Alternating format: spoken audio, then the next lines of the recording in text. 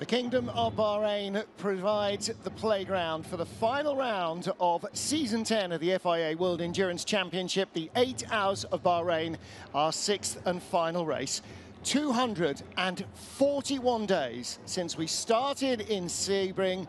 Season 10, the longest season in a single calendar year, finally comes to its conclusion this Saturday afternoon here in Bahrain.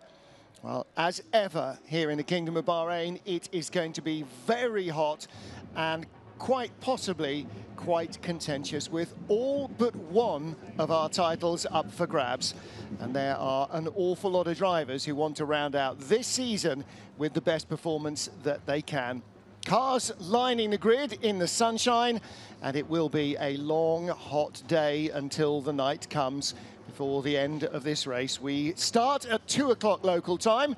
As I said, 241 days ago, Sebring. Then we've been to Spa, to the 24 Hours of Le Mans, through Monza and Fuji to here in Bahrain, where we rounded out last year with a double race weekend finisher. So 2 weekends to round out the season. FIA President Mohammed bin Sulayem on the grid with the President of the ACO. Mohammed, a 14-time Middle East Rally champion, one of the Arab world's greatest sporting stars. And indeed his first visit to an FIA World Endurance Championship race as the FIA President on his 61st birthday. Happy birthday, sir. Well, it is a big motorsporting hotbed, this country. Of course, it's held the Formula One Grand Prix here for many years, and the World Endurance Championship has also been coming here since its inception. And this Bahrain racetrack, 5.4 kilometers of punishing tarmac. It's not just the heat, it's not the big stops off the long straight, it's not the fast flowing corners. As much as anything else, it is the tarmac of this track. It is coarse and hugely abrasive. Greater tyre energy on this track than anywhere else that we visit. 247 laps race distance for the 8 Hours of Bahrain last November. And the winners then, the number 8 Toyota that will start from pole, Team WRT. They won in LMP2. Our race records held by Paul di Resta, who is the pole sitter, or the front row starter rather, for Peugeot this weekend, but raced for United Autosports a year ago in LMP2. I'm Martin Haven, Graham Goodmy with me on the in the booth. On the grid, Anthony Davidson, and first, Louise Beckett. Hello and welcome to the grid. Well, we've already seen that it's hot out here, but it's also hot in the championship. The only title that's been decided is the Hypercar manufacturers with Toyota. In Hypercar, the Alpine drivers could still take the World Championship. In LMP2, just 33 points divides the front runners. And in GT, well, they always provide great racing, don't they? And with this 8-hour race awarding points and a half, it really is all to play for. So don't go anywhere, because this is going to be a good one. It absolutely is going to be a good one. We've got plenty of entertainment for the following 8 hours of racing to round out the season. And there are some epically close title battles as well. In GTE Pro, for instance, both Porsches and both Ferraris could still win the title. In GTE AM, it will be an Aston Martin crew that comes out on top. Second in the standings, the crew of Northwest AMR number 98, Paul Dallalana. David Pittard will, Paul Dallalana, I think, will start the car. But they are chasing the TF Sport Aston Martin car number 33. That is sitting on pole position. Third fastest in qualifying was Christian Ried with his Dempsey Proton Porsche. And the Team Project One car, you can see there, car number 46, that starts 4th in the class. Nick Leutwiler down as the starting driver for that one. Does look as though the Northwest AMR car will be started by Paul Dallalana. It's become quite habitual in GTE AM for the gentleman drivers, the AM drivers, to start the race not just because that means that then they genuinely do actually get to drive the car, but also because they all tend to end up racing with each other, and they're the guys that put these programs together. Christian Reed, unique still in the fact that he has competed in every single FIA World Endurance Championship race. See Zach Brown of McLaren there on the grid. James Allen from Australia, one of our LMP2 drivers. With Amber O'Keefe, the daughter of Super Sedan legend Mark O'Keefe. Mark O'Keefe. One of 3 racing brothers. Ben Keating with Enrique Chavez and Marco Sorensen. Marco, one of 2 members of the Dane train on the grid. The other one is his rival in the 98 AMR car, Nicky Thiem. So it's been a big 24 hours for Denmark so far, with that sensational Formula 1 sprint race pole for Kevin Magnussen. And the Danes are looking to have a good day here as well. But they will all have to beat this car. The most recent winners in the European Le Mans Series, the Iron Dames team, Rahel Frey, Michelle Gatting and Sarah Bovey, who again claim pole position. There's Jim Glickenhaus. His car's not on the grid here, handing out the cards just in case anybody wants one run by him next year. But Jim, we hope to see back in Hypercar again next season. It's a very different sounding and feeling car, and it's just going to add to the colour that we're expecting to see on the greatly expanded Hypercar grid over the next few years. Excellent podium finish, of course, at Le Mans for the Glickenhaus, and also pole positions this year for that car. WC are confident there will be a Glickenhaus programme next year. And Jim, one of a number of representatives of incoming manufacturers that are here in the paddock, spotted people from Cadillac, amongst others. It is a very exciting time. Well, Zach Brown here with one of his hats on, United Autosport, but of course he is also the boss of McLaren.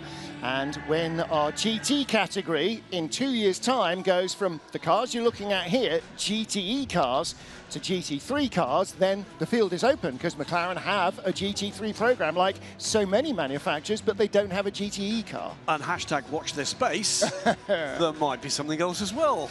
Let's hashtag wait and see. Yeah. David Richards of ProDrive and Aston Martin Racing has been a part of this grid for many, many years. One of his former drivers just walked through in the background of the shot there. Pedro Lamy raced 550 Maranellos. Is Pedro here? Pedro's here, yeah. One of the many Portuguese voices in race control. He is our driving standards advisor for the weekend. Is he? Yes, he is. And one of the most successful in terms of race wins drivers in WC history. Yeah. Yes.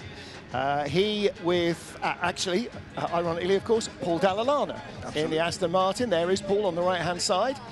Richard Mille just moving out of shot there, the head of the FIA Endurance Commission, and an absolutely arch motorsport enthusiast. But it's, I mean, the end of term feeling here, that will go on after the race. There is a lot of very serious business here. Our pole sitters in GTE Pro, Jimmy Bruni and Richard Leeds. Now, Richie cannot be champion, but Jimmy can. Correct. For why, Keats? Because of a COVID infection he picked up during the year, Richard Leeds had to miss out on a race, so didn't score. Jimmy Bruni did score in that race, and he is still in the frame. The key battle is Ferrari 51 versus Porsche 92, but Porsche 91 is only 2 points behind Porsche 92, and if all of those 3 don't finish, and the 52 Ferrari, the outlier, happens to finish and win the race, then they'll be champions as well. So there is more than just the mano a mano head-to-head between last year's title contenders in the final race here. It comes down to some simple mathematics, really. If Porsche finish 1-2, whichever Porsche wins takes the title. If a Ferrari wins, Ferrari take the manufacturer's title. If Ferrari 51 finishes first or second, it takes the title.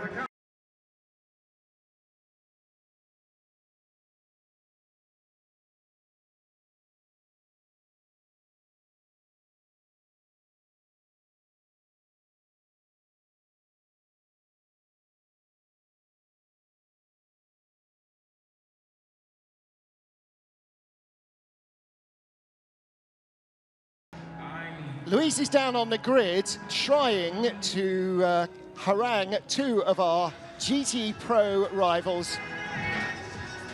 Well, look who I found on the grid next to each other. James Collado from the 51 Ferrari and Kevin Estre from the 92 Porsche. You guys, this is the one that everyone is looking out for. Who do I start with? James. What did you say again? You know, the battle between you and Porsche. Yeah. The GT race that's happening. Yeah. I think we've proven over the years, and GT Pro's been one of the most entertaining categories that we've got, and I'm sad to see it go. We're put on a show now for sure, absolutely, and you know, it's been great racing up until now. So let's see what we can do. May the best man win. Thanks very much, Kevin. What have you got to say to that? No, same. I really hope for a good show, for a close battle, for battle till the end, like last year, and hopefully a bit of a better end and as last year in terms of show, and also for sure better for us. But yeah, hopefully it's fair, hard racing, like as we know in GT racing, and may the best win. Thank you very much. Great sportsmanship there from both of them.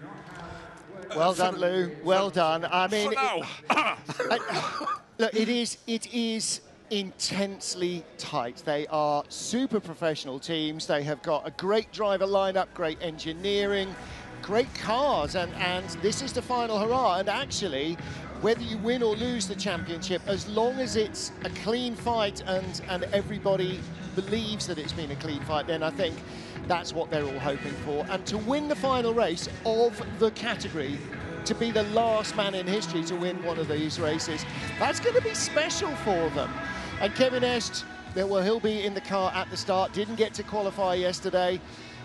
He will be, I mean, all four of those cars that are up for the title, and the Corvette of Nick Tandy and Tommy Milner that's also here in GTE Pro, they'll be rounding out what has been a super successful category. Next year, the GTE cars will be only Pro-Am lineup, so only in the AM class, but the following year, it'll be a whole new era of GT starting.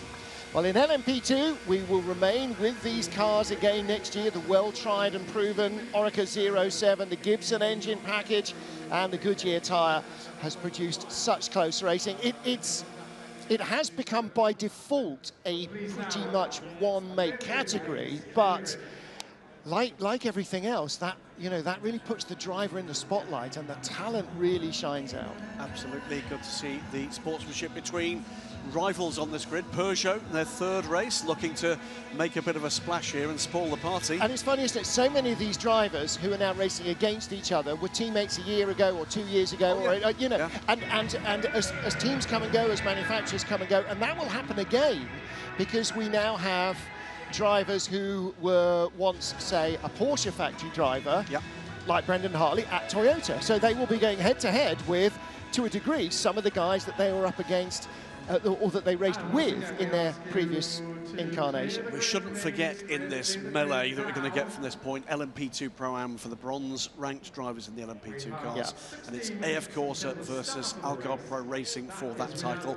And then we'll say goodbye to those teams from the FIA WEC, because those teams in LMP2 Pro-Am will continue elsewhere, likely in the European Le Mans Series, but no LMP2 Pro-Am next year. We wait for what will happen for the LMP2 class beyond that, as the teams form up ready for the national anthem and, Martin, a planned fly past. Yes. And I can tell you a little bit about that as and when we see what I believe is going to be something quite spectacular. I think stuntman Terry Grant has been here as well, plying his trade, keeping the crowd entertained. Philippe Albuquerque, third on the grid in LMP2. United Autosports in their 22 car, just ahead of the 38 AF Corsa car that leads in Pro-Am in LMP2.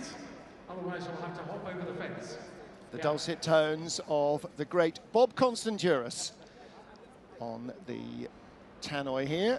Always. The circuit president, I think, is... and this is a very significant piece of hardware. Yeah, took a selfie with that yesterday, because I think this is the only time I'll get within 200 meters of this. This is the unique trophy for, well, you don't need me to spell it out for you.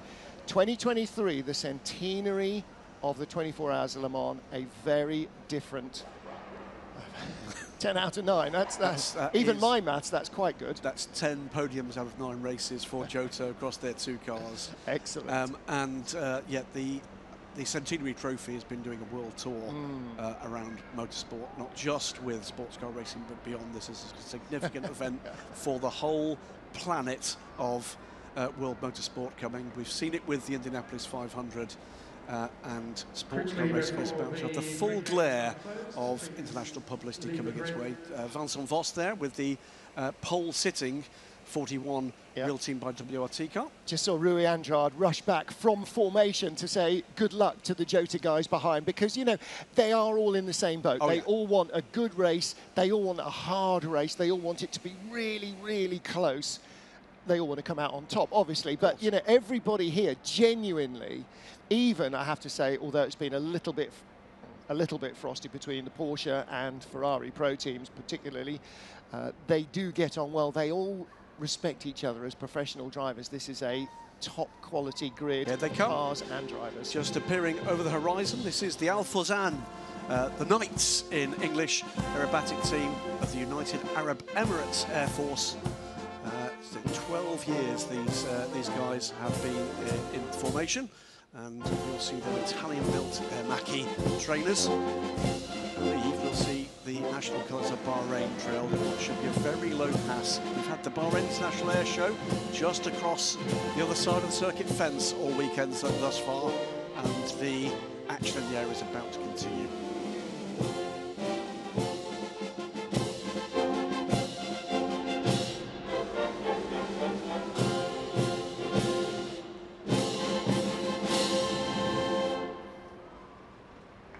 Thank you to the National Police Band for the National Anthem.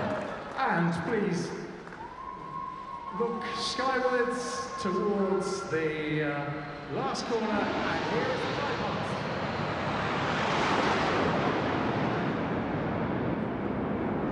Yes, throughout free practice and most of the day here, the noise of the cars has very frequently been drowned out by the aerobatic display teams. Lots of them, including La Patrouille de France, the Red Arrows from Great Britain, and the Italian national team, as well as a whole host here from the Gulf States, the Middle East. Yep, the Saudi Falcons have been here, as well as the Knights, Al Fawzan from the UAE. Great to see a fly past here at the FIA WEC season finale. Remember, stick with us for this race, because you've got a treat in store, not just the action on track, but we race into night under the floodlights, and the cars just look stunning in that trim. Loic Duval there, wishing the best to Nick Minassian. Last race for this Alpine. There's Philippe Signot. Come on, baby. One more time round the block. And of course, we mentioned GTE Pro in the last race for those spectacular cars. The Alpine A480 will be the last time we see in international competition anything like this kind of level, a car designed initially as an LMP1. The Alpine A480 started life as a Rebellion R13 and has been a spectacular servant to international sports car racing. Well, actually started as an Orica 03, then became an LMP1, then became a hypercar. So yes, it's the old girl's been going since 2018 in various different liveries and has produced some great results for that team over the last couple of days. They qualified in 5th place in hypercar. In 4th, the second of the two Peugeots, the 94 car that will be started by Gustavo Menezes. So it was not a Toyota lockout of the front row of the grid. Toyotas start in 3rd place. The number 7 car, you saw Jose Maria Lopez suiting up. Saw just a quick shot of Jose Maria Lopez, and he'll share that car, of course, with amongst others, Kamui Kobayashi. And we saw Kamui yesterday in qualifying on team principal duty. That's not Kamui, that's because that's a Nissan. That's Terry Grant. So Terry Grant in the car, and one of the best-known stunt drivers in Europe and around the world, now plies his trade on a real global scale. Among other tricks, includes putting the car in a donut and then getting out and wandering off, looping the loop in a car as well. Actually did some work with him many years ago on a road safety campaign. I can tell you his level of professionalism is absolutely mind-warping. Yeah, absolutely. And he has been doing crazier and crazier stunts for years and years and years. Our pole sitters then, the number 8 Toyota Gazoo Racing entry, their 010 will continue in modified form, but there will not be a brand new car for next season. We anticipate maybe for 2024 the Gen 2 car will arrive. Should have, by the way, don't try this at home. So Sebastian Buemi will start on pole position for Toyota Gazoo Racing. He will lead the field away for the 6th and final race of season 10 of the FIA World Endurance Championship. Past, present and future team owners, drivers, engineers and everything else on the grid being cleared away now, leaving the drivers alone with their thoughts in the car. Joe Cachero, our safety car driver, will lead the field away in one of our 2 Porsche safety cars. And Davidson had a chance to drive around the circuit for a little social media piece in one of those a couple of days ago. Came back hugely impressed. Was not very pleased to have to give it back to Yannick Dalmas, I have to say. He definitely thought he needed some more laps in that. There it goes. That's one of the 2. Yannick will be with Pedro Cachero, the safety car and following car for this weekend, as they have been for every weekend of the last several years. National flag of Bahrain, yep, shown to the crowd.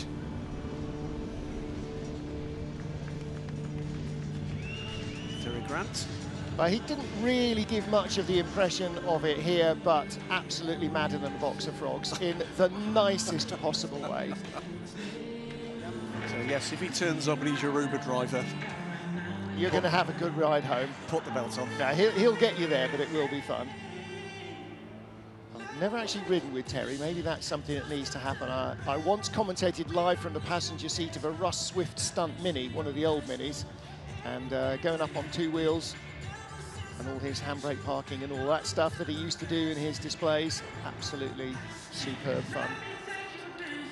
So we are just a few minutes away from the green flag lap here, with in every category title battles up for grabs for teams and for drivers. It's astonishing with the variety of racing, the variety of different tracks that come, and the different lengths of races, different formats of races, that we end up with so much still at stake here. This 8-hour race gives a points boost. It's points and a half. So not 25, but 38 points for victory, and that can make a big, big difference. Each of the points paying positions in the top 10 gives you a little bit more than it might do. And talking to Alex Lynn this morning about potential strategies in LMP2, it's only 2 hours longer than a 6-hour race, but you get more than 2 hours worth of extra tyres. And he said suddenly, in a 6-hour race, particularly in LMP2, where everybody's got the same engine, fuel consumption, whatever, you're pretty much tied into the same strategy as everybody else. In an 8-hour race, you can start to get creative, and that's what teams and engineers on the pit wall love more than anything else. Come the Falcons once again. We've got a quick shot there of Jimmy Bruni waiting to go. Should not be forgotten, by the way, that whilst Jimmy Bruni has been a double WEC champion, he has not been an FIA World Champion, because that championship came later. So having won Le Mans for the 4th time and the 1st time for Porsche, Jimmy Bruni, if you like, is the outlier here for a first World Championship win for Porsche.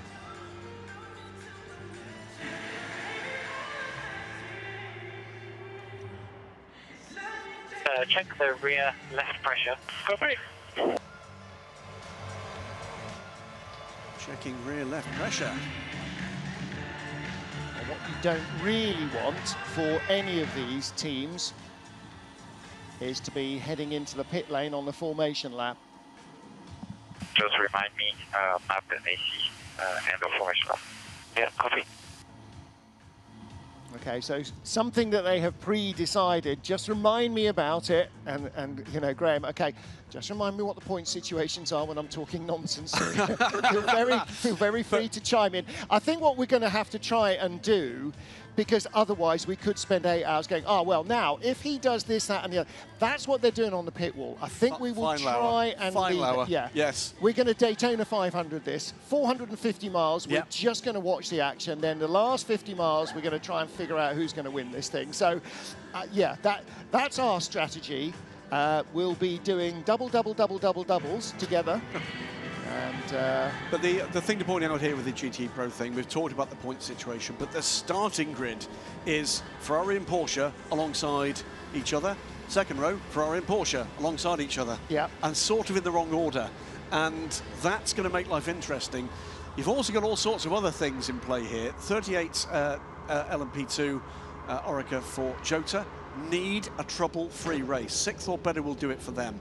But behind them, there's all sorts of possibilities. Yeah. And we've got 2-car teams in play here, and there might be a few team orders about perhaps not driving to 100% of the capability of the car, depending on where things turn out in this race.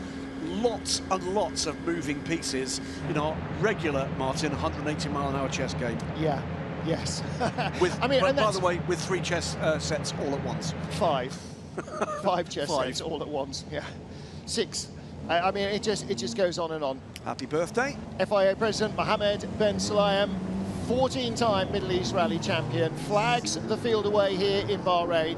The 6th, the final race of Season 10 of the FIA World Endurance Championship.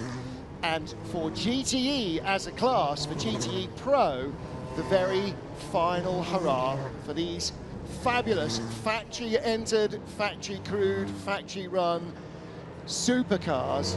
It is a final hurrah. If you're on Twitter, @Drew Gibson, great photographer Drew Gibson, posted a fantastic GTE Pro shot from the opening lap at Le Mans a few years ago with Fords and Ferraris and BMWs and Porsches and everything, Astons all together. The absolute zenith of GTE Pro. We've lost a couple of those manufacturers. Corvette joined us for the first full World Championship season ever for Corvette racing this year. And Laura Wontrop-Klauser will bring Cadillac to the party next year in Hypercar and bring back Corvette when GT3 arrives as well. So our field, Sebastian Buemi and Paul di Resta on row 1, Jose Maria Lopez and Gustavo Menezes on row 2. On row 3, Nico Lapierre in the Alpine, and Ferdy Habsburg, the LMP2 pole sitter for Real Team by WRT. Roberto Gonzalez, is it your last race, Roberto? Maybe, maybe not. He starts inside Felipe Albuquerque. Then Nick Nielsen and Miro Konopka starting for ARC Bratislava. They're the front row men in Pro-Am. Alex Lynn, Ryan Cullen next up, then Sean Galale ahead of Paul Chatin. Let's hear from Jota number 38. Yeah, good job on the brakes, keep doing what you're doing, they're waking up nicely, So Jota with Roberto Gonzalez taking the start. If it is his last race, one of his former teammates, Anthony Davidson, comes in hot from the grid. It's a great place to round out a season, a campaign, a career, but he did sort of hedge his bets a little bit. He may not be going anywhere. Yeah, I mean, look, he's driven a fantastic season, winner of Le Mans, of course, as well, in that car, and yeah, he's gelling with Will Stevens very well. So, but, you know, he's under no pressure today. All they have to do is finish 6th.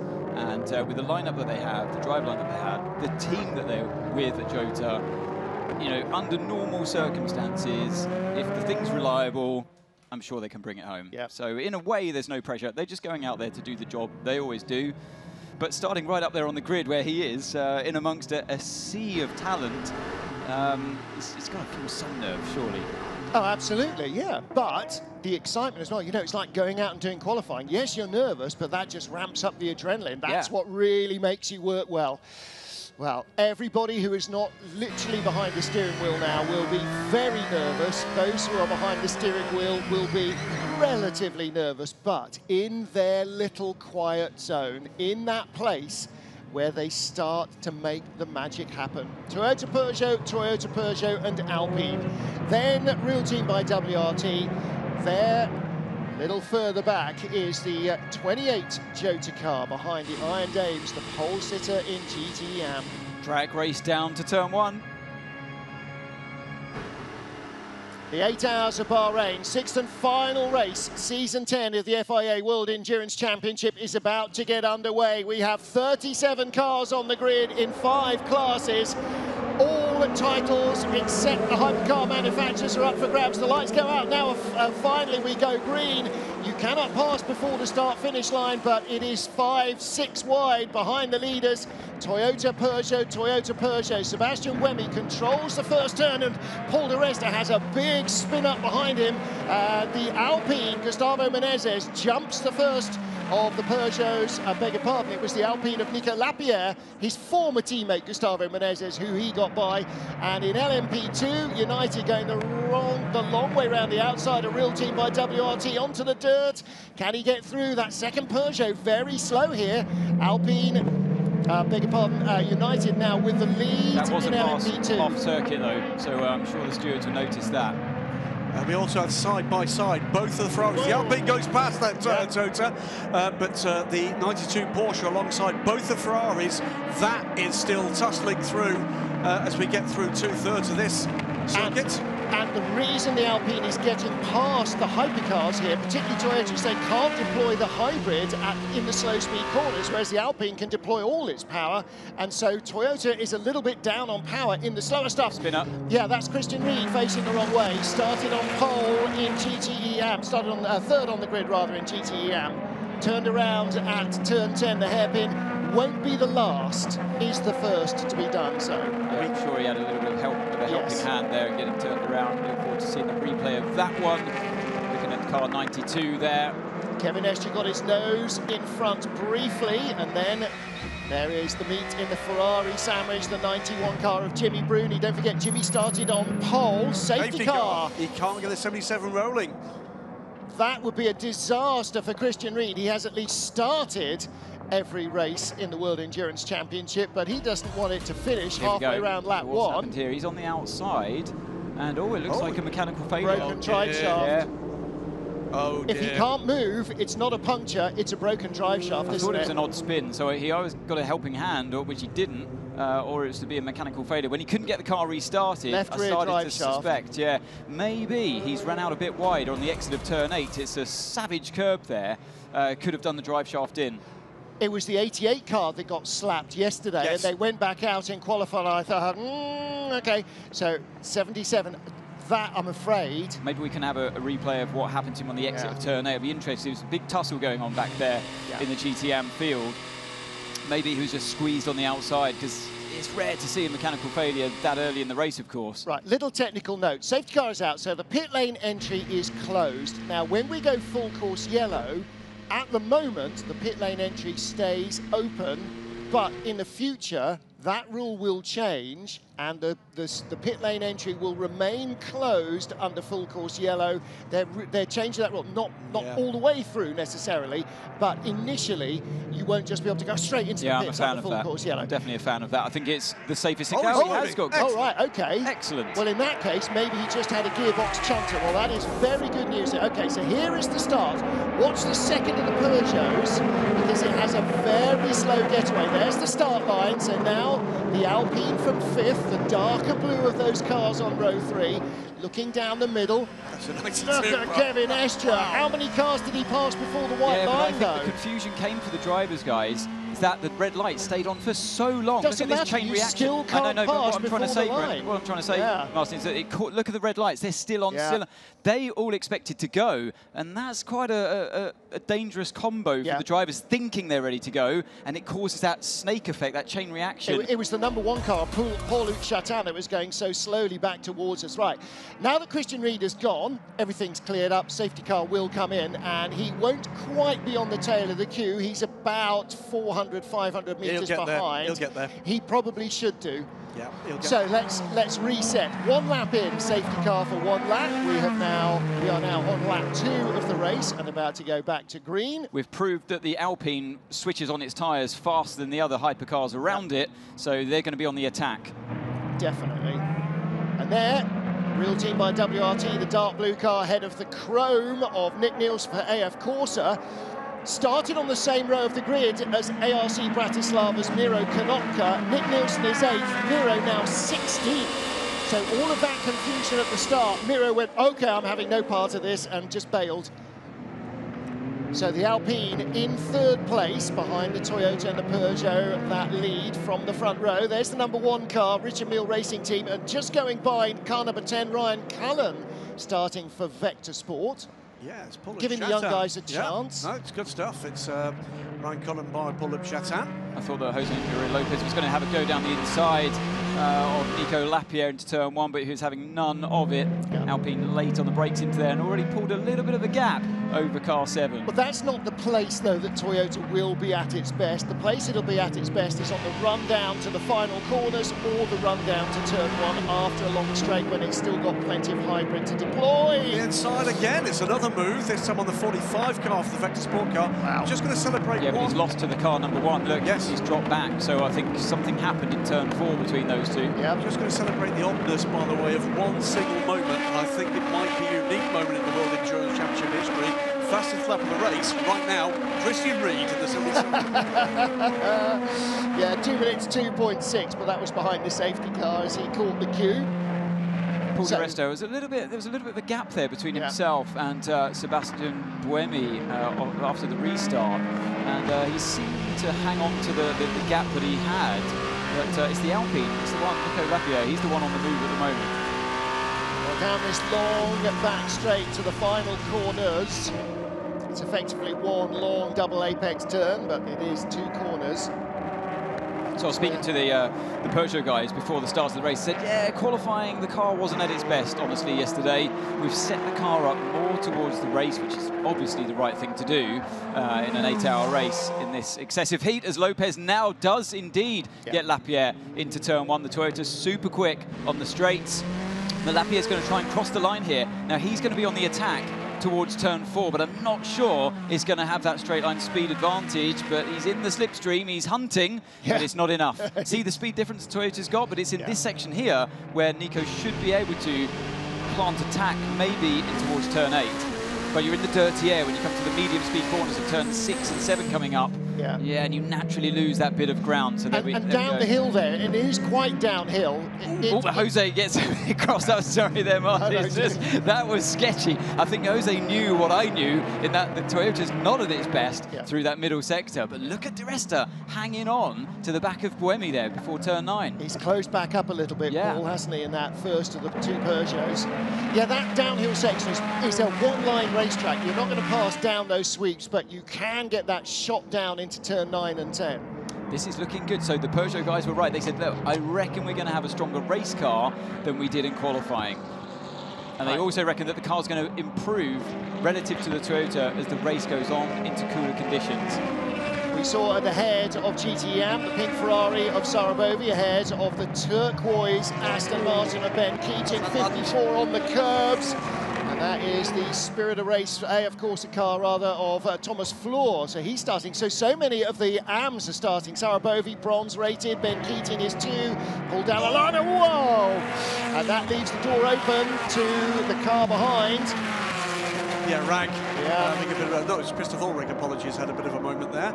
And PJ Hyatt, Phil Hyatt on the inside, his first World Endurance Championship start. That looked very straightforward, didn't he? Knew exactly where he was going with that. Yeah, we saw PJ with his driver coach Gunnar Jeanette in the Michelin Le Mans Cup last time out. They've stepped into the Team Project 1 car before a full season of IMSA racing next year. 3 wide here. Yeah, and this is a battle in LMP2. It's the... what position is this? That's coming back through that's to 19th. 35. Yeah. So that's Jonathan Aberdeen and Francois Heriot. Because Estre got such an almighty start with the chain reaction going on, the LMP2s have only just cleared him. Well, also the 28 car was so slow in qualifying that actually it started in the GTM field. Because in qualifying they didn't set a lap time, and he had to put in a banker just to make sure he did it. So he was seconds off the LMP2 pace. Philippe Albuquerque in 22 for United. leads here, but he is being investigated for an off-track overtake 33 seconds into the race. It is out of turn 4, as we saw. Now, he'll argue, and the team will argue, that the real team car moved over, left him nowhere to go. 6 of one, half a dozen of the other. I think at the beginning of an 8-hour race, at the end of an 8-hour race, in the last lap, you're probably going to let it go. On the first lap, you're probably going to let it go as well, I would think. I don't think that's giving them a 5-second time penalty now to last for 8 hours before it's applied. Seems like, you know, it might be on their next pit stop they have a 5-second hold. Max Verstappen, Lewis Hamilton, that's all I'm saying. K-Mac, that's all I'm saying. Had to give the place back, didn't he? Well, giving places back is always a thorny subject. Oh, look at that one. Yeah, over the curb. That's always going to unsettle the car there for car 54. Yeah. Then he gets close on the exit as well. There are 15. A few big moments in WTCR this morning. Cars trying to break off track. There isn't any grip. Genuinely, is there not very much? There is none. I'm excited to see this. The Peugeots are up there. This is the first time since their reintroduction to WEC that they seem to have genuine speed. And fingers crossed, the reliability is on their side as well this time. And it's the last time that they can go, okay, well, you know, we're still learning all about this. Next year, from day one in Sebring, they have got to be absolutely on it, because we know that Porsche are coming, we know that Ferrari are coming, and we know that and Cadillac, and we know they're all going to come loaded for bear. So Peugeot have got this half season to build a program. And it is building a program. You know, there's some bare bones of what might have existed before in Anthony's day, but, you know, those guys are old, like Ant, so they've got to teach the new guys. They've got to learn the car. And let's not forget either, Porsche have had a successful long endurance test at Sebring. Cadillac have tested at Sebring. Ferrari will be testing at Sebring before the season starts.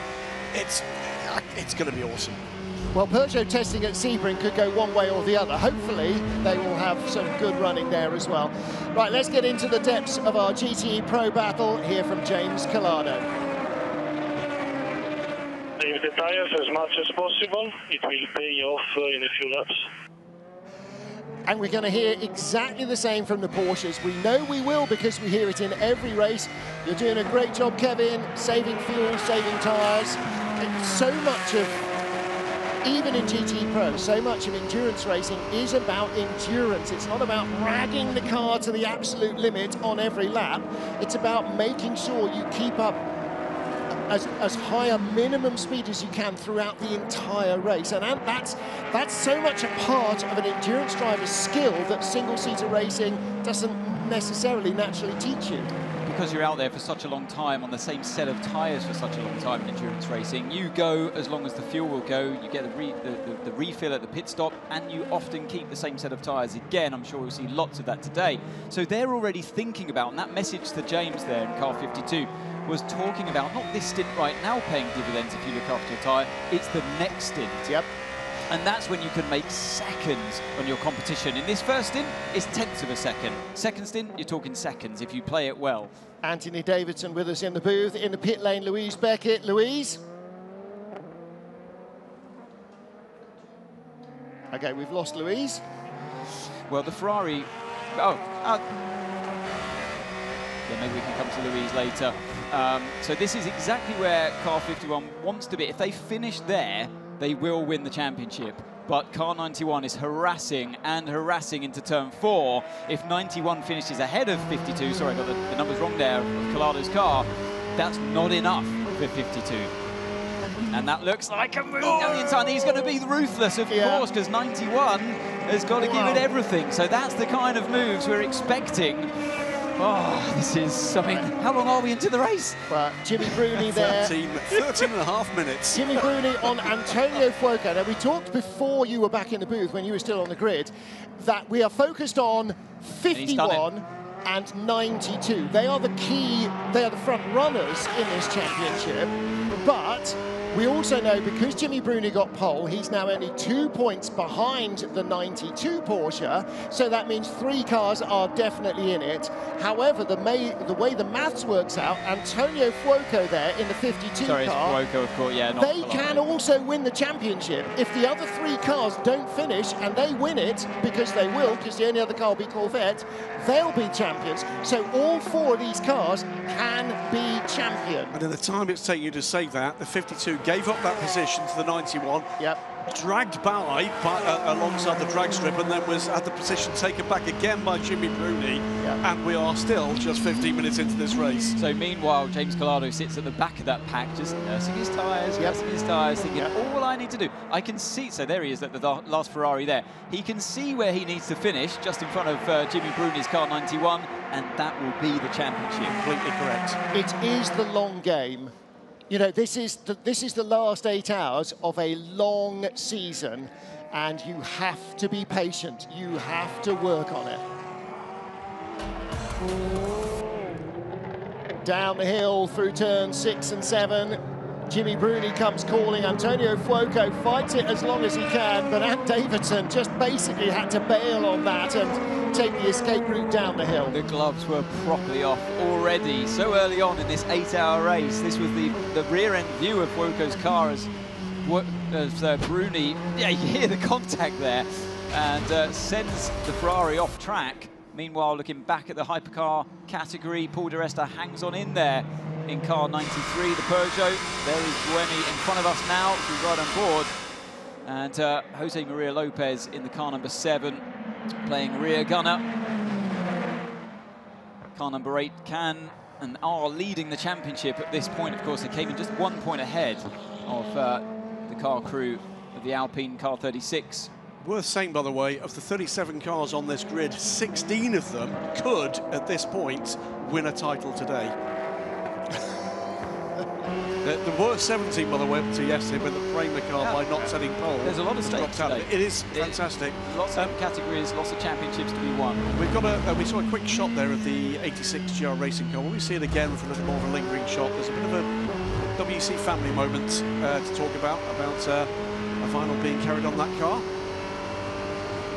So watch this space for that. Coming down towards the final couple of corners, turn 14 here, then it kicks to the right awkwardly on the exit of turn 15 there. And what are we looking at? Car number 1 fending off 46, the 45 into turn 4. Desperate stuff there in the LMP2 category. Paul Chatin, 8th place for Richard Mille. James Allen for Algar Pro, 2nd in Pro-Am as well, and that car started alongside the current Pro-Am leader, which is now up to 3rd overall in the hands of Nick Nielsen. And here, Jonathan Aberdeen just ahead of Miro Konopka. Will be Miro's final WC race, by the way, confirmed that this week. So ARC Bratislava will leave the WC with the LMP2 Pro-Am Championship having leaving at the end of the season. We will see him again in an LMP2 car. So the ARC Bratislava car will be back here in the Gulf region in the UAE for the Asian Le Mans Series. 28 car, after dominant form in Fuji, is having to fight back here, guys, from the back of this field. Yeah, well, and you know, and that's so much of this. We talked about, I did actually mention during qualifying that to Charles Malaysi that staying between the white lines was one of the more important parts of the job. I have no front like in SP3. It is impossible to do more. More nursing is not possible. Yeah, copy. You're going to start to hit traffic in the next lap.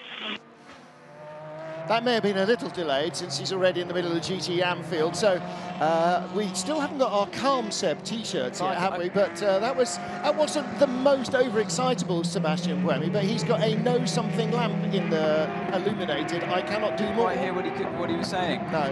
Not yet, it's not peak No. But he is under pressure from that Peugeot, without a shadow of a doubt. He's not dropping Paul di Resta. Well, the real problem for him is not the Peugeot, because they've only done half the season, so they're not championship rivals. The real problem for him is that pesky red and white car behind, not the Ferrari of Christoph Ulrich, no, the one behind that, the number 7 Toyota, because they could win the title. And if and actually, what's likely to make the difference, as we've seen so often in multi-car teams, is the frailty of one of the cars as opposed to the other of the cars? For clarity, for the 7 to win the championship, both the number 8 and the 36 must fail to finish. Yeah,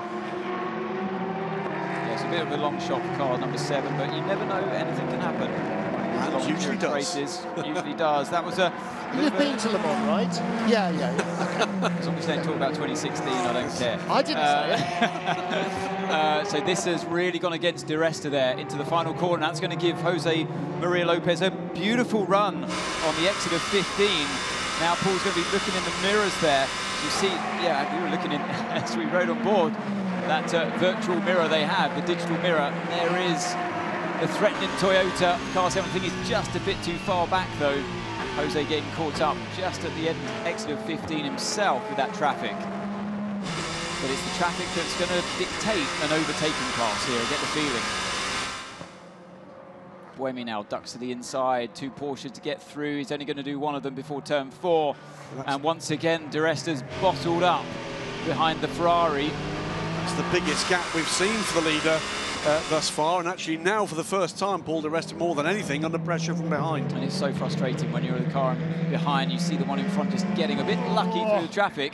Oh, pit stop for the number 1 car. Right. Stands in. Well, and for no good reason. No, I mean, clearly for a good reason, but not on fuel or tyres or anything else, not after just 20 minutes and 20 seconds of racing. So they clearly have an issue. Now, he did get away very slowly when the red lights went off and sort of reversed through the GT field, but then he may just have been being cautious.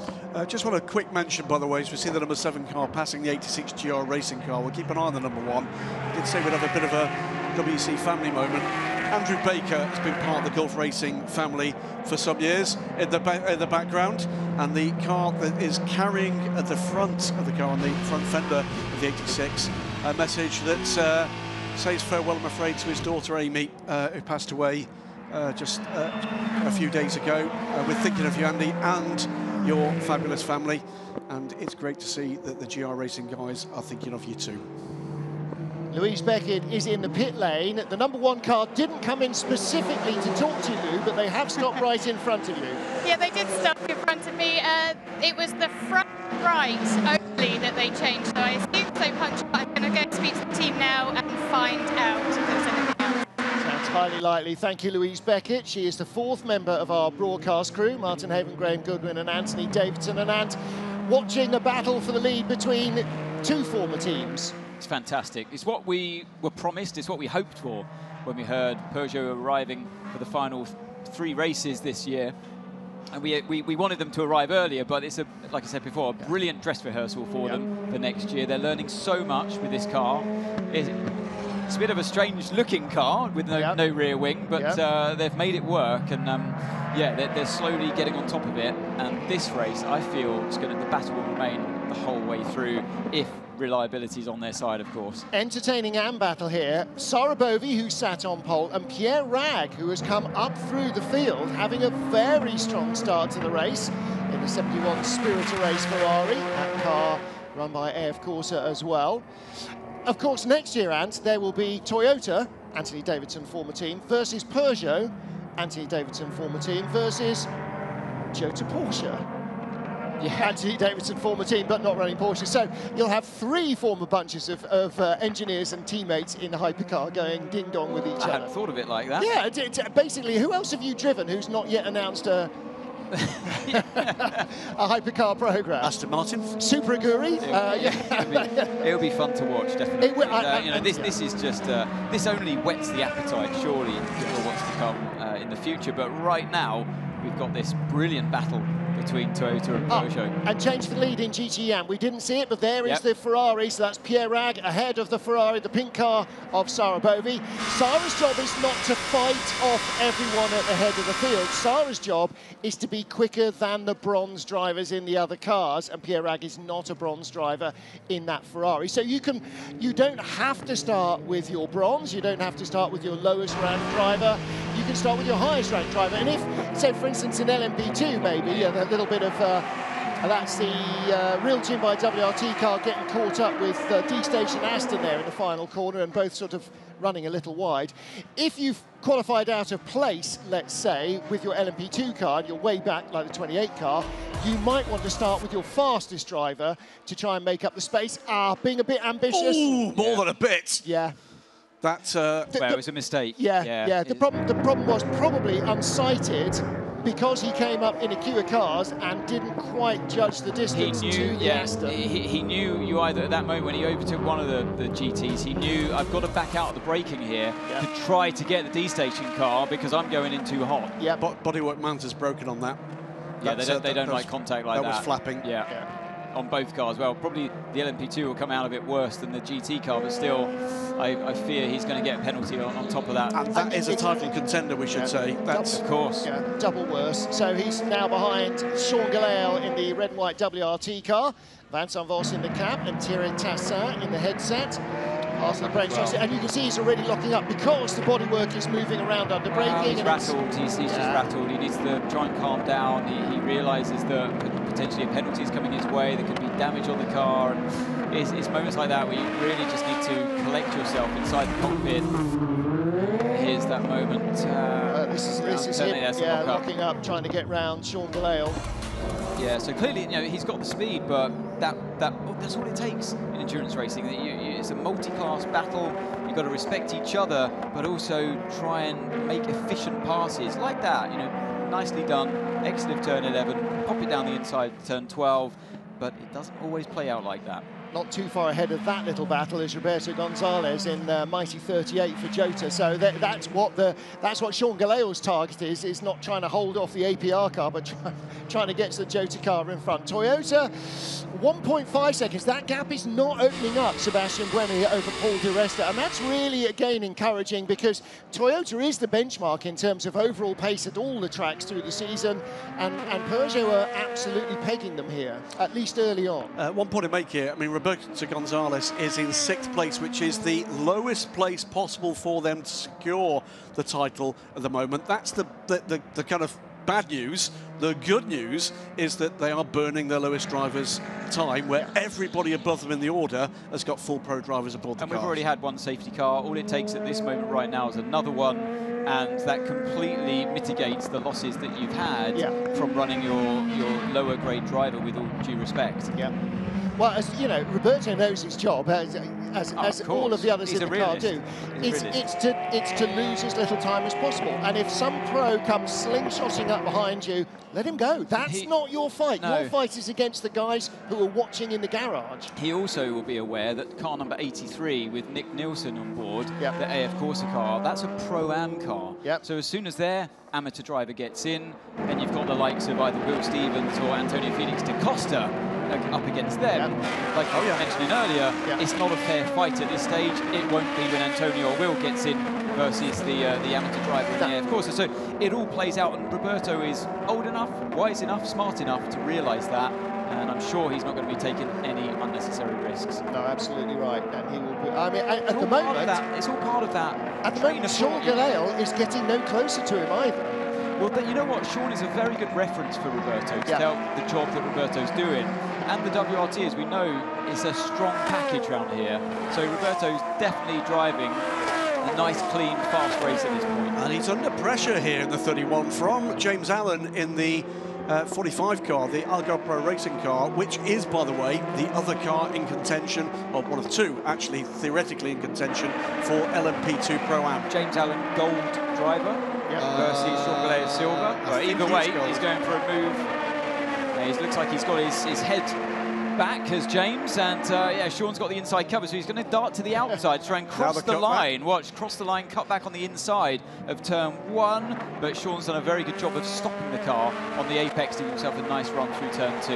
Wonder if Amber's been on radio going, right, James, calm down, just get a grip of yourself, get on with it. Just giving some tips of what a dad used to do in super sedans. Just behind, by the way, the GR Racing Porsche of Mike Wainwright, who started the race again, another of the bronze drivers in the Pro-Am, or a GTE Pro, GT-Am rather. He's just been given a final public warning for abusing track limits, so he needs to be a little careful of how wide he's running out.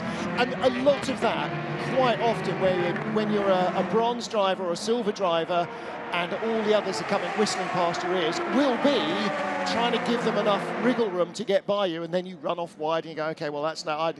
It doesn't always get seen that way. Back to our GTE battle. Let's hear again from James Collado. It's fresh. They start to overheat the tyres. The tyres are 130 in the rear, and I'm struggling for rear. Copy. Take the tyres as much as possible. Okay, then. Tyre preservation, but so the drivers have information on the tyre temperatures from behind the wheel, and that's James actually reporting, look, I'm not happy with the rear tyre temps. They're increasing all the time. Meanwhile, we can hear from Porsche 92, Kevin Estre. How's the car, Kevin? The car's pretty good. I tried to take down the tires, thinking of later. Be safe inside. Bit of a different story there for Kevin Estre. He seems happy with the car, tyres under control, and he's got this race under control as well. Don't forget that both teams are possibly also listening to broadcast and can hear what the others are saying on the radio. So, to a degree, some of that is to bolster up the driver. Yeah, you're doing a good job and everything else. Oh, James Allen again. Up again and almost runs in the back of Roberto Gonzalez, who's been overtaken himself by Sean Galeo. Now he finds himself embroiled in this battle that he doesn't really necessarily want to be in. Well, Roberto took a little while to get by the Northwest AMR Aston Martin that's just behind, because those GTE cars, Pro or Ram, when they're well driven, are not very much slower than an LMP2 car. Very little difference between them.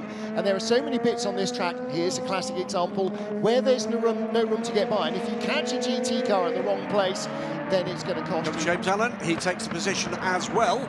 Needs to be clean, James Allen, and was then. The other point to mention, we talk about the tyres in GTE.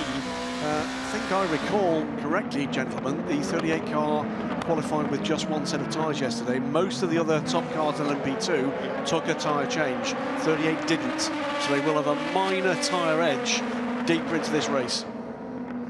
Well, let's hear from Roberto Gonzalez and the team. All good, mate. 4 laps to go. 4 laps to go. Okay, so we are 16 laps in now for our LMP2 cars, 4 laps to go until the pit window is open for them. And of course, it's pretty much going to be everybody scrambling to the pit lane at the same time. You may well see that 2 car teams like Jota, like United, like WRT and Real Team will bring 1 car in a lap early on the first stint so that they're not both parked together at the same time. So funny how good the GT cars are around the middle sector compared to the hypercars even. The hypercars got the legs in a straight line, but look, you'll see under a braking zone like this into turn 9 and 10, the GTs are right there. And they see the frustrations of the hypercar drivers as well as the driver behind the wheel is fighting the car. So you have to overtake the GT somewhere. And here's the car 7 making its way through as well into turn 11. And it creates this kind of awkward situation, which the GT drivers really don't like, but they accept that the hypercar drivers have to overtake in a straight line where the car's got the advantage. Talking to a few of the LMP2 drivers this morning before the race, warning their younger teammates, the GTE cars will be brutal. They will not make room for you. That did cost the Porsche quite some considerable time, didn't it? From just having something of an edge, all of a sudden again, the 52 car all over the rear end. In AM, in Pro, and in LMP2, more often than not, your opportunity to pass comes from a quicker car going by and putting the guy in front offline. Now here comes the Alpine, no major drama for Jimmy Bruni, but as you rightly said, Graham, Antonio Fuoco is now right on his 6, and that means that suddenly Jimmy can't just take the racing line he wants to take. He's got to keep the door shut. He's under pressure here to turn 4. He's in the slipstream. He's going to think about diving down the inside. You're going to have to be quite brave on the brakes to do it. And it doesn't quite make it stick. Great battle between these two. Let's hear from James Collado. Yes, mate, the car is too much oversteer. There's nothing I can do. I'm doing the best possible. Also, mate, they have power. Compared to the other cars, they have no power at all. Copy, we check. Yeah, he's probably thinking, the wrong car is faster than us at the moment. He sees his the sister car of 52 that we look back on now before turn 9, just pulling away from him steadily. But this race is long. A lot will change, and Collado knows that. He's wise enough to realise that the tyres he's got on at this moment in time aren't performing. Get that next set on, and it can be a different story. As a driver, though, Ant, you know that you've got to keep pushing the team. It's not working. You know it's fine. It isn't. It isn't. You've got to look for an answer for me. And there's the Peugeot, goes steaming by, and then... It's briefly passed by Jimmy Bruni again. Yeah, exactly what you said. Mid-corner speed of the GTs is higher than the downforce cars because they work predominantly on mechanical grip, and that doesn't go away at lower speed. That proves what an amazing car the GTE completely is. And we're going to miss them in the pro categories. The last ever race that you're watching, these amazing prototype GT cars in action. The good news is that we don't lose these drivers battling each other, because these GT drivers will be back next year in Hypercar for Porsche and Ferrari. So the battle will continue. They'll just go from swords to pistols. I was about to say down from a dagger to a samurai sword. You're absolutely right, and that's the really spectacular part of this. And talking to the guys in the background about this, that's what they're all looking forward to. This continues. 35 minutes into the 8 hours of Bahrain, and all our championship battles are still well alight. Toyota lead by getting on for 2 seconds now over the better of the two Peugeots in Hypercar. In LMP2, United Autosport's real team, both of whom may possibly be under penalties in a short while, and Nick Nielsen. And then this little battle here for 6th position, Sean Gillel, the red and white WRT car, with the car that's second in Pro-Am. James Allen, the Aussie, in the Algarve Pro machine. And Ant Davidson, just a couple of metres off the curbs, you saw Sean Gillel, much less bumping than James Allen's car right up on the racing line. Yeah, I mean, look, the WRT's always been super quick around this circuit, and watching Sean battle the gold driver of James Allen there, I think it proves that the car is going to be very quick later on in this race when the likes of drivers like Robin Friends, for example, take to the wheel. So now we're riding on board with Antonio Fuoco still. The car 50 is looking stronger and stronger at this stage in the stint. And are they both catching Kevin Estre as well? Maybe he's just preserving the tyres slightly. But for me, suddenly Fuoco looks like he's the fastest one out there in the GT Pro. And got up inside. Down the inside of Jimmy Bruni, and through he goes for second place, back to where he was. Now then. He's going to be under attack, though. A repass potentially coming from Bruni into turn 1, but I think he's just about got enough distance. I think the Porsche is a little bit faster in the straight line, and Fuoco thinks about covering it anyway. He's going to be okay. He's on the move, and despite Collado's moans and groans on the radio saying about his car not performing, he's definitely not being dropped. Far from it. I think he's actually catching Bruni as well. I know they're in this tussle, but look, he's right there. Yeah, but there's the leader. Yeah. There's Collado. That's 1, 2, 3, 4. Those are your 4 championship contenders. Unfortunately for Tommy Milner and Tommy Milner started it, and the Corvette crew and Nick Tandy. Yeah, they're not they are way off the pace. He said we were way off the pace in Fuji, and they've slowed us down again. I'm not quite sure how BOP is working here. So the Corvette, I'm afraid, is very much an also-ran, but the top 4 are covered by 4 seconds, and this battle covered by a fourth of a second. Walker just went in a bit hot, got a bit sideways, and I thought that Bruni was going to take advantage. Here's a look at that pass into the final set of corners. 14, good respect between the two drivers there. Yep. After their wheel banging session earlier on in turn 6, nice to see they've cooled down a little bit. Look at the marbles already building as well offline. That wouldn't have helped. The thing of it is, although these guys are 3rd and 4th in the title race, they're not supporting players. They're not the water carriers. These guys can be champion as well, and that's why they have to be clean. Well, I do wonder whether or not there is an advantage to AF Corsa against the Porsche team. The Porsche team have got 2 cars that on pace can win this race, can win this championship. The 52 really is a supporting role potentially later for the 51, because its only chance is if the others don't finish. That's where there's an advantage to Ferrari if we get to the kind of battle that looks like it's beginning to happen now. This field is compressing. Last time around, by far the quickest of the four, James Collado. In 7 hours, it might be a very different story, but for right now, that's where they are. First of our pit callers, Jonathan Aberdeen for Jota in the 28 car, and Miro Konopka for ARC Bratislava. Looks like standard service for them, and again, Miro coming in, maybe, he may have taken tyres. I'm not sure if Louise Beckett is down there, but we'll catch up with her when everybody else comes in. Leader is in, Philippe Albuquerque, so number 22 car is in the pits from LMP2. So fuel only for the Jonathan Aberdeen car. Only for 28, that is expected. Don't think anybody in LMP2 will take tyres now. Let's hear from Peugeot. Gear shift, get a bit harder. That's good. We'll have a look. 10 laps to go, Paul. 10 laps to the next stop. Well, whatever else Peugeot have got, they've got some really shocking radios, haven't they? Yeah. Real team by WRT, Ferdy Habsburg is in. He wasn't happy with the gear shift, was he, Paul de Resta? So please, fingers crossed, no reliability problems for Peugeot. No. They've got the speed this race, only 3.5 seconds behind Sebastian Buemi. Both cars had transmission issues in Monza, didn't they? Tyres for Ferdy Habsburg, as well as fuel and a drink. You'll see a lot of driver door opening to give the drivers a top-up of fluid as well. It's a bit of an interesting strategy there from Real Team WRT, because it means that he's pushing a little bit too hard perhaps on that first set of tyres.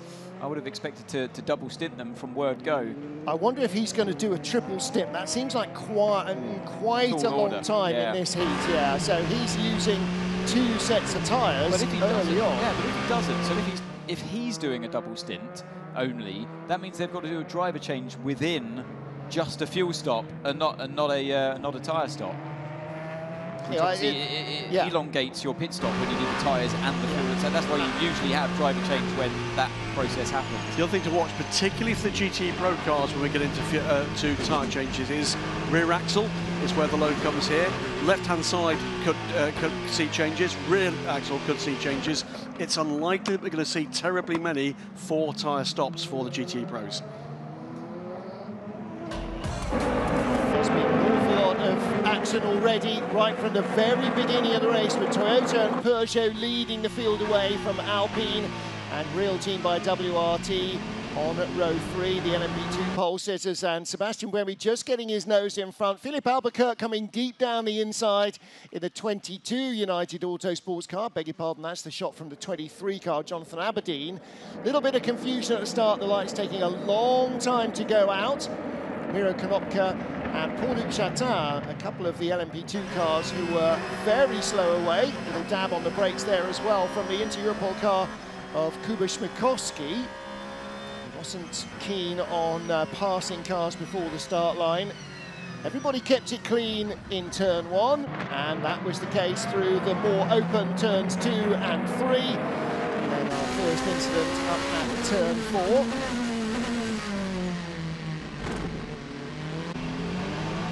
Alpine getting in front of the number 7 Toyota, briefly diving through at turn 4 and then down the hill, keeping their nose in front.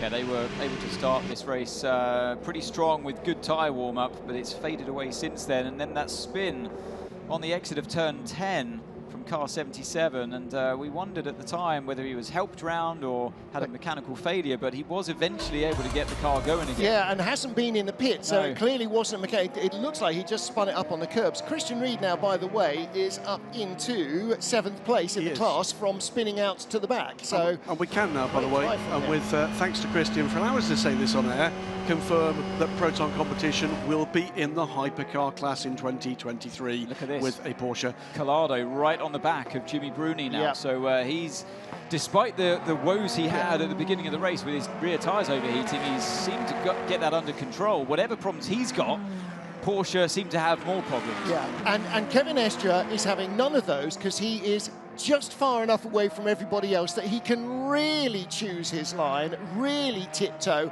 apart from when, as we see with the Vector car, you're being passed and you have to go a little bit. It's possibly, Ant, the having to go offline bit, which you do in a battle, that's affecting the tyres more as they get pick up already early in the race. It was smart driving there by Clark. Just watching as he went in towards turn 6 with the Vector Sport coming down the inside. He lifted early to make sure that the Vector Sport could almost get back onto racing line before turn 6 to save them both time. And Davidson, you the judge, on our screen, warning flag for the 777D station Aston for the contact with car number 41. So D station Satoshi Hoshino is being warned for being hit from behind in the door by an LMP2 car that had tried to overtake too many cars in one go. I have to sit down with the race stewards after this race because I disagree with that warning. Clearly they have not listened to the driver standards advisor on that one. That's, I'll go say it out loud, a quite extraordinary result to that incident. But well, as I say, never take for granted what happens in the stewards' room. I always say that they have more views than we do, literally more camera angles than we have, and they've got car data as well. So I always give them benefit of the doubt, but from how I saw it, I would have said that was a bit of a late move from the overtaking car, and I always feel like there's more onus on the overtaker, the aggressor in that 100%. situation, and especially when you're working way through amateur GT drivers. No idea which is which, but they're the two Jota cars. Yeah, no idea. Now, thankfully, we can tell that Roberto Gonzalez is just ahead of Jonathan Aberdeen. Because you can just about make out the Soleik sponsorship. Well, no, because we've got a graphic, so that's quite handy. Yes, sorry, yeah. If you're just looking at the cars, it's impossible. No chance. As they that go joke past. has ran all year, by the way. For those of you new to WEC, watching this, your first one, the two Jotas look exactly the same, and this joke, it's been a running joke since day one. Jota's argument is clearly the mirrors are different colours. Well, when they're sitting in the garage together, it is quite clear. At 160 miles an hour in bright sunlight, less so. On board with James Collado. And again, you know, we talked about when he was complaining about running out of tyre and yada, yada, yada. It is long game, and we haven't heard it yet, but we will hear it throughout the race. We always do from Porsche. Good job, you're saving fuel, you're saving tyres, because like in LMP2, like in Hypercar, you can't just throw tyres at the car. You do not have enough sets of new tyres to change every time you need to fuel, so you have to nurse your babies. Yeah, the other quick thing before we move on from the Jota thing, did speak to David Clark at Jota about this very point. He did confirm that multi-year deal with Hertz to bring the Jota team to Hypercar next year with the Porsche 963 is entirely because they're trying to get away from the cars looking the same. They are at least trying hard. Yeah, hopefully one will look different from the other. So let's hear from the 93 Peugeot and Paul de Resta in second place. The fastest gear shift, the first to second actually is terrible. Copy that. Sounds like Paul de Resta's problems with the gear shift are getting worse. I spend a lot of time with Paul de Resta around the F1 races, and used to his accent and everything, but I couldn't work out exactly what I'm saying. So. Well, I think the first words were, it's worse than useless. Worse than useless, okay.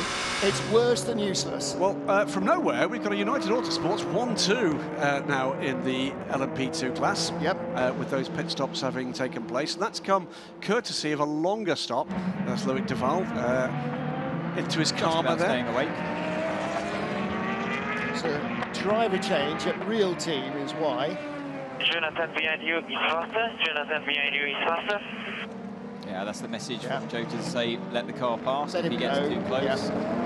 They're not really fighting that car today. There was a driver change at real team. Rui Andrade takes over, so he's now in third place. Robert Kubica stays in Prema in fourth. Paul-Luc Chatin stays at Richard Mille. They're up to fifth now, ahead of Sean Gallel and James Allen as that battle continues. Then Roberto Gonzalez and Jonathan Aberdeen, the two Jota cars, 8th and 9th. Francois Perrodo, another driver change. He has taken over the chrome, black and all the other colours of the rainbow. Number 83 AF Corsa car that is second in Pro-Am. So Francois Perrodo in that car. Renger van der Zande, he didn't start Vector Sport number 10 either, did he? So there's been a driver change. Yeah, they changed driver. So that may possibly have been accompanied by a tyre change. It may not have been. It was Ryan Cullen, of course, It wasn't it, that started the race for them down at Vector Sport. So yeah, Alex Lynn has managed to get himself into second place, as you rightly pointed out there, Graham. Yeah, Cadillac factory driver next year. In fact, Cadillac factory driver this year in DPI, but with the coming of the Hypercar and GTP classes in WC and IMSA, Alex a firm part of that.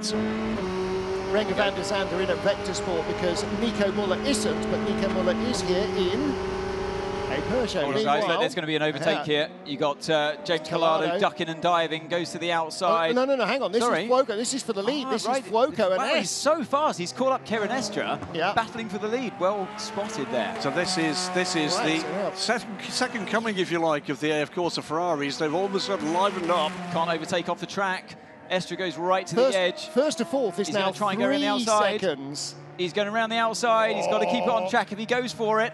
Estra's making it tough for him. He's had to back out of that one. Great stuff, this. But this is why it's called pro, because of driving like that, because they know they can't afford damage, but they can't afford to let the car go either. He's going to lunge down the inside of turn 8. He's going to get it done, but Estra's gone so wide, he's going to cross over the line on the exit and be back there and challenge him down towards turn 9. It's going to be the brow, the Ferrari has the inside line down the hill to the hairpin. He's got it.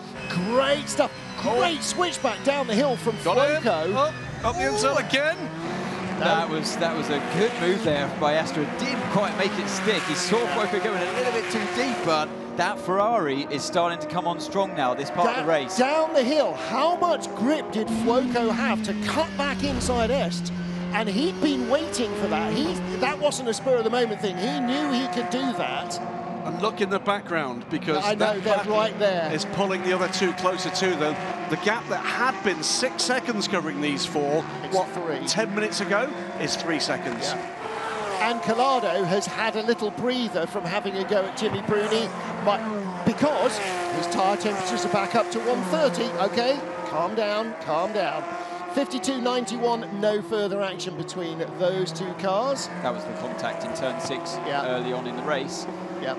But yeah, Collado, that's what caught me out. Collado was behind Bruni quite close at one stage. He's backed back out of it.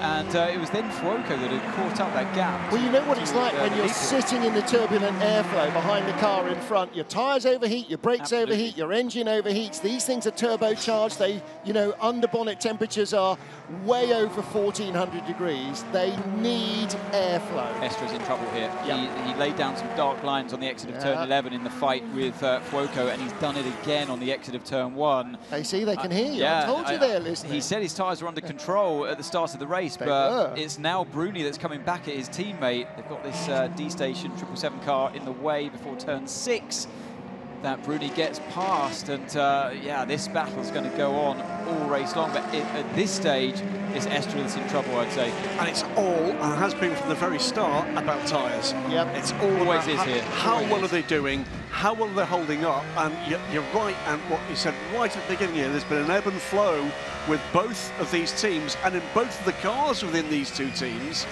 all the way through this first 52 minutes. As you see the 36 Alpine on the pit lane.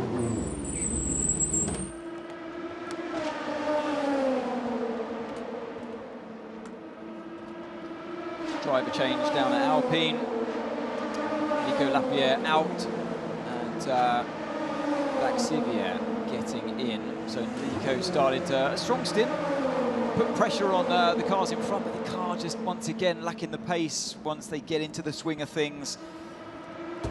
Especially in the straight line performance, just seems to be lacking there, which you really need on this track. Yeah, absolutely. There's so much straight here, so much high speed straight as well.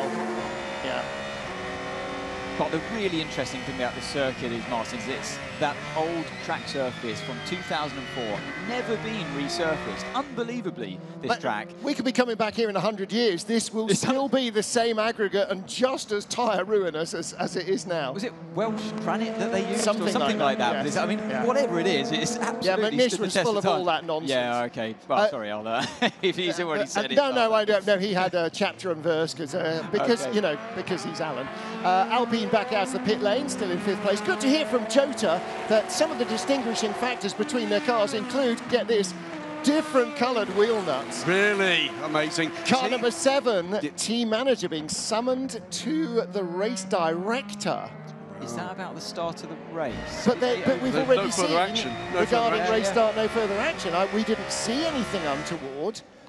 Well, there's Nick Minassian. There has been a driver change. That's not Minassian. He's the, yeah, so not quite that. The other Nick. Well, another. I'm sorry, ELMS team boss. So Nico Lapierre, former touring car race. Young gun, Nico Lapierre. Yeah. He looks like that's been hard work, doesn't it? I tell you what, back in the old, when I was in school, when I was a lad, back in school, my PE teacher told me that motor racing wasn't a real sport because it wasn't physical. Yeah. Look at that picture. We were talking about exactly this at lunchtime with Alex Bruntley. He said the problem is we are, we kind of take for granted, because we're on this side of the fence, just how brutalizing these cars are. And it's really, really hard to explain to somebody watching on their sofa or in the pub that you can't just... Yes, you can do this. I'm sorry. This 911, it's got a steering wheel like your car, 3 pedals that do exactly the same as your car. But we don't think, although our feet are attached to our legs and our hips, that we can run as fast as Usain Bolt, also cycle as fast as Sir Chris Hoy. We just know we can't. But there's something about driving a car that hides how hard it is. The Alpine pitted and they changed left-hand side tyres and driver. Yeah, change the left-hand side tyres. So those are tyres that have done qualifying. So they will do a second change to a set of tyres that are done qualifying. So it's a half double stint session for Alpine. We are approaching the end of the first of 8 hours, round 6 of the FIA World Endurance Championship here in Bahrain. The season finale, as so often has been the case, 241 days since we started in Sebring. Almost as hot and just as ruinous on tyres. We finish here in Bahrain in all of our title battles. Still no clue who's going to win it. 52 AF Corsa, the real outlier for Ferrari, leads in GTE Pro. United Autosports are 1-2 in LMP2. Toyota Gazoo Racing and Peugeot look like they are battling for the victory in the Hypercar class. In Pro-Am, James Allen for Algarve Pro that you're looking at now. He leads Pro-Am in LMP2 because they have not done a driver change, but there has been one for AF Corsa as Francois Perraudot took over the 83 car. He's now down to 11th in the overall class, 2nd in Pro-Am. Yeah, and despite the fact they've had a pit stop, still tracking Sean Galil, identical pit stop times for WRT and APR, and that speaks well for both of them. But this pair have been battling away for much of the 57 minutes or so we've seen so far of action. Yeah, they've been within a couple of metres of each other the entire time. And Davidson, that can get a bit wearing for the driver that's doing the chasing as much as for the guy that can't shake off the car behind. When you've got 2 equally performing machines and the tyres are in the same state, this circuit, it can be, particularly in the LMP2 cars, a little bit tricky to overtake, and both drivers here doing a great job. And yeah, it can be quite wearing. Regardless of whether you're the lead car or the car behind, it's a little bit hotter actually. You feel that energy coming from the car in front when you're the follower, and you're constantly, your brain's in overdrive looking for an opportunity as the Peugeot guides into the pits here. You're looking for that opportunity in the traffic to prance and mount an attack on the car in front of it. It hasn't really gone his way, as it for James Allen, but I think they've got pretty equal performance. First, De Resta in. Yeah, first hypercar, or modern hypercar stop for Paul De Resta, out from 2nd place. By the way, United Autosports number 22 car has finally been awarded a penalty. 10 seconds added to their next pit stop for overtaking outside track limits. That dates back to lap 1 an hour ago. They have, though, 19 seconds over the sister car in the lead of this race in the first hour. I'm not quite sure how they've done that, but that's the lead at the moment for Felipe Albuquerque. I think Alex Lydon had to work his way through the field. Yeah. Like we just said, it's quite hard to overtake in equal machinery like the LMP2 hypercars are. Set of tyres going on. Is it just the left-hand side for the Peugeot? And that's particularly the reason Alex said that he was chosen by the team to start the car, because they had qualified back out from where they wanted to be, and they wanted to put him in right from the start. You're right, that Peugeot went 2 laps longer than the Alpine on that fuel stint. Yes, but it is the first of the hypercars. So Toyota have not brought in either of their cars on this lap. So if the Peugeot, if 94 comes in now and one of the Toyotas, we know that Toyota have at least a lap of fuel in the tank. Possibly, it could just be having not raced here, tested here, or done anything here. Peugeot are not quite nailed on with their fuel numbers yet, and they are not risking running out in the first stint. So they may well, so they'll get in, they'll measure how much fuel the tank needed compared to what they thought it might need, and then they'll go back and go, okay, we can go a lap longer. Okay, finally coming in. Yeah. It was the 8. But not the 94 yet. Oh, so the leader comes in first. That was the 8, wasn't it? No, 7 comes in first. Yeah, 7 is in first. Leader stays out. A lot of parting, and they will have the undercut with the better tires. Will be close. I copy. That was their plan. He's worried now that Lopez, having started earlier, is going to go for the undercut. His engineers know what the number 7 car is going to do. So are they going to do a half change? No, no tyre change. There's no tyres ready to go. Okay, so 94 is in. So I would suspect that Peugeot are not a lap adrift in consumption, but have not absolutely nailed on that they are not a lap adrift. There is a tyre ready. It doesn't look like anything's... So Di Resta took a left-hand set only. I'm going to do the same thing on the Peugeot 94. Remember, you can only change tyres after the fuel is finished. Yeah, they're going to change left at least. So left side's only for the 7, or is it an all-4 stop? Let's see how they ballet round. Left only. Now, that's the undercut that Buemi is worried about, that Lopez will come out with fresher tyres on the hard-worked side of the car. Exactly. Let's see where he comes out on traffic, though. He's got 2 LMP2s to work his way through. Peugeot leaves the pits 94. Full set of tyres, Louise said, for the Peugeot. She was right there watching it, and you saw there was a massive flat spot on one of those Peugeot tyres as well. So 7, really major flat spot. 7 emerged ahead of the number 93. Ben Keating's in the pits for GTE AM. Is this scheduled? It's right about the hour mark, so that should do it on fuel. Look at the hypermotion. Watch how the car moves, how it vibrates and shakes over the bumps. That's not a... See, that's one of the relatively smooth corners there. In comes 8 from the lead. Buemi said if he gets the undercut, it's going to be close. Let's see how close he can make it. I mean, even half a set of new tyres around this track makes a big difference. So it all depends on how Lopez's outlap has been traffic-wise compared to Buemi's in-lap traffic-wise as well. He's on the back stretch. He came out behind 2 AM cars, got past them. He's cleared a couple of of LMP2 cars. And actually, he's got quite a clear run down to the final corners. It's going to be the traffic that made this the deciding factor. I think not just a couple of tenths here and there in the tyres. So Buemi was saying as well, look, I've got traffic and he's got the undercut as well. So those two things combined, I think could give my teammates the upper hand as Lopez now coming towards the final corner. I can see on the circuit map of the tyres just going on. It is going to be close. It is going to be close. And it did look like the fastest pit stop in the world ever for car number 8. 91.51. Yeah, Jimmy Bruni, James Collado was having a go there, wasn't he? Got down the inside, didn't make it through, and 8 comes just ahead of 7. But Lopez is up to speed. Buemi has got to make sure he does not overrun any of the first couple of corners. If he's still in front at 4, then he'll be in front of the hairpin. It'll be a done deal. The left-hand indicator's been knocked on the car 7 in the pit stop. You can see that flashing there for those of you wondering, eagle-eyed, back at home, saying, what is that orange light flashing on the left-hand side? It often happens in the pit stop. So here is James Collado now on.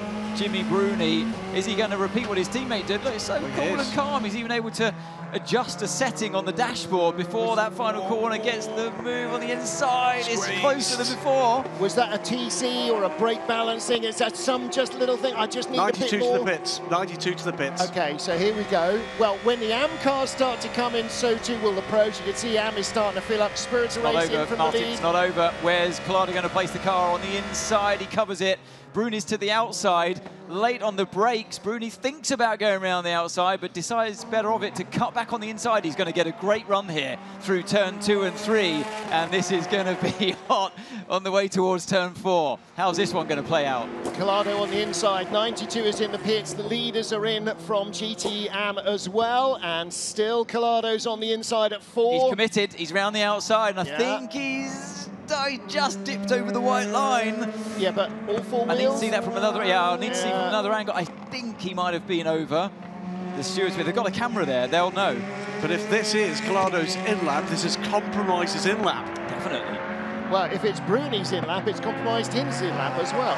Oh, that was clever. Did you see that? How Bruni knew that Collado was going to do the switchback, and so almost stopped the car on the apex to make him go around the outside of turn 9, and gets the job done there. And Fuoco yet to stop as well, in the lead. And brilliant driving. Where is he? He's at the end of this straight. Antonio Fuoco is on the brakes there, and here comes the battle for second. Yeah, please, gods of racing, let Hypercar in its new era be as good as this, because it's absolutely awesome. I don't doubt that Ferrari and Porsche and Cadillac are going to come really just rubbing their hands with glee for this. I'm not sure who's more Look at this, he's on the inside, he's got it down the inside of 13. That was beautifully set up from James Collado. And now it's a race to see who gets to the pit lane first. Yeah. 92 car, by the way, 1 minute 15 on pit lane. He couldn't back out running. Sorry, he couldn't quite get back onto the racing line. No, he was on the marbles. He lost a bit of time there, did Bruni. Who's going to the pit lane this time? Any of them? I think Bruni is. He's committed, and Collado stays out there. So they're going longer on fuel for the Ferrari, so they've got the pace and they've got the economy. So Fuoco, the 52 car, stopped first. I'm sure that was always the original plan, because he's the less likely to win it. Yeah, going very slowly out of the pit lane, 71. Puncture, left rear puncture. New into the car from De Soto. Is it a puncture or is the wheel loose? That is his outlap. That's his outlap. Puncture. It is a puncture. Trying to see the bodywork, see if he's had any damage as well as that left-hand side. It's rare just to get a puncture on its own. I would assume there's been a little bit of car contact somewhere. Unless the wheel was loose coming out of the pits, and that has actually forced it to puncture, Here is the 91 car, Jimmy Bruni. Again, look at the filth on the number there. Oh, Miro Konopka. Hang on a minute. Miro Konopka has looped off. Is this cause and effect? Slippery surface at turn 14 is what we're seeing at the moment. That's damage to the right rear. Which would be, or right side, which would possibly be left side. Is his right rear hit? No, that's...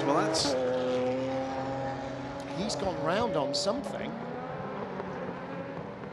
Or just drilled the throttle on the out. Is that Miro's outlap? No. No. That wasn't enough information for us, because as he pulled away from that innocent-looking spin, he had damaged bodywork, and I wonder... 92 and 50 seconds. 92 and 52. Right Fuoco together. On the outlap, and Estra coming up with a head of steam. 15 seconds, full course yellow. Full course yellow for Debris, and that means that whatever happens in that 52-92 battle will stay frozen in Aspic. 3, 2, 1. Full course yellow deployed. Full course yellow deployed. Please be aware we are collecting debris from the entry of turn 14. It was the tyre. Absolutely played debris in the middle of the track. Entry of turn 14. That's the tyre from the Ferrari. And Collado is on the pit straight. Just about to come in. Perfect timing. In fact, no, he's not. Yes, he is. Yeah, he's just about to come into the pits. So the others will be going very slowly. So his in-lap will be slow, but his outlap should be the same. Yeah, 51 pits. I can see on the screen 51 pits. There you go. There it is. There goes the... We have marshals working on track. Turn 15, drivers left. We have marshals on track, turn 15, drivers left. Please be aware. Collado in the pit lane. So with the snake of cars travelling around slowly, it gives the opportunity for the car 51 to do a pit stop without the cars on track travelling as quickly as usual. That's what I meant by it's effectively a free pit stop. He's going to get a third of a lap here. Big time. They're the absolute winners from this one. He will save, I was going to say, unless they've closed the exit of the pit lane, which I doubt. No, they don't. No reason to. Not under full course yellow. Amazing. This is the thing I don't really like about still being able to pit when there's a full course. It really makes it a bit unfair. PJ Hyatt about to make his first World Championship pit stop as he brings the Project 1 car into the pits. For the 92 and the 52 there is a driver change as well. And the Corvette's going to benefit as well. We have marshals working on drivers left, turn 10.5. Marshals collecting debris, 10.5, drivers left. So that's hairpin out. Entry of turn 11. Corvette's going to come out second here. Yes. Well, you know, track position, always take fuel. Mirakanopka comes in. This is a second stop for the entry ALC of turn 11 is now clear. 51 is out and running, going through turn 1 as they're coming down towards turn 14. He's got more than the start-finish straight at advantage. Well, there are a number of cars come in. United Autosport 23. If United Autosport 22 was here, it would not be able to serve its penalty during the full course yellow. And if you look down the other end of the start-finish straight, there's the Corvette having come out in second place. Third place, it is the length of the pit straight away. That has thrown GTE Pro up in the air. Up in the air, stroke under the bus. Yeah. And what's it done? I mean, that was easy for us to read because the cars were travelling so closely and so closely matched in pit stop strategy. It was easy to get a read on that. But what has happened to the LMP2 field, we don't know, because there have already been driver changes, wheel changes. They're all out of sequence. ALC Bratislava going back in the garage. Just saw the nose being pushed back in by the Iron Day. I did see slippery surface. Was it his own fluid? I suspect it might well have been. Well, he had damage as well, didn't he? So he did. I'm not sure. Not sure. Was there contact first? Could have been a radiator and side damage. All of the hypercars had pitted as well. We'd seen the Alpine, we'd seen both Peugeots and both Toyotas pitted, so that's not going to affect their strategy, this full course yellow. But I think, certainly GT and the LMP2s, it has. And we've had 4 LMP2 cars having taken a second pit stop during that full course yellow. Yep. Always take fuel. Including, by the way, the 23 of Josh Pearson. Now, that's not the car that's, because you can't take a penalty, can you, under a full course yellow? No. So there's no advantage there whatsoever. Well, the advantage would be free fuel. Yes. And in 6 hours, you might need that. But, yeah, you're right, you can't serve that extra 10-second penalty. But that would then be held in abeyance until their next pit stop. So look at that. Antonio Fuoco, having led the race, brilliant first stint. He's now 45 seconds behind James Collado. All been on the full course. You're laughing, but imagine how he feels. And this is what I don't like, really, about this rule of the being able to pit under a full course yellow. But it can work in the opposite direction. We've still got nearly 7 hours to go. It could work back for the other guys. Yeah. For me, it's just not pure enough. Yeah. The race isn't pure. We had a great fight going on there in GT Pro. 22 are in, they're taking fuel. They just didn't want to stack the 2 United cars, but they can't serve their penalty. No, you're absolutely right. In the future. You are absolutely I think it's a good thing. That's why I said it'll be like a safety car is out. That's why I said it's a good thing. In my opinion, that's a good thing. And I know strategists will say, but this can happen, that can happen if you don't. But you never get half a minute back. No. The whole field never gets half a minute back. When you see how closely matched the GTs were for the first stint of the race, you know, that we're talking tenths of a second, and now we're talking 45 seconds. So suddenly, one of our 4-ish GT Pro contenders has been handed a big step ahead of the rest of the pack. Now, that makes it really tough for the 52 team, for Antonio Fuoco and Miguel Molina, because suddenly they become even less likely to be allowed to win it. And even, well, the other thing to say here is, you're right, there's a little bit of fickle figure of fate attached to that, but they got that fickle figure of fate by being more economical. They went longer. Nobody's got a crystal ball. It's not that they plan to do that, but it's one of the. It's like a gift from above, isn't it? Indeed. We were saving fuel, and so luckily it fell our way. But here's the point. Here's the point. The longer you can stay out, the more opportunity or more chance there is of that happening for you. That's the point. IMSA rules: track position, fuel. Always take fuel, track position. You know, those are the two prime concerns. But again, it goes back to what I've said for so many years. You can have the best team, the best tyres, the best engine, the best driver. If you don't have the right luck, you don't win. Never goes amiss. Like I've always said, you don't need good luck necessarily to win a motor race. You certainly don't need bad luck. It's lack of bad luck. Yeah. One I don't recall having seen this very often. Just an update from Ryan Smith at Corvette. Hi Ryan, thanks for keeping us in touch. 3 tyres for the Corvette there. It was both left sides and the right rear. Tommy Milner stayed in that car. Right front basically, you know, just keeps the bumper on the ground. It doesn't do an awful lot here, you know. So it's like the rear tyres on a front-wheel drive touring car. It's just to stop the exhaust cracking. They don't really contribute. You know, they're doing as much heavy lifting as I am. You know, almost none. Yeah, Goodyear and Michelin brand ambassador Martin Haven there. No, I'm just saying, right front does nothing. It's the Martin Haven of tyres. It's doing little, if any. It's just there to make up the numbers. Just chatter a bit though. Yes, there you go. That's exactly right. 4-tyre change for Francois Perraudot. Now, just before the clock's running, I don't think he had tyres when he took over the car, and I don't think there was a driver change. No, Francois stays in. So he's had used tyres, now he's getting new tyres. Is he going to do a double or a triple and get all his hours together?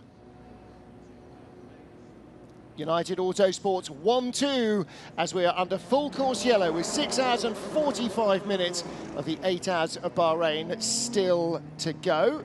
Martin Haven in the booth with Graham Goodwin, world champion Anthony Davidson. Louise Beckett very occasionally in the pit lane when she can be bothered. I think she's busy watching all the action. 30. We are about to go back to green flag racing in 30 seconds from now. It is now 15:15.0 in Bahrain. And 20 ARC seconds to remove full course yellow. Miro Konotka dropping to the tail of the field. He'd had a spin, he had some damage, and the car has come back into the pit lane and been pushed back into the garage. So it looks like a long afternoon for the boys and girls at ARC Bratislava. 5, 4, 3, 2, 1. Full course yellow removed. Full course yellow removed. Back to green flag racing. You don't have to wait for the start-finish line. It's like being in the US. As soon as it goes green after full course yellow, it goes green for everybody. And look at the way that Kevin Estra has bolted away from Antonio Fuoco. Now, about full course yellows, you have a maximum time to get down to the governed speed of 80 kilometers an hour. You also may not release your speed limiter before the countdown gets to 0. So all of the car's data will be examined to make sure nobody was just a bit cautious or a bit hasty with slowing down or speeding up. Now, just a few seconds time, we can give you the real time differences in those major battles. Already over the line to start a flying lap. Now back to green is James Collado, waiting for Tommy Milner to complete the lap he's currently on. It does so now. He is 16 seconds back from the 51 car in second place. And we wait for the chasing Kevin Estra and Antonio Fuoco to complete. They do so now. It is 20 seconds further. 36 seconds is the gap. While we look at the battle here between Prema, who's in the Prema car, for fourth place. Lorenzo Colombo. In third place in LMP2, Vector Sport, who are unique in LMP2 in not stopping under full course yellow. Presumably that's because some of their older drivers were having a nap and didn't need to be woken up. But they have decided to take track position instead of fuel. Now, it may have been that they had just gone by the pit lane when the full course yellow came out and could maybe have pitted right towards the end of it. I mean, it wasn't a short full course yellow, but they've decided we're going with track position. There's another 6 hours, 40 minutes still to go. So looks as though they have stayed out and they are staying on their regular strategy. The other thing to consider as well, when you've got a silver on the track there for Colombo. Yeah, way out wide. Car. The other thing to consider is when you've got a silver or bronze driver, you want to maximise their time behind the wheel but minimise their losses in terms of performance to other drivers around them. It's the perfect opportunity under a full course yellow to just elongate their drive time without any further loss. Oh, it's a driver change at Jota. Ed Jones took over. Okay. So we didn't spot that, but he is ahead of Will Stevens, who's taken over from Roberto Gonzalez. So full course yellow, basically, as you said, free pit stop because nobody's on track going quickly. They both Jota cars have done a driver change as well as fuel and probably tyres. Gentlemen, you'll recall the top 4 cars, the 2 Ferraris and the 2 Porsches, separated by 3 seconds, not long before that full course yellow. Remember it well? Also say that the Corvette at that point was 18 seconds further back, so 21 seconds separated the field. It's now 43 seconds. Yes. But actually decreasing a little because Corvette is still nearly 18 seconds behind the leader. Correct. But the 3 cars that were between it and the leader are now behind it because of. Yeah, that gap is genuine actually. Tommy Milner to James Collado, 17 seconds. The third. That's the TF Sport Aston. Just hanging on there, but Ben Keating getting beaten up by Gunnar Jeanette. And Ricardo Pera goes by, Ben Keating's former teammate. So yeah, Ben just a little offline there as Gunnar Jeanette in the 56 Project 1 Porsche held the inside line and the Aston just couldn't get turned in. And Ben has been in since the start, so he's still got the same tyres on.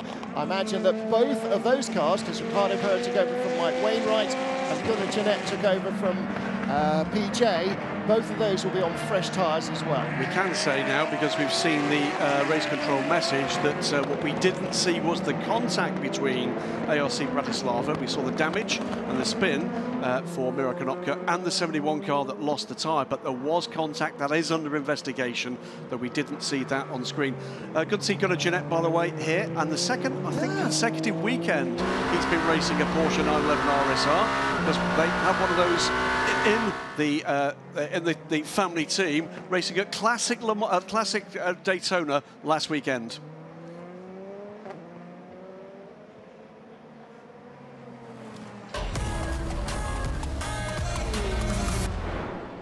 First hour of the 6 hours of Bahrain, 8 hours of Bahrain, the final race of the 2022 FIA World Endurance Championship. Team owners, past, present and future, in some cases encompassing all 3 of those on the grid, with the cars and drivers beforehand. Plenty to keep the crowds entertained overhead and on the track. And then the season finale getting underway. Toyota dominating the right-hand side of the front 2 rows, Peugeot on the outside of row 1 and row 2, and pretty close in terms of performance in free practice. Though Brendan Hartley for the number 8 Toyota just pulled out an absolute top draw qualifying lap to put their car nearly 0.8 of a second clear of the field. In LMP2, lots of arms and elbows. That's one of 5 different driver titles up for grabs, plus 4 other teams' crowns yet to be decided here. Opening lap, not a good one. Little bump there for Christian Reed in the multicoloured 77 Dempsey Proton Porsche. Then he gassed it up out of turn 10 and looped the car around. That brought out a lap 1 safety car. He rejoined at the tail of the field and we were good to go. Plenty of action in LMP2 and in GTE Pro as well. In the early part of the first hour, which is how long they run on fuel, it looked as though Porsche had the upper hand in terms of performance and the Ferraris dropped back down to 3rd and 4th. But as the race progressed, midway through the stint, the Ferraris seemed to find a little bit more pace than their German rivals and work their way back up into contention. Even James Collado, who'd struggled with tyre temperatures and it seemed a lack of pace early on, was able to close in on the front-running Porsches. In GTE AM, it was the AF Corsa car that moved ahead of the Iron Dames from pole position. In LMP2, both the overall race battle and the Pro-Am battle were well alight, and in GTE Pro, it seemed all changing at the front. Ferrari gentler on its tyres as the stint progressed. Antonio Cuoco taking the lead, and James Collado moving up as well from the tail of the lead four. First of the Hypercar stops for the 93 Peugeot. And that would then be followed by Toyota number 7, 94 Peugeot and Toyota number 8. A full course yellow period for a puncture for the AF Corse Am Ferrari triggered a second round of pit stops for most of our teams. We're back to green flag racing with 6 hours 37 minutes on the clock here in Bahrain. Anthony Davidson, 8 hours is a long day to be in a racing car. Drivers don't do the entire race behind the wheel, but they do the entire race, because when you're not in the car, you're almost as much dependent on adrenaline as when you are in the car. Let's hear now from Mathieu Vazevier in the Alpine. Bienvenue, Peugeot, full new tires for him. Yeah, it is obviously a very taxing race for all of the drivers, this 8 hours of Bahrain. We're watching the overtake for car 94 Peugeot down the inside of Vazevier into the final corner. And Vazevier in the Alpine just being told or informed that the reason for that extra pace of the Peugeot right now is helped by the fact they're on 4 new tyres, whereas the Alpine only took 2 left-hand tyres in their pit stop. Is that a big lump of rubber on the pitot tube? It is indeed. It is, isn't it? I saw it from the onboard. Touring car racer Yann Erlacher, who will be in the rookie test tomorrow in a Peugeot. He'll, between now and the beginning of next season, whether he's racing touring cars or whether he's racing prototypes, which he's raced before with Uncle Ivan Muller's YMR team in European Le Mans and Michelin Le Mans Cup. He will also race in Trophy Andros ice racing, so keeping himself very busy. He, Ivan Muller and the rest of the Lynk & Co team were hoping to be here for the penultimate round of the FIA WTCR touring car season that was held over the last couple of days here, but for various different issues, predominantly tyre-related, Lynk & Co not competing at the end of the season, but Jan is here for the rookie test in a Peugeot. Going to be very interested to see how he fares in that car, because that is a decent step up from anything that he's experienced in the last few years. AF Corse leading, courtesy of the full course yellows that handed them basically a third of a lap. It was effectively a free run down the pit lane for them, and they are ahead of Corvette Racing. Car started by Tommy Milner, no driver change for them. But the battle that we're watching on the screen, car 52 versus 92, they're on the same strategy. They had both pitted before the full course yellow came out, and therefore they carry on this fight, which has been brilliant all the way through this race so far. And the tracker shows how far apart the top 3 cars are. Yeah. The top 4 cars, the 2 Porsches, the 2 Ferraris, before the full course yellow, were always in the same camera shot, covered by 4-3 seconds. But now, because of that full course yellow, 1 car's got away. The Corvette is still about 18 seconds behind, as it was before, in 5th place, but it's now 2nd place because the other 3 cars just really lost out. They'd made green flag pit stops, so there was no mileage in coming back in under full course yellow for a lap or 2's worth of fuel. So yeah, they really lost out. Think of it like this, for those of you, this is quite a hard concept to understand. Imagine you're in a running race and you're a group of people and you want to stop and have a cup of water. You get a bit tired, but there's a period in the race where everybody just walks. Yep. And you want to have your cup of water. So you have the cup of water when everyone's walking. You'll lose less time. Yep. And that's effectively what a pit stop in the full course yellow has given James Collado. Particularly because he was running when the others came in for their cup of water. Exactly. Right. So look, here we go. Fuoco, who had the speed before, found his way past 92, is doing it again into turn 1. So he's worked his way back through the field after the pit stops, and we'll ask his team, no doubt, where's the next, why am I in 2nd place? Where's the next car?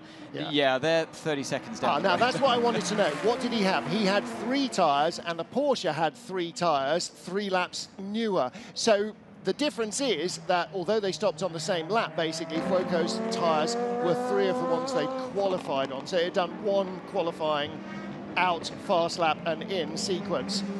But they have all saved one tyre by not changing the right front. So that's 4 stints. You do that, you get an entire new set of tyres as a result. Let's hear from Philip Albuquerque with Louise. Philip Albuquerque, you brought the 22 United in. Let's start on the positive. I mean, your season has not gone your way, but so far, it's only an hour and a half into this race. It's working well for you. Yeah, like you said, we've been having a really hard season. I mean, until here, we know how it's done. So 5 times we started on top 3, and we led the first 2 hours. So again, it checks. So the problem is now. So between now and the end, that's our problem. So again, obviously, there is all smiles in the pits because the car is running really well. We are fast. I was pretty happy with the car. We were, you know, checking off. It's looking good, but it's still 6 hours and a half to go. So let's take it easy. But you did, of course, also get that 10-second stop and go. Yeah, I think there is something on with me and Bahrain. I think in the last 3 seasons, I had always 10-second penalty here. So, okay, that's good, it's already out of the way. So, yeah, I mean, in the start, it's part of the game. Obviously, I was battling hard with car 41. He did his job of pushing me off, so I didn't want to force a contact, to just respect track limits. I did track limits, it's fair, the penalty. Yeah, but then I compensated to go off. Yeah, okay, it's not our car. I saw a slow car. I was just like, maybe it's my car. Anyway, so it's a fair penalty, but again, I think we are still ahead with that penalty later on. Great, thank you. Thank you very much. Yeah, we saw a slow car, and so did you. That was Renger van der Zande just having a little bobble there. Lorenzo Colombo now right behind him. Something's happened to that car because the left rear light is out as well. So I don't know if he just had some contact. I saw the wiper was going as well. It looked like they might have had to do a reset, so I'm sure there's more to that than was that a reset? Had he spun? Because the wiper was playing as well, wasn't it? I'm hearing 19 and 30, 10, 9 and 31. Okay, so what happened there? So that is the battle for third. So they're looking for something in the EVS, in our replay system. So we'll 9 see is what the they find. Hypercar. Yep. That lost, in the middle sector, van der Zande lost 8 seconds. Yeah. So that, whatever that incident was. Somewhere, Renger van der Zande, Lorenzo Colombo and René Rast, was there contact, or was it just a GT car? Well, there you can see the Vector car, and there you can see down the inside René Rast on Lorenzo Colombo. So they are fighting hard. Yes, they are. I mean, Philip Albuquerque, we just heard from him. Now, they started with their platinum driver, with Albuquerque, and these 2 teams didn't, particularly 31. They had Sean Gallagher at the wheel, remember? So they'll come good later on in the race.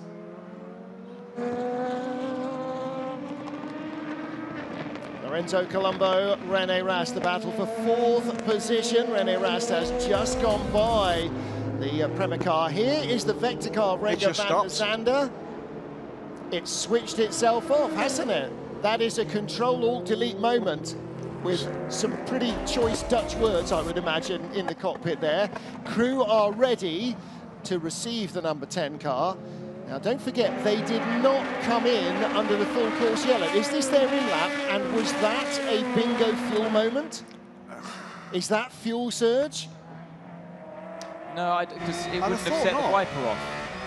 Unless he's panicked and hit a button on the control panel and hit the wiper button as well. Knocked something off. He's knocked something off in a bit of a hand. We are hearing that that's what's happened. He's touched something by accident, and that's what's made the wiper go, but was it that made the car slow down as well? We don't know. These, not these cars, because these are Porsches, but these Orica 07s, by the way, are now eligible for historic racing.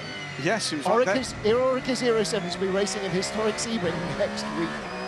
Well, they were racing at the historic Daytona last week. Yes. Together with that Porsche 911 RSR. Yes. So remember, no, I'm not making a comeback. Before you get in, I'm going to get in there before you. Well, you know, historic cars, historic drivers. Just point out they're younger than you. Right. When I see you Here we go, number 10. When I see you at Goodwood in tweed and a flat hat, I will remind you of I've seen him at Goodwood. I saw him at Goodwood. He was driving the Brawn, I think. Right, what is Van der Zandt? Oh, we switched to another shot, but it looked all... They were the only LMP2 car that did not stop for fuel under full course yellow. They chose track position. Yeah, something there somewhere. Maybe is there a reserve tank switch or a reserve switch that you can hit or twiddle or something? I think when you're out, you're out. Yeah. You know, you will get a little bit of fuel surge. You do have a reset button after pit stop, so it should be automated.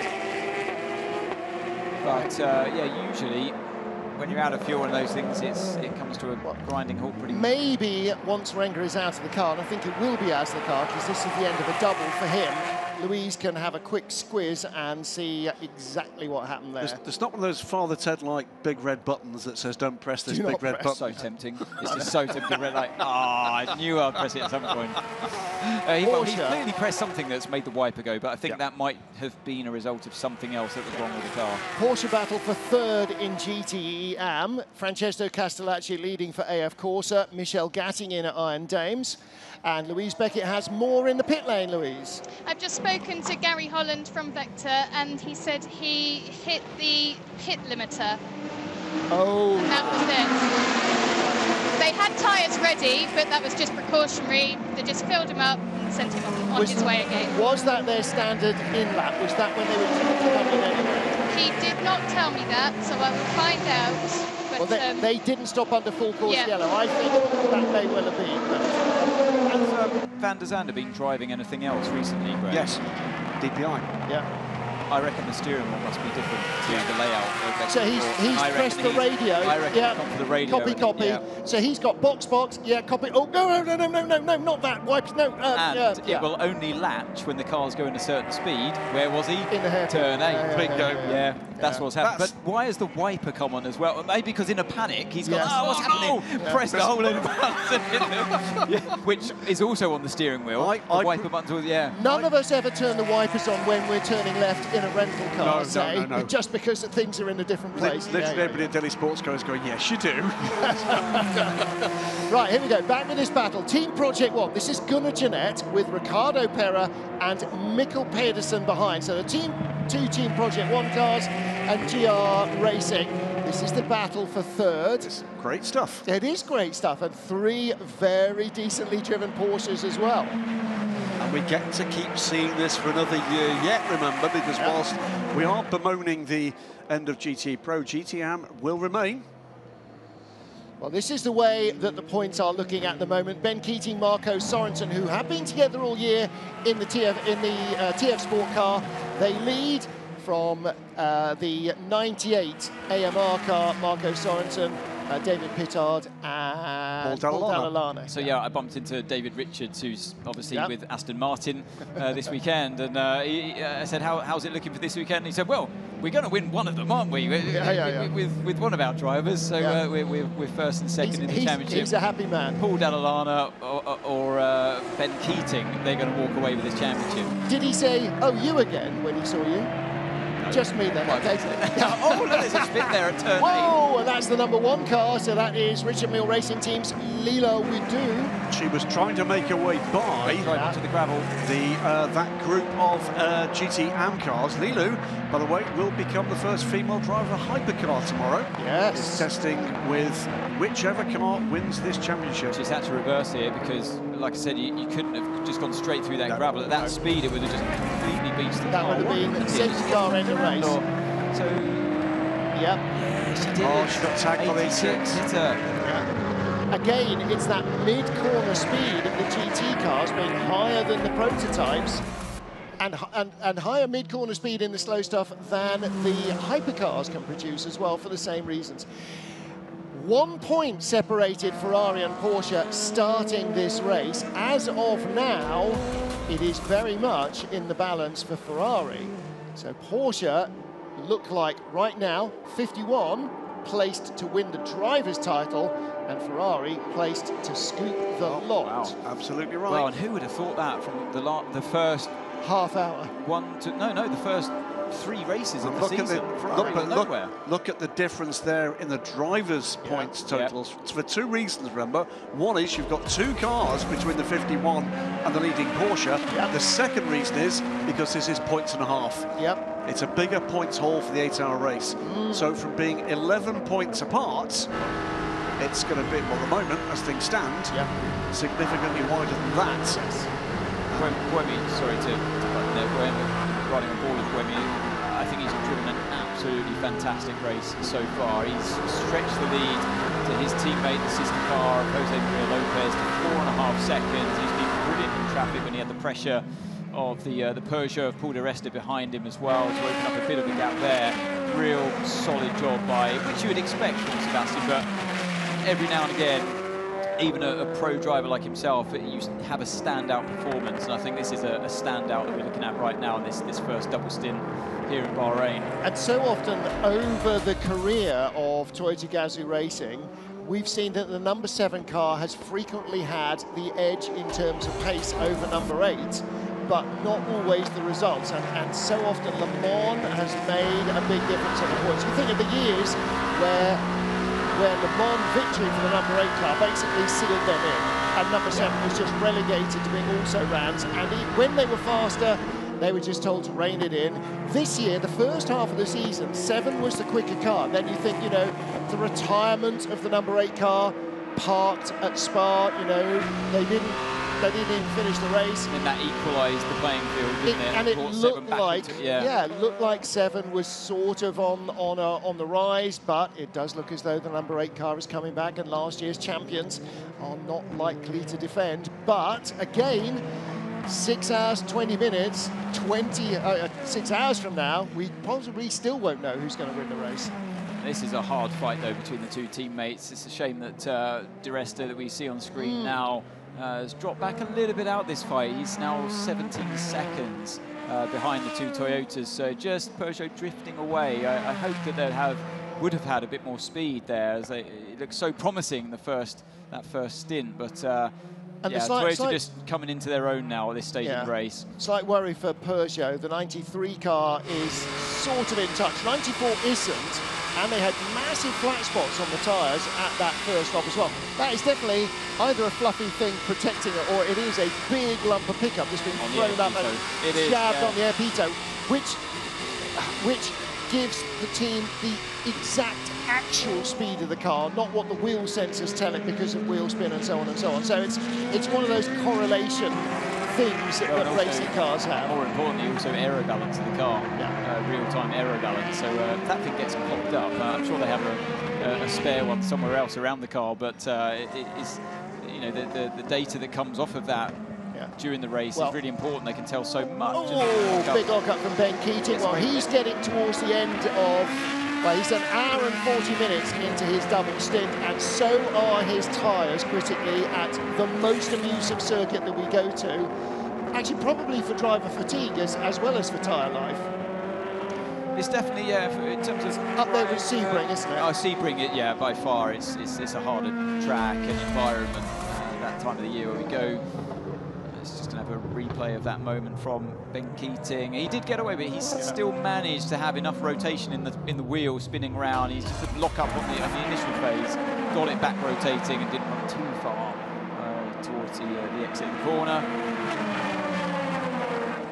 And the contact between car 1 and 86 is under investigation. That was Lili Wedou. In the Richemille car getting turned around. I mean, you can't blame her. 86. I'm not sure, you know. I mean, I think she was compromised into the turn with the trying to get by the other GT car. She was part of the trainer cars. I think 86 just was a little bit. I'd agree. I'd agree. But we agreed with the... It was a mistake. It was nothing malicious. It was just a mistake. We agreed with the D station car getting hit from behind, but the steward saw it differently, so... Who knows? Let's wait and see. Oliver Jarvis, Alex Lynn, Ollie with the pink and yellow helmet. Alex Lynn with the standard equipment for Formula 1 test driver that's standing at the back with the headphones. So, of course, it's Joshua Pearson at the wheel at the moment. in the car 23 that took over from Alex Lynn. In the car that will be the leader after the next stops. Because 22, that is currently the leader, has to stand stationary for 10 seconds longer than everyone else.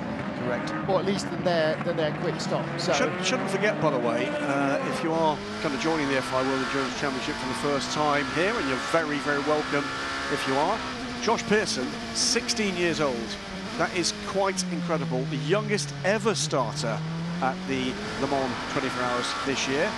Debuted in the Age of Le Mans series halfway through the season. Why? Because he was too young to get the licence beforehand. That was almost 3 wide with these 3 Porsches here. This has been a cracking battle throughout. And they got nothing to lose as well, because you know, the championship's wrapped up. Either one of the Aston Martins we know are going to win that. So they're just fighting. It's gloves off. I love it. It's a good opportunity for all of them to get properly stuck in. Equal machinery. Yes. And you know, on a track where I think for them, they can actually pull off some moves like we've seen, the trading of positions. But when you get to the pro level, it gets a bit harder where they place their car, and I think a bit more dirty air comes off those cars as well. There's something, by the way, I know you're obviously stood in pit lane, but from the stands here, the acoustics here are astonishing. It's so loud, and those 3 cars together with the noise we know, even this less loud than it used to be 911 RSR is, it's quite an astonishing sound. I think what I was trying to say, with all due respect, because they are the AM class, the AM drivers, more mistakes come more frequently, and that opens themselves to a few more overtakes and repasses here and there. Where the pro drivers, it goes to show that the drivers that the pros are, that they can drive lap after lap, and hardly any opportunity for an overtake. But I see little mistakes creeping here and there, and it's exciting because it creates that chance to overtake the car. Watching these cars, we had a video conference with Porsche's Alex Stehlig before the race starts, with a few facts and figures about the programme, and he was pointing out something that had not occurred to me to that point, as the Perez goes defensive this time, which is after next year. That will be the end of the GTE class. It will be the end, for now at least, for a racing programme for a Porsche RSR. Now that will be the end of a story that goes back for 50 years with Porsche RSR. The GT3 cars, not an RSR, it's a GT3R, but Porsche RSRs in a variety of forms have been in racing since the 1970s. And at the end of the GT era, for now at least, that will be the end of that. Well, they can always call it the next ethos of GT3. They can call it what they like. Well, for instance, their new Hypercar is not the follow-on to 919, 920. No. It is instead follow-on to 962 as a 963. So, and I'd love to know why exactly that happened, but that's, you know, it's entirely possible, and RSR will be the next gen of GT3 car. A fascinating committee meeting, I'm sure, for that one. Car 31, meanwhile, with René Rast at the wheel, has caught Joshua Pearson. Yep. Thick and fast. And remember what I was saying earlier on about how United started with their pro drivers, their golds and platinums. Now they've got their silver driver at the wheel, and René Rast, who's a platinum as well, one of the lead drivers in WRT, is about to overtake him. And René Rast was winning Porsche Mobil 1 Super Cup championships and races when Josh Pearson was in 4th grade. Pearson sends it down the inside of 86. Leila Wadou noticed the #1 car right in front, still ahead of the GR Asia Porsche that turned around, and still behind the 56 car. So she is still in those 3 GT cars that these guys are just going by, and Rast around the outside at the hairpin. Epic move. Nicely done. He knows where the grip is here. He's raced here before, and Pearson hasn't. And that's the difference. Former Audi boss Wolfgang Ulrich, former Audi team WRT. Oh, they're all happy boys with that. So that's an interesting turnaround there, because, yeah, René Rast now heads the 23 car genuinely. Yep. Because beforehand it was, like I say, it was a bit of an unfair fight. You've got a silver versus a gold or a platinum.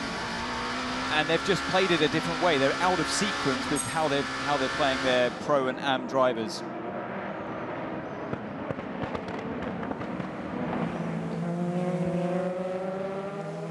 Nico Lapierre, you've been out of the 36 a while, but this is tough on tyres and drivers. Yeah, it's very hot out there, but everything going well so far. Of course, we have to watch on tire degradation because this track is really hard on tires. We changed the outside tires at the first stop, like most of the Hypercar. So let's see, the temperature is cooling down now, so it's going to get a bit easier. Let's see what pace we can have during the night. What can you do in this 8-hour race? Sorry? What is possible? Let's see. I mean, obviously Toyota is a bit faster right now. They are a bit better on traffic management because they have a better top speed than us. So it's a bit easier for them on traffic, and they are a bit longer on fuel. So there is not much we can do right now. We just try to stay as close as possible, not making any mistake, and who knows, it's an 8-hour race. Okay, thank you. Thank you. 3 classes, 3 wide there just briefly as the Alpine. And that was not a particularly encouraging assessment from Nico Lapierre. They've sort of got to wait to see what the race gods give them here and whether or not things might change as things get cooler. It was a really interesting point he made about the strength of the Toyota. We mentioned you need straight line speed in the circuit. It doesn't only help you for lap time around this track, it also really helps you through the traffic. Correct. And he's picked up on that very articulately. He said, look, every time we're following cars through the corners, that's where our car is at its strongest. So when we get in traffic, we can't do anything with it in a straight line.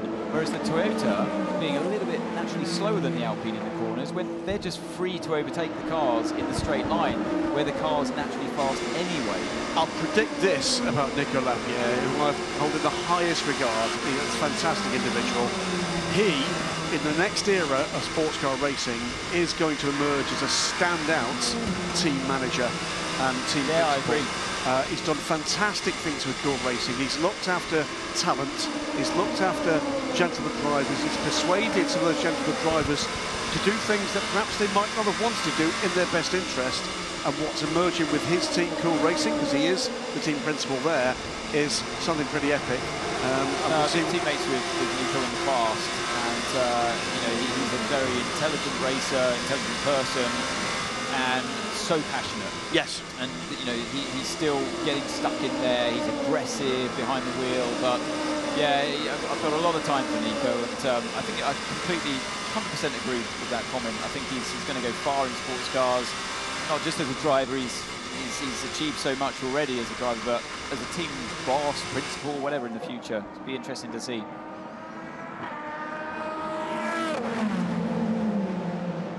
We talked a little earlier about Lilo Adu, who's going to be driving the championship-winning Hypercar tomorrow's rookie test. One of the other drivers in the Peugeot is going to be one of Nico's protégés, the young Dane, Milton Jacobsen.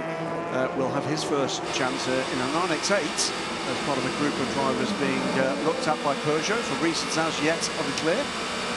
But great to see that winner in LMP3 after a fantastic end to the season. Still this trio battling away, line astern. Great fun for these three.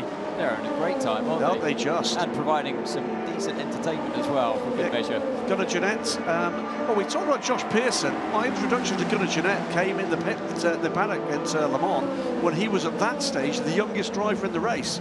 Back in 2002, 3, something like that. He's a little older now.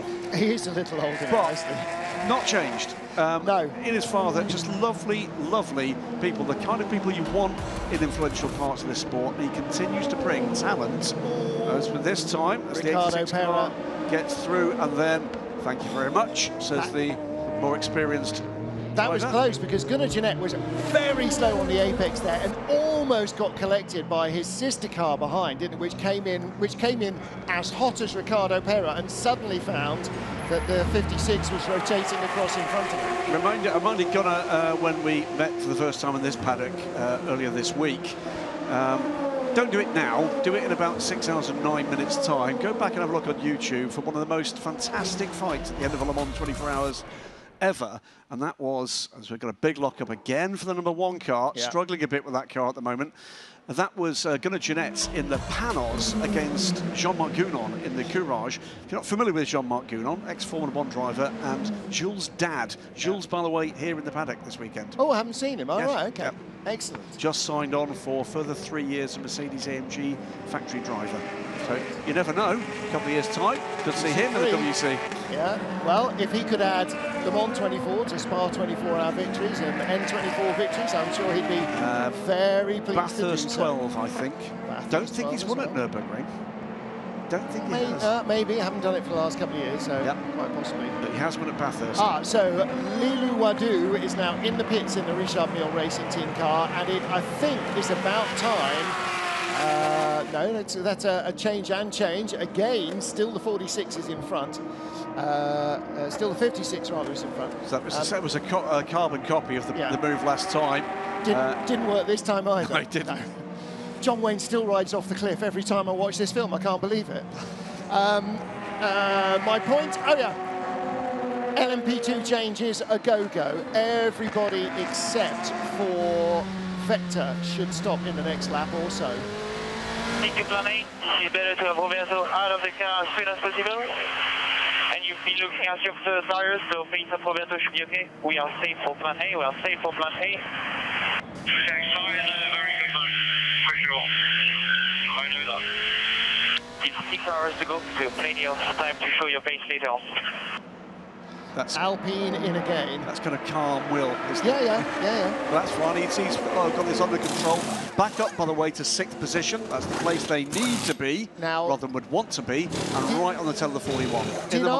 Did I understand that they're going to put Roberto back in at this stop? Yeah, he will have to get back. No, I know, yeah. but we haven't seen Antonio in it yet. So I would have thought they might have given him more than a stint off. Some of the drivers were saying, particularly in this heat, having one stint off is actually really hard. Having 2 stints off gives you some time to recover. Just a note there, by the way, in that melee with the LMP2 cars coming through, there's a change there. The 46 car has gone by the 86, so it's now Team Project 1, 3rd and 4th. While they're battling, by the way, just look at the background there, the looming form of the baby blue 33. Yep. Ben Keating in 6th place as he follows this 3-way battle for 3rd. Down the inside comes the 46 car, so that will be a change for position. Mikkel Pedersen on the inside becomes the outside. And out of the corner, here comes Gunnar Jeanette. So they go across the stripe on the back straight. And Gunnar Jeanette with the inside line. Ricardo Pera for GR Racing. Black and orange is following, but the outside line has just enough grip. Mikkel Pedersen keeps his nose in front as they start to climb back up the hill. So he is now up to 3rd. So it is a Project 1 3-4 with Ricardo Pera behind in 5th. And still in 6th is Ben Keating ahead of the Northwest AMR Aston Martin, which now no longer has Paul Dalla but has David Pittard in. And look at the back of the shot. There you can see the blue Aston up, top of the hill. There is the 98 Aston. And so that's the championship fight. Yep. It needs to be somewhat less close than that for the Northwest AMR car and in the opposite direction, but game on. Yeah, but David Pittard has taken over from Paul Dalla. So he's one of their pro drivers against Ben Keating, who's staying in right now. Everybody from LMP2 is in. I think we saw Roberto Gonzalez ready and waiting to get in there. Was that? Looked like a red, white and green helmet. Yeah. So this will be the last time that Roberto's in the car for this race. If he does a double. No, not for 8 hours, for 6 hours of 2 stints. If he does a double, he might be okay. Okay. Double check. He might be okay. Again, because in a 6-hour race, you only need to do a double. Yeah, without our strategy confuser, we're going to have to double. We're going to have to wait and see what they do. So WRT are in and out. René Rast stays in. Ollie Jarvis takes over 23. Is that 94? It's 93. It's Diressa down at turn 1. Now, he was complaining about gears, wasn't he? Gear selection. Okay, or has he just porpoised straight off? It is stopping. It's stopping. Okay, if the lights go off and nobody's home, that's him doing a power reset. Now, have to be safety car, won't it, to get that stricken car out of the way. Just It's switched itself off, hasn't it? Is it a hybrid issue? Perhaps it just looked like it wasn't slowing down. Maybe it's just gears. He finally couldn't get down the gears, and he's got a box full of neutrals. It's a shame. I think he was just losing. It explains why he was losing speed as the race went on. Okay, yellow flag to start with.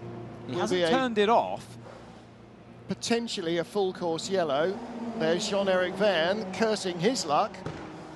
Let's hear from 93. Gearbox is okay. I should stop it.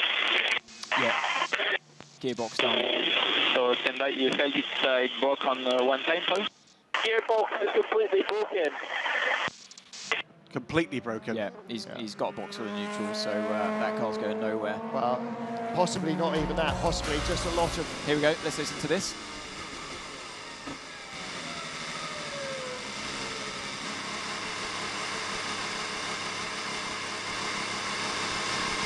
Hard to tell when we first came aboard, but you could just hear it was quite clunky on the downshift. Yeah. And, it grabbed a couple of gears, and it sounds like it's broken a shaft or something, and he's got no drive now. Which is a shame because this car's done so many thousands of kilometres in testing, and they don't experience these kind of problems. Just as we cut away from the replay there, did the rear wheel spin? Yes, it did. It just caught again. It did. Okay. Okay, so which sounds then like it's something in final drive as opposed to actually gearbox internals. But again, you know, might have been him on the clutch. Could have been. Probably could have been on the clutch. Just in a lot, he's just released the clutch and it's just stalled itself. Right. So yellow flags at turn 1, 2, 3. But does that now mean we will go safety car? They'll give it time to recover the car. Very close to a recovery road, but I don't think the race direction will want to do that under full course yellow. I think it'll be a safety car.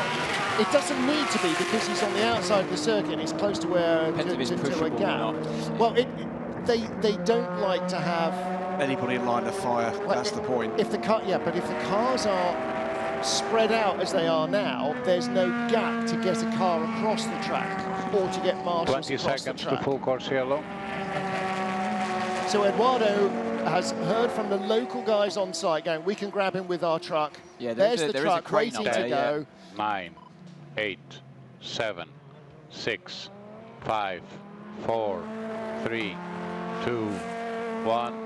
Full course yellow, full course yellow. Excellent. Race director Eduardo Freitas back in his happy place. Yeah, it goes to show great race direction when you've just got one voice deciding. Yeah. He's trying to do something. Is it? Yeah, he's still trying to power cycle. He's moving. He's moving. Here we go. Here we go. He's moving. Okay. Peugeot back to their rallying roots. Right. Although, was it not a Peugeot that won the first ever Grand Prix? Peugeot won Indianapolis 500. Peugeot have been racing since the very, very dawn of the company. Absolutely right. Into the pit lane. He's still in Bahrain, Luke. He's moving. He's at turn 1. He's going to be very slow. You've got time to run up to the top of the pits because he is going very slowly. He's just about keeping pace on. So he may well be up to 80 Ks, but he is now in turn 4, heading back to the pit lane. Now, this kind of puts me in mind of the early forays for Glickenhaus last year when they had gear selection problems that were electronic. Gunnar Jeanette out of the car, and so that is the 46. So is that PJ Hyatt or is that Ben Barnicot? Rather. I think that was Ben Barnicot possibly going in. Well, that car is going to go very quickly then. Yeah. Ben, an absolute star. In Inception Racing. Very quick driver, Ben. Project 1. Seen it all year. Yep.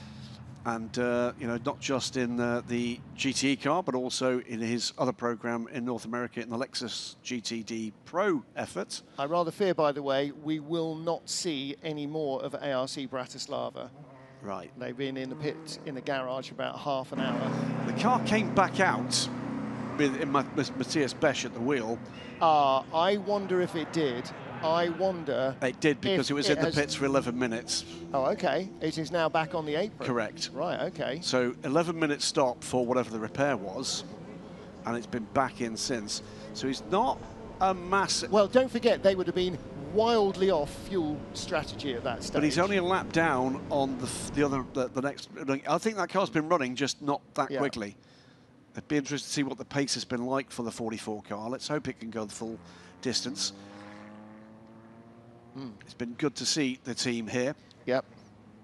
Always good to see small, ambitious teams. James Collado in the pits, followed by Tommy Milner and Antonio Fuoco. Should say, by the way, as we're watching these cars coming in, driver change, it'll be Alessandro Pierguidi aboard the car for the first time after 2 hours and 2 minutes. Well, that's normally as much as James gets, so Ale will do the next 6 hours, obviously. In comes the 91 car as well. I am being facetious. Of course you are. I am. But there are races, clearly 6-hour races, where you almost never get Pierguidi out of the car. This is the battle, Jimmy Bruni and Antonio Fuoco, wasn't it? An hour and a half ago, almost, hour ago, certainly. It started the race. Yeah. Well, it was sort of the end of the first stint, towards the end of the first stint, when the Ferraris came back to the Porsches. And Antonio Fuoco ended up, in fact, moving into the lead, didn't he? Collado then moving with that move as there, well. that was the move for getting into past Bruni for second. Once and for all after that tussle, and this was James Collado go. On Jimmy Bruni. And so all of this was very, very tight. There's the battle, basically all 4 cars in that shot. The classic pocket handkerchief would have covered them until James Collado, going a lap longer on fuel, lucked into a full course yellow pit stop. Now, everybody, with the exception of Kevin Estre, is in the pit lane now, but Estre needs to be stopping here. He needs a full course yellow stop, or he's just going to be a day off the pace. There's 91 car back out. I can't understand why they didn't pit him. Oh, and they've done the driver change at Peugeot. Okay. De Resta out. Can't understand why Estre didn't pit there. Maybe they're just trying to get out of sync completely for hopefully at some later stage in this race. But it's in the fuel window now. It's in the fuel, yeah. And they had the option. Yeah. Oh, it's going to go back into the garage, isn't it? Onto the trolleys. They've obviously got an electronic glitch. Mike Conway is about to close the door on the 7. He's taken over from Pachito Lopez. Jose Maria Lopez, 3-time World Touring Car Champion, watching the battles today. This is again, we're going to see the problem for Paul Di Resta, as he just runs straight on there. Well, it sort of chatted a couple of gears down the gearbox and then didn't really want to do anything else. But then a degree of turning on and offery seems to have brought it back to life. I did wonder at the time when we were running on board, and I said, listen, for this one, the dashboard did look like it had lost all signal. I just wonder if it was, like you said, electronic rather than hydraulic. It's my basic rule of thumb. If it's got all 4 wheels and it's not on fire and upside down, it's electronics. Because modern metallurgy is so good that almost nothing else ever breaks. This is the World Steering Championship from the Toyota Gazoo Racing Team. Giving them the full scroots just to see what's going on. I mean, you have to keep up with what your rivals are doing. David Fleury, that was there. Long-time technical director at Orica, now at Toyota Gazoo Racing. Luis Beckett just watching from the back of the doorway there as the 94 completes its pit stop. I wonder if they do a nice cup of tea at Peugeot. Maybe not yet. Maybe they need to work on that. Of course, I think they're quite close to Jota in the paddock. Certainly didn't when I was with them. No. One of the weak hands was at the... Yeah, not good at the steering competition. Not good at a cup of tea either. Bit too milky. Now then, Paul Di Resta dropping down the leaderboard in 5th place in Hypercar, but dropping down the order. Let's hear from Jota. So let's try to be sharp on the restart. The guy in front of you is struggling big time in his tires, so let's try to be sharp and pass him as soon as possible. And this will be bronze versus bronze. Roberto Gonzalez and Rui Andrade in front of him. That's the other car. That's the other car. 94 Peugeot. It's Monza all over again. Same fault. Yep. Potentially. Well, Nico Muller has just got in. This is his outlap, so he is 3 cars out. 93's in the Be pits. advised, we have one car. Stop at a safe place and do another power cycle. Stop at a safe place and go P1 5 seconds, then P0, and then go again. Stay in the middle of the track now. Take your time to do each step. Well, again, it sounds very similar to what Sebastian Buemi was being asked to do when his car stopped at Spa. Yeah, find somewhere and just, Control-Alt-Delete. Well, it wasn't driver error, so you can clearly see there's a problem going on with the lights flashing away as well. So electronics, I'd have to say, once again. Now, is that because they always strobe? No, sorry, he's got the full cross yellow button on. Yeah, so that's strobing under the full cross yellow, but this wasn't anything to... We came straight out of the pits and then ran wide at turn 1. What happened with Paul? He ran wide at turn 1 because he ran out of gears as well. So still full course yellow, and it will end in 10 seconds. We will go back to green. 92 Porsche has finally stopped. Michael Christensen is at the wheel, but again, I was scratching my head. I'm no team manager, God knows, but just did seem like they're trying to stretch it as far as they dare. I think they got away with that by the skin of their teeth. I think the full course yellow only lasted so long because the other Peugeot slowed down. I think they might have got caught in the pits there. Not jammed in the pits, but...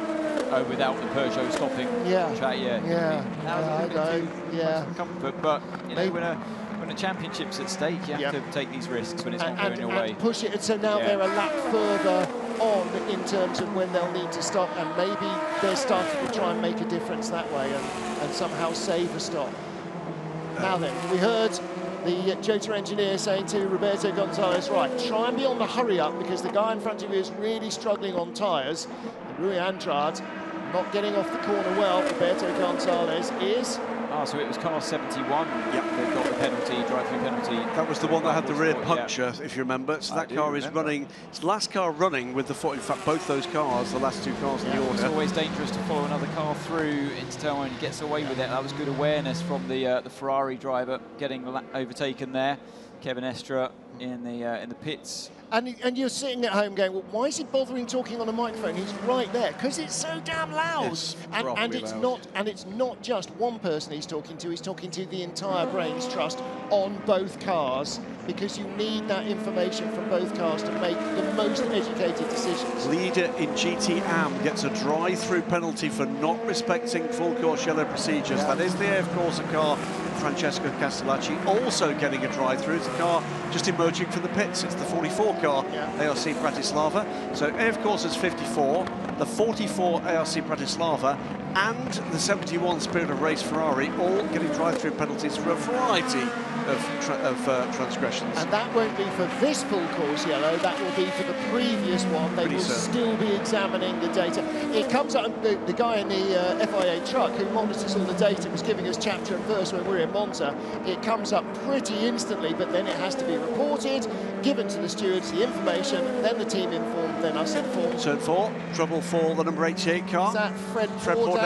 It is. Working through his bronze driver time here. And presumably they're all fresh into the pits. Oh, that was a car. Whoa. A hit with the number 34 car. Now that was Kuba Schwikowski. Is that Alex Brundle now? No, that's been a driver change there at 34. It's Esteban Gutierrez. That was a bit too close for comfort. I think there was contact, wasn't it? So that was spin on the exit of turn 4. We saw There's the ARC Bratislava car going one way. Yeah, here's Roberto Gonzalez. Here we go. Rui Andrade. He's got the grip. Mexican on the Angolan. So he's going for the wide line. Is Roberto's trying?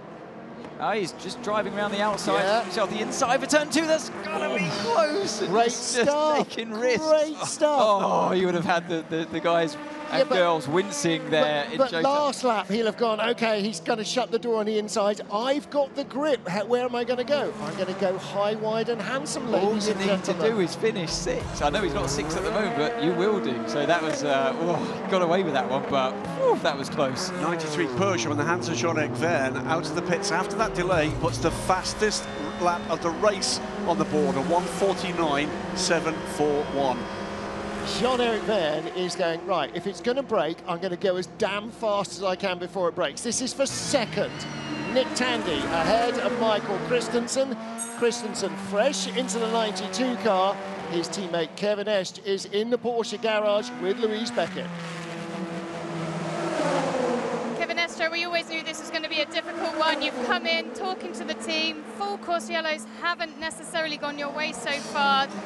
Tell us how you're feeling at this point in this move. Yeah, we had a good start. It was a bit chaotic. They brakes in front of me, so I had to pass, and it was a bit of a weird start. But we had a good start, could defend the position for a while. And then I think 52 was coming fast towards the end of the stint. I think their degradation was better than us, so we had a fight. Then we all pitted quite early, and 51 and 64 went long, and the full course yellow came their way. So that's luck. Well, it's luck for them, but that's the way it is. We can't change it. So now we are quite far away to 51. We are fighting with 64 for position. I think we are faster than Corvette, but 51 is ahead and quite far. It's going to be very difficult to pass or to come back and pass, but we'll do everything we can. But definitely both Ferrari are looking very strong. Okay, thank you. Thank you. Well, there's one thing having a slight performance disadvantage. The other thing is when Lady Luck hands one of your rivals a big boost. That's what you really don't need. Looking at the pale blue car still of Ben Keating in 5th place. Nicky Team in the Northwest AMR car has got by. The 98 car is in front, but that is the 3rd driver to go in that Northwest AMR Aston. Started by Paul Dall'Anna, then it was David Pittard, now it's Nicky Team. Ben Keating stays in the car into his 3rd stint in that Aston, so he will do all his driving time at the beginning of the race and then leave his teammates to try and get that title. He was just ahead of Philip Hyatt at that stage. Back to our GTE Pro race. We're 2¼ hours in. Still no clue who's going to A, win the race overall, B, take the driver's crown, or C, be the team's champion either. It is 4 teams, 2 from Porsche, 2 from Ferrari, who could be champions with drivers, and either Porsche or Ferrari will be team's champions. At the moment, the advantage is slightly in the hands of Ferrari. The reigning world champions lead, and they've got about a 30-second advantage over the Corvette. You can just see in front Nick Tandy, who's taken that car over from Tommy Milner, who started it. It's got Michael Christensen in front of us as we ride with Miguel Molina in the second of the Ferraris. This is the battle for second. And for a car that's been as far off as it has been to this point in the race, Nick Tandy, he's about to make a liar of me, is fending off this group and is doing massive favours for the 51 ahead at the moment. 36 car coming through here. 92 desperate to get through here, do what they can do to. I think that was compromised by the Alpine being in close contention. There you go. We saw just a moment for 92, but I think that was about the traffic that was in close proximity. Has put him under risk here for the 52 car behind, though. GT Pro is still delivering, but you can't forget that 40+ seconds up the road is that 51 car.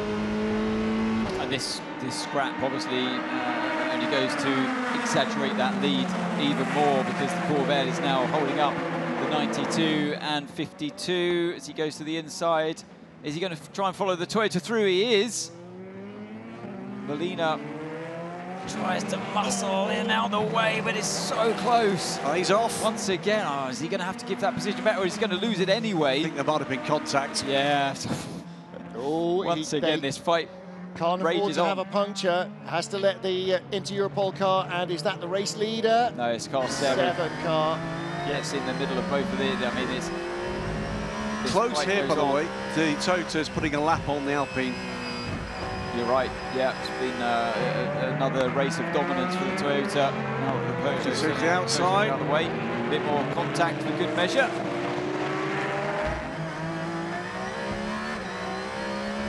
So 52 had the speed at the start of the race anyway, and it seems to be in this later stage of the race, the stint, to get pretty good.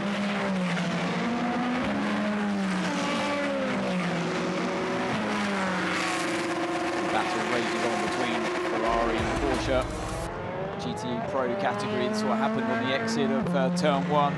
Tried to muscle the Porsche out the way on the exit, did Molina, but 92 held his ground, did Christensen. And that was a bit of a messy re-entry, wasn't it, from Molina, bouncing all over the curbs. Not sure how the stewards would read that one. Completely off the track. I think there was a little bit of contact in turn 2, but he's completely off the track. I don't think there was, you know. I don't think there was. I think he just put his foot down and carried on. The Porsche stayed on the racing line. I wonder if he's going to have to give that position back. I'd have thought, had there been contact, I'd have had you know, a question, but I no think question in my mind. contact is fair game. You know, you're pushed off, physically pushed off. But there wasn't contact. Yeah, if there wasn't contact, then stewards will be looking at that one. Meanwhile, Nick Tandy is deploying the trademark Nick Tandy grin and is driving off a little bit here. Well, let's hear what the Porsche team have to think about it. Just looking for the position back. You're looking for the track? Yeah. We're reporting and we're waiting for them to give the place back. Nothing official yet, so continue. Yeah, so he's on it as don't well. worry. Yeah, don't worry about the stewards. Yes. We all saw it. Just keep your head down. Carry on. At the moment, though, things are looking a little tough for Porsche. Let's hear from Peugeot again. Things looking a little sticky from them. Paul di Resta had the car stop under him. He's with Louise Beckett. Paul di Resta, we heard you reporting back about the gears throughout your stint, and then obviously we saw the inevitable. Explain the situation with the car, because obviously then we saw it in 94 as well. Yeah, it's not been easy. We had something going on, and then we had a bit of a shutdown where we were a bit stuck. We've reset the car, and everything seems to be okay. Whether we'll run into trouble again, I don't know, but at the moment it seems fine, and it's gone on. Bit of a shame, because it's always a true test where you are, but I think we're within kind of 15 seconds, a couple of stints in, so quite a long race, and obviously going into the night to see if it would come back in our favour. But this is why we're here, to test the durability of the car, the performance, and clearly still some work to do, but at the same time you take lots from it, and until that point I think an improvement on last time. Frustrating, because the amount of time you were out there was actually probably longer than you were in here. Yeah, I don't think it was long. I think it was a precaution just to see if it was anything hardware, but at the same time I was at the back, so I don't know what they reset. We managed to get the car back, fortunately under full Porcello, but you're too late by that point. You're kind of out of the game, but we'll keep pushing on and see where we get to. Thank you. The car is making its way back up through traffic. That was a change for position there, with the number 93 ahead of the 41. Riandrad loses the position to Jean-Eric Verne. Another one to note, by the way, the drive-through penalty has been taken by Francesco Castellacci from what was then the GT Am leading 54. That puts Rahel Fry back into the lead for the Dames. Well, Peugeot clearly still with some software issues to deal with, and that is often, so often, the Achilles heel of any modern racing car, because the only things that electronics don't really like are heat and vibration, which luckily is almost never a factor in the engine bay of a modern high-performance racing car. But, you know, there we go. Claudio Schiavone for Iron Lynx in 8th place, with Dempsey Proton, the 77 car, right behind, and that's now still being driven by Christian Reed. So, again, like Ben Keating, a couple of spots up the road from him, he is doing all of his driving time in a monster triple stint. Now, interesting battle here. Claudio Schiavone with Christian Reed. And these two teams, one of them, the Proton competition team, next year into Hypercar. The other one, Iron Lynx in 2024. So Porsche for the Proton competition team, and it will be Lamborghini for the Iron Lynx team in 2024. It shows, doesn't it, the astonishing transition that we're going to see in the FIA World Endurance Championship. Well, unbelievable. You know, 3 years ago, we first heard of Iron Lynx when they were racing in Michelin Le Mans Cup, then European Le Mans Series, then World Endurance. Now, factory program, running, not customers of, running the factory program. I mean, it's astonishing. And by the way, in both the FIWC and IMSA in the first year. Not just enough. Yeah, plus GT3 racing next year with Lamborghini. Clearly not in the World Endurance Championship, but that, I'm sure, is something that organisation will want to progress to when GT3 cars become a part of this championship in 2024. And two ex-racing drivers right at the helm of that as well, the Piccini brothers. I mean, it's just brilliant story. And this team as well, Rahel Frey, Michelle Gatting, Sarah Bovy. Sarah Bovy claiming her second pole position in World Endurance Championship yesterday in qualifying for the Iron Dames. Only two drivers in the history of GTE AM have more than one pole. She is the second. Ben Keating is the first, and they have basically been the two who've been going at it for pole position, at least for the second half. With full respect between the pair of them, it's been great. You know, when Sarah's been on top in qualifying, Ben's been the first person at the door of that car to say well done, and vice versa. Went to talk to them at the autograph session, and Michelle Gatting was in the middle, like quite chatty. Rahel Frey on their left of the table, quite chatty. Sarah Bovy was like she was plugged into the main. She was just like jigging away, and just absolutely none of the adrenaline from that qualifying lap had disappeared. She was just so excited to go racing. And you know, they won the last race out in Portimao in the European Le Mans Series, and if they win this race, it will be their first World Championship victory with a GT car. I mean, that's just amazing, amazing. And there's every chance that they could easily win this race. Cars 92 and 52, no surprise, under investigation for what happened to that turn 1 and turn 2 skirmish, and pretty sure that a penalty is going to come Molina's way for that. Yeah. I mean, well, they sort of needed to give the place back immediately. Oh, so they had the wrong car in the beginning. They said 91 in the beginning. It was actually 92. So yeah, now you know Molina, he's got the speed. He's on his way. He's putting pressure on Nick Tandy. He's going to overtake, but I fear that a penalty's coming his way. God help them if they can't tell the difference between these two Ferraris. If there's some incident with a Jota, oh, that could be awful. Well, I was about to talk about Jota because it's happened in the past. Because again, by the way, the progress of Roberto Gonzalez brings him back up into 6th place in LMP2 again, and again, that's what they need to do. But with a huge amount of professional driver time still to come. Yeah, they have had one professional driver stint. He's in his second stint. He will need to do a third. It's an hour and 40 minutes in an 8-hour race. So it's a 40-minute stint basically. So 3 stints is an hour and 20. So might need a fourth stint. Listening back to that message from Will Stevens, an engineer, saying, you know, look after these tyres, and him saying you can improve your speed later on in the race. I think he was babysitting those tyres for Roberto. Absolutely. Yeah. Oh, look at the onboard message there. Blue LMP. Blue flag's been shown to the driver of that GT car, and the reason was there's an LMP car coming behind. That's new. There's been a tweak to their software this year because it used to just say blue. Blue. You can. Oh yes, very much. Louise Beckett, if you head down to who's got the ice lollies out? I think that was TF Sport. That information system can tell you all sorts of things. For instance, there you go, it tells you there's a blue flag and the reason for it. It will tell you full course yellow, or yellow flags, or green flags, red flags, black and orange flags. Critically, black and white flags, driving standards flags. Race control can tell you which turn you are breaking the regulations at as well. It can say black and white, T7. So the software consistently constantly improves, but enough of that. There's a fight going on. There is the two Toyotas, they've changed drivers. Brendan Hartley's now at the wheel with Mike Conway, car number 7. The two guys that qualified these cars yesterday. Mike is on the attack, and he's closed that gap up from over 5 seconds down to 7/10. So now we get back to the rule number 1 of Toyota is not don't mention Toyota. It is, if you are behind and closing, you get on the phone and say, I'm faster, let me through. They give you 2 laps to go by and clear off. Otherwise, like some back in your box, you drop behind again. So that's exactly what Conway will be doing. He's now within DRS range, if there were such a thing here, but he's within a second and closing. So now he's going, okay, now I'm going to start to get in this dirty air, let me through. And they will ask Brendan to move aside and let Mike through. Then he gets 2 flying laps to prove that he can pull away. And if he can't, they will reverse their positions.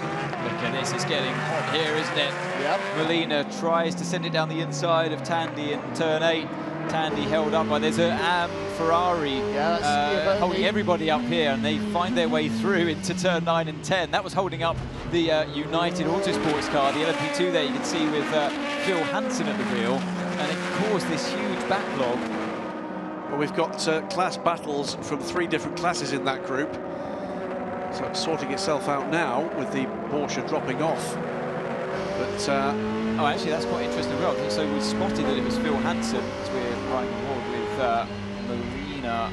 He gets overtaken by Rene Rast. Yep. Or lapped by Rene Rast. Well, Rast is now closing. And it's Rast that's closing in on Phil Hansen. So yeah, like I said before, the WRT always quick here. Sean Galel did the start of the race. He's their silver driver. Now that Rast is behind the wheel, he's closing in on Phil Hansen. Now, part of that is potentially driver speed, part of that potentially also who's got what tyres on, and that always muddies the water a little. If Phil, for instance, inherited a set of tyres, but Rene, his teammates previously double-stinted their tyres, then he may be on fresher tyres, he'll buy a stint, and so that can make a big difference. Or even just put up half a set of tyres on as well. Yeah.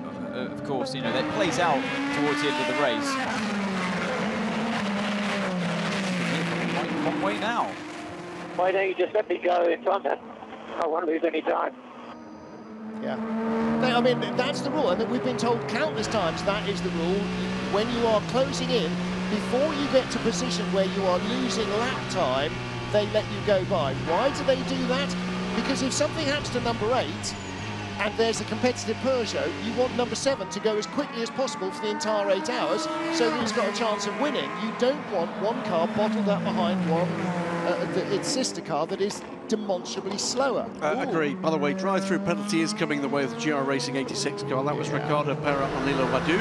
We saw that a little while ago at turn 8, so it will be a drive-through penalty for the car currently running 7th in GTE AM. Don't disagree with a single word of that, by the way, Martin. That is, we know that's been the way in which these cars have been handled throughout for Toyota. It sounded a bit moany from Mike. Well, it was derived by not just the team, it was the drivers were very much involved, along with Alexander Burtz as well, driver advisor for Toyota Gazoo Racing, and it took a long time. I was part of that initial process. Took a long time to come up with it because it is very difficult, and it's a very personal thing, fighting your teammates. You want to fight, but the team don't want you to risk damaging the cars, risk failing to finish, and you don't want to have a risk of overtaking into turn 1 like we're just about to see here. With Rene Rast on Phil Hansen. He went one way, sold him a dummy beautifully, and gets the job done into turn 1. It looks to me like he's just got more grip. It might be, Martin, like you said before, a case of fresher tyres, or he's just got the speed at this stage in the race. Brilliant stuff there from both of them. As we saw that pair coming out from that sequence of corners, if you look in the background, you can see the Corvette and the Ferrari. They're pulling away from the Porsches, including the Corvette. They're not closing that gap anymore on the Corvette. And 52 will not have to give the place back. 92-52, no further action. Interesting. Yeah, I think they're kind of going... What did they see that we didn't? Well, I think it's just a little bit hands-off at this stage. Well, I mean, if there was just the slightest amount of contact, which I didn't see... Nick Tandy has to go down the inside. Had to go down the inside. That is from Gazotto in the 71 Spirit of Race Ferrari. Let's see, lets Molina pass. Well, on the once outside. somebody's gone down the inside who's much quicker, and there's another one much quicker, you're going to stay out. Tell you what, if I was an Ham in that battle, I'd get the hell out of the way. Get out of Dodge. Never mind that. If you're an LMP2 driver and there's that battle, you stay well away from them as well. Absolutely. And that's what that's not Phil Hansen is. That's 23 behind. So the battle for second in GT Pro continues. Phil Hansen being warned about exceeding track limits as we ride on board with Miguel Molina. It's a kind of interesting circuit, this one, Anthony. Lots of long, fast straights and a couple of sort of sinuous sectors as well that are very frustrating if you catch traffic because it's hard to get by. Yeah, I mean, it can be. Look, we've spoken about it already. The GTs are very quick, actually. You've got a lot of mechanical grip. So by that I mean through the suspension, the tyre grip that they have available to them. It gives them a lot of speed around the slower speed corners. So it does make it difficult in a prototype to overtake them, actually, to lap them in that part of the track. Unfortunately for the hypercars, they're super quick in a straight line and a little bit cumbersome, actually, in the slow speed corners. So it's hard for the drivers to navigate their way by, but there are definitely worse circuits that we've raced at in the past and will do in the future for overtaking. So both of the Toyotas have now got the Alpine in their sights, and this will be to put a lap on the number 36 car, which, remember, coming into this race was in title contention. And this is looking further and further away from that title opportunity for the outgoing hypercar from Alpine. This is the 36 car, the Alpine A480, based on grandfathered version of the Rebellion R13 of blessed memory, and they'll then take a pause in the top class for a year, with Signatech going back to LMP2 next year with what we believe will be a two-car effort before 2024.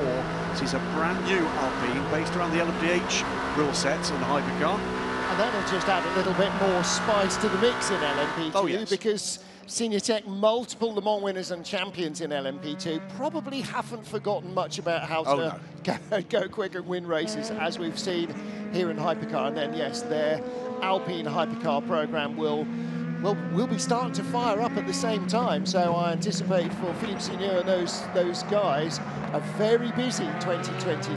Yeah, it's good to see, by the way, in the paddock earlier, Bruno Famat.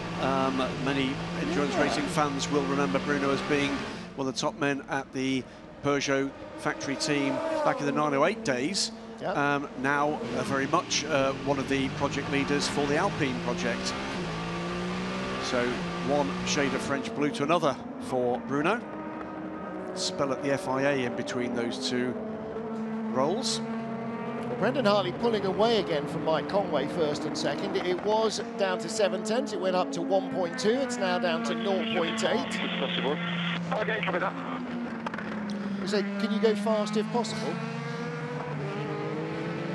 Sun is sinking very quickly towards the horizon. 4:33 local time. And because we are much closer to the equator than Northern Europe, the sun goes down and comes up at about the same time, roughly 6-ish, and for most of the year, and goes down very much quicker and comes back up very much quicker than we're used to in Northern European climes. Those of you who live in more tropical territories are probably much more familiar with that. So wherever you are, thank you for joining us. Busy weekend here at the Bahrain International Circuit with the 8 hours. The final round of the FIA World Endurance Championship. So many titles up for grabs, not least GTE AM. Our pole sitter, Sarah Bovey, has stepped out of the car to talk to Louise Beckett. Sarah Bovey, the 85 Iron Dames, currently leading in GT Pro-Am, but I need to focus really on the achievements that the whole crew have achieved so far this season. It's incredible what you have all done for women in motorsport. Yeah, I think the season was it was a great team effort. You know, like we grew up together, we built our pace race after race. I think we are much stronger now than in the first race of the championship. But still, you know, the competition is extremely high, so it's still very difficult. And yeah, we hope for the best. Looking at yesterday, because we didn't get to speak to you, another pole for you. I mean, you seem to dial it all together. Yeah, you know, yesterday the team clearly gave me the best car I could have hoped for. It was amazing to drive, and I had just the best time driving this car for the quali. I was pretty much surprised when they told me pole position, because we had an extremely tough weekend up to there. It was very difficult to build up some pace. So yeah, I was really happy, and yeah, thanks to them, because we do that as a team, you know, we build up together the race weekend. Yeah, and we've still got a long race ahead of us. Yeah, well, you know, we take it step by step, race by race. I think we have a way of working that is, you know, starting to really work well together, and I love racing with Rahan, Michelle, and with Dorian when she's joining us. It's really cool. Thanks very much. Thanks a lot. Well, we've seen the Iron Dames, actually quite rightly said, Martin, starting with Michelin Le Mans Cup, European Le Mans Series, where they won the final race of the season. Sorry, they didn't win it, dominated it. Crushed. Absolutely did. Crushed. Class-winning efforts in GT3 at the Spa 24 Hours.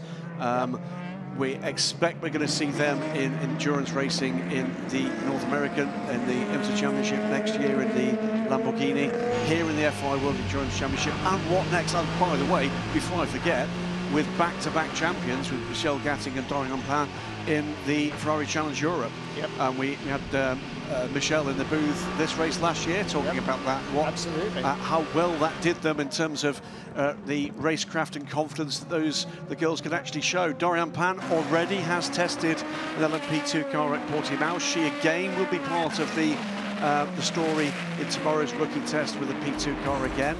Will there be a hypercar future there as we go side by side with the 88 and the 46 car? That's Nicky Leutwiler. Yeah, Nicky Leutwiler putting a lap on the 88 car, Fred Pordad. Fred was actually on an in-lap there. I think, Fred, that might be the end of his driving, because he's been in that car for quite a long time. I think he's done a double. He didn't start it. Nicky Leutwiler, by the way, fastest in FP3 yesterday. Chat with him about that. There's driver change, so Fred Pordad getting out. Not sure who's getting in. See that in just a moment or two. Fred, unfortunately, getting a bit of a slap from one of the United Autosport. It was the United Autosport car, wasn't it? It was Alex Lynn. Didn't see it, sorry, apologies. In free practice. Yes, it was, yeah. Let's say hello to various different random boards no, it wasn't. watching around the world. It was James Collado. It was James Collado. The United Autosports issue was, well, actually something, let's hope we don't see the outturn of that. That was a bit of afters from Robin Freins on Alex Lynn after some disagreement on track, which led to a trip to the stewards for Mr. Freins, and he is on a 5-second stop and go penalty, suspended until the end of this event. Toyota's carving their way through traffic. Brendan Hartley still staying just out of Mike Conway's reach. You heard Conway asking to be allowed through before his speed was blunted. Well, his speed has been blunted by sitting in the slipstream for a little too long, unfortunately. So that window of opportunity has rapidly closed. They go by Ed Jones or possibly Roberto Gonzalez in one of the Jota cars. Jan Halen, by the way, was climbing aboard the number 88 car. So Jan into the race, side by side between the Toyota and the Jota car as the Prema car again goes wide, coming through turn 10 there. Little hello to various people watching in the west coast of Canada. Baron von Klutsch, good evening, good night, hello, whatever Peter. on earth it is, Peter. To Allard Kalf, friend of the show, and long-time Porsche ace and former Le Mans commentator Damien Faulkner watching at home in Ireland and expecting the arrival of his second child very soon. So congratulations to him. Top of the afternoon to you, Damien. We'll let you know the secret about how that happens in another couple of kids' time. Let's meanwhile stop laughing in the truck. Let's catch up meanwhile with Peugeot and hear a little from Nico Muller with our Louise Beckett. And comments on car balance when you can, Nico? Comments on car balance. Car balance is pretty good. Front is strong. Trying to manage rears a bit. Okay, you can go red EOB2, and if not enough, you can go red EOB3 after, but let me know. Copy, red EOB2. So the less delayed of the two Peugeots, still running third, still under a minute back despite, albeit under full course caution, having to stop for that reset. The second Peugeot, the 93 car, recovering after that pit stop after the problem for Paul Di Resta. That's recovering back up the field, now running in 8th position and closing fast on Ollie Jarvis in the second of the two United cars. Now, in 12 months' time, 8th place will mean that you are only behind hypercars. Only behind half the hypercars. I know, how exciting is that? So not with LMP2 cars in the middle. While we're watching this, let's just let people soak this in. We've got a very good field of 5 hypercars here, very different cars, etc. Next year, minimum 11 cars, and I think there will be more for some races. For the following year, if I'm right, I think we're talking there about a minimum 16 and a probable 18. for all races in the World Endurance Championship once the privateer Peugeots are delivered, which might be after the Sebring 1,000 miles. So it's going nuts.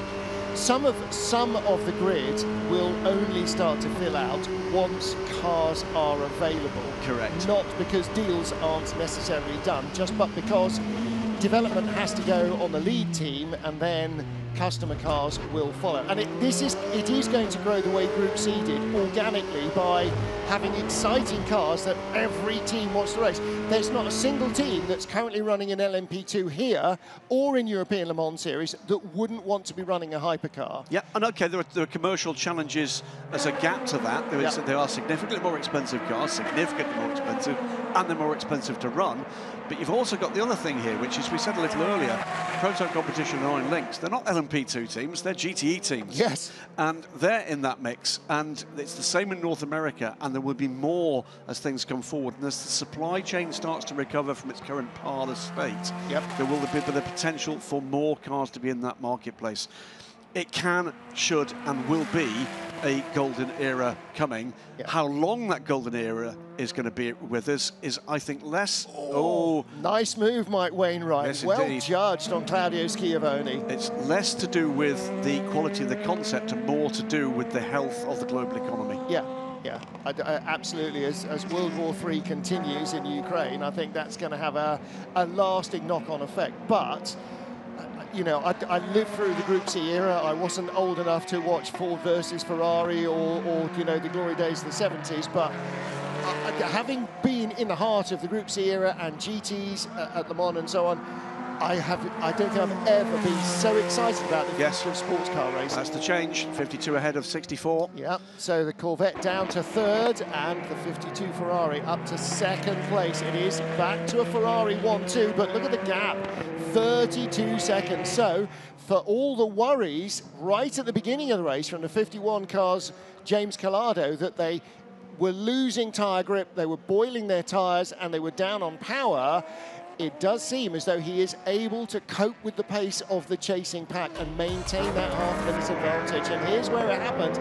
And again, it's that switchback down the inside, 6, 7, 8.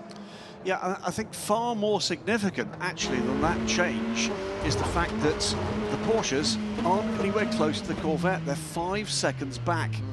Now, you know, James Collado, famously downbeat about a range of issues to do with his racing. Predictably, James, whenever he's talking about BOP, I suspect James is a very good poker player. But he wasn't to know that it was going to fall into his hands with the full course yellow. But he had the speed still to hang on with the top cars. But here's the point: he's pulling away. Yeah, he wasn't. Yeah, well, he was pulling away because the Corvette hasn't got the speed, and he was bottlenecking the 52 car up. He's finally found his way past. United coming in and Real Team being released. Yeah. Okay, I mean, he didn't pull out into the fast lane. He saw what the damage was, I mean, what the danger was. They shouted to him on the radio, and actually it didn't delay 23, so... But going back to what we were saying about James Collado out in front at the 51, he was pulling away because the Corvette hasn't had the speed all weekend, but was proving very hard with some very wide elbows out there from Nick Tandy, very hard to overtake. So he naturally, Collado was able to just eke out that gap further and further. Don't forget, he started that lead over the Corvette of 16 or 17 seconds because they are on the same strategy. They both pitted on the full course yellow.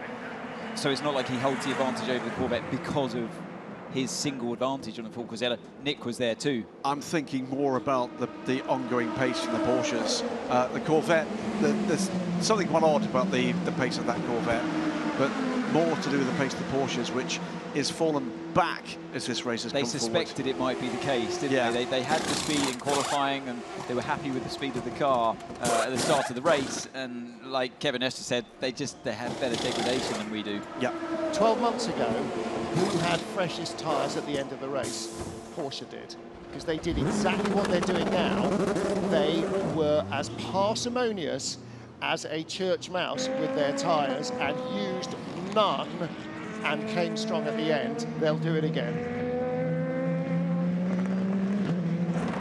Here is our lead battle, the two Toyotas, car number 8, Brendan Hartley, car number 7, Mike Conway. Conway has been within a second and a half and frequently half that distance behind the number 8 car, has not yet been allowed to go by and prove his speed, or been able to get within enough distance to have a bit of a lunge or show his nose to Brendan Hartley.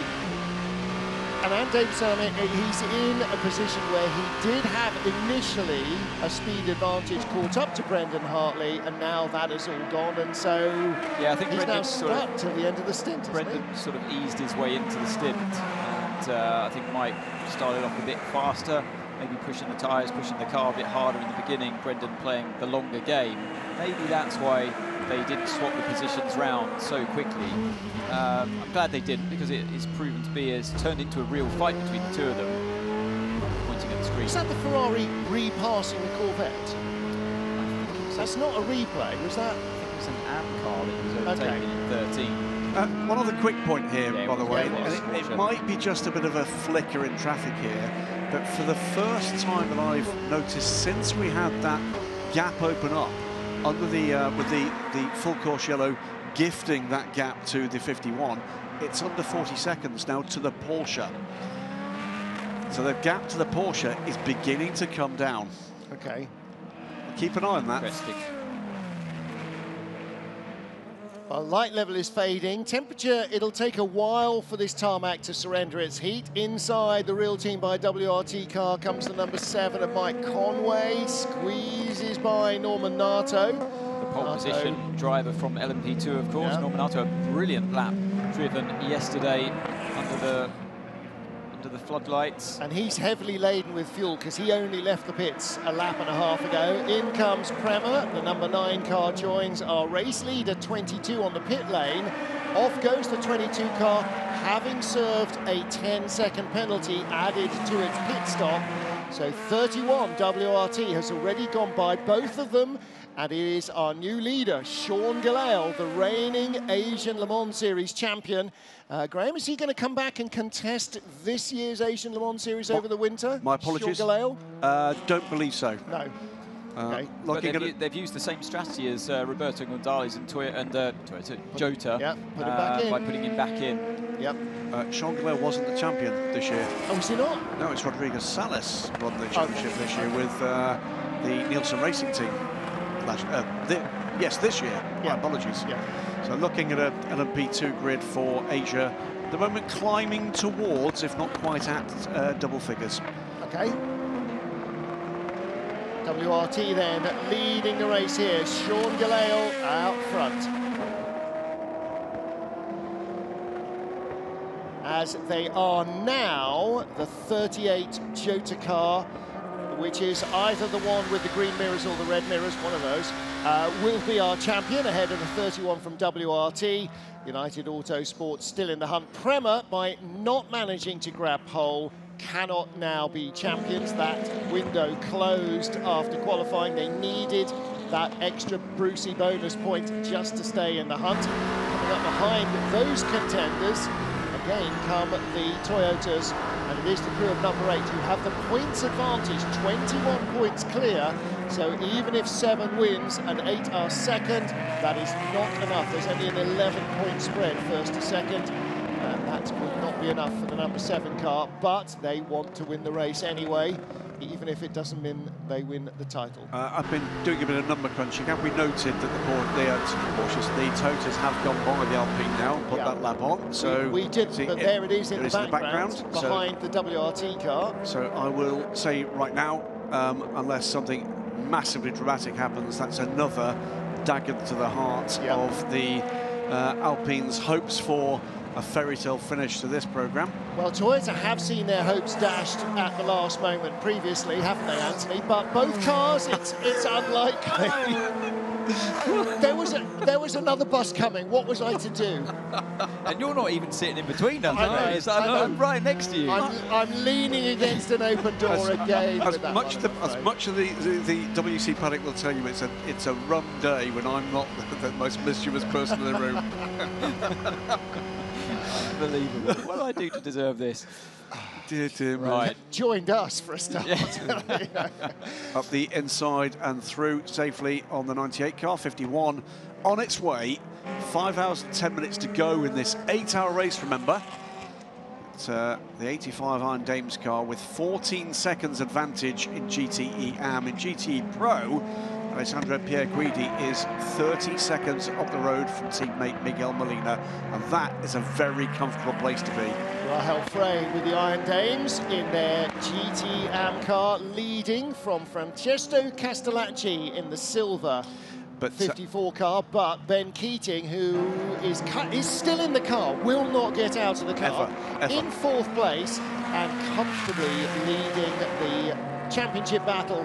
With David Pittard, it's the Drivers' Championship. With those two, there's a switch of driver after race 1. That's why only the 2 of them. Satoshi Hoshino is finally out of the D station Aston as well. Looked like he was being arrested there. Yeah, he's been hustled out of the way because he's been sat down in that car, basically sweating pints for the last 2.5 hours, 3 hours nearly.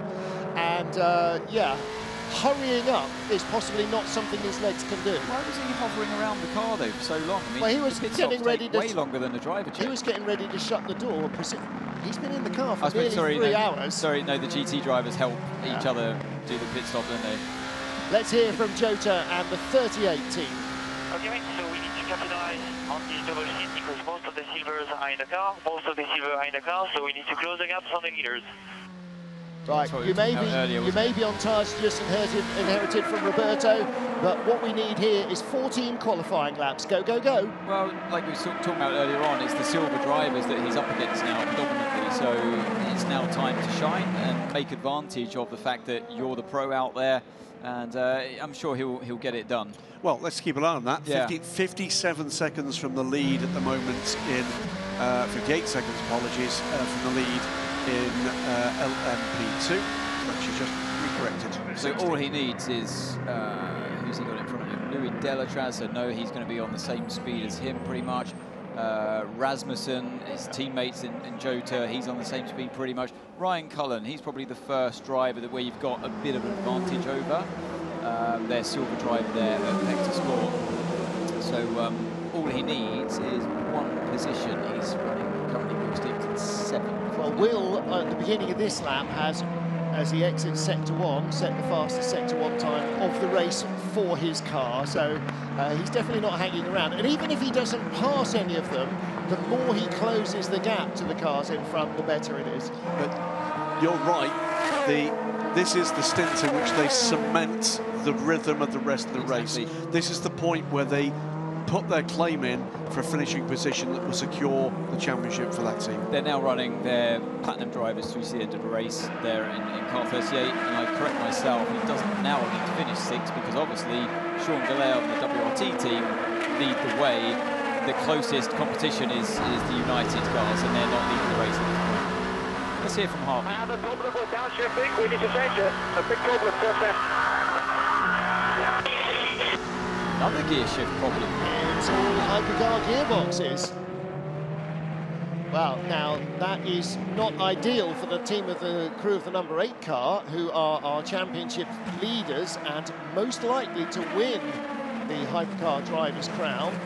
So that is definitely a story that will develop. Well, that's one very much to keep an eye on because there's also, remember, a pick in this with the Peugeot involved and keeping points away from the Alpine should there be a problem for the number 8 car. Remember, out of the number 8 versus Alpine is whoever finishes in front of the other wins the championship. Here he is again. The downshift change, otherwise we can do +1 on the shift for turn 10. Can do +1 on the shift for turn 10. They're working the issue, aren't they? Sounds like they have already made a change, or he was questioning the fact that they've made a change already, and Brendan's comments were negative surrounding that change. So is it better, or we can make another? Yeah. Well, what's certainly worth mentioning is the pace between the two Toyotas is barely different right now. So whether or not they're running to a pace. Through goes by the Iron Dames. I don't think they'd be running to a pace, otherwise Conway wouldn't have been saying, hey, let me by, you know, I feel I'm faster at this stage.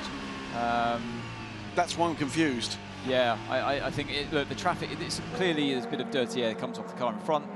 They're close enough in speed that that's a problem for Mike, not being able to get any closer. He feels he's faster, but he can't do anything with that speed at the moment.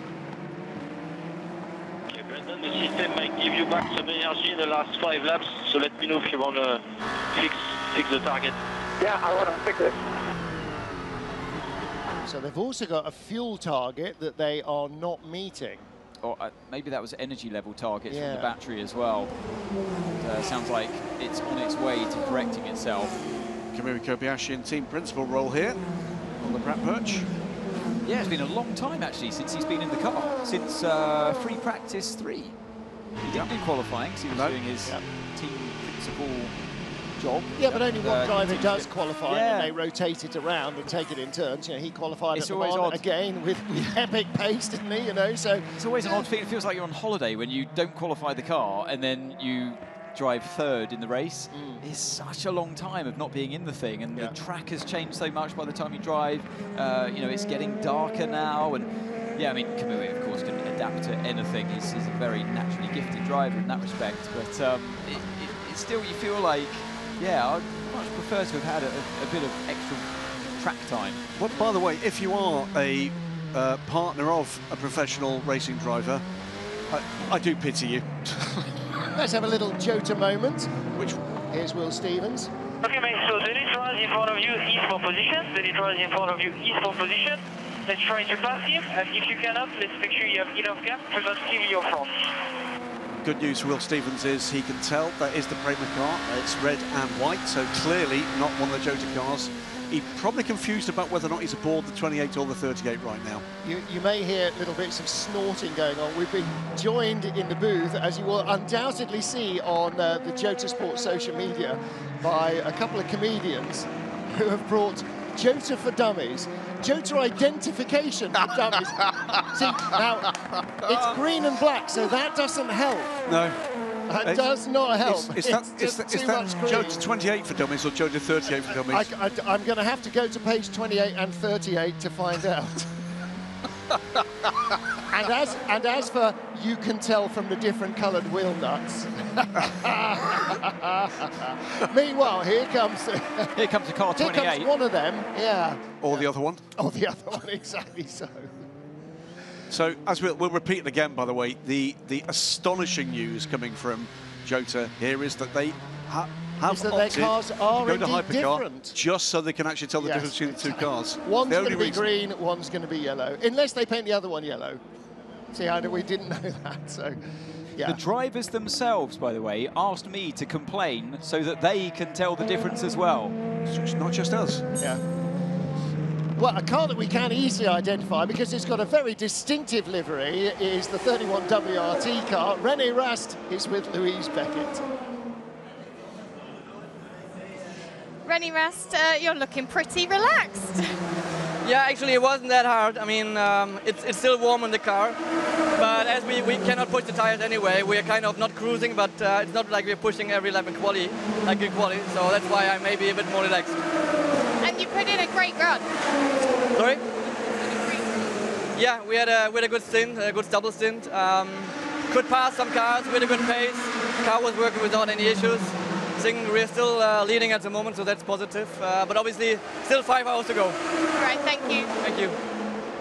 Still 5 hours to go. We're only an hour into a standard WEC race, and we're already halfway through a standard WRC race. So it is a lot more racing. 6 to 8 doesn't sound like a lot. It's another 25% distance to cover.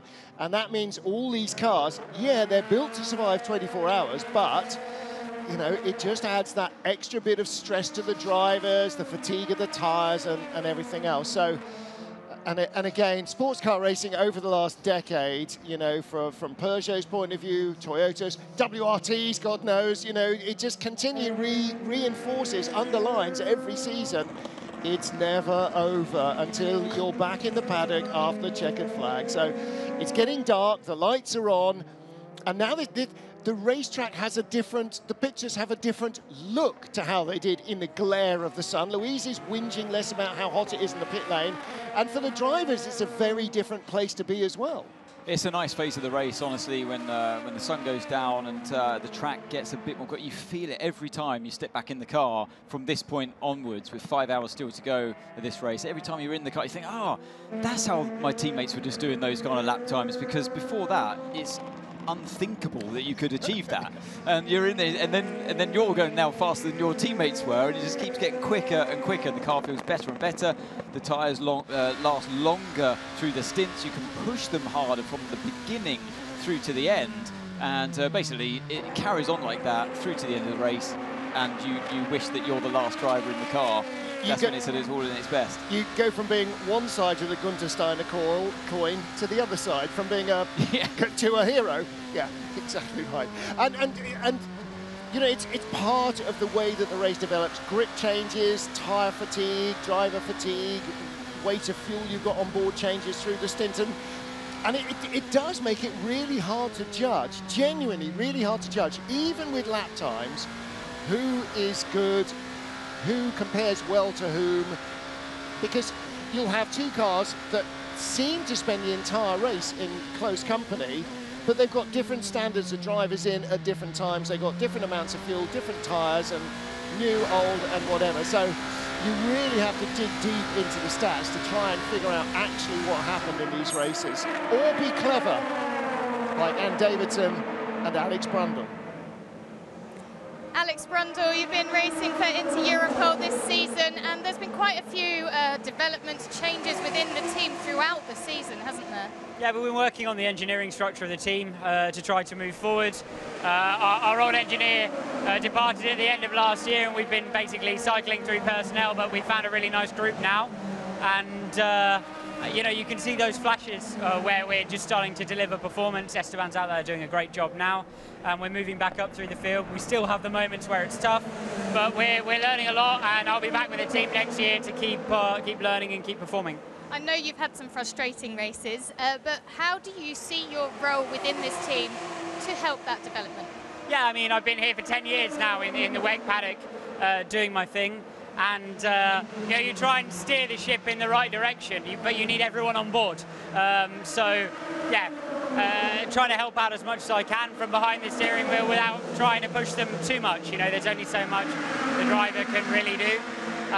But yeah, doing my bit to try to move the team forward and deliver on the investment for the owners at the end of the day. And you mentioned Esteban, because obviously he hadn't done endurance racing before, so how's he doing? Yeah, it's super quick, super consistent. I mean, everybody knows he's a talent. And we talked a lot at the beginning of the year about how to go about the endurance races, but really, you know, he was straight into it and straight on it. So he's been a great guy to work with this year. We've had a fantastic time together, as well as trying to develop the team on track. And I think he's moved forward and learned a lot about endurance racing and really enjoyed himself. Good way to end the season. Thank you.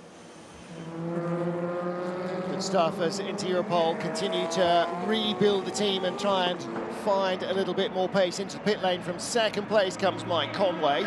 Among the other things that are going on here in Bahrain this weekend, it is the official FIA Volunteers and Officials weekend. And there are between 450 and 500 unpaid volunteers working here, as well as race direction and so on, the marshals. I mean, we all know from years of motor racing that without marshals, who are all volunteers, they're not salaried, they do it for fun, they do it at their own expense. There is no motor racing without them. So the Orange and White Army, very important and being recognised by the FIA this weekend. Yeah, I also think it's worth noting that in the early days of the circuit, they brought in officials and marshals from the UK and all over, and now they are locals. Those 500 volunteers are locals. So it shows the development here. Well, and there is a large part of that, actually. You need to learn from expertise. A lot of British marshals came over, particularly, and race organisers and so on. But you want it to be built in, because otherwise there's no sustainability. And it's the if you don't see it, you can't be it thing. Women in motorsport, women in any kind of marketplace. And actually, I was thinking exactly that with Mohammed Ben Sulayem on the grid. If you don't see people who look like you doing a sport that you love, you don't think it's for you. And to have different nationalities. I mean, look at the nationalities on the grid, but also to have locals here seen to be marshalling. It encourages people who might be watching this for the first time, who live in the Gulf states or even here in Bahrain, to get involved as well, because it is a fantastic way to be right at the heart of the action. And further than that, what I absolutely know from a number of excursions with this and other series around this region is many of those Bahraini volunteers are amongst the people that go and do exactly what the British Marshals did here for their compatriots in other nations, where we've got emerging Class 1 and Class 2 circuits. So it is an evolving process, and that's fantastic. You know, we'll see the guys, you know, whether or not it's Yas Marina, we've got new tracks coming in Qatar, with Jeddah, etc. They are absolute, they're a unit, they're great. And by the way, when you hear from the guys who work trackside, fantastic to work alongside as well. Spread the love, that's what it's all about. I have to push to get past the world on past of. Okay to push, okay to push. To pass here, okay to push. I think those are like magical words for a driver. Yep, go for it.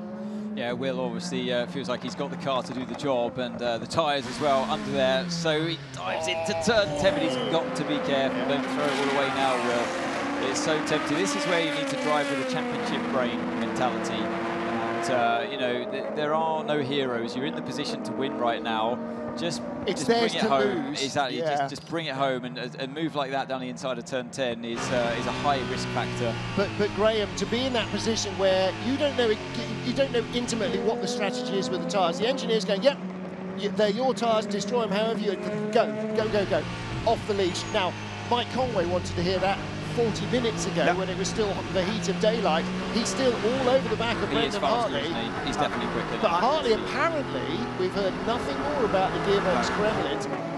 Brendan seems to be trying to find a little bit more SOC somewhere, get the car back to where it is in terms of delivering the hybrid, maybe. But it's sort of surprising that they're not under pressure. I'm surprised they've not let Mike go.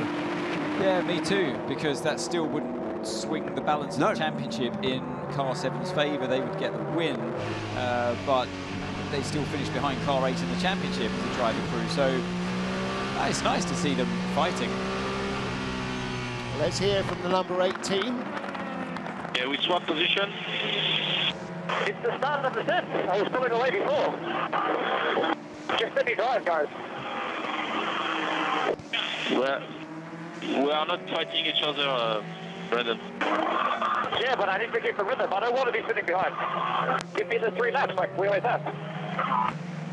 Yeah, mate, you had the whole previous stint is what Mike Conway's answer to that would be. But you've got to understand as well, from Brendan's point of view, look, I've only just come out of the pits. I need to get back into the rhythm of old tyres, full tanks. Just, right, give me 3 laps. If he's still all over the back of me, we'll talk about it again.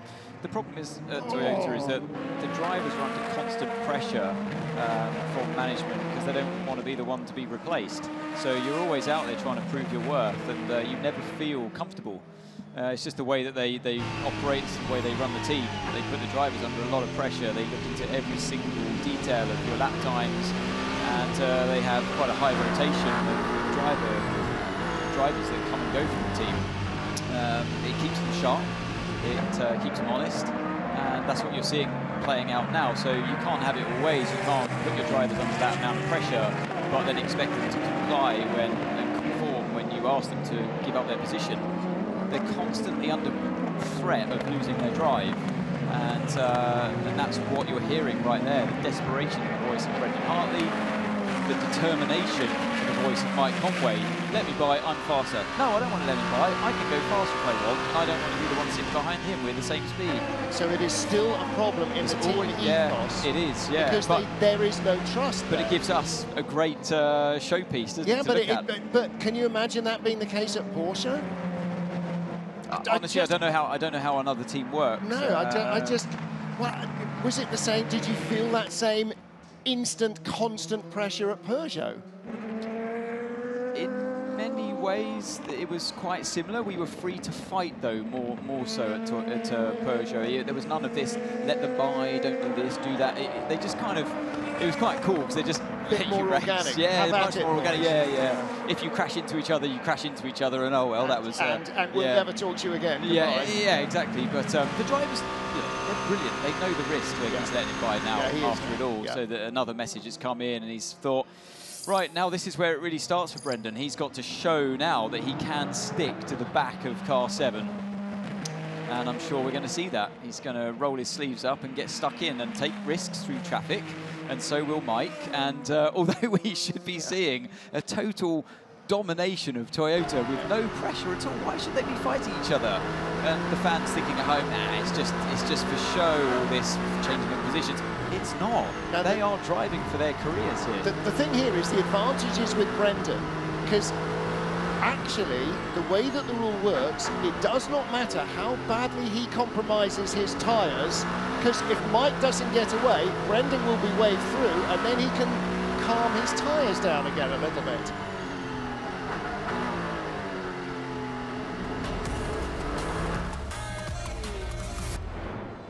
Distinct end-of-term feeling in the Kingdom of Bahrain. The 6th and final race of Season 10 of the FIA World Endurance Championship, with team bosses and drivers, past, present and future, on the grid, along with the president of the FIA and of the Automobile Club de l'Ouest. Plenty to keep the fans entertained before the start of the race.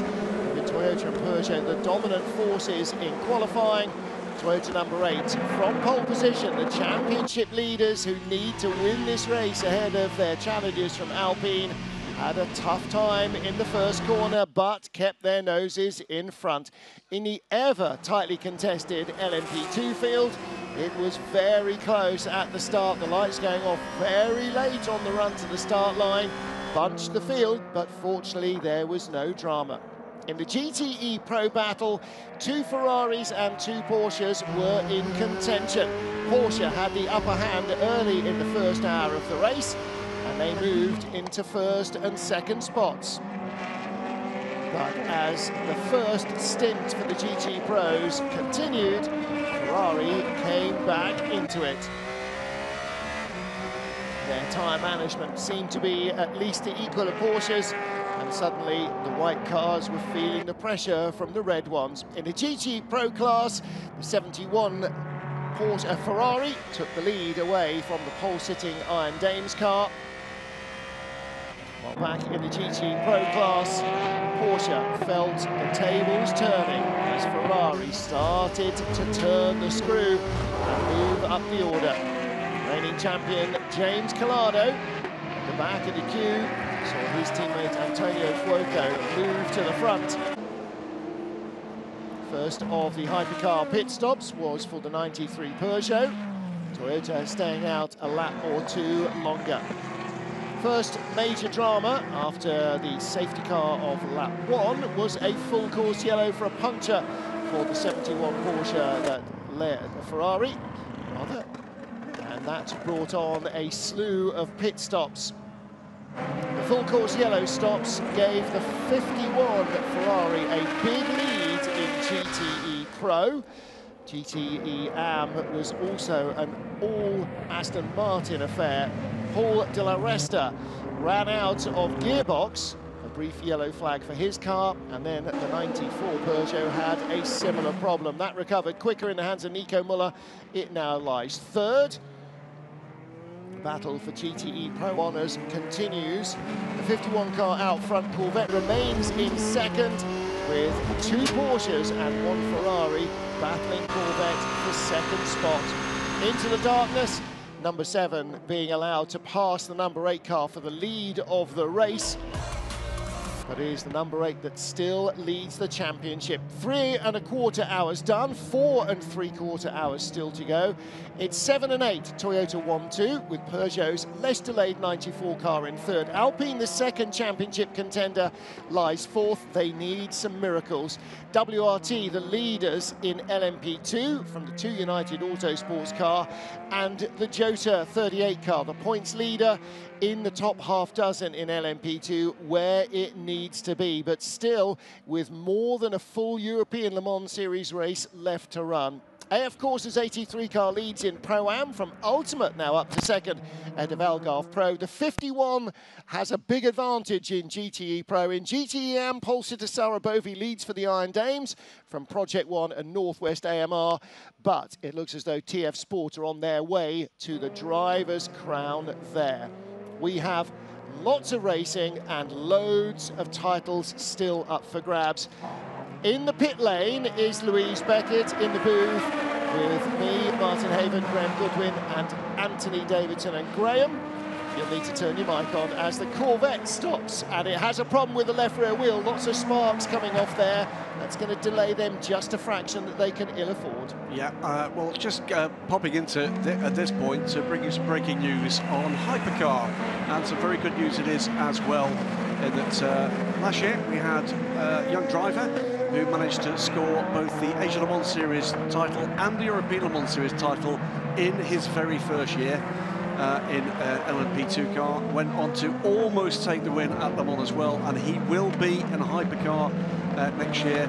FIA will join Hertz Team Jota in their Porsche 963 for the season, and that will be the first time a driver from the People's Republic of China will be in a position in a top class car to take an overall World Championship win, and indeed a win at the Le Mans 24 Hours in its centenary year. That's fabulous news for the young Chinese driver. Gets that, by the way, by being the nominated driver from Porsche Motorsport Asia Pacific, where he's been for the last season. That continues into next year, but moves on now into Hypercar.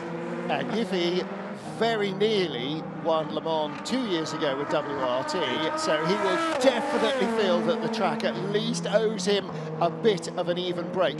Leading on the last lap, his car ground to a halt in the S's, and it ended up being the sister car that won by, I was going to say meters, literally centimetres from the fast chasing car behind. So yeah, that was again one of those Le Mans heartbreaks, and he definitely will be wanting to go back and find something more. Was that the throttle linkage? Something like that, sensor, something like that. Sensor, it was another bit of electronics. And just ask Ant, as we keep an eye on what's going on track, because that's why we're here, but this new class is offering opportunities for all sorts of drivers to step into the spotlight. IFE is the latest of those to be announced, but there's a lot more besides already out there, and a lot more still to come. That's another great part of their story. I've always thought there are too many drivers, not enough seats. And that's slowly starting to shift. Sports cars is a great category anyway for drivers that have tried or even succeeded in single-seaters to get right to the helm, to carman, earn good money and have good racing. It's a professional category, of course, the WEC, and there are lots of different categories as well. Each car you can have 2 or 3 drivers driving them, so it does open up a lot of opportunity for professional racing drivers to go and earn money from doing what you're good at. But in recent times, or more recent times, there have been not enough cars, too many drivers. And it's great to see that starting to change. It's starting to give young drivers like FIA a chance to race right at the top, the sharp end of the WEC. Yeah, finally, a formula for which the driver ranking system works. I was talking to Rahel Frey in Spa and René Rast this morning, and both of them were saying, what an exciting time to be a racing driver, a current racing driver, but also a young kid who's coming up the ladder with all these factories going racing all of a sudden. There is a career to be made. Well, there's the great view of the tower at this Bahrain International Circuit, which is always lit up with these phenomenal LED light displays. Must be a great view from up there. One year, Graham, we must put in our little notebook, we probably ought to go up there and have a look. I think we might have to ask first, otherwise No, I know. But a severe beating might be doled out. In the same way that you need to ask to have a go in the Goodyear airship. I have asked, by the way. I've been. I know you have. We're not talking about that. Yeah, twice. He took my trip as well. Opportunity. He's done it twice. 46 in. Nicky Leutwiler stays in the Project One car. They said it was a weight issue, Martin. As in, I wouldn't wait. Exactly, yeah. Too impatient. The good news about that tower, though, in the meantime, is we can look at the top of it. They've got the flag. Tells me it's like the best windsock ever. Yeah. You can tell exactly. I used to use it before getting in the car. Quick check of the flag. Oh yeah, tailwind into turn 1. There you go. Car 56, that is the Team Project 1 car, running 6th in GT AM at the moment at the hands of Ben Barnicoat, and that will be getting a 5-second addition to the next pit stop for an unsafe release, which was, what was that, an hour and 20 minutes ago? Yeah, we didn't see that, did we? But it was, yeah, a long while ago. Here comes the number 1 car, the Richard Mille Racing team, going down pit lane. Jean Lacey, not been the best of days for them. A little way down the field in 12th. Looking at the progression, by the way, for Will Stevens, up now into 5th position. So that attack on the field ahead of him is going pretty well. His next target, by the way, is the team car, Oliver Rasmussen, aboard the 28 car. Got their last 2 lap times, 1 minute 54.736 for Rasmussen, 1 minute 54.724 for Will. So pretty much matching each other's lap times. I would say, by the way, millisecond to millisecond. He has taken time out of the leader, so he's actually closing that overall gap. Not a lot, well, he will. A handful of seconds. He will, because they've got the silver driver in at WRT at the moment, and he's on that similar strategy to what Toyota did with Roberto Gonzalez. Maybe they are running short slightly longer than what Jota did with Roberto. I'm pretty sure Roberto doesn't need to get back in. I think you're right. Yeah. Norman Nato, by the way, still the only racing driver in international motorsport named after Military Alliance. It's good to see he's here. So here is Sean Gallale, the leader of LMP2, car 31, WRT. He's got the 2 United Autosports cars behind him, still with Josh Pearson, their silver driver at the wheel in car 23, ahead of Will Owen. Another silver driver in car 22. It's obviously Phil Hansen, who's been following this a while. Phil Hansen now the gold driver in that lineup in car 22. Used to be their silver. Just keeping an eye here on what's going on with LMP2 Pro-Am. Francois Perrodo here is on pit lane, but the leading 3 cars are in line astern in order, in 10th, 11th, 12th overall in the class, 15th, 16th, 17th overall in the race. And Ultimate Team, for the moment at least, take the lead with that pit stop from Francois Perrodo, but I think Mathieu Lehay is due in. Mike Conway, meanwhile, sticking to his word. He's pulled the gap to 2.8 seconds over Brendan Hartley. Yeah. He was the faster car, he knew it, and continues on his way. Here we are riding forward now, exiting turn 13. The back straight, just go up and over the brow of the hill, takes us slightly downhill towards the last 2 corners, turn 14 coming up. A really nice corner, satisfying when you get it right, hit the apex at 14, and then let it flow out through 15, not too far onto the curbs, and pull the car wide if you dare touch it. Back down the main straight, bring the car to the left-hand side for the braking. You look at the curve on the left-hand side, the red and white curve. That's your reference to the braking point, down through the gears. And a nice stint here, nice couple of stints from Mike Conway. Brendan had the legs on him yesterday in qualifying, still not sure what happened there. Mike lost out 9/10 to Brendan in the middle sector alone. And it must have been a mistake from Mike, and just didn't go for another one afterwards. This is 23 into Josh Pearson into the pits. This is 60 kph speed limit. This is one of the 2 United cars that is technically still in with a chance of the title. I think, isn't it? It is, yeah. 23. So Josh Pearson rolls down pit lane. Shares the car with Oliver Jarvis. Oliver Jarvis, yeah, just about to step in. Oh, a little bit late getting out of the car. Josh, come on, come on. Don't want to keep your car crew, the driver getting in, waiting too long. Ollie into the car. We've seen a lot of 3 tyre changes from the GT cars. Corvette just did one. We've seen it from Porsche and Ferrari. But we don't see that in a prototype. Is that because the aero grip means that you actually do use the right front tyre a bit more than you would do in a GT, or is there... I think so the GT cars have, you see both Jotas come into the pits, just narrowly separated. So this puts pressure on the car crews. There's big competition between the two car crews who can do the fastest stop. Let's see how that plays out. Well, came in 1.2 seconds apart, those two. Yeah, okay, so I'm sure that 28 will still remain in the lead when they exit. But yeah, to answer your question, Martin, I think the biggest difference, obviously, between the LMP2 cars with their tyres is that they're kind of like a, I mean, it's not a production tyre, but there's not like secret technology that goes into them, so you're not confidential. Whereas the cars that the tyres that the GT cars use, they are, so they have to give their tyres back after each race. So it's 1.2 seconds apart when they came in, and the difference in the pit stop times was absolutely nothing at all between the two Jota cars. Happily, as they came down pit lane, the two crews did manage to see them at slow speed and from the side, so could see the defining points between the two. Otherwise, that could have been embarrassing. Well, I think the good news is that the driver knows which number his pit is, and so he can aim for it. So yeah, it's a bit like driving a 1 Series BMW. You don't see how ugly it is from the inside.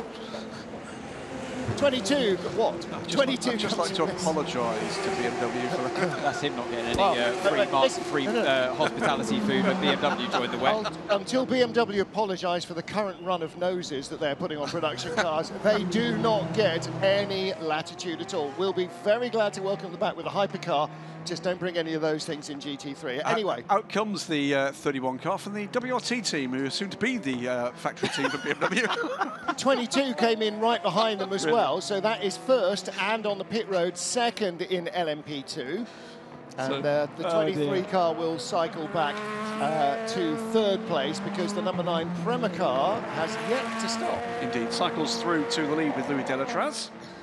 And thank you, by the way, for all the kind comments about the coverage of this season on Twitter. If you do have questions or criticisms, keep them to yourselves. Questions we're very happy to answer. Send them to at Martin Haven, at Ant Davidson, or at DSC Editor, which is Graham Goodwin's pseudonym. I've blown that one up, and we will try and answer it.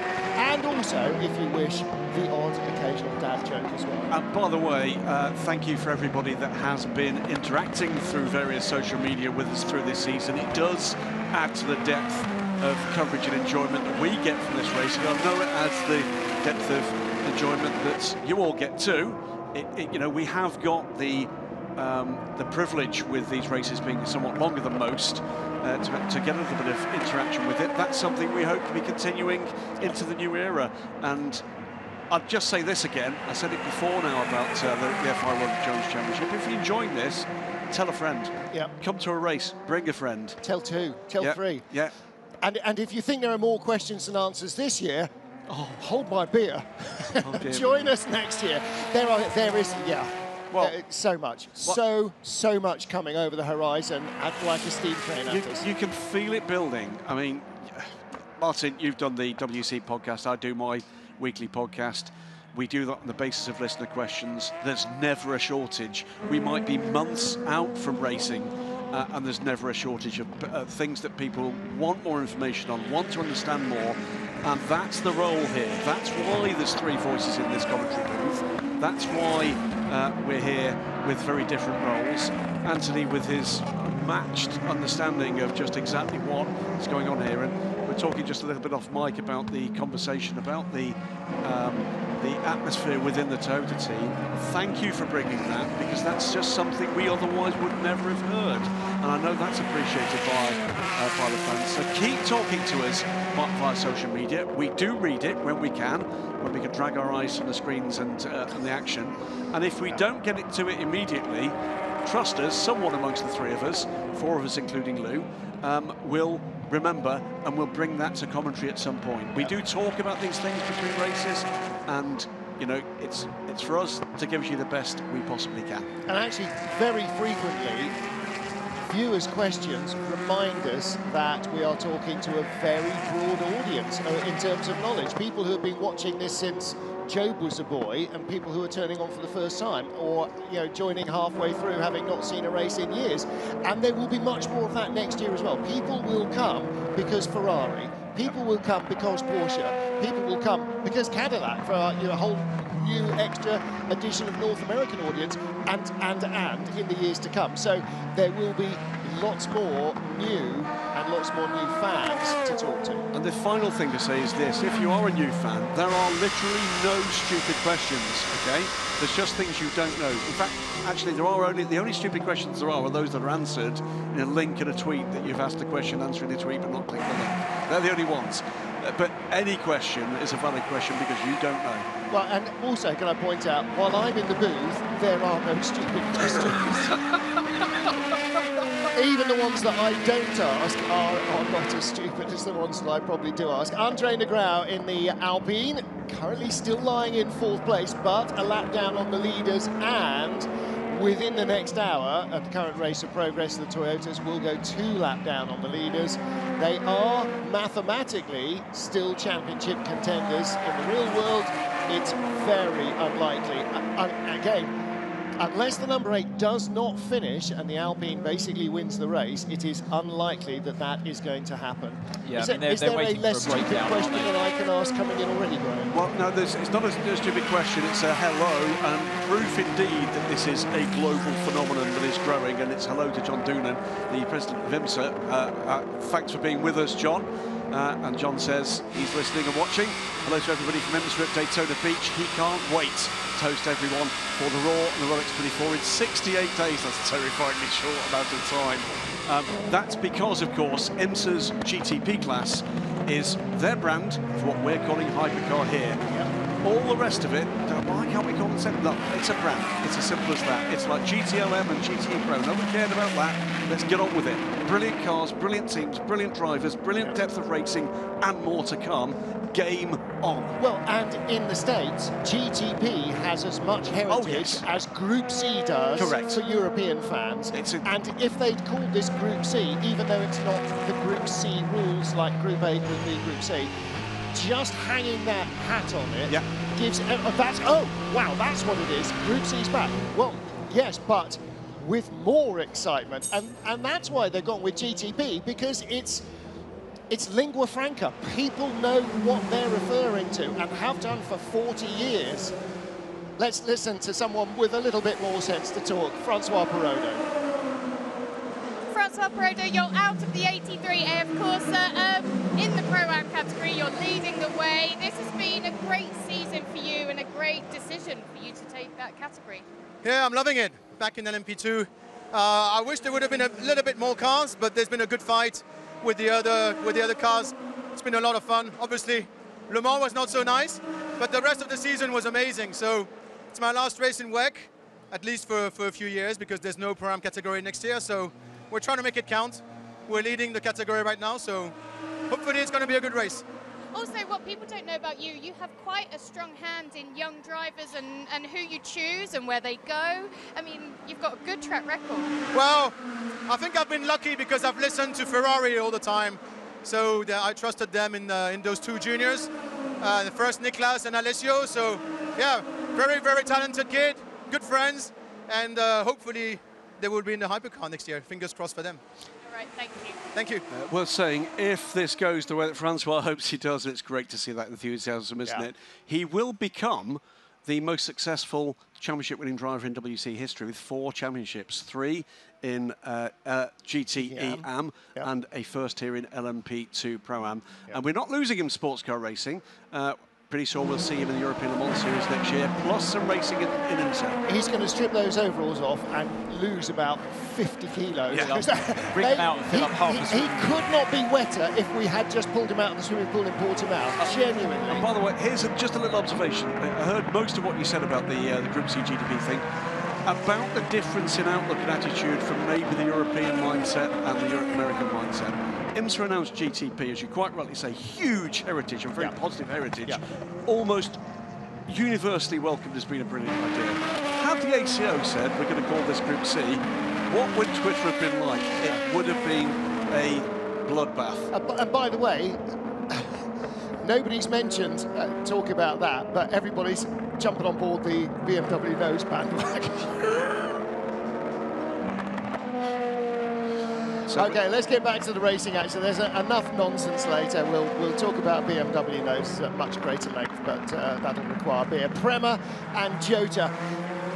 What we've got here, and is Jota, a team that you know well, but that have been around sports car racing for years and years and years, and Prema, a team who have been who have been so good in single-seaters. They have been basically the training ground for Ferrari's development drivers. They've brought up a whole bunch of guys, some of whom, including Maxi Gunter, who's going to be in the test tomorrow, who come through the single-seater ladder and now doing GTs and sports car racing. But they're brand new to endurance. But when you've got a team that's got that level of ability, it's sort of like, you know, if Williams came in like they did with BMW, you know, in the GT era, or McLaren comes in, there's so much engineering ability depth and so much knowledge in the team. Changing the car doesn't seem to have made much of a difference on their ability to be successful, does it? I think it's with the LMP2 team, the top teams, you know, Jota, United Autosports, WRT. I think you could put Prema in there as well, but certainly the Formula 3. They have raised the level year after year after year to new heights that I never thought was possible for LMP2. The level of detail they look into now, especially those three teams. I mean, I think it was when, you know, United first came along, they certainly raised the bar. They did, 100%. I think Jota were there before. United came, they raised the bar, and then Jota responded to that. And WRT came in, they raised the bar even higher. For a while, they were really the benchmark. Jota have now responded, and then they kind of left United a little bit behind, and now United have responded again, and the three of them, I feel, are very even in the way they approach things, and their performance shows. And you're right. And it's just, it's incredible to think what they've done with this Orica chassis, which is a very good car, but they've taken it to a level that I never thought was possible in LMP2. Here's the point. I've made it clumsily once before in commentary for this racing, but it gives an indication as to why people should worry less about BOP than some people are at the moment in the coming years. Why? Well, LMP2 at the moment is not a balanced performance class. The cars are all the same, and yet, teams out there with better preparation, more resource going into engineering, better talent in the car and out of the car, are seeing wildly different performance levels. BOP does one thing. It defines the maximum performance a car can achieve. How close you get to that maximum performance is the team game. And you say, well, and people say, well, no, but that's nonsense, really, is it? No, you could give me and Graham and Ant a GTE Pro Porsche. We wouldn't know the first thing about how to run it properly, and only one of us would know how to drive. So it's about the whole package. It's not just about the car. Toyota Gazoo Racing 1-2 here as we fast close on the midway point of the final race of season 10 for 2022 in the World Endurance Championship. They are first and second. Mike Conway creeping a little away from Brendan Hartley. He's got about 2.5 seconds up the road, give or take in traffic, no further. So Brendan is not particularly being asked to move over for his teammate lying down. Behind them, Peugeot in third with their 94 car, Alpine fourth, and Peugeot in fifth with the more delayed 93 car, after both cars had some electronic gremlins. And actually, of all the things that are wrong with cars, electronic problems are often the hardest to find, because you can see a water leak, or there's a pool of oil on the floor, or there's some bits of swarf in the sump, but electronics tend to be invisible. Here's the Corvette. Passing the 92. Back up past the 92. Wow. Sold him a dummy going into turn 8. He went for the outside. Porsche had the inside covered, but left enough space for Nick Tandy, as that's Tommy Milner looking on. Nick Tandy just threw it down the inside at the last minute. Great job. Yeah, Tommy Milner, who'll be leaving immediately after the race, expecting really? any time now. Fantastic. And looks to me like he can't wait to get to the airport, to be honest with you. But, I mean, this is epic stuff from Nick Tandy in a car that's been nowhere close this weekend. Well, like when the Taylor boys start their families, that will be a third racing generation. Wayne Taylor's boys, Ricky and Jordan, likely to be in that position soon, but also Tommy Milner's dad, Tom Milner, ran PTG, that's right. Yes, exactly, PTG, yes, I'm questioning myself, for many years. And I mean, I first met Tommy Milner when he was 4. Yep. So, you know, that's the second generation, third generation on the way. There's the replay of the Corvette. Hey, pushed it past, it's fair enough. Went to the outside, went to the inside. Yeah, chip and run. There's something odd about the way in which the 92 approached that corner, whether or not he was just trying to cover it. They were all in traffic. They were held up from turn 6 and 7 and caused a bit of a traffic jam. Well, let's see what the 92 car made of that. Not a lot, I imagine. Don't worry, he has 3 tyres. Okay. Hello. Okay, so from that we know that Christensen is double stinting his tyres. And they go, yeah, that's why he got by you. You're not slow. Just and that's so important, isn't it, for the driver's mindset. He passed me not because he's better. I'm still better than him, but he's just got nice tyres. There's 2 words that could define the World Championship, the final World Championship in GTE Pro at this point, and those 2 words are safety car. That's the one thing here that looks like it might help what looks at the moment to be a lost cause for Porsche. Ooh, now it's Enrique Chavez in the TF Sport car. Yep. Not Ben Keating any longer. Now, I imagine Ben Keating probably looked quite a lot like Francois Perraudot when he got out of the car, i.e.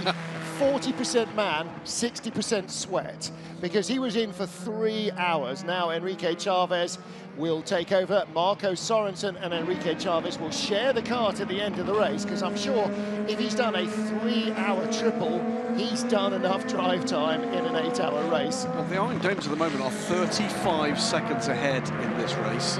It's another excellent display from them.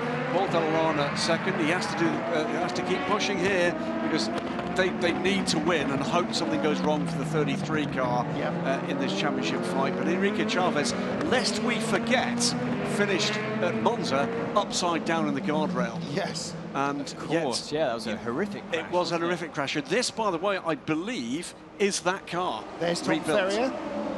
Tom Ferrier, he is the TF of TF Sport. Commentated on Tom when he was racing the likes of Rob Austin in Formula 3. So, yeah, no, again, you know, an ex-racer like Nick Tandy's brother Joe, who found his remit in running cars. And we box this lap, Nico, we'll box this lap. Driver change to Loic. Yeah, Joe Tandy stopped racing when he suddenly realised that actually young brother Nick was really good and the family team would be better off running Nick, and so they did. And and again, Tom Ferrier, again, like Rob Austin. Again, you know, Kurt Mollican's British touring cars as well, of course, at Tom. Christian Horner ran his own racing team. In fact, ran a team with Kurt Mollican, and they both decided, no, we're better running teams than we are at driving race cars, and there's more of a living to be made with it also. Is that pantomime villain? Trouble. Yeah, Christian Horner. Yeah, it's just sort of turn 13 as well. So running himself on the brakes a little. He's coming in for a fresh set of tyres and probably a driver change as well. Yes, it's definitely a driver change. Coming in hot on the in-lap, but just a little too hot. I'm not sure what went on in turn 13. Maybe you got the marbles there, and then that carried on through to turn 14, penultimate corner, which it can often do. And as this race goes on, you get more and more marbles. It makes actually overtaking harder, because to put the car offline to do an overtaking move, you have to drive onto the marbles, and then it's quite restricted in that way. Just going to point out for British fans, this is not a John Lewis Christmas ad. You'll know exactly what I mean if you've ever seen the carrier bags. Let's talk about the car. Now, this car looks very different from anything else on the planet. Any other prototype in the field. Hypercar, old LMP1 car, LMP2 car, because there's no visible rear wing. And this is all part of the different thinking in balance of performance in the Hypercar umbrella, in Le Mans Hypercar and LMDH. And you don't have to generate your downforce specifically from upper body or wings or whatever. You can use the underfloor. He's not happy. And so that's what they've done. They're using the upper bodywork and the underfloor to generate the certain level of downforce that they need to be within the window of opportunity that's specified by the rules. Yeah, as long as you hit those targets, then you can make they don't need a real wing. Absolutely. However you want. But yeah, I agree, Graham. He's had a bit of a frustrating couple of stints there. And bit of explaining going on, but yeah, he certainly doesn't seem like he's had the best of times in that car. It's it's been rather chucked to the deep end in this programme with the exit for the team for good reason for James Rossiter, who's off to be the team principal for the Formula E team for Maserati. This was a late call up to active service from Nico Müller. I'm not sure how much testing time he's had in the car. Well, Nico Müller has spent half his year in this car, hasn't he? He has. Sebastian Bourdais getting in, the familiar blue and yellow of the Le Mans resident. And they are very different cars, the LMP2 oh, good and Lord, the Hypercar. Yes. You're speaking to Paul de Resta, of course, who drove for United Autosport, now at Peugeot, and yeah, speaking with him, he said, yeah, wow, I mean, similar lap times in many ways, but delivered in a completely different way. 100%. Yeah, a really intriguing car, that Peugeot, with a lot of ground effects. Yeah. No rear wing, like we discussed, but it seems to be quite a well-balanced car from the outside, at least. I wonder what it was like to drive. It's going to be really interesting to see how these hypercars race against GT3s with ABS, with pretty good mechanical grip, the modern GT3 control. Cars. Yeah. So this is Robin Freins behind the wheel, finally gets into the car. It's been a long time for him. It's kind of like the Kamui Kobayashi aspect, isn't it, where you don't get to drive if you're in that third stint for a very long time in an 8-hour race, and here he is.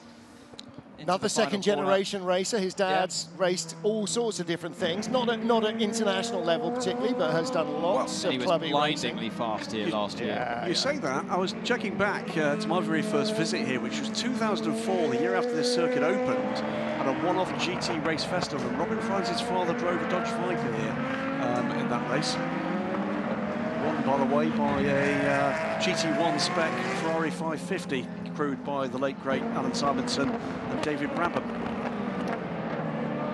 So yeah, he leads the way ahead of the two United cars. You can see on the left-hand side of the screen with 38 Jota in that championship winning position, in fourth with Will Stevens still at the wheel. Yes, he is. But I think this race is going to go WRT's way. Yeah, but Will Stevens, by the way, up to fourth now in that pursuit of the title. Remember, sixth place or better in whatever other circumstances is good enough for the 38.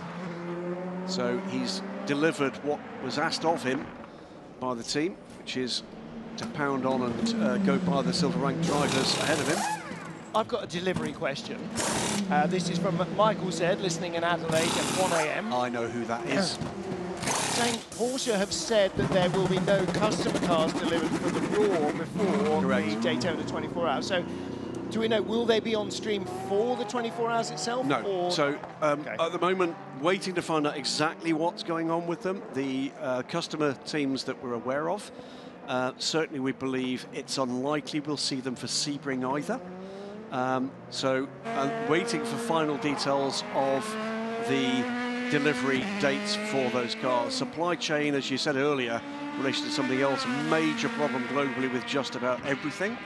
But at the moment, the expectation is, at best, they're still waiting to find out about Sebring. I think they were making the assumptions. Melter Jakobsen, hello Melter, our ELMS LMP3 champion, very young. Is he due? He's due to drive the car. He'll drive the Peugeot tomorrow. Rookie test. Watch out for this kid. That right there is a proper prospect, and another racing day that I think is going to turn some heads. But great to see him. Of course, there should have been an older racing day. So old, but an older racing day. Yeah, but what's he done since? Yeah, don't want to spoil anything. Kevin Magnussen. I haven't watched the Grand Prix in Brazil yet, but don't want to know the qualifying results. I won't spoil it, but you never guess. But an interesting programme tomorrow for Peugeot, with what should have been 4 drivers.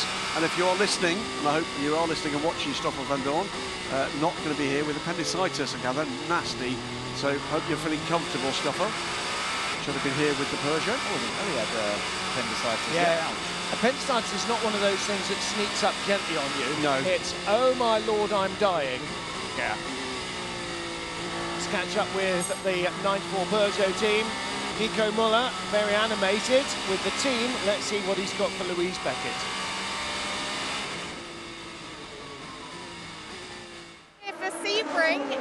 Sebring, Bahrain, sorry. First time out in the Hypercar.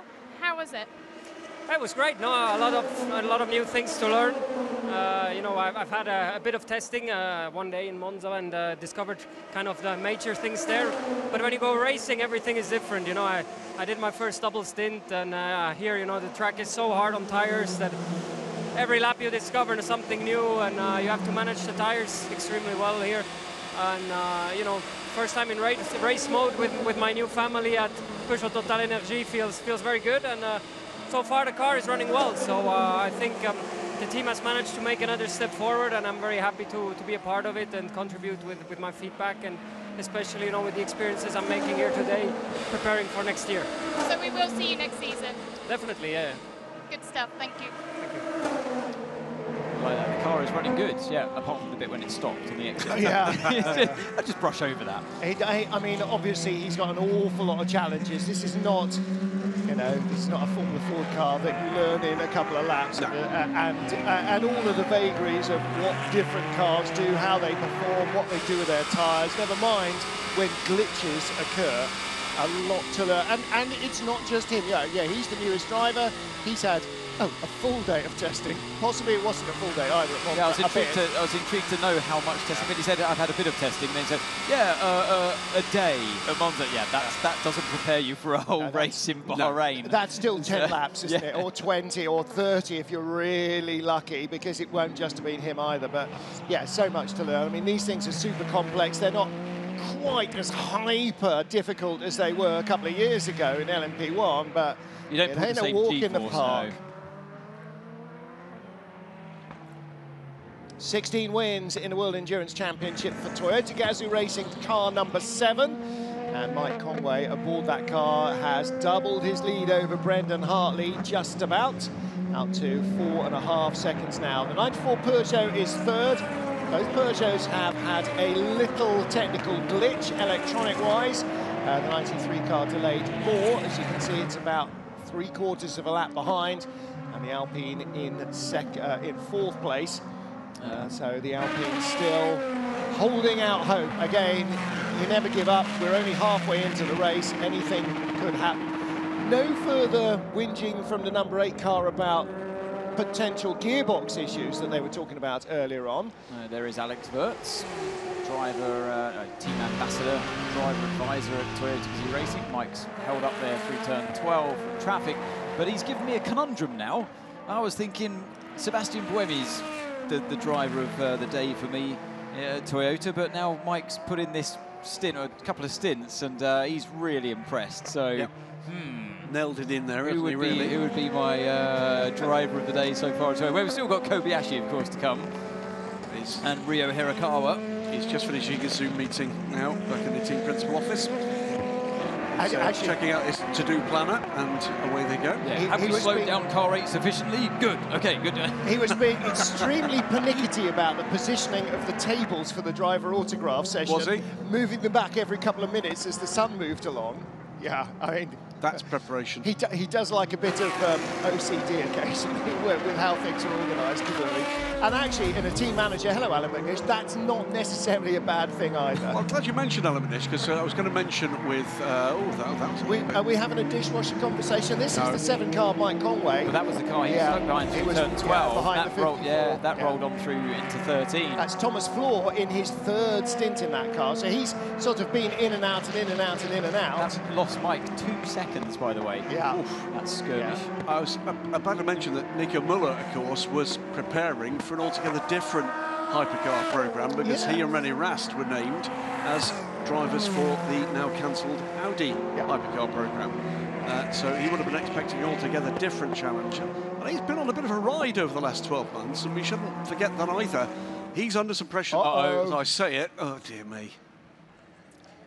Loic Duval going very slowly. Let's hear from them. A lot of upshifting issues and fuel cuts. A lot of shifting issues and a fuel cut. Again, it looks like electronic problems for the 94 Peugeot of Loic Duval, turn Same one. place again.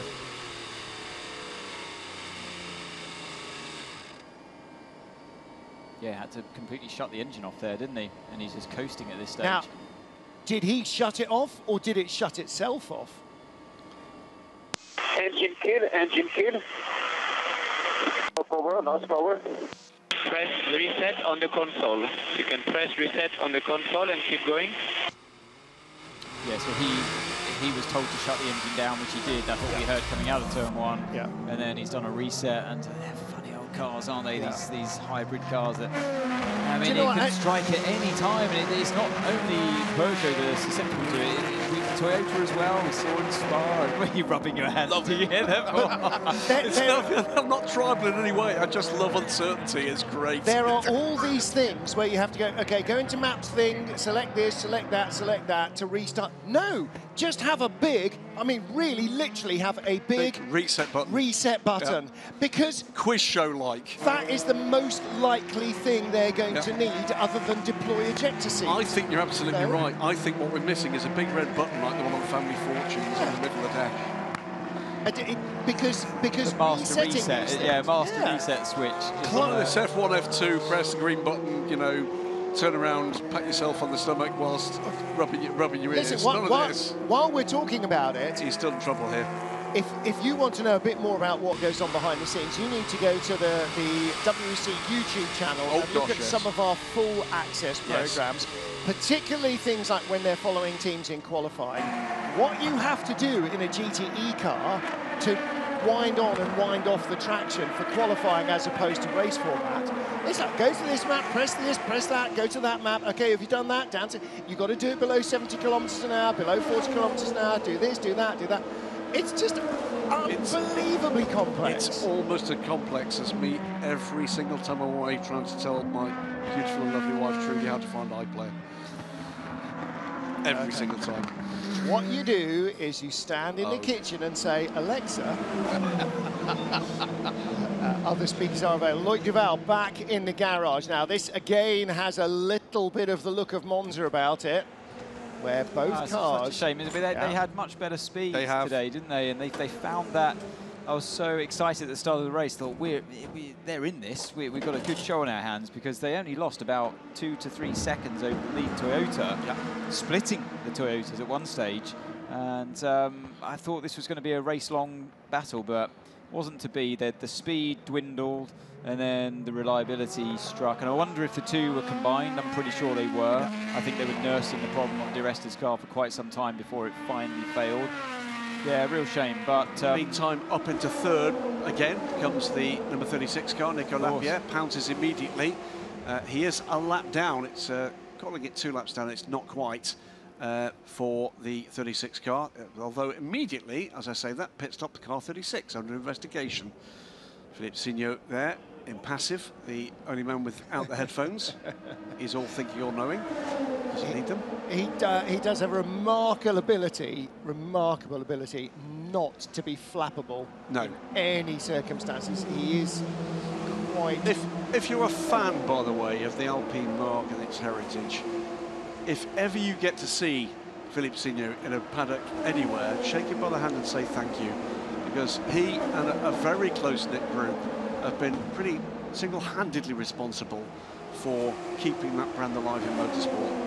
Extraordinary effort. Opportunistic, of course, because that's what you have to be in any business. But Philippe has been pushing for as long as I can remember to get Alpine both into motorsport, keep them in motorsport, and push them up the ladder to Hypercar, and has succeeded in doing that. And by the way, if you're going, well, what is Alpine? They're a Formula One team.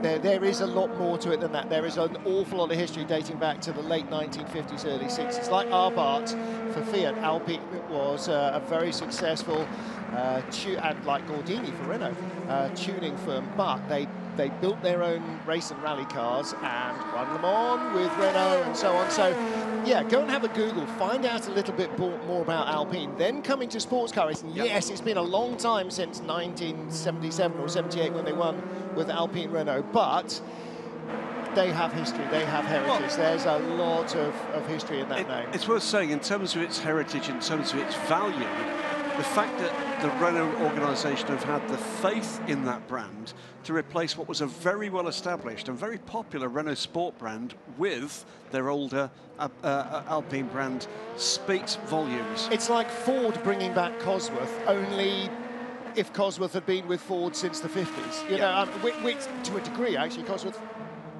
built and started their business tuning Ford, so they sort of have. But it is that kind of name association. Yes.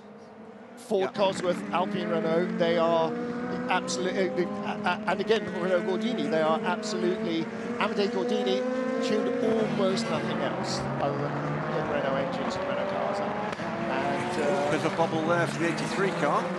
Yeah, Bourdais on the attack here with Nicholas Nielsen at the wheel of the 83 AF Corsa.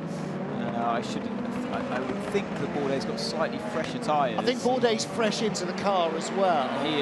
Obviously, Nick Nielsen he's just taken over from Francois Perraudot, but this is actually Sebastian's first drive. Just want to say, actually, thank you very much to Sebastian Bourdais for being so funny and receptive of all of my old bloke gags from Fuji. And not punching you to the floor. And not punching my lights out, as Anthony Davidson threw me under the bus. And also... yourself under the bus when you comment live on air.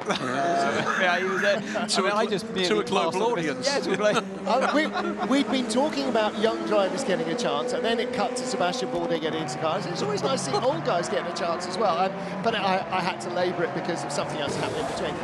I took him a little apology gift. I took him an Old Guys Rule T-shirt as well. Is he wearing it?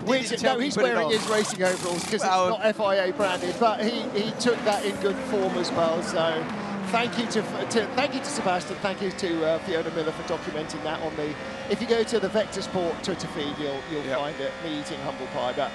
No, I mean, you know, this is such a blend of experience, isn't it? That quick young guys come in, but they need to learn how to do this stuff.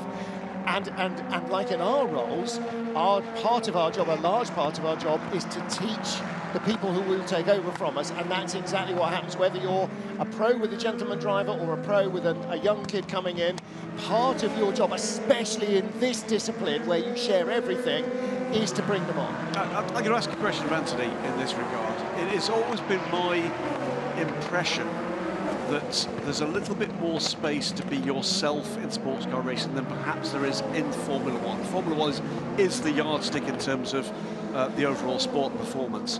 That it's a far more intense environment in F1. It is all about you and that. As we watch the two of intense. This, the two Astons. This is for the championship. This is the championship battle. And this is for second place overall, by the way, in GTM.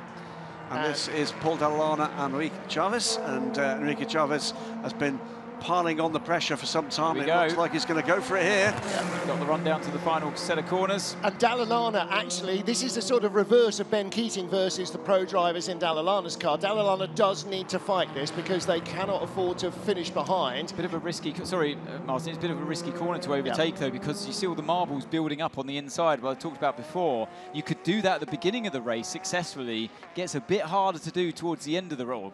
Now we're only halfway through the race, of course, here in this 8 hours, and but he's going to hold on to that position before turn one. But it's becoming more and more of a risky move to plant one down the inside into that final corner.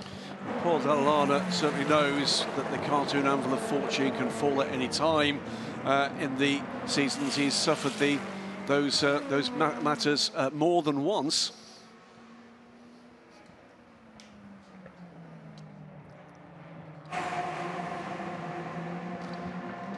Here at Bahrain.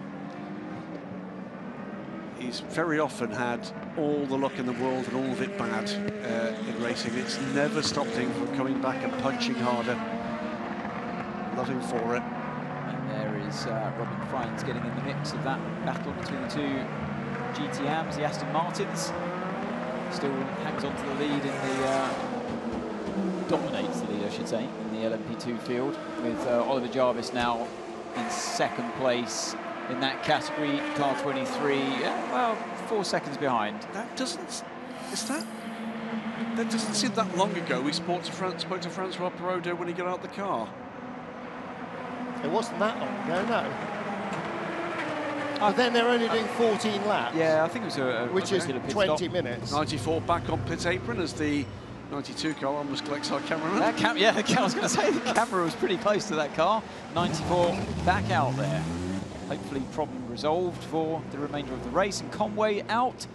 Team principal of Toyota Gazoo Racing Europe gets into the car. Absolutely. Kamui Kobayashi. It must feel strange for him, doesn't it? It must.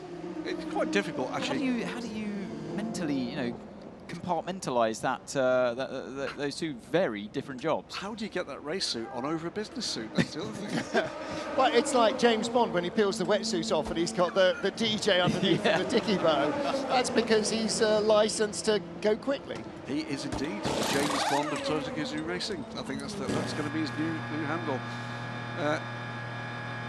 82 away with Kevin Estre at the wheel. Green light. And away he goes, but this is looking increasingly difficult for Porsche without some help. Again, you know, last year, it's sort of all coming back to me now.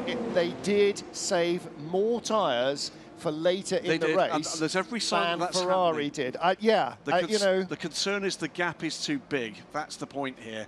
The concern is the gap is too big for that to be enough of a factor. It's always the long game with Porsche. I don't care whether you're looking back at the Group C era or these GTE Pro cars. It is always about where you are on the last lap of the race. Nothing else matters. Well, we've got 7 minutes less than a full European Le Mans Series race to go. Still 4 hours, only just past halfway in this race, lest we forget. And as we know, literally anything can happen. And that gap though between the two Ferraris is steadily coming down all the time. Yeah, the two, Molina. It was 30 odd seconds. It's now down to 16 and a bit. So, yeah. Don't know if Pierre Guidi's just taking it easy out in front, and you know there's no. Not sure you can with 4 hours of racing. As long as he finishes ahead of car 92, it's job done for the championship. I think we'll learn everything we need to learn if Louise Beckett manages to put the microphone under Michael Christensen's nose, because not necessarily by what he says, but by his tone in saying it. Because at this point, they'll know if they've got a hope here. Kevin Estre looked quite downbeat. What they won't do in interview, because they know that other teams can and do watch the broadcast, is go, we've got it covered, we've got loads of tyres left for later. Because they don't want Ferrari to keep pushing away. If Ferrari, you know, they will be watching each other's tyres like hawks, but you're never quite sure, unless there are stickers on that are evident or a shiny release agent surface on a tyre, if it is brand new, and if it's not, how long it's been in. And the 3 tyre stops are going to make a difference as well, because 4 of those gives you 4 tyres that you haven't used. They don't all have to be right fronts. You can do 2 left side sets. He's hiding on the pit wall, so we don't put a microphone underneath it. But No, that just, by the way, was Sebastian Priaulx unlapping himself, or trying to, from Sarah Bovy, who still leads this race now by 47 seconds. That Iron Dames car, they are absolutely riding the crest of a wave right now. Leader change as number 8 has stopped as well, so Kamui Kobayashi leads from Ryo Hirakawa. Toyota 1-2 overall. WRT United Autosports 22 car, both in the pits. So Prema cycle back to the top with the number 9 car in LMP2. Vector still yet to stop. And stopped recently with Sebastian Bourdais, so he is currently lying in. Will be second and then back down to 4th place. So Vector Sport keeping themselves very much in the hunt. There's some That's debris. a real light by the look of it. It is, so somebody has collected somebody at some stage and a bit has dropped off. And more than one bit dropped off. There's debris across the road. I thought that we might get a full course yellow for that. 30 seconds of full course yellow. Bingo. There you go. Yeah. Now then, you've done this before, haven't you? The real problem there in turn 2 is that there are not very many gaps in 20 traffic. seconds of full course yellow. Ooh, here's a break for United's 15 seconds for 22 full car. course yellow. They are in the pits. Not enough of a break. It'll only be a 10, few seconds. They'll come 9, out. It'll be a full 8, green stop. 7, 6, That is a break 5, for Vector, 4, who have yet to 3, stop. They can do 2, a full course yellow 1. stop. Full course yellow deployed. Full course yellow deployed. Please be advised, we have marshals working on track at turn 1. We have marshals working on track at turn 1, middle of the track, exit of turn 1. Yeah, that was actually bad timing or unlucky timing from United. They just missed out on the full course yellow pit stop. In the pit lane, Louise Beckett. Well, who is in the pit lane is the 98 Northwest Aston Martin, and the 33 has just left from their pit stops, and 98 getting a win over that one. They are, and into the pits as well comes the 54 AF Corsa Ferrari, which also actually looks like it might have a bit of potential for a race win. The Iron Dames are half a lap away on the back straight, so they may or may not get a full course yellow pit stop. They will leave the We full will course. have marshals picking up debris from turn 1, coming in from driver's left. The way... Please, all drivers bear right. All drivers bear right. The way that it's being done nowadays is that if you are in a window, they will give time for anybody on that lap to pit on the full course yellow. But if you've already pitted, just pitted, you're unlucky. And that's what we saw in GT Pro. That was a clatter. That's what it was. It was car 28. I can just about see their red mirrors. Can you not see the colours of either the Turn Union 1, flag or bear the right. Mexican Turn flag 1, down bear the right. side of the top of the fin? Look, clearly visible there is some different coloured stuff at the top of the fin. In fact, look, there's a circle on the windscreen of the Toyota to help us to see the Drivers circle. exiting turn 1, please bear right. Drivers exiting turn 1, please bear right. So most of the debris actually came from the Porsche. Yeah, it was the Porsche's rear light clash that got knocked out. That was a good... Well done, gentlemen. Yeah, that's the Bahrain national relay team. Excellent, well done. That was fantastic work, wasn't it? Because Very actually, speedy. what you need, even in the Marshals now relative cool clear of the of turn evening, is a 1. quick Marshals are now sprint clear across of the turn track. 1. So the Iron Dames are exiting the final corner Full now. course yellow, reminder, full course yellow will last 2 laps. Okay, Full course there yellow you will go, last to 2 give laps. everybody, well, to negate the randomness of full course yellows. That's why it was so unlucky for the Porsches, because they just pitted. Yeah. Well, just like we saw with the United. Yeah. They're going to lose a lot from that, I guess, now, because they've done their pit stop under full racing conditions, just as others now surely will pour in to the pits of theirs.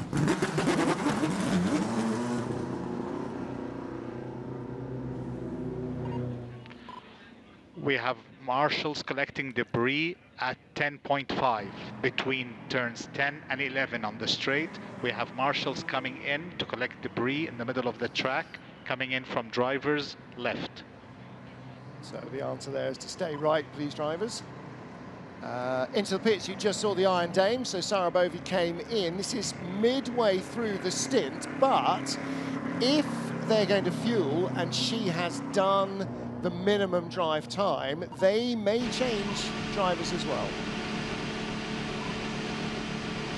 Yeah, that's control. Pressing the push to talk key, but not talking, so we'll let them go. Thomas Flaw's been in and out from second. David Pittard is back in the Northwest AMR car in third. And Enrique Chavez stays out for TF Sport.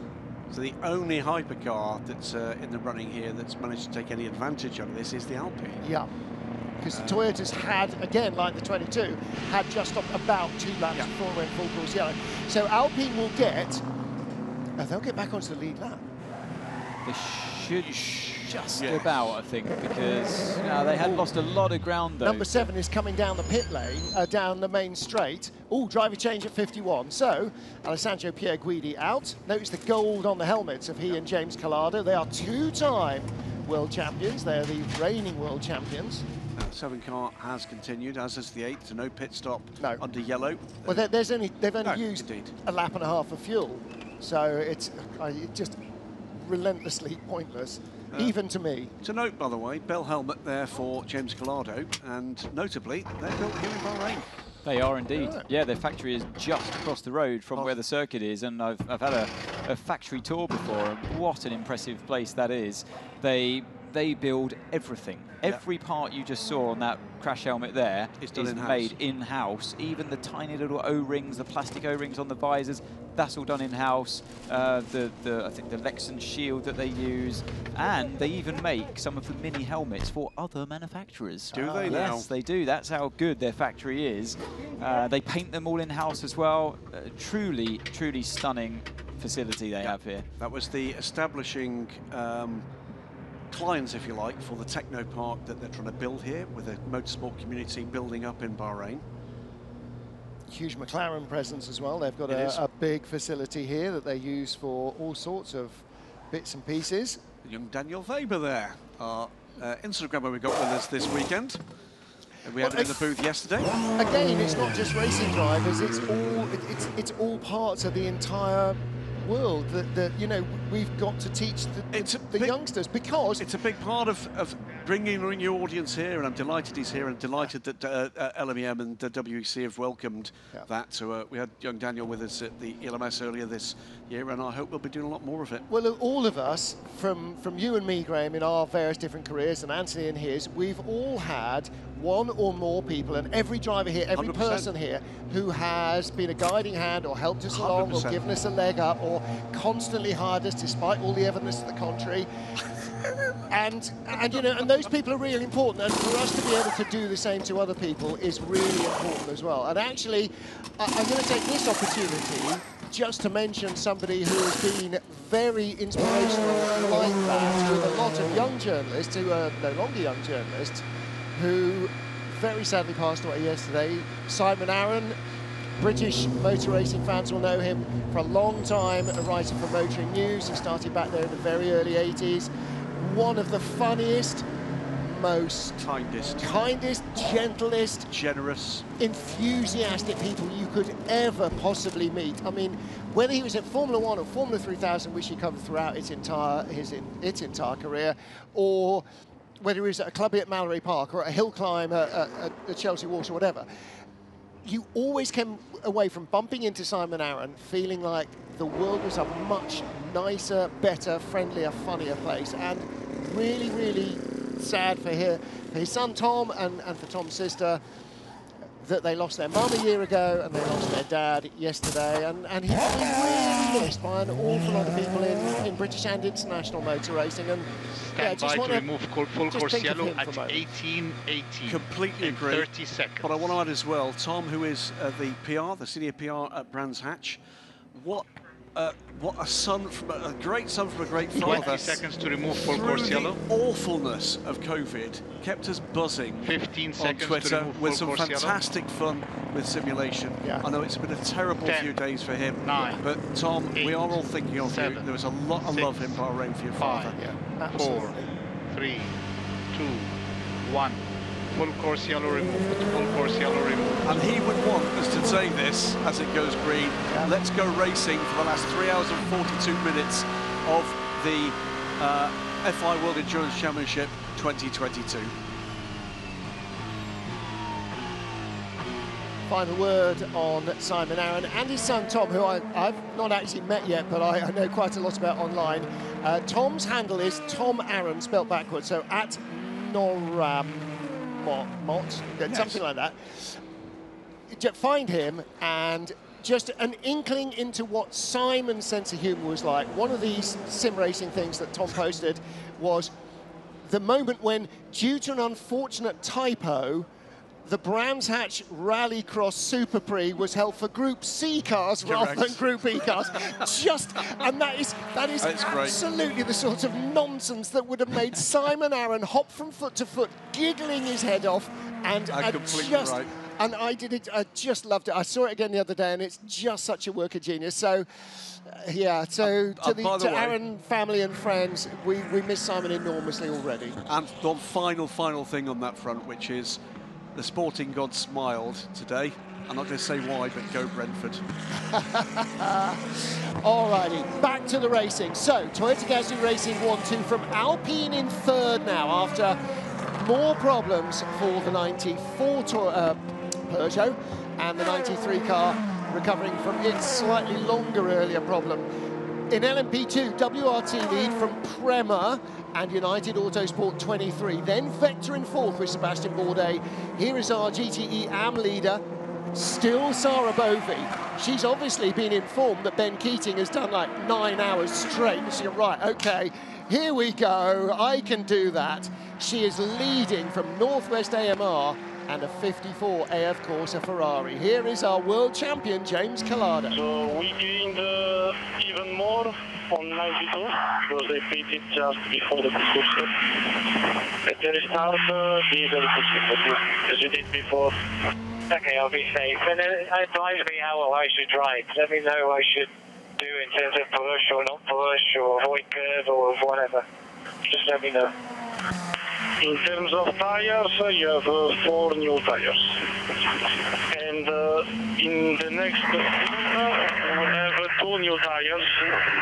We will change the rear. Okay, so here is where the pain of the first 4 hours starts to come back to you a little bit. He's just been told, okay, you've got 4 fresh tyres this time. You will not need to double stint the next set because we have a set of rears to go. And that was the bit of the car that James was complaining about right at the start of the race, that he was overheating the rear tyres to up to 130 degrees, which is a big surface temperature for a tyre. So he was worried about that, and they're obviously now not looking at doing left sides on the next change, but on rears for him. So all of that pain in the first 4 hours, building up a little reserve of tyres for when you might need them. This is where they start to feed them in to try and not fight off Porsche or catch Porsche, but try and build the advantage that they're gaining. Well, what that means for James behind the wheel there is that he can now afford to abuse the left-hand tyres slightly more in this stint than the right side. They're going to keep the right side on when he comes into the pits. I thought you said rears. No, he said we've got another set of it. We'll swap. We'll have 2 tyres in the next pit stop. Yeah. So he's going to not thrash the right-hand side, which is quite easy to do on a clockwise circuit. Predominantly takes the brunt on the left-hand side, so he can afford to push the left-hand side a little bit more. This is 22 making its way through past the. And that's for position. That is for because they lost so much time in with that full course yellow, non-full course yellow pit stop. Car 22 really got hurt by that.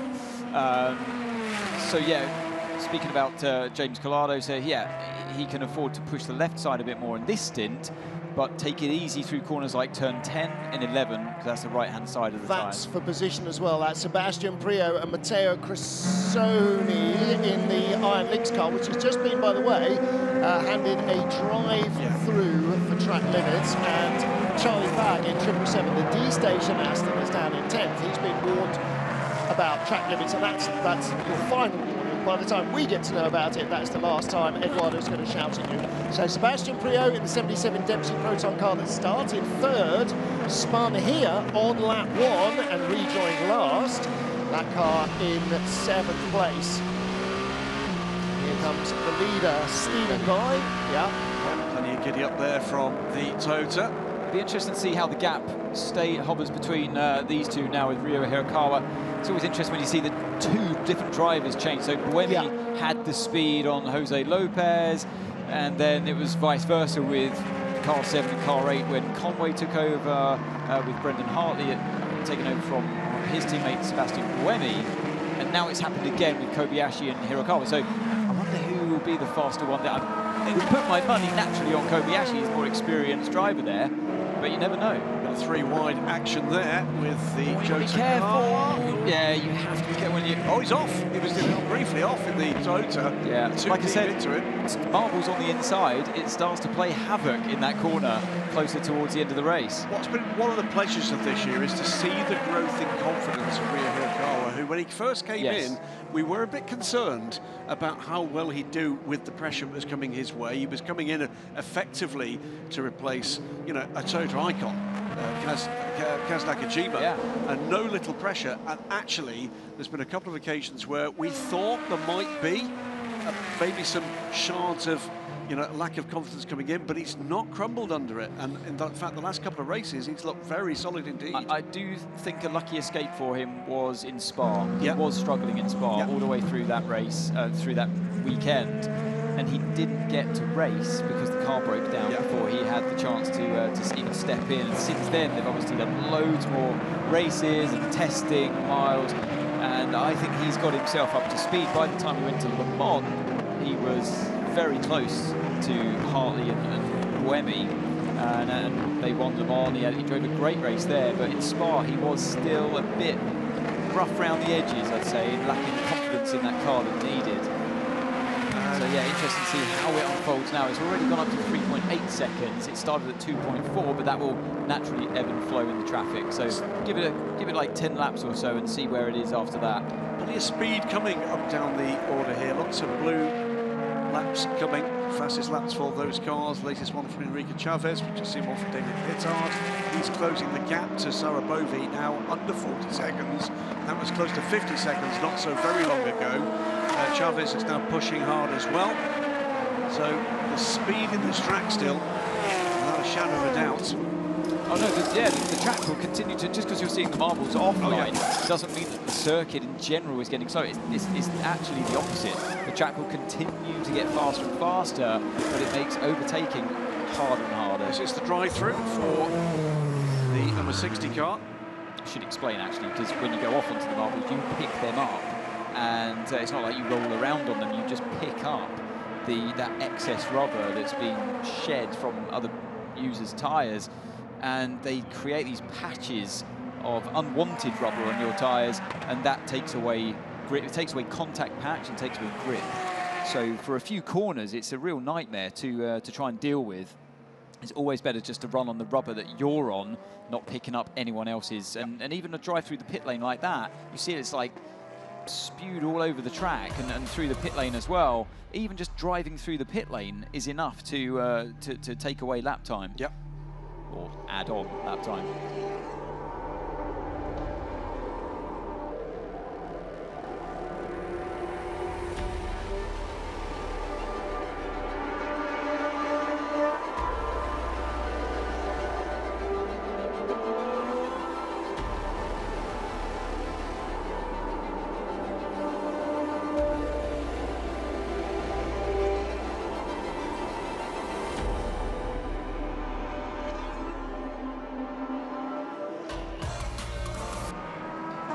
Three and a half hours remain, give or take, in the 8 Hours of Bahrain, the final race of Season 10 of the FIA World Endurance Championship. In the pit lane, Louise Beckett. In the booth, Graham Goodwin.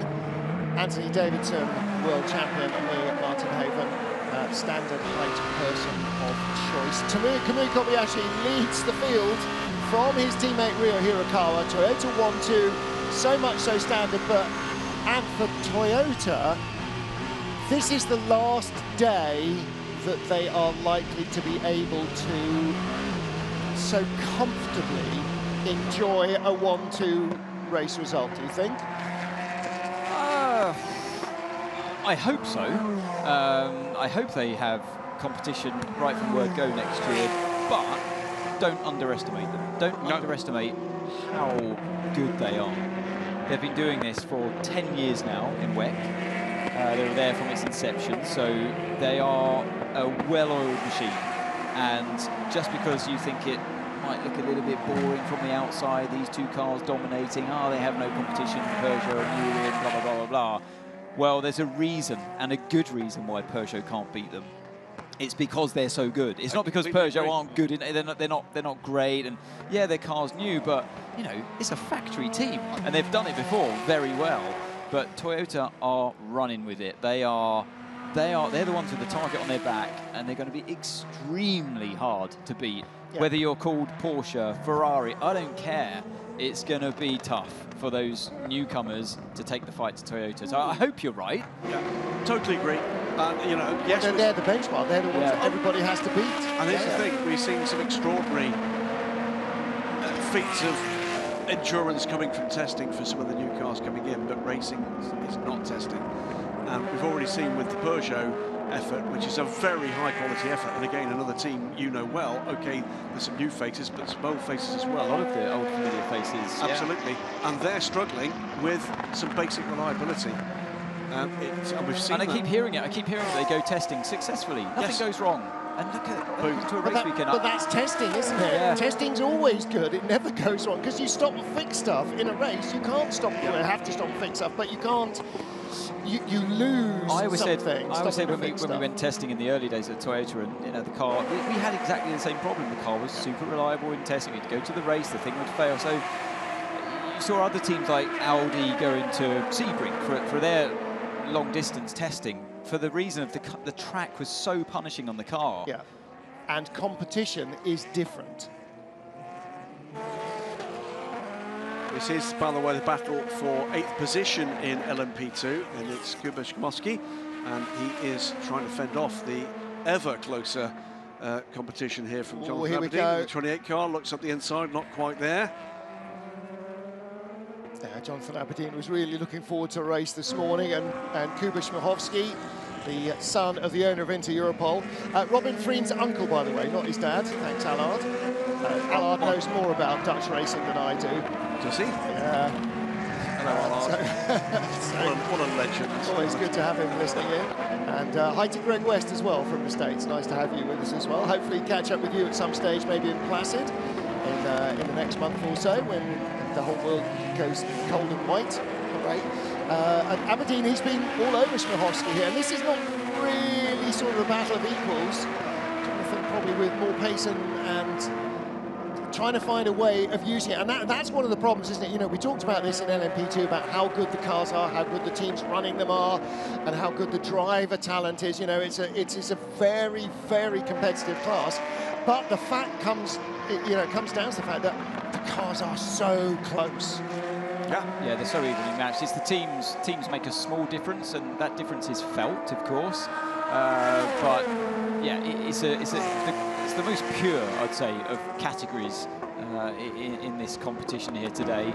There is no balance of performance. Everybody's got the same chassis, the Orica chassis, the Gibson engine, same tyres. So yeah, it comes down to the nuances of the teams and the drivers, and the driver combinations as well. I think you're going to see a pass.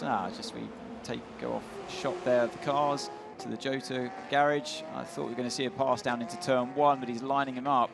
And they've had a bit of a disappointing day, I'd say, so far. The car 28, Jota, they started in front of 38. No, they didn't. Sorry, they were out of position, weren't they, on the grid? Yeah, he's looking for a move down the inside here. Finally gets it done into turn 4. But yeah, just a bit of a scruffy race. They had that contact in turn 1 as well, but they just haven't had the speed of car 38. Unless we forget, for much of the race in Fuji, they dominated it. It was an astonishing run from them. From the driver we're watching now, from Jonathan Aberdeen, the second time he got in the car, however, wasn't that shiny. It was all done in the first stint. I think he was just fired up from that spin that he had. When he was pushed out down into the turn 10 chicane, right. He was pushed out, so he had to work his way back through the field. Flattered slightly, I feel, from the fact he was out there with a whole load of silver drivers and bronzes. So he made good headway and his lap times were really impressive at the time. But when he got back into the car later in the race, actually Felix da Costa showed him the way forward. Yeah. So 3.5 hours to go, not just in this race, but in this season. Pit stops for both Ferraris are under investigation. They're sitting 1-2. In third place is the Corvette. We're going to be down with Nick Tandy in pit lane and Louise right now. Nick Tandy, the gaps are not where you want them to be, but you are in the middle in the mix of it. Yeah, we're in the middle for the first time this weekend, so actually we're really pleased with how it's going. We got very lucky with the first full course yellow, but actually we looked at it early and said maybe the only chance we're going to have is to try and play something on a fuel strategy game, and kind of that works out really well for us on the 51 Ferrari. We managed to get sort of 30-second gap on the other 3 cars that had pitted.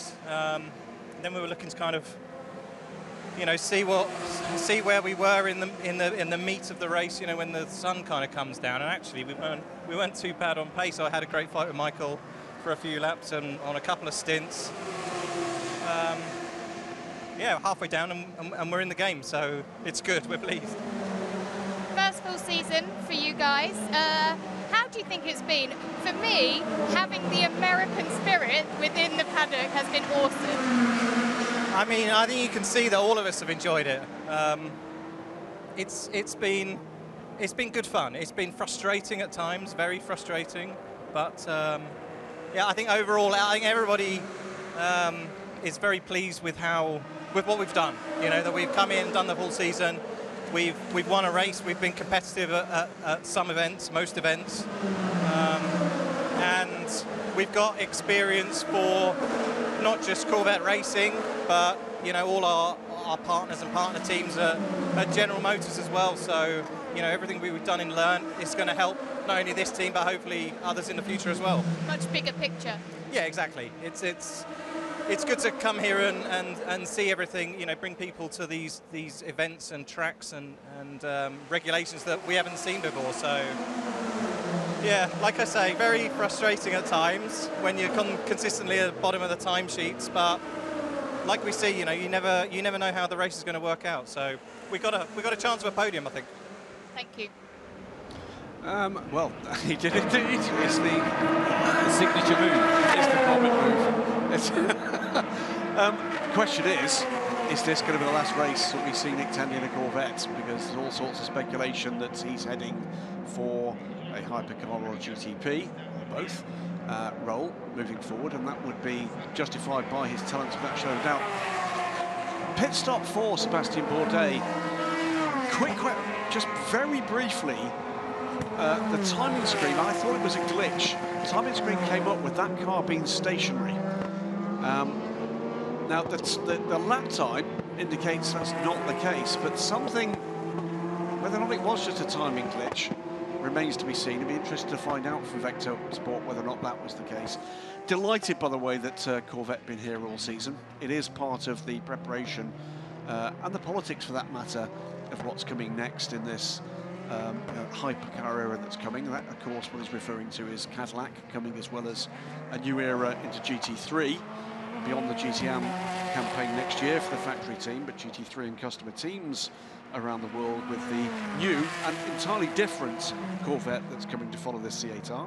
It will be based on the C8, but the Z06 car is not the same vehicle we're talking about here, and will be, by the way, the very first proper GT3 customer program from General Motors in the GT3 era. Corvette's always had, a little bit like Viper, has always had some kind of fans in teams, and who you think Jacques Leconte and Labre are running Corvettes for years.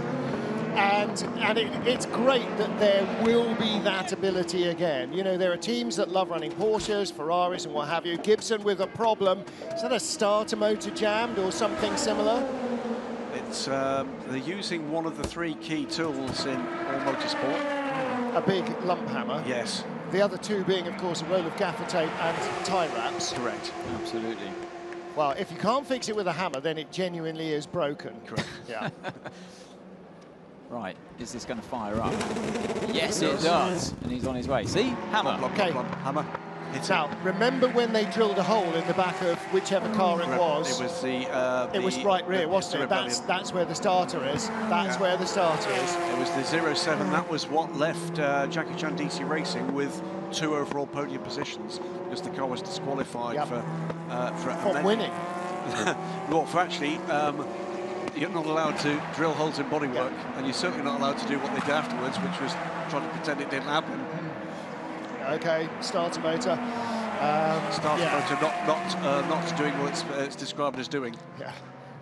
Which is jolly unsporting of it. Well, unfortunately, sometimes when heat, and actually particularly when oil gets into a starter motor, then the Bendix doesn't throw properly. I know this is all technical for somebody like Anthony, who just gets in a car that so modern he turns the key and off it goes, or presses a button or waves his hand above the control panel. He's so blasé about it. I know. But when you... my sister, who's 4 years younger than me, or 3 years younger than me, when she was going to high school, inherited my Triumph Herald convertible. And she gained instant kudos as the coolest car girl in school, because Triumph Heralds, I don't know if you know them, you unclip the bonnet at the back and the sides, the entire front end tips forward. And you used to have to do this maybe 1 in every 4 times you wanted to start the car. The starter would just go click. So you tip the thing forward, take a stick out of the back seat, slide it down between the alternator and the block, bonk on the starter motor, it would start immediately. They thought she was a mechanical goddess. Just because she knew how to get some recalcitrant old rust bucket to start, no, and sir. not her brother. No, sir, it's a feature. They all do that. They genuinely do it. But that's, and now the problem now is, it may not do it again at all during the race, because it's not that the starter motor has failed, it's just at some stage it's got very slightly stuck with the magnets and the wire windings in the wrong place. Technically, that's what's wrong with it. Here is our leader in GTE AMP, Sarah Bovey, in the Iron Dames Ferrari. Northwest, AMR and Team Project One, second and third. TF Sports Aston in fourth. Still enough for them to win the title here, but I talked about Alessandro Pierguidi. Once you get him in the car, you need dynamite to clear him out of the driver's seat. How long Sarah Bovey been in this stint? She did a stint before. Since March, I think it's fair to say. She's done the entire race. She started, but Michelle Gatting and Rahel Frey have both driven. She's now heading towards the end of a double, so this will wind up her minimum required time in the car comfortably, which is basically 3 stints because it's more than 2. Paul Dall'Anna, I'm pretty sure, has finished in the 98 Aston. Definitely Ben Keating has, because he did a triple from the start. Bear in mind, it's an hour and 40, therefore it's 2 stints in a GT car. It's 2 full stints, because it's about an hour per stint. Yeah, so it's okay. So double start. I thought it was more than 2 hours. I think it's an hour and 40 minutes. However, Ben did a triple because, you know, again, because you can. Gel Ignite required to get him out. And he's enjoying himself. And lest we forget, by the way, he will be in a Corvette next season. Yeah. So it'll be Ben Keating with Nicky Katzberg, who's here this weekend for WTCR. And again, it won't be a customer Corvette. He's the customer, but it won't be run by a customer team. No. It will be a full Pratt & Miller Corvette Racing entry, exactly as you're seeing now, except possibly not yellow, but possibly. No, it is yellow. He wouldn't be. Was he committed last night? He did commit to the fact the car will be yellow. What branding will be on it is a different question. I was so busy listening to the intricacies and ins and outs of the motor trade in Texas at the moment, which he basically is. He's not a motor trader, he is basically the motor trade in Texas. I was saying to him, how many dealerships you bought this year? I haven't bought a dealership for very nearly 12 months. Yep. And by the way, 4 last December. If you are looking for a light blue car of indeterminate origin with a red interior, Ben's your man, because he's told us he's trying to sell that one. It's not this car, light blue car, by the way. Pale blue, I can't remember what the road car here was, but with DCR interior, you know, it's not going to go down well. So anyway, meanwhile, back to the lead battle in LMP2, WRT and Prema. Again, WRT first full-time season running an LMP2 car. Last year, Prema first full-time season running an LMP2 car this year. Again, 2 teams with stellar history. Just coming in and absolutely punching at the maximum. But this young man is catching Robert now, just and on he's his catching personal best. Quickly. Personal best first sector. Yeah, there is traffic for the Prema man, the Polish superstar, but Josh Pearson doing a fine job at the moment. 3rd position in LMP2. Robin Freins, Robert Kubica, Josh Pearson, Phil Hansen, Antonio Felix da Costa. They are the top 5. And so 5th it is for the team that needs to finish 6th to secure the championship. Well, it could be even lower than 6th at this point because the WRT and Prema 1st and 2nd. It takes one of the United cars. They were coming into this race, car 38, who we're right on board with now. They were the closest threat in terms of the championship, so it's become even easier for car 38, although just as I say that, warning flag for car 38, Da Costa for abusing track limits. Terrible. If I would, I would just take them out of this race right now. No, of course I wouldn't. They've had a magnificent season, and we've seen some really dominant stuff from them. And as you said earlier in the broadcast, and we've seen this era of these super teams coming in and dominating a season. That has been the feature. But what we've seen with that is it's been a step change every time. Someone finds something, they deploy that. Someone else deploys that, finds something else, deploys that like as a well. game of retaliation. It's been stellar stuff, and it's carried forward LMP2 to absolutely amazing heights. And what we don't get, because the cars are so similar, is we don't get endless seasons of somebody being comfortably ahead. No.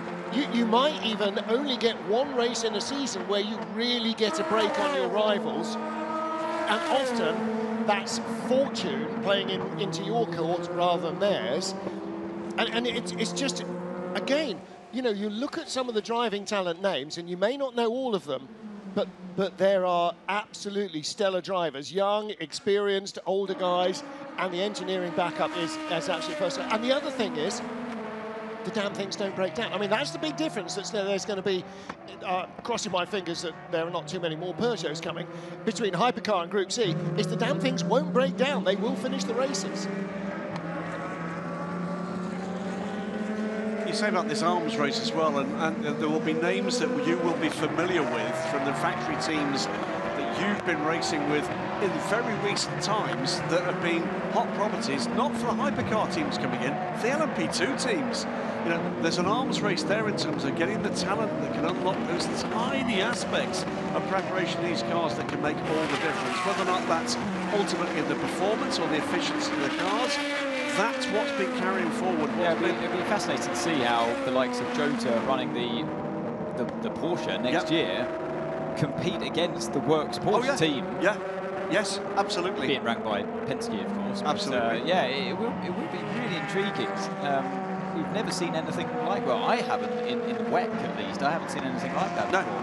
Well, I mean, you know, the real glory days, the early days of Group C with the factory Porsches against an array of customer Porsches, that predates my involvement with the sport. So at some point we'll have to get Martin Haven to buy us a cup of tea, because he was already into his 30s. Yeah, he was, definitely shaving at least. There's a bit of a scrap going on here between car number 1, that's Chatan, who started this race in that car. For position. And yeah, Alessio Rivera, who's a very fast pair of hands. We've seen, is it 2 pole positions he's had so far this year? At least 1.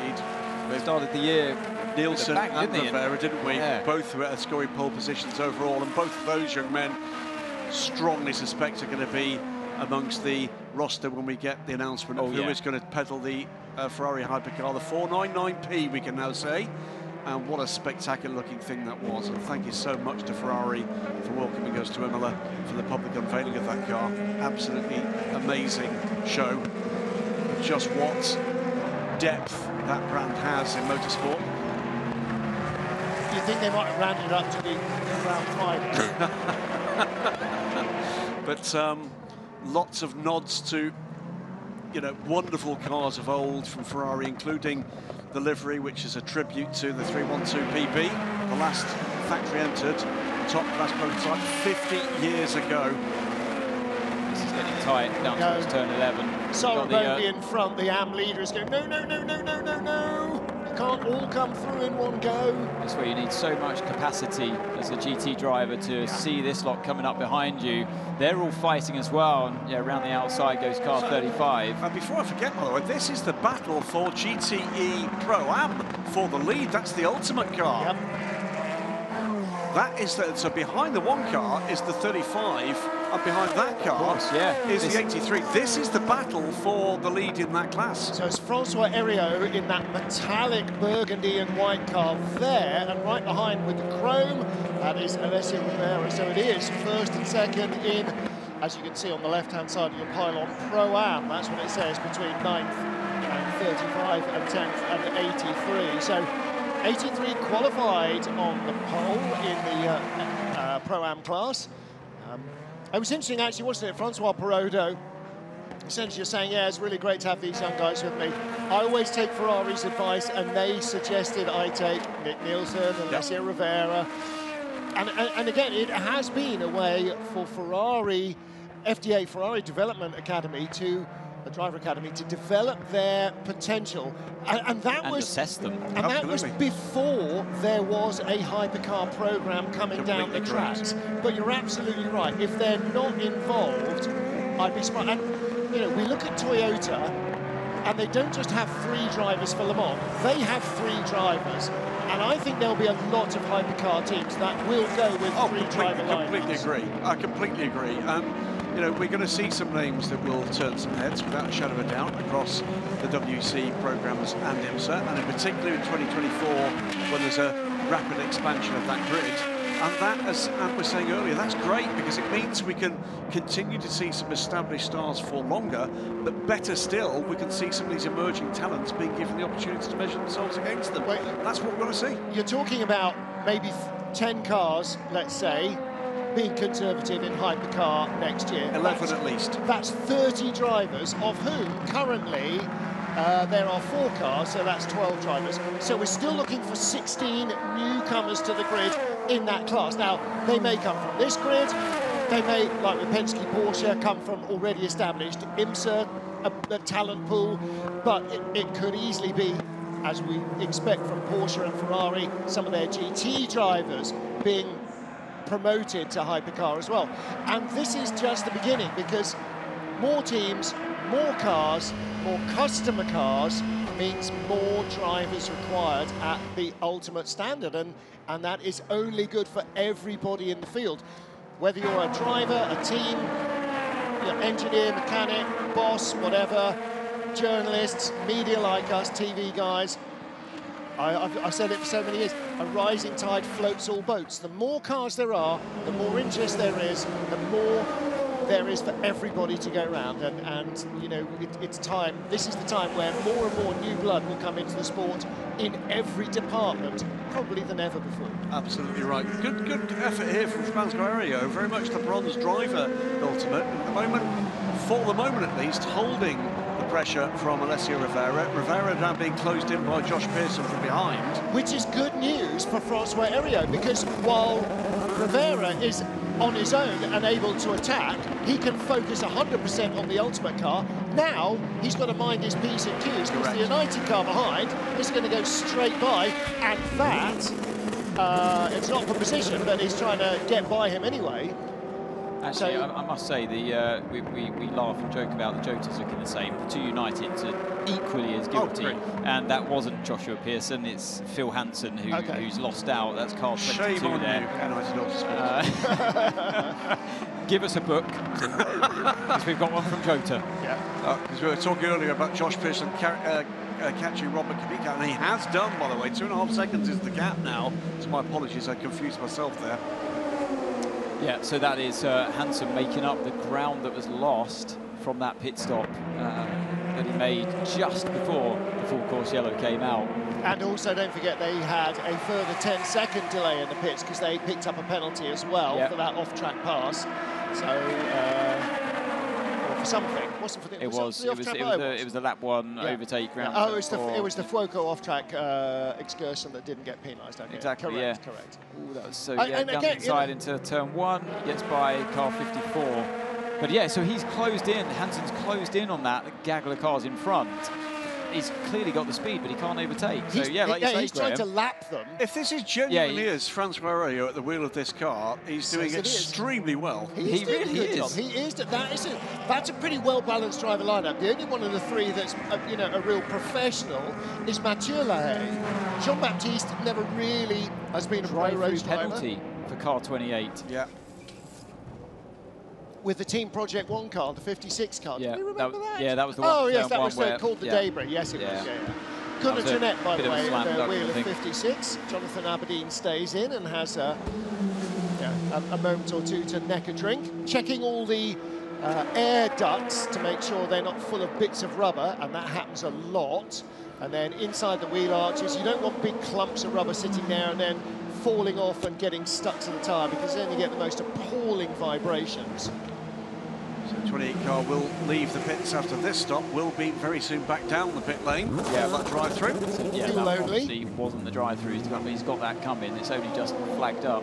Red wing tabs, by the way, red side panels on the wing uprights on the red mirrored number, whichever one it is, and green on the green mirrored and green tabs. You've been looking at that book again. Look at coming towards us. Look, you can see clearly the red mirror. Oh, they are red mirrors as well. Yeah, they appear to have done it. They did point out that in darkness, the side numbers are illuminated. Excellent, because views like this really help. 23 comes down. By the way, been great sparring with Jota's. Oh, it is car 23. Look, I can see on the board in front from the lollipop guy. Yeah, but thanks very much, lollipop guy. We can also see from the graphic on top of the screen. Yeah, well, and the before fact that came up. This is the car that's had the camera all race. Ollie Jarvis, back aboard.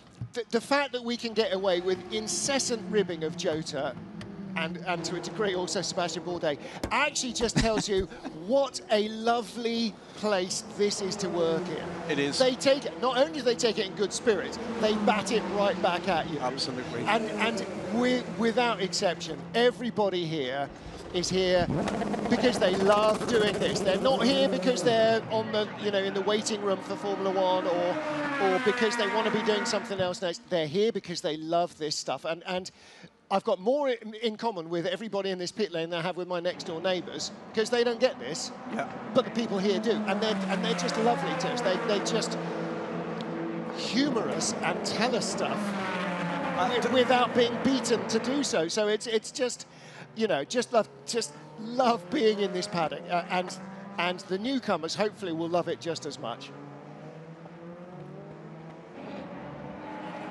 Back with our with our LMP2 Pro-Am battle, Francois Heriot still hanging on just ahead of Alessio Rivera. So Francois Heriot flagging his name up here, perhaps for a £4.99 Ferrari drive.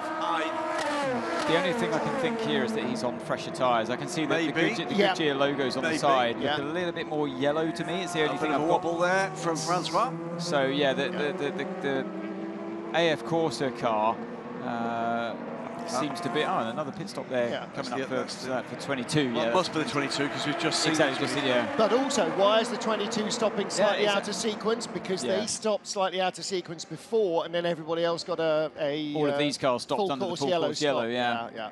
Out comes one of the Jota cars. That's 28. I briefly saw 38. Is it? And 28. Oh, they both left the pits, so it could be either. That's really helpful. Yeah. I wonder if that was the drive-through for 22. It was 28 because it's not cleared the first sector. So when you need a timing screen to tell the difference between cars, Dylan's popping over with another copy of the book right now. Well, he's going to have to start printing them and handing them out to all the members of the audience as well. So 3 hours and 3 minutes to go. Closing in. Yeah. Well, that 5 hours has gone very quickly for everybody except the audience. And Louise, obviously. That's because she can't escape the dad jokes even when the microphones are off. It's absolute purgatory. This is the leader in LMP2, rolling down the pit lane with the hands of Robin Franks. Fuel on, he'll stay aboard. Windscreen is to be cleaned. Top of your shot there with the glasses above or behind the fuel tank.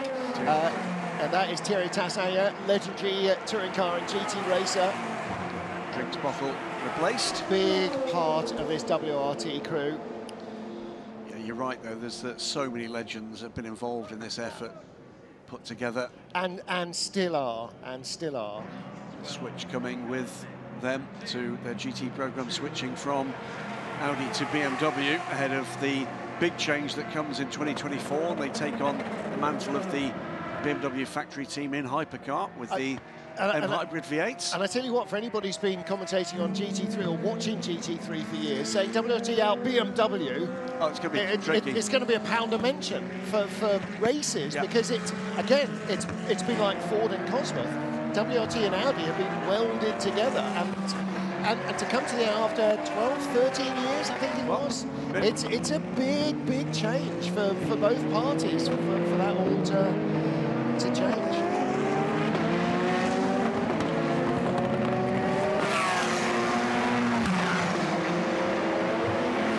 We have 3 hours and a minute remaining in the 8 hours of Bahrain. So nearly 5 hours completed. And in all of our championship battles, well, in GTE AM, looking still very much like the four horseman Aston you're looking at there may be champion, looking as though Toyota number 8 will take the Hypercar title. All the others still a bit close to call. Let's hear from Jota's Will Stevens with Louise Beckett. Will Stevens, the Jota 38 is running how you would like it to, but we did hear you calling back to the team quite a lot during your stint, wanting to push, but of course you've got to think about that championship as well. Yeah, I mean, so far we're running pretty strongly. We decided to put Roberto in and get his drive done quite early in the race, so it's just me and Antonio now till the end, so that's good for us. It's obviously, yeah, we want to push hard, we want to finish on the podium and have a good result, but obviously we're also thinking about the championship. But right now we're pushing hard, trying to catch back up. I think we've got the pace over majority of them in front. The WRT is quite quick, so I think they're quite far out of reach at the moment, but we'll keep chipping away. Still 3 hours to go, so I'm sure we'll be there come the end. Do you think managing those tyres was that important at the beginning? Yeah, it's massive here because it's so hot and these tyres don't like it. It's a game of pushing hard as we can, but try and keep energy low and save the tyres. So a lot of people are switching around drivers first to second stint, and a lot of people are using new left-hand sides also first to second, which we haven't yet. So we've still got those in reserve for later in the race. So we've got some left in the bag. We'll use it when we need it. Thank you. So on pit lane now, Alessia Rivera, who leads the AF Course Rating 3 car, the battle for LMP2 Pro-Am. Also on pit lane, second, because the Ultimate car has pitted and just rejoined, is Algar Pro car. And very close now, James Allen, to Alessia Rivera. This is going to be mighty close after this pit stop. Yeah. Between the 3 remaining contenders in this battle, because the ARC Bratislava car, whilst it is still running, just back out to track, by the way, after having just made its way up the order more recently, drops back to 37th for its latest pit stop. I think that LMP2 Pro-Am battle is going to go right to the wire here. Yeah, they lost 7 laps, ARC Bratislava, to their class rivals with that long stop in the garage, so that's a real shame for them. Jota and United. It's Phil Hansen and Antonio Felix da Costa. Could be. And you've also got the number 8 Toyota in the mix there behind, looking to make his way by. Yeah, he's on the fresher tyres there, is Phil Hansen. Finds his way past Felix da Costa. Jota, by the way, have just uploaded onto Twitter the delivery of the Jota for Dummies to the commentary booth, so full marks to them. On board again with the Jota car, this time blue flags. Not being signified as an approaching LMP2 behind, but the flag signals will be for the car in front letting know that there's a car. Here we go, number 8 Toyota in second place. Do you remember when I said we'd revisit that in 10 laps, the gap between Kobayashi and Hirokawa? Is it time? It's 17.6 seconds now. Yeah. And it was 2.5 at the time, wasn't it, when they got in? Yes. So, yeah. I mean, more than expected, I must say. Kobayashi has clearly pulled away. Yeah, the community, yeah. Just want to say, by the way, thank you to Christopher Dupuy, who sent us a message on Twitter saying the minimum drive time for an in an 8-hour race is 2 hours, 20 minutes. I had in my head it was longer. I had in my head it was longer than a double stint, and so it is a triple. So my apologies, Christopher, you're completely right. I misremembered once again. Too many damn rules for simpletons like us. 94 car, the Peugeot. Pushes on, making its way back towards the train of hypercars, back up into 6th place. Really tricky part of the track, and for a driver, you're curling downhill, tightening, steeper downhill, bumpy at the apex. It's trying a real to turn, one, brake. I mean, it's just asking a lot from the front of the car. Well, and the rear of the car, depending on your balance. Yeah. We're looking at here replay of the 94 car with Loic Duval. But yeah, you know, it is a very tricky circuit. It makes you think, this one. You have to carry the speed in all the right places, but also have a lot of patience in the tighter corners. Turn 9 into turn 10 definitely being one of them. Slowing a car down whilst turning is tricky. Slowing a car down whilst turning, and then the corner tightens at you right at the end, even harder. And it's all those kind of corners on this track that, I mean, you've heard from pretty much every driver we've interviewed today saying the tyres, it's so hard to look after. It's that stony surface, super abrasive, and also, you know, hot conditions as well here in Bahrain this time of the year still. But it's the type of corners that it has that it just punishes your tyres so much, especially in the traction events as well, which there are so many of. If you over-push your car, you've got this commodity, this valuable commodity when they slap on a set of new tyres, and you have to babysit them. You have to look after those tyres through your stints and make sure they're there at the end, because so many drivers get it wrong around this particular racetrack. Ollie Jarvis up behind Robert Kubica. This is our lead battle in LMP2. We've gone from the pink car that leads in GTE AM to the pink helmet that is chasing in LMP2. Ollie Jarvis closing in on the pole. And this is getting closer and closer. Just being warned about driver limits. Here's the 54 Porsche being driven by Nick Cassidy. I went to check where they are in the running order, and they are currently in 7th place behind the 77 Dempsey Proton car.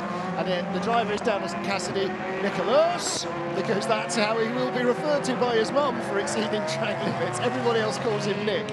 Just made me giggle in a very old man sort of a way. I don't know. Not been too much longer, by the way, before that 94 Peugeot is back up into 5th place.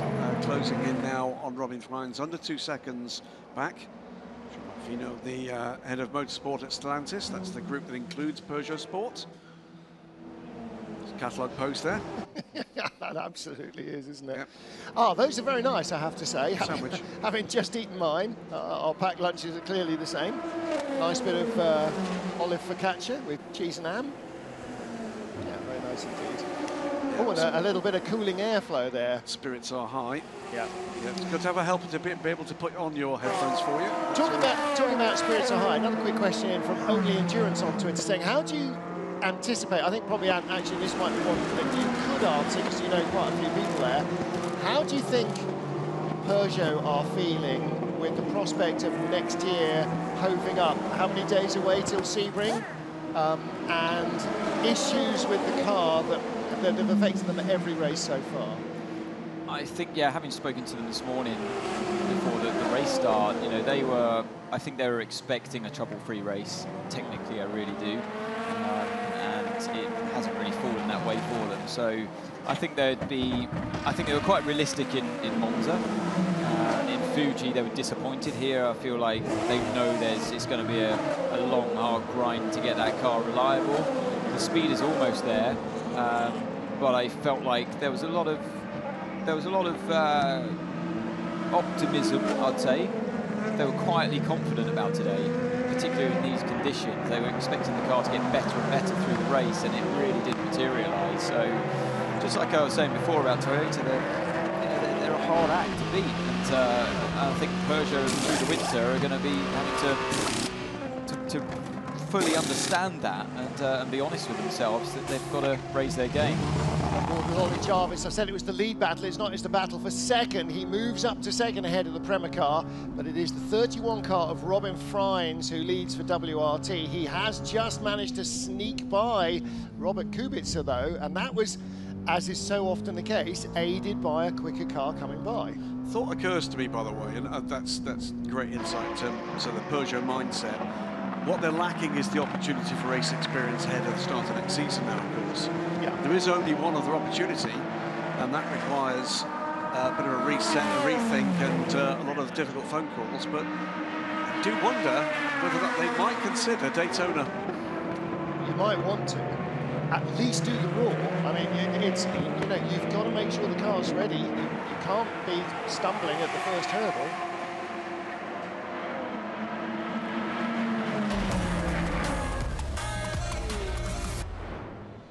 Sixth and final round of the FIA World Endurance Championship Season 10 comes to Bahrain, and the season for 2022 ends with an 8-hour enduro with the boss of the FIA, the boss of the ACO, the two governing bodies of this sporting spectacle on hand with lots lots of teams and their owners, past, present and future. Race gets underway with Toyota having dominated qualifying. Brendan Hartley nearly a second clear of anybody else, with a quite remarkable lap. But as the race conditions showed in the heat of the early afternoon, it could be anybody's game. Alpine started very quickly, and in the LMP2 field, confusion over the lights not changing to red until the cars were at the line caused some changes. Polsa de Sarabovi for Iron Dames being passed by the 71 AF Corsa Ferrari, the Spiritor race car moving into the lead in GTE AM. Ferrari looked dominant as well. Beg your pardon, Porsche looked dominant early on in the GTE Pro class, but as the first stint, the first hour came to an end, Ferrari were coming back into it. Porsche's 1-2 soon became a race that was led by Ferrari. The second of the red cars was not far behind. A long full course yellow because of debris, punctured for the 71 car, fresh out of the pits, the leader of GTE AM, which put the Iron Dames back at the top of the pile. The full course yellow fell badly for some, particularly for the two Porsches and the second Ferrari in GTE Pro, promoting the 51 car, the reigning champions, way up into the lead. WRT leading, and then Peugeot hitting problems. First, Paul de Resta overrunning the first turn with gearbox issues. Jan Ehrlich in the garage will be testing the car tomorrow in the rookie test after the race. And in the battle for GTE Pro honours, did look as though the balance was swinging in favour of Ferrari, their tyres lasting longer, better than Porsche's. From the heat of the day into the dark of the Middle Eastern night. Here in the desert, the temperature's not dropping that fast on track, but certainly the heat of the action not dropping at all. Corvette, because of the full course yellows, had ended up in second place and were determined, as they worked hard on the setup of the car, to try and maintain that. The 94 Porsche with more electronic problems, and they have now dropped some way down the order, having been pushed back into the garage for rectification. That leaves Alpine third behind the two Toyotas and still in with a shot at the championship. Right. Drivers exiting turn one, please bear right. Another full course yellow after contact between a prototype and a GT. And again, a scramble for the pit lane. Ferrari staying out front. Number 7 Toyota leading the race. Martin Haim, Graham Goodwin, Anthony Davidson in the booth, Louise Beckett down in the still sweltering pit lane, and the light has gone and the air temperature starts to drop a little bit, particularly if there's a breeze. There's not much today, but the track temperature remains pretty consistent right towards the end of the race, doesn't it? It drops a little bit, but not as much as you'd expect with the sun going down. Surprisingly hot and humid. I spoke to a few drivers on the grid before the start of this race. I can't believe how humid it is. It's not normal around this time of the year here for it to be like that. But yeah, if you're Loic Duval there in the car 94, he does have air conditioning, unlike the Toyota. A big difference. Oh, what was going on there? Given the all clear to go, and he did, because that's what a driver's going to do, but the car was still connected, and the mechanic wanted to go around and change one of the tyres. That was very odd. It's almost like they forgot that they were going to change the tyres. That was a big miscue, wasn't it? Well, you know, they said this in Monza, didn't they? Look, we're a test team, we've got a development hack, we're not a race team, it's not yet a race car. And I'm afraid that still remains the case. It is still a work in progress, both in terms of the synchronisation of the team and getting the car to work effectively for race distance. They'll get there, but it's, it's just...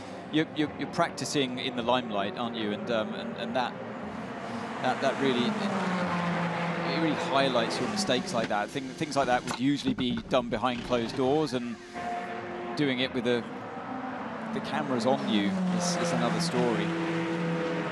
But they will get there, and it would just take time, because Toyota were there once upon a time.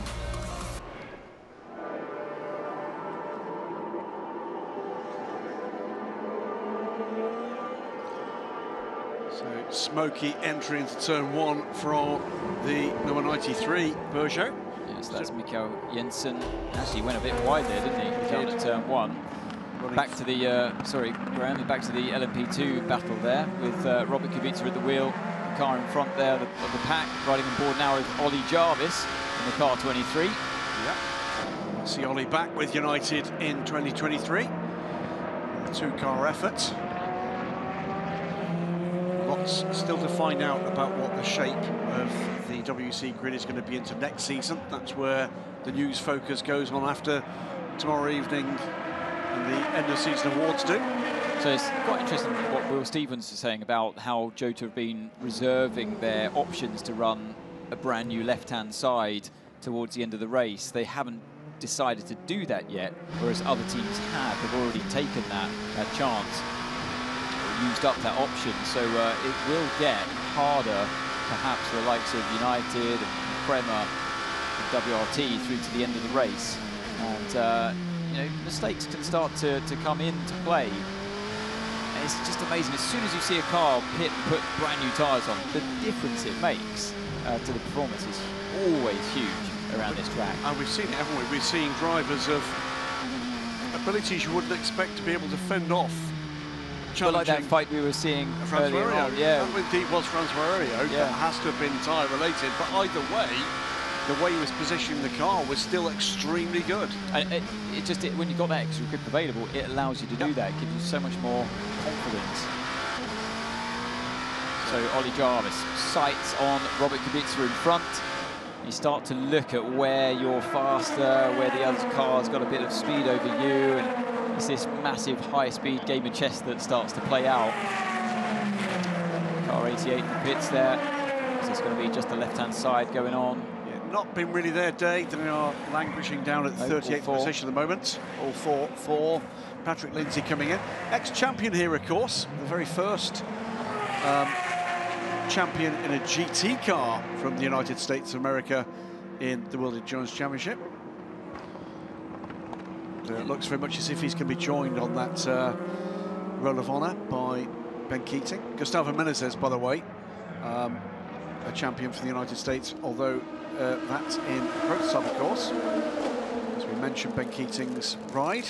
Here comes the car from TS Sports, Enrique Chavez out. So it's another 3/10 Ollie Jarvis, by the way, pulled in on Robert Kubica that lap. Here they are, so he's gradually catching him up. Yeah. And they had no traffic influencing that gap last lap around, so he's going to be there soon.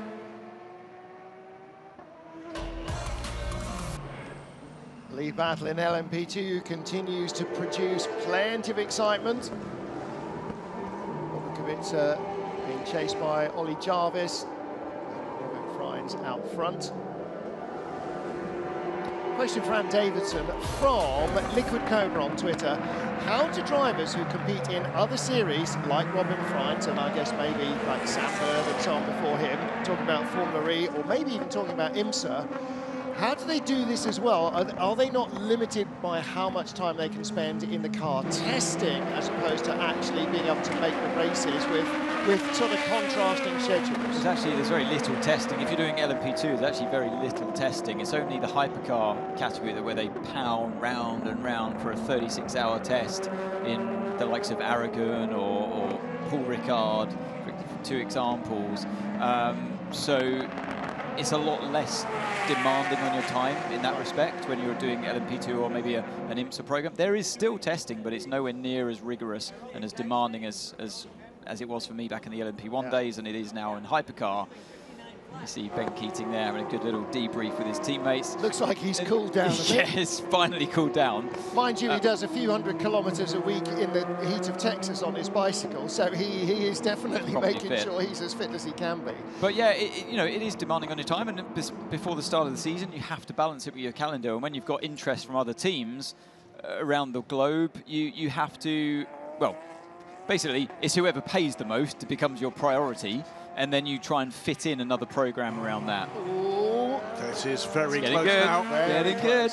Now, interesting, on the right-hand side of the number 23 United Auto Sports car, there are 3 blue lights saying it's in 3rd place. As he turned into turn 1 there was 1 blue light on the left-hand side. Now, I thought, OK, has he just been passed? No, he wasn't the leader in the first place. So let's take a look. Maybe it was just my eyes. Two on after all, they are my eyes.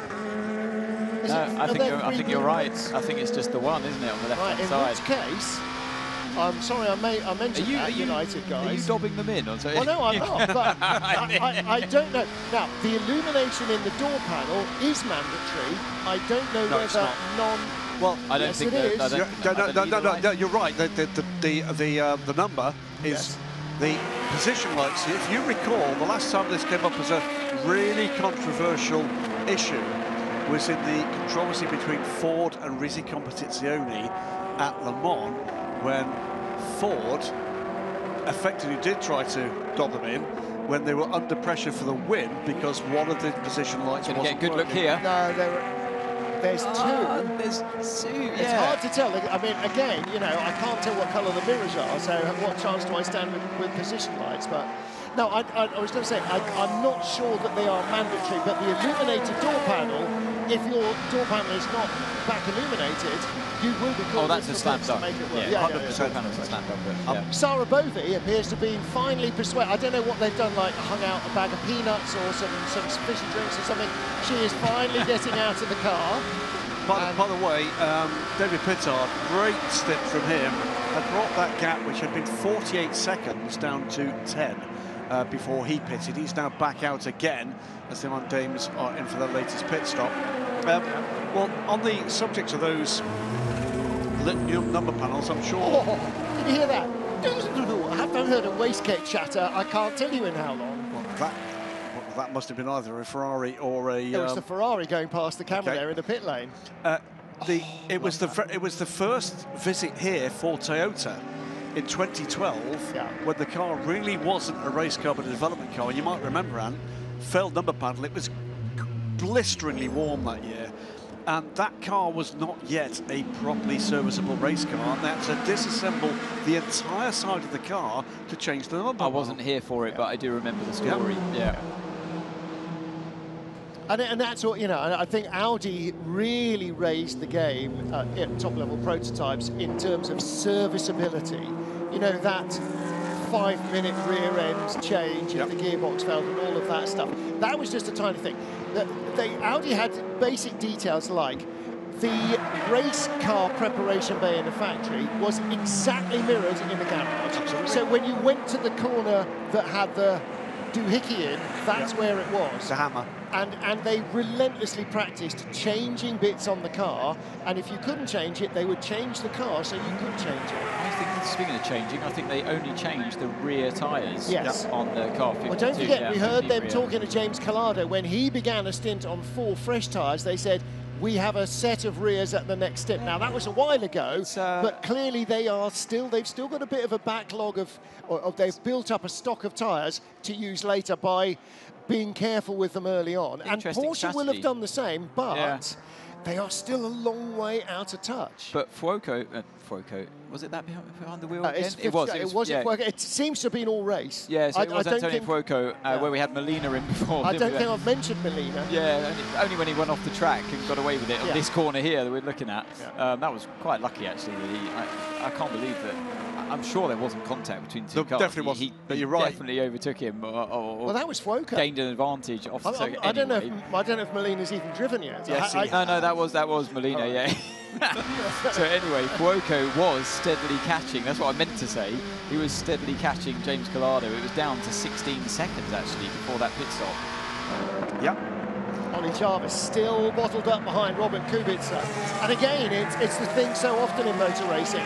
Catching is one thing, passing is 100% a different issue.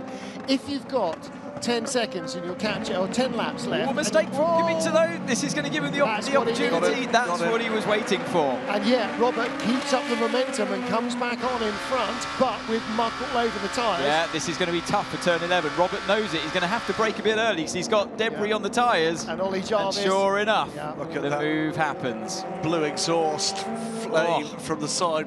Just that lockup. Yes, all it took. He had it. He had the gap behind him. He didn't need to push that much. But you mentioned turn 9 and 10 before. Yeah. It is a tricky corner. It's so tough. The So Corvette tough. crew are ready. Well, they're not fired as up. good as Canesthetics as the Toyota team, are they? They did a little bit bouncing up and down from their toes. That's all well and good. Yeah, they've been slapping Nick Tandy about the back of the garage for a few minutes to get him ready for this. Don't think he needs any of that. Yes, he was loving it, wasn't he? You When he was know, out there before. halfway through the race, or before halfway, they were saying, look, we might have a shot at a podium. That's how they want. That's what they want now. Now it's, we're having this podium. I don't care. We're having it. We're getting it. You know, we started the weekend in a horrible place. After qualifying, we were still nowhere. We've got no pace, and then suddenly the fates transpired. You know, and they were, apart from Le Mans, this is the 5th race, the 5th WEC race, the championship. Because Le Mans is different. Le Mans is always Le Mans. Le Mans is always there. So this is a 5-race championship. In the 4 races so far, they've won 1 race. And there are 5 cars in the class. Not every car in this class has even won 1 race this year. They did so, by the way, by doing what they do best, which is an epic fuel run and outguessing the Ferrari team on home ground. This is the replay of what we saw before.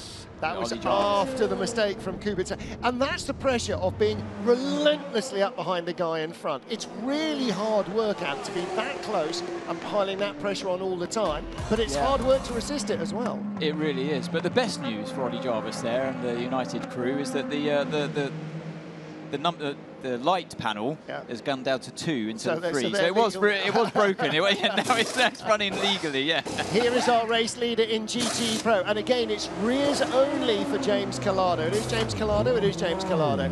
Now he's again. You know, most of the time we've talked about this car has been James at the wheel. He started it, and he was at the back complaining that the tyres were overheating. It looks like they've really worked on that. Alex Brundle, I think it is still in the Inter-Europol car. It is. He stays in, so be a double stint for him. I was asking some of the guys, and Alex at lunch, you know, is a triple? And no, not really. Tyres won't take it, so there's no point in punishing a driver. Rear end change. So they've either had a little bit of contact or they need a change to the rear wing, and it's quicker to change the entire unit than it is often to adjust the wing itself. We'll need to have a look how the pit stop times are actually coming through here, but the change in LMP2 Pro-Am is that Algar Pro Racing have taken the lead, and they've taken the lead from Alessio Rivera. It's James Allen from Alessio Rivera, Jean-Baptiste Lehay. The 3 cars running competitively in that class separated by just under 10 seconds, the trio, with 2 hours and 33 minutes to go. Mira Konopka is back in, Matthias Beschrader is back in the ALC Bratislava car, still out there in the ALC Bratislava car. It has now just gained 1 lap back on a whole bunch of GTE AM cars, so it's jumped up from 37th to 30th. Yeah, so that car will continue to make progress back up through the order. And they'll be looking for a rousing finish to the WC career and campaign of ALC Bratislava. Three fastest race laps from 3 different cars. Matteo Cressoni in the 60 Iron Lynx, that car has not gone quicker all race. GR Racing Ben Barker, that car has not gone quicker all race. And also Jean-Baptiste, Renger van der Zande in the Vector Sport car number 10. It's at its fastest lap of the race as well, with 2.5 hours to go. And maybe that's indication that the tyre temperatures are a little better because the track is starting to cool noticeably. Yeah, it will continue to improve. Focused in on this Ferrari battle, this intra-team battle. So it was highlighted right at the start of the race that 52 was the faster car, and it continues to catch. The gap now down to 15.7 seconds between Collado and Fuoco. We can go to Ben Keating now. Let's hear what his views are. Ben Keating, just when you thought you could sit back and relax, I come and disturb you. Well, how's this race? You know, it's been quite interesting. I feel like we've run about as good of a race as we could run. Everybody's done a great job behind the wheel. We've been very unlucky in that we pitted the lap before both full course yellows, and so all the competitors that were behind us or that could go an extra lap on fuel got to pit under full course yellow, which gives them about a 30-second advantage. So that's happened to us twice. Of course, what we're really here this race is really about the championship, and we're just following the 98 car. You know, Paul still has to get in and do another 15 minutes, so we feel pretty good about that. Even if they finish in second place, we need to finish in at least 7th. So, yeah, I still realize anything can happen. So, I'm not. I feel pretty comfortable, but I don't want to get too comfortable. So. Until that checkered flag goes. That's right. That's exactly right. But we've run about as good a race as we can run. So I did the first 3 hours and 10 minutes or so in the car. It was a lot of work. It was hot in there. But now Enrique and Marco are trying to chase them down. Brilliant. Thank you very much. You bet. Thank you. One of the characters of the FIA World Endurance Championship and indeed international sports car racing, Ben Keating, the motor dealer from Texas. Massive interest in a whole range of brands there, and he's brought his talent, his resource, his enthusiasm to the WEC with this program, and deservedly there, looking like, not going to call it, but what a run they've made at this title. And remember that despite one of the most dramatic moments, not just of this year in the WEC, but of the whole WEC history, with this very car airborne and upside down at Monza after one of the cursed sausage curbs did its work. Brake failure for Enrique Chavez.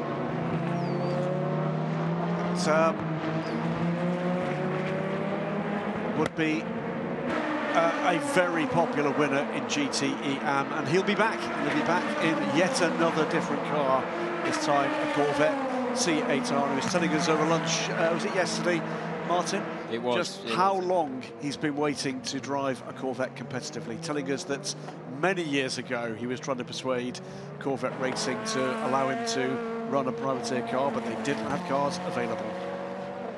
Yeah, it's going to be good to see him behind the wheel of yet another different car in endurance racing. While we talk about our GTE Pro, GTE AM potential champion, Ben Keating and his teammates, here is our race leader. Has been almost uninterrupted since the start. 71 Spirit of Race Ferrari did get ahead early on in the race, but then they hit problems. And the Iron Dames have been in front, having qualified on pole position. One last time out in endurance racing in the European Le Mans Series 4-hour encounter in Portimao, a race that they were on target to win when the car set itself alight within 20 minutes of the flag. Last year, they came back and took their first international top-class victory in endurance racing this year at the same race, and are looking very strong indeed here. And by the way, fans of Iron Dames, and I know there will be a lot watching, they are working on merch. I know they've been saying that for half the season, and it is taking a time to come. They know that the fans want it. They are working on merchandise, but you might have to follow their social media accounts to see whether they'll be. I don't think there'll be any for Christmas, but you'll sure be able to wave the flag for next year. And of course, next year they will be possibly incorporating some more new logos that we like to see. Pretty certain that was Maxi Gunter with Gustavo Menezes, because he's one of the at least trio of drivers that will be trying out an RX-8 tomorrow. Wait to find out why, because that could be very interesting. Richard Mille Racing, the #1 car. Charles Malaysia aboard the #1. The obvious answer is that he doesn't have 30 million behind him to buy himself a Formula 1 seat, and he wants to be a racing driver, and so this is the arena in which to go racing. The interesting thing about this test is that those guys were invited by Peugeot to come. Yeah. And at the moment, there is not a race seat that we are aware that they have available for them to fill. What fascinates me more is not so much Maxi Gunter, who has done top flight single-seaters and is an absolutely class GT3 racer, but Jan Erlacher, who's done a bit of prototypes with LMP3, LMP3, who's done World Touring Cars 2-time champion, and who is an ice racer. I mean, he is a very cosmopolitan driver. He is absolutely quicker enough, but it just surprises me that they have actually cast their net wide enough to recognise his abilities. I think he could be very, very interesting, and I haven't talked to him this weekend. That's the first time I've seen him on camera while we've been in the booth, but I'm really looking forward to catching up with him tomorrow and finding out exactly what he felt, because I think if he can get a seat, even in LMP2, I think he's going to really surprise people with, who is this kid and how do you say his name? GTE leader, Ferrari number 51, James Collado, still James Collado. He's obviously stolen the dynamite from Alessandro Pierguidi and is doing a lot of driving at the moment. And again, we saw in the last stop, just taking rear tyres only, so they have maximised their opportunity in the first half of the race. You can see how the cars are spread around on the track. But he is being caught 13.6 seconds now. So the last time I mentioned was 3 seconds up the road. So this is 51, Collado. I know this is now 52. Woco at the where Collado was earlier on, turn 8. He is catching all the time. The deal with the 52 is it cannot be champion if any of the 3 Ferrari and Porsches finish. Correct. Not finish ahead of it. If they finish, unless there is a cataclysmic multi-car pile-up and none of them are classified as finishers ahead of it, it can't be champion. So yes, they can catch, and yes, actually in all possibility, they might be allowed to go ahead, just in case, because you don't want somebody right behind you. It's much better if they're in front of you.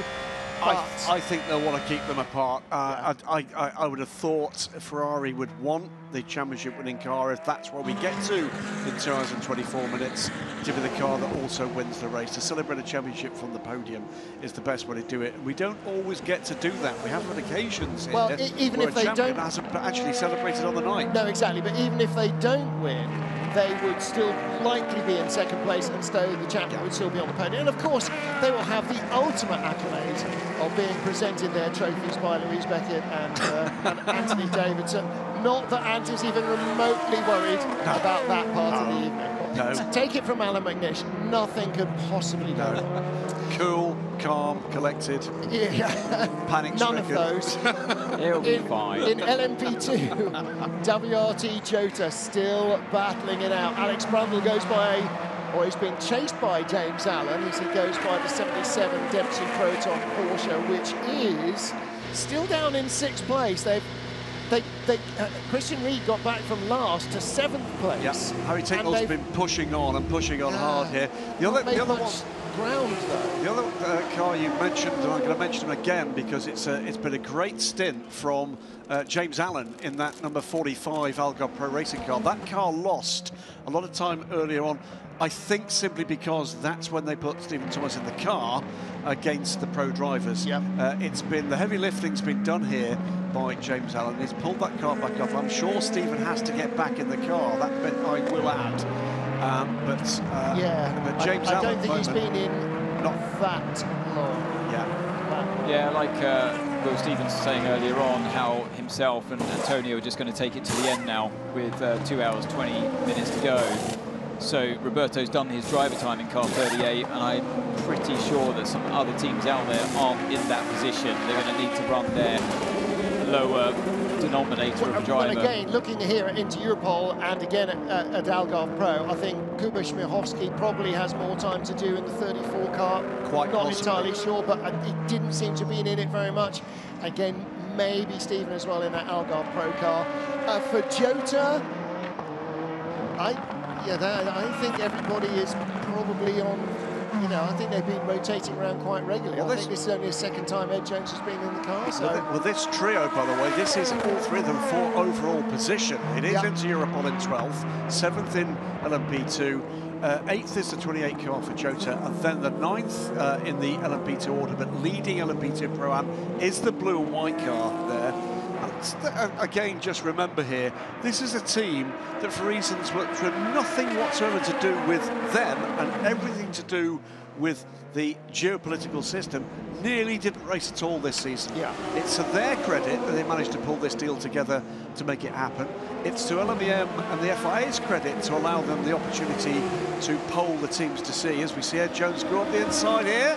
Whoa, that is a full send out of turn 2 and 3. It all started actually in the final corner. Yeah. Got a great run going into there. That was very good. And lined him up out of turn 1, turn 2, and put himself in the right position on the track. And the number 8 Toyota's been behind them since they got into turn 1. He's been watching it going on, hasn't he? Can't get by.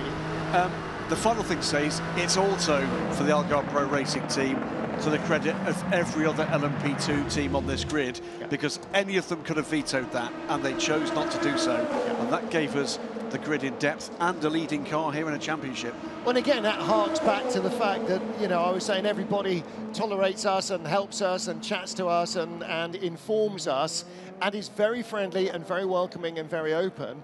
And that's all part of it. I mean, they all know the struggle of putting a program together, and I'm sure at some stage every one of these teams has had that moment where the big sponsor has pulled the rug out from underneath their feet.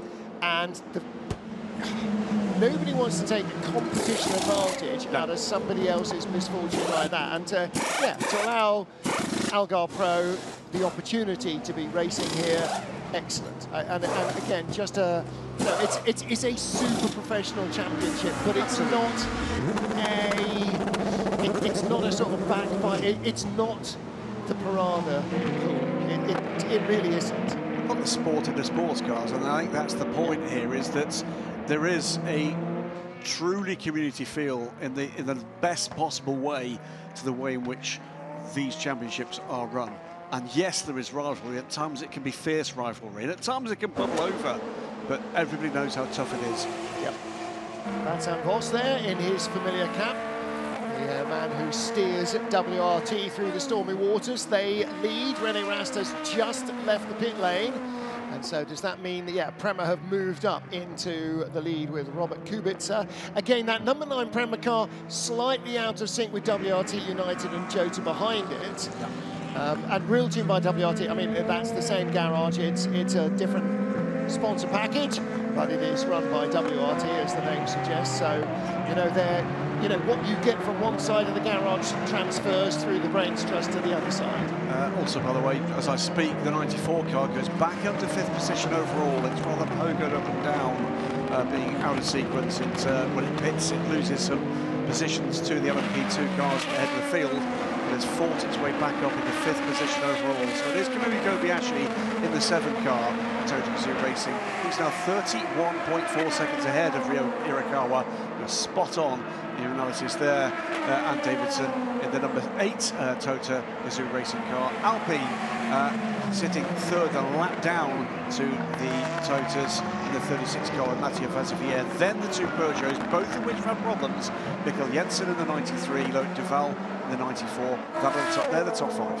Kobayashi is the only man lapping in the 1:52s, only just on the last lap, but all the others are in the mid to low 53s. So that, you know, a very late 52, low 53, that is kind of race pace at the moment. I've seen him dipping into the 51. Yeah, but the Peugeots are doing that, as is the number 8 Toyota, as is the Alpine, but it is the number 7 that is in a slightly different performance bracket. It has got more pace more often.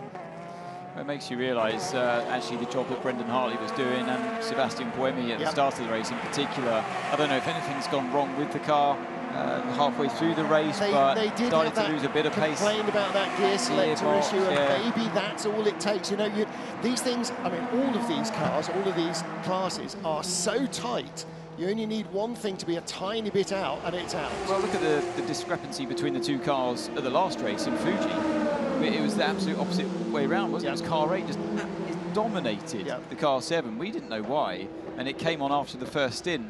They had no answer, did they, the car 7? They had. What's happened here? This is Alex Brundle. Alex Brundle and James Allen. This is critical for the LMP2 Pro-Am. Where is the AF Corsa car? Right, what's happened here then? Oh, has it happened with the car 31? Oh, it's a WRT car for René Rast. Yeah, and James Allen just got caught up in it. No contact for the Algarve Pro car. Oh, so that is going to be a penalty for car 31 then, isn't it, for René Rast? That was René Rast. What an error. On his outlap. And there is the other That's the second car, but he's on pit lane, so... He was coming in, and the third car has just left, so the other two were pitting. Does that mean, actually, that this is an in-lap then for James Allen? Because if the other two had pitted, chances are he needs to as well. Well, I think I'm more interested in it. When is that penalty coming its way? Because we've seen that incident before with Lulu Wadu, didn't we? With the GT car hitting her around, and the GT car got the penalty.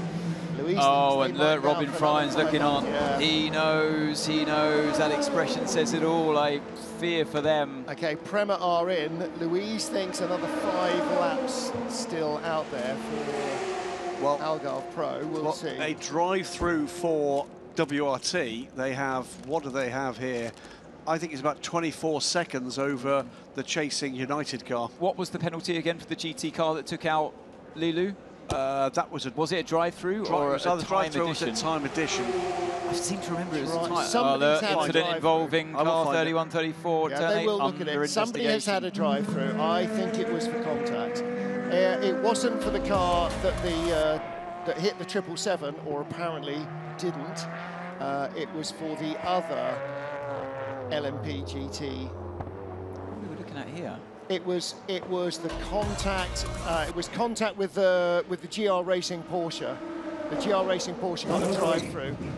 GR Racing. There were 2 time penalties issued in the first hour or 2 of the race. I'll check it out. I think GR got a drive-through. Well, a drive-through. That's like with a pit. So with a run through.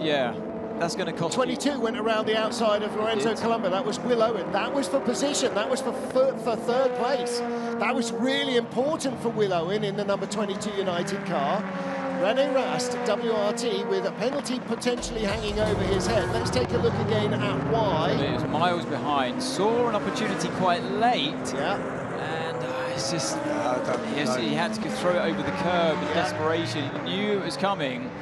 But Brundle, he was turning in already. He had the distance. He wasn't expecting that move to happen, and that's... Algarve Pro in the pits and in and out, so they have stopped as well. That was his in-lap. Yeah. So René Binder is now in the Algarve Pro car. That's now down to 3rd in Pro-Am. Nick Nielsen leads for AF Corsa. Mathieu Lahaye second for Ultimate, and 3rd René Binder. And Peugeot are in from 4th place. 22's penalty, the 10 seconds out of the pit stop, was part for overtaking the 41 on lap 1 off track and not ceding the place. So that was that one. Yep. Let's have a look. GR Racing 86. I'm looking. Yeah, I think that will be the drive-through.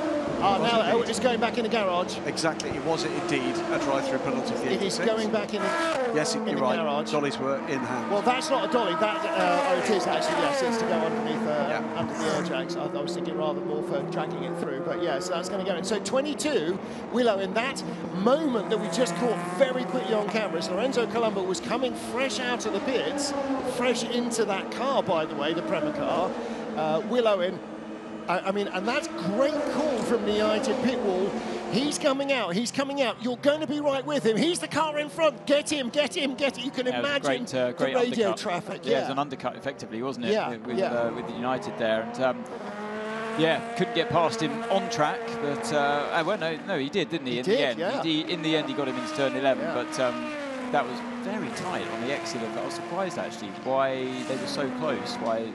When car 9 came out of the pits, they were that close. That has been very costly indeed for Algarve Pro Racing. René Binder's aboard the car, but the car's gone from the lead to 3rd, and that is going to have championship implications. 19 seconds behind Nick Nielsen. That is going to be tough to close. Sorry, it was car 23 though, who took the 9 into turn 11, wasn't it? It was Ollie Jarvis that did that move, Robin Kubica. So that... now this is car 22. Obviously, it's gone around the outside after the pit stop. So, was the undercut, and they made it work.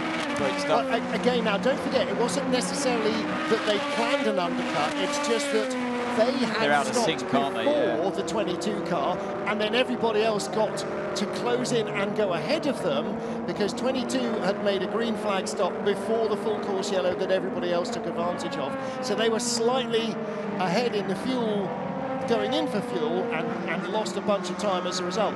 And they've been fighting back for that for the last 3 hours.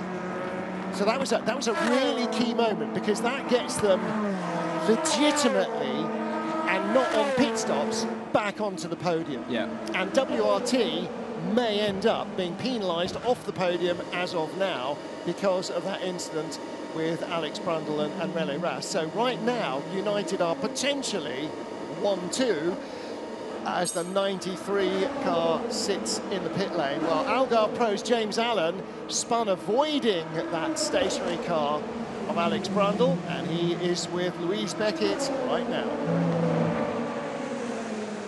James Allen, a great run from you, and then it was all going off in front of you. Oh, thank you. Say that again. I didn't hear it. Well, there was so much going on just in front of you, just as you were coming back in then.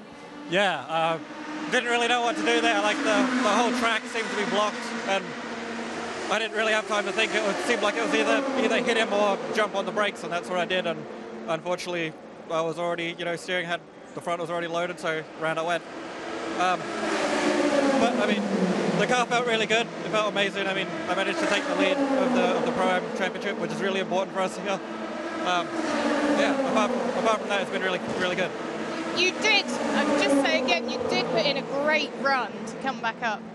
Thanks. Yeah, I mean, we lost a bit of time early on in the race. We were caught behind some cars, but we've definitely made it up, and now the car is looking really fast, so we're really happy. Just over 2 hours left.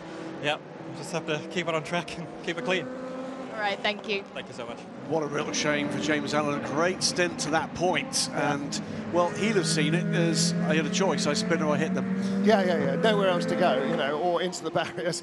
So, yeah. Amber offering some consolation. But, and actually, it was his in-lap. The real bonus of that is it was his in-lap. So he lost time on the in-lap, but those tyres would have been, if that was his out-lap, he would have had to live with those for another 40 minutes of basically driving over a cattle grid, and that was the bonus there. That was the light at the end of that particular tunnel, is that he could then bring the car.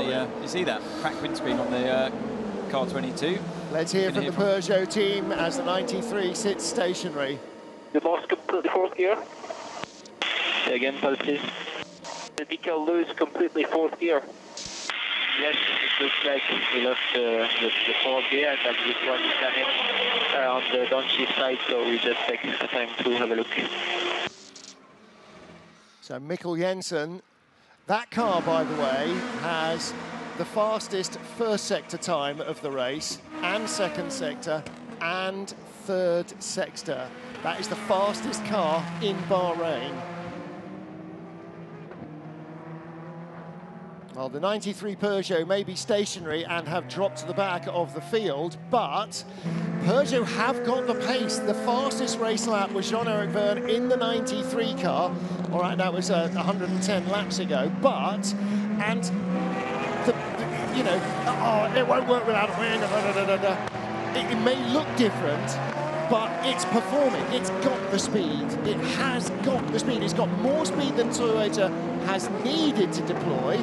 It's got more speed than Alpine has been able to deploy. What it doesn't have is reliability yet. That's not a good sign, is it? So the last time Paul di Resta was in the car, it broke, and he gets back into the car, only to be told, sorry, it's still broken. You've got to get back out. I think that's done. I think so too.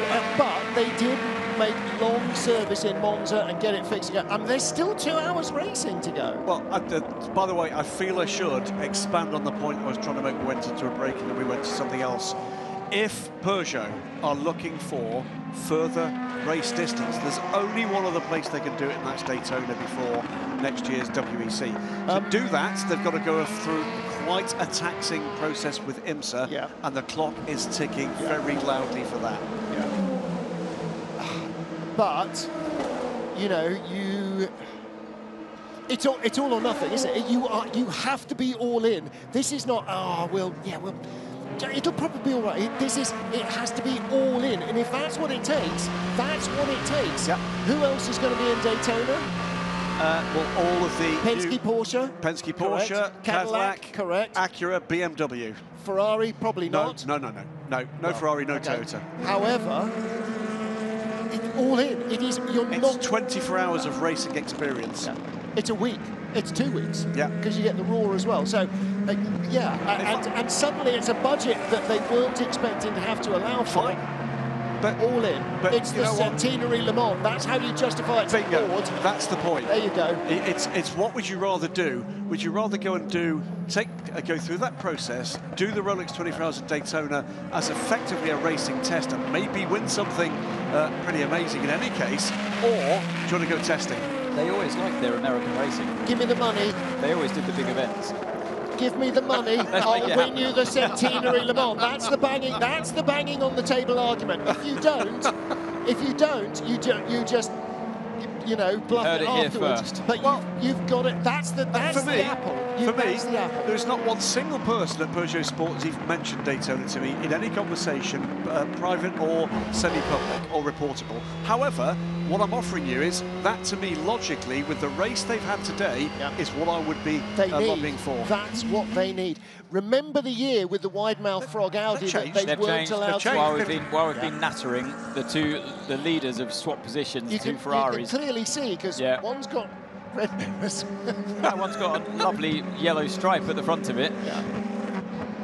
So 52 Ferrari has taken the lead and has been allowed to go by. I'm sure we'll hear. Just before corner 1, you let him by. Okay. Look, and no question, why, no, and I'm sure before the bits that we were played, I'm sure there was none of that. The last message we heard from James was, tell me what you want to do, how you want me to drive, what lap time, what deltas, how I want, just guide me through. You're looking at the big picture, I'm just sitting in the race car being a dummy, keeping it on the island and not hitting stuff. And that's absolutely what he needs, because they've got to view the bigger picture. No, he's using his brain. He knows exactly what he needs to do, and he's driving a championship race. Yep, absolutely. WRT still lead in LMP2. United Autosports second and third. There's the third place car number 22. 2 seasons ago, the car that won everything. You have a race, they won it. You've got a championship, they won it. You've got a classic race, they won it. And they won, and their team race was second and third as well. I mean, the purplest patch, a purple patch, is for United Autosports a couple of years back. Alex Lynn in the 23 car just ahead, being warned about track limits, and that is, again, final warning as we ride there with Will Stevens behind Lorenzo Colombo. He's been phenomenal this weekend, actually. Will? Stevens. Yeah, he's driven a really good race today. He's apart from that one move where he almost hit the car in that turn 10 moment, he's been super fast. Now, here we go. Now, there's the cue. 23. 22 rather, just going through. There, the red car with the green and white, that's Prema. That's exactly what I was going to say. So Will has steadily, meticulously closed them down. He's on the attack, and he's got to do it in a calm way, though. He's got so much speed. The car's obviously performing well. He was great in qualifying yesterday to get P2.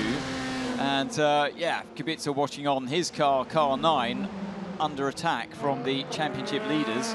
But Will has to play this cleverly. Is Kubica in the process of getting ready to go and do another stint?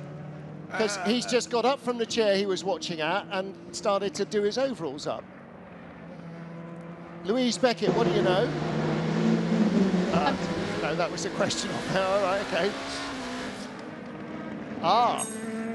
Louise Beckett was saying, to talk to me, not talk to me. So that's why he's tidying himself up, so he can chat to Louise, as well he might. In the company of royalty, Louise Beckett. Let's hear from Robert Kubica. Robert Kubica, a great run for the number 9, and then it was all happening here in the pit stop, wasn't it, when the United came, overtook you? We're in the pit lane. I don't know, I haven't seen. I was trying to debrief. I think we had a slow pit stop, so that's why we lost the place to 22 United, and but anyway, the pace was disappointing. yeah, it seems like the track is getting faster, but we cannot get faster, and we gain a lot of time because of our strategy. We commit to do 1 lap longer stints from the beginning, and yeah, we managed to start very well the race, gain some places, but then our pace is this, so it's difficult. What's the word between the team now? Because I know you've just been talking strategy again, so what's the word in the team? Pardon? What are you talking to the team about now? We just try to update ourselves, or also to give information to our teammates who are taking over the car, and it's kind of a procedure. Okay, thank you. Thank you.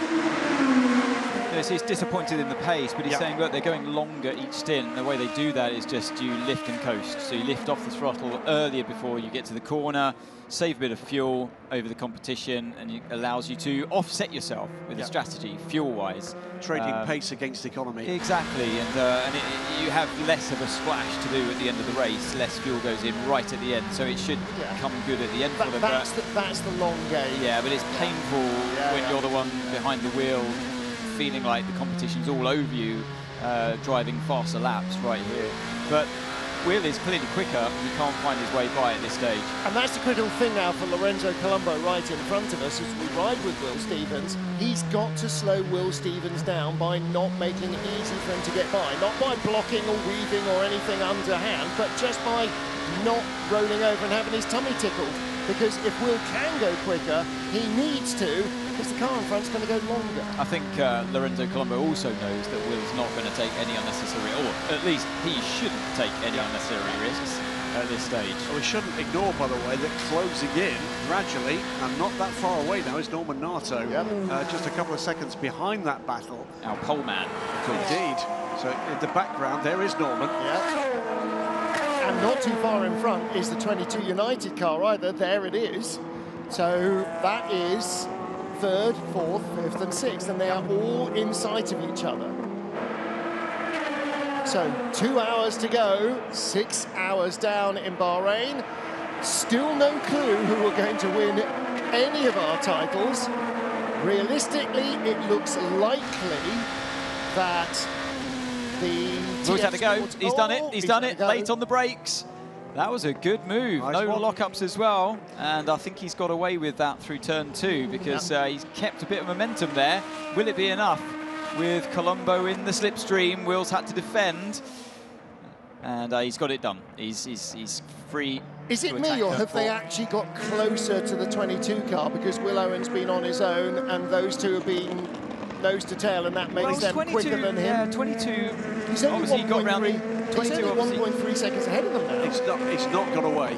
22 got it ahead, obviously, and talking to Robert Kubica, explaining the slow pit stop from car 9. But after he overtook in that brilliant moment, he didn't actually put much of a gap. I've been watching that gap, and despite the two cars fighting, you watch now, Stevens is going to rapidly close in on the back of Will Owen. And all of a sudden, from knocking around in 6th or 5th, he's knocking on the door of a podium. Just one other thing that I'd forgotten to mention, that the side shot of that Prema car reminded me.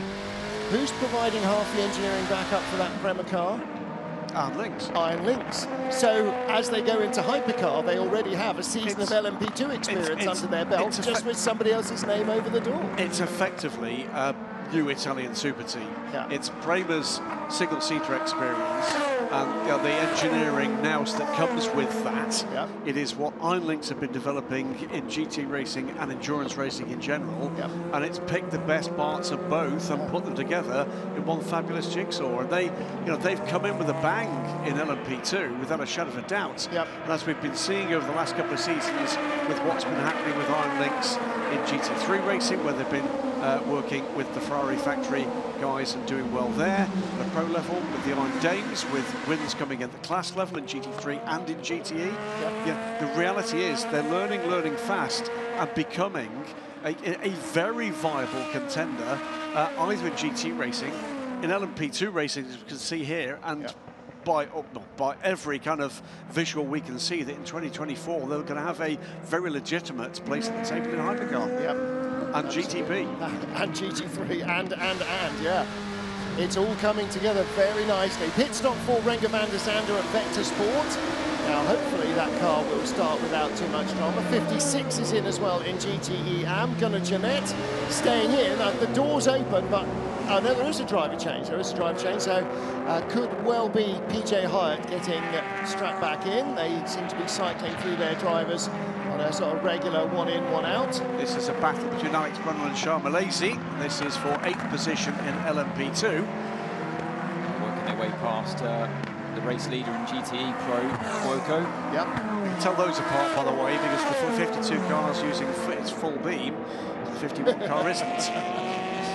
51 car does have that yellow strip across the splitter at the front, which makes it quite easy to spot coming towards you. So 52 car does, rather. So right, here is Will on the back of Will. Yep. Well, Will himself passed Will. Yeah. This, with no disrespect to the American driver, this should be a really relatively no contest. Will Owen should... will struggle to hold off Will Stevens with his tail up, and Will Stevens is definitely he's a very fierce contender for driver of the day in LMP2 so far, I think. Yeah, I mean, I think Robin Freins was great as well. He had such speed and zero mistakes. Yeah, he's like Antonio. He is just he is so good so often. But Stevens has really shone this weekend. He really has. He's grown into sports car racing. He's always been quick. He's been quick from the very start. But I think you'll recognise this, Anthony, I'm sure. When you've had that taste at the top in single-seaters, it takes a little while.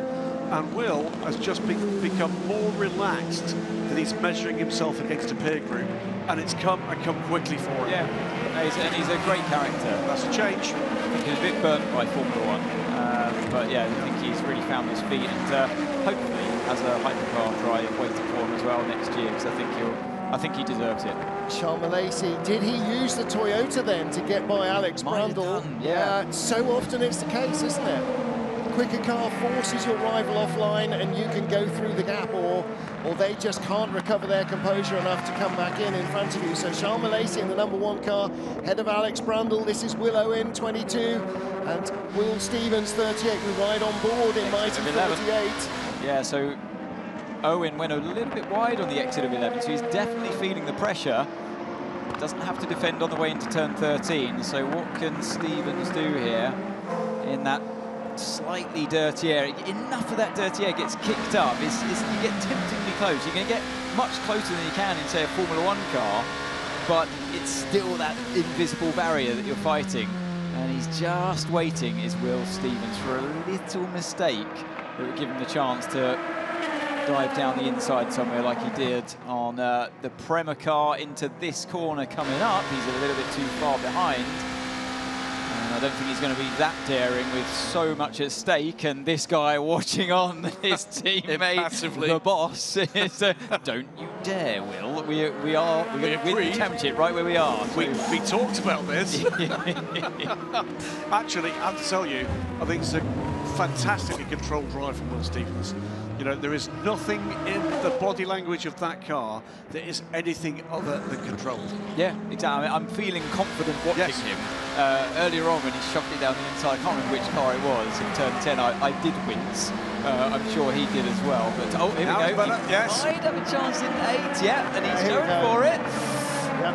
Beautiful. Again, controlled. We can see it coming. And you have to be confident that you've got the grip to get it stopped. It's very easy to fling it down the inside, getting it to stop. That was a mistake from Owen in turn 6, went a bit wide in 7. That opened up the chance for Stevens to have a go down the inside into 8. We saw it unfold. Will could see it too. A bit of pressure before turn 11. I don't think Owen's gonna do it. No, Stevens got that covered. And yeah, you get a slightly higher speed corner like turn 11, the dirty air rises, and yeah, Albuquerque didn't like what he saw there, because now it means that his work's going to be even harder when he gets back behind the wheel, with 1 hour 52 minutes remaining in this race. Still no news on the contact between René Rast in the 31 WRT car and Alex Brundle in the Inter Europol car. That has now got Esteban Gutierrez aboard, by the way. but it often takes an hour or so for these things to eventually come through. But for WRT, there is definitely a Damocletian sword dangling above them. Whether it falls or not remains to be seen. United 23 in second place, Alex Lynn. That's going to be a tougher ask, I think, for Will Stevens. The should or drive-through come at the moment. It'll broadly half the 38-second lead. Yeah. It's something like 26 seconds on pit lane, but remember, it's not 26 seconds lost because they are still moving, so it's less than the 26 seconds they spend on pit lane. But what it does do is put pressure on. And the other thing it does is it gives just that ray of hope to the chasing car. Yeah, it is around that 25, 26 seconds, isn't it, just to drive through the pit lane on the pit lane limiter at 60 kph. So you're not losing 26 seconds is the point. You're losing about 20, 22. No, I thought the actual drive through itself is around this circuit, around 24 to 26 seconds, just to drive through the pit lane. That's what I mean, yeah. But you're not losing 26 seconds to your opposition because you're still moving. Yes, okay, yeah, I see where you're coming from. Yeah, so compared to the lap time. So it's going to be about closer to 20 than 26, let's put it that way. It's likely it's to be not going to change the lead It's race, basically. absolutely not going to cost them 38 seconds unless he crashes in the pit lane. Unless he gets a stop and go. Confirmation a minute ago from Jean-Eric Verne, we are out of the race. Oh dear. Sad face. Very sad face, actually.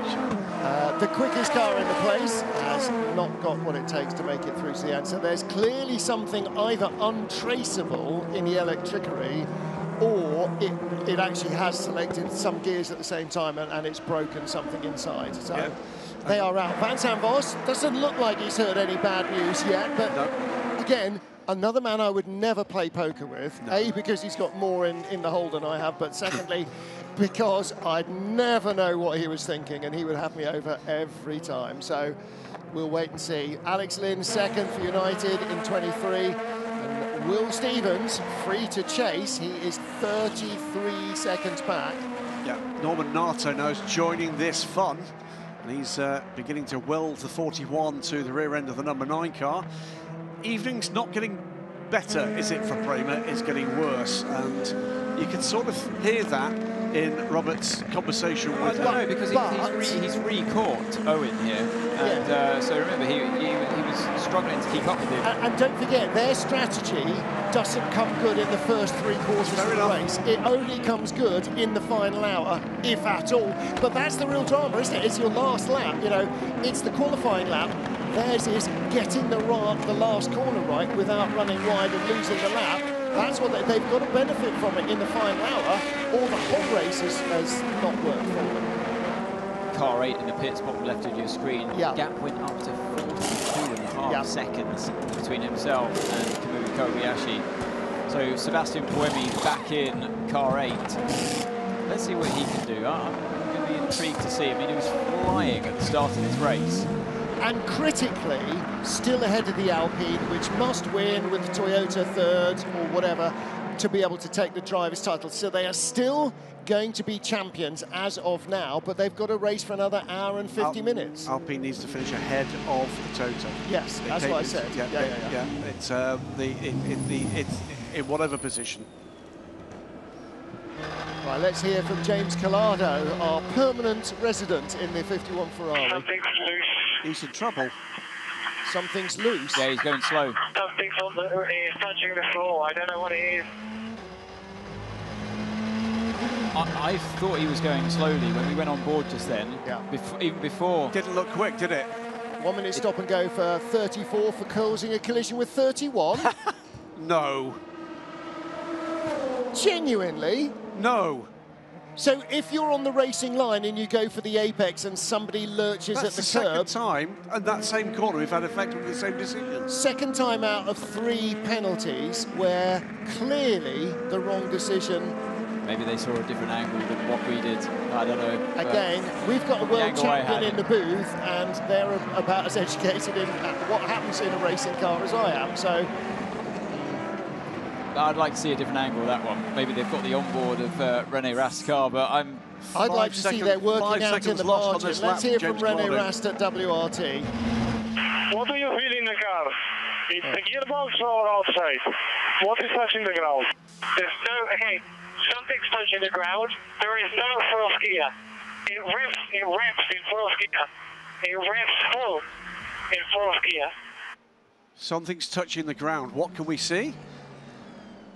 Well, I was thinking maybe the under tray was starting to come loose, but it isn't. The side, the bodywork at the side is flapping a little. Is that left? He said it revs freely in fourth gear. Yeah, he said there's no fourth gear. That's not good. No. Because you don't want to have to go third, fifth. It's not rowing it up and down a manual gearbox. No, it's sequential. It can't miss gears out. At least it's not supposed to be able to. Again, endurance racing has taught us over lots of bitter experience for many, many people that not everything is quite as easy as it looks. Battle for fourth place, 22 United car. Will Owen under real pressure from Lorenzo Colombo.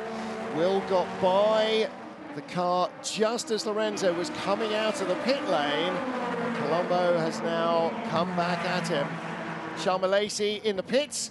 Norman Nato has been in and out for Real Team, but our potential champions-elect, AF Corsa, James Collado, Alessandro Pierguidi, look like they've got a problem in the GTE Pro battle, and that could mean for a very interesting 105 minutes. Collado has lost 7.5 seconds to the lead Porsche in the last 2 laps. That's the key here. And if that's what it sounds like, that does not sound like something they can fix in a pit stop. Well, even if they can fix it in a pit stop, it won't be in seconds, it'll be in minutes and or laps, and that will... He hasn't got that. He hasn't got that. So the gap, just to make it clear, Nick Tandy is the next car along. He's 33 seconds back from James Collado. A further 15 seconds, 14.5 seconds back is Jimmy Bruni.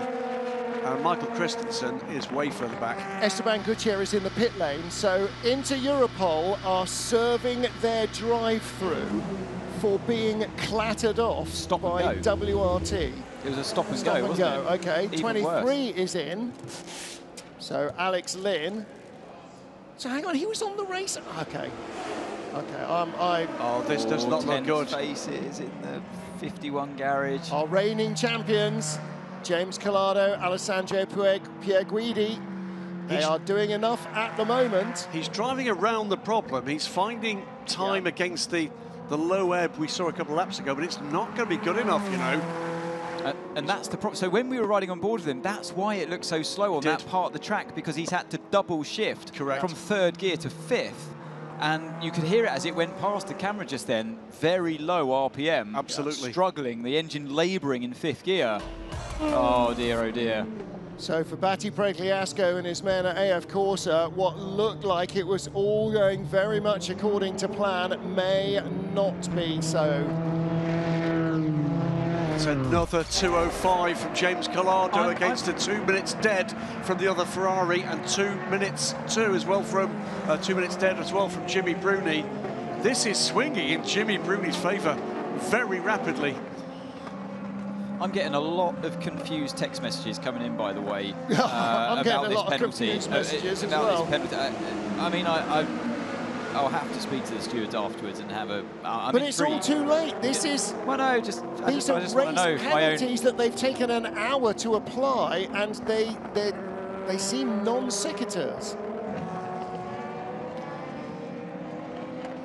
And right, 1 hour, 43 minutes to go. GTE Pro is where it's at in terms of the championship fight right now. Whoa. And we'll keep an eye on the rest of this. But it's an hour and 42 minutes to go.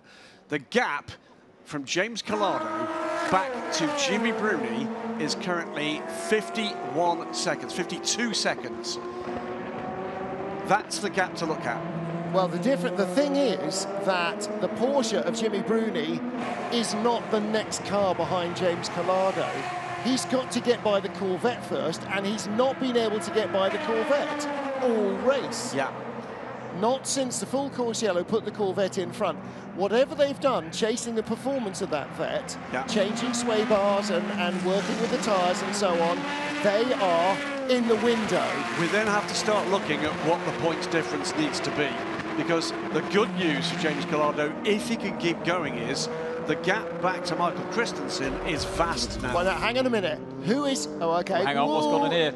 Yeah, off this the is track on the 54 inside of and 9. 86. OK, well, the penalty here is clearly going to go to the 41 LMP2 car in front. Or the 77 right at the back. No, it was definitely him. He done it, Governor. I blame society. 777. Well, yeah, I mean, if that wasn't an overtake off track, then I don't know what was on the inside of turn 9.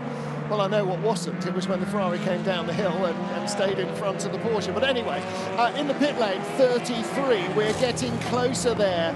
Marco Sorensen chasing down David Pittard, who is also in the pit lane, the 98 car. Also in the pits, 22 and 38. United and Jota. Will Stevens ahead of Will Owen. Paul Dell'Olana back into the car for the final time. Yeah, needed time. Needed 40 minutes in the car or something, we think, or 60. Anyway, needed to be in the car again, and it's not going to be a short while. It's going to be a full stint. Let's hear from the 51 Ferrari. This is going to run and run, or is it? Trouble. Gearbox oil, 131, 131, warning, let me know. He's Gearbox oil, 131. Deep trouble here. Yeah. I think this could be it. It's... Louise Beckett, what do you know? At this stage, the team can't tell me anything, but what I can tell you, they're getting ready to bring both cars in, the 52 and the 51. Okay, well, it may be that they are just about on fuel schedule. I was going to make the point before all of this. Let's hear from 51 again. Gearbox oil hasn't risen, so maybe there is no oil. Copy me. Uh-oh. Maybe there is no gearbox oil. The point I was going to make was, you're not looking at the graphics for GTE Pro at the moment, but in GTE Pro, it is not James Calado who leads. In fact, he is now third behind the Corvette of Nick Tandy. The car that leads is the 52 Ferrari. So Calado gets a free place anyway, because they'll make 52 slow down. You can't catch him. That's the problem. It doesn't. They'll make him slow down. I think he might be sliding around on his own oil. I think that's why he went off in turn 11. I take your point. Apologies. I see your point. Wherever he is, they can stop the 52 and make it happen. But the other deal is the Corvette. It was just shown on our timing screen as ahead of James. It's now not, but the Corvette is still ahead of the Porsches. The Porsches still can't get past the Corvette. Never mind get to an ailing Ferrari. If all the cars keep running, the reality is that the 92 Porsche needs to finish second, not third. They can't be caught if the 51 car continues to run. Now if 51 retires. Yes. And 52 retires. 91 is going to win it from 92. Correct. Well, 91 at the moment is it's Porsche's shot. Right, 100%. Yes. 100%. I know. No, that's absolutely This is getting crazier the longer as we knew it would. Here's the Ferrari that leads. 210 this time because of the off for James Calado now. So Nick Tandy is now 11.5 seconds behind and is going to be through in the next couple of laps at this pace, with or without any further offs for James Calado. He's catching him at 5 seconds a lap. Let's watch the gearbox. He's in 5th gear here. You see it just at the top of the wheel. Wanted to stay with that, to see what he's doing with the gears now. Oh no! Straight off. Yeah. That's Fuoco. No, it's not. No, that's James. Calado. So yeah, he's. Well, that's a replay. So that was the previous time off, wasn't it? Yeah. He's there's the leader. There. See what he's doing with the gears here. He's in big trouble. Maybe he can't Antonio downshift. Fuoco. Timing has shown Nick Tandy is through into second place. I know, and it did before. It did before. I don't think that's right. No, well, it keeps cycling up and down, up and down. So somebody's got a telemetry problem. No, he's not in second place. No, but somebody's got a telemetry problem. And if somebody's got a telemetry problem, I'm saying it's James Collado, not Nick Tandy. I think he's in race-ending trouble here. I wonder whether actually there's anything wrong with the gearbox at all, or whether the electronics are going up the kibosh. You and your electronics again. It's a 2:11 this time. He's dropped 11 seconds to Nick Tandy. Tandy's with him. There he is. That's the gap. There is that Jimmy. That's not Jimmy Bruni. That will be Michael Christensen, who's a lap down. So somewhere Christensen has lost a lap. Look at that. Jimmy Bruni is 14 seconds behind Nick Tandy. I'm laying it out there now. Corvette are going to win this. Just saying. Collado, basically, the main problem it seems to be he's struggling to slow the car down. He's getting off the racing line. He's getting off the track. Everywhere. There goes the Corvette by. He's trying to get. What he's trying to do is keep it in the same gear. Yeah. He's stuck in gear, isn't he? He daren't go down below 5th. So he's lost second place down to Nick Tandy. The gap now to Jimmy Bruni is 15 seconds. Listen. What gear was he in? Stay on the onboard. What gear was he in? I just want to stay on the onboard so I can have a listen to what he's having to do and how the car sounds. We need to ride with the 51 car. The Porsche team are all over this. They can see that he's giving away time. Got to third gear. Nothing there. 5th. So 4th is not there. Right, let's listen. Keep with this. Look at the revs at the top. I mean, he's barely doing any revs at all. He's staying in 5th. But now it's down like, you know, 2,000 RPM. It's not going up to 8 or 10. No, it's nowhere near. That's what I wanted to see. It's a disaster. It's a disaster for the 51 here. Antonio Fuoco is Jimmy out. Bruni. Miguel Molina is in. 11 seconds lost on the last lap to Jimmy Bruni. Is 11 seconds back. Right, now, how do Ferrari win this championship? How do they do it? The only way they can do it is by the 51 car. Staying out there, finishing this race, and for the 91 car not to do better than 3rd. So he comes in. So it's still 51 that has to win it. 51 has to win it, because to 52 to win, all the others have to be out. Correct. Yeah, apart from the Corvette. For 51 to win the championship, it has to finish. 64 leads the race. 64 leads the race. So to complete the point, 51 has to finish the race, and 91 has to be second. Right. Are they sending Alessandro Pierguidi straight out, or is it going back in the garage? Do you know what?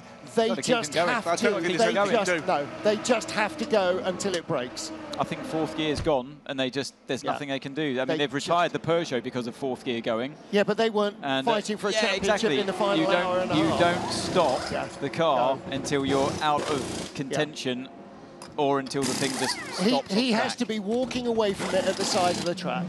That's what it has to be. Yeah, that's it. Well, and again, it's like what we're talking about. It's like what we were talking about with Peugeot. You have to be all in, everything. Yeah. Absolutely. Does that sound normal? No. It sounds like when a sequential gearbox is in neutral and it rattles like a bugger until you put the clutch in. The problem you've got here is... That's what it sounds like. It's at what point does something else break in that box? Well, one gear is no longer being driven by the input shaft. And that's making a 10-second lap difference. And I tell you, when with the new driver, with Pierguidi getting in, it's going to be exposed to this new problem, it's just it's mind-blowing, it's daunting. So he's going to be even slower. Yeah. James will have spent the in-lap, apart from driving all over the road, saying, do this, do this, do this, do this, do this. So Ale will have some idea of what to expect. But still, to feel it is no different. experience of how to drive around it. Oh, you know, it's not the Michael Schumacher having to change the gear, the steering wheel. It's not the Senna with only one gear in Brazil. This is giving it to somebody else with the problem that you have started to learn how to work around. There is a disappointment in there is a further point here, gentlemen, which is we saw that to get any kind of pace out of that car, James Collado was having to drive the car off the circuit to keep the car in gear. How long will race control keep patience with that? Basically 3 laps until he repeats the same mistake at one corner, and then it'll be a penalty. But it's not a matter of the penalty, it'll be the meatball flag. Black and orange flag, yeah. And at that point, they've got to fix the car, and we know they can't. So we know they can't win. There's no point. Then they have to focus on 52, trying to win the race. That sounded something. Oh, my Lord. For James Collado and Alessandro Pierguidi. It came so good early on, didn't it, with that full course yellow, and it just fell their way. Again, don't forget, until the last lap last year, yes, they were losing the championship. Completely right. The last lap, sorry, I said the last lap words again, sorry. But until then, right at the very end of last year, they were not winning the championship, and then they did, and. Okay, this is very different, and but it's still the drama the again. jeopardy of a gearbox that is pulling itself apart internally. That's, yes. Do not even start to think. Well, that's the point here is, what you were seeing there is Kevin Estre knows it's not his championship yet. No, he went over to congratulate Jimmy. Was that Richie? Okay. That was Richie Leeds. Jimmy Bruni's in the car. Well, Richie's not going to be champion either. No, he's not. And that's a real tragedy. Yeah, that really is a shame. Thanks, COVID. Thanks. But, you know, for many, many things, but obviously. But, you know, Stefan Ballister there. I haven't seen him in a GT garage for a while. It's not his job anymore. No, I know it's not, but which is why I'm sort of, you know, he's you know, old school, but it's good to see him back. Hey, Marco, you're doing a good job, so we need to keep driving like we're racing. We are still in the race. So manage your tyres accordingly, but we are still in the race. Here's the thing, what we don't yet know is he's now 37 seconds back from the 51 car. Needs to get by him, put more pressure on the Ferrari. This is the point. It's all about gaps, it's all about points differences. At the moment, the 91 Porsche is where it needs to be to claim the championship, but out of sequence on the pit stops. It's a given that the car 92 will overtake, both Porsches will overtake the Ferrari. It's a given in that respect. But, you know, the main problem for the car 92 is that car in front, car 91, and the Corvette. Latest pit stop sequence, by the way, has seen Real Team by WRT's 41 car with Norman Nato 11 seconds quicker in the pit stop, so that will be a tyre change difference, I'm sure, and is now ahead of Will Stevens. But the Jota car, albeit out of a podium position at the moment, is in very good shape in the championship right now. So that is the 52. Coming up here. Into turn 8. 52 on the 91. That is the pass for position. Yeah, gets it done. Thought that 91 was going to turn in there for one moment, but and that was a good move. That's the critical position. Yep. The second would win the 91, the championship. Third won't. Ooh. If the 51 keeps going. That was nearly contact with the 54 Porsche Ferrari there, and again, you know, that's all part of it as well. It's not necessarily anything you do or your rivals do, it's somebody else's accident coming and finding you. The 54 car there, which is still in third place in GTEM, Francesco Castellacci, had to take avoiding action as they came down inside him. And had he not done, that would have been contact. And it's that awareness you need when you've got cars coming up on you that you know are fighting. Yeah, but he had to bail out and leave the track so he didn't get hit by the pro cars. Come on, guys. So, for me, it's very simple. If the 51 car finishes the race in fifth place, the 91 car has to be second. It's coming in for its latest pit stop, so that will secure it. So 52 is critical. And the 51 gearbox are absolutely, Yes. So, and again, why are we letting 52 go ahead of 51 and potentially to win the race? Because why wouldn't you? Because stuff happens. Look at 54 here. Where's Francesco Castellacci supposed to go? Come on, guys, give me some room here.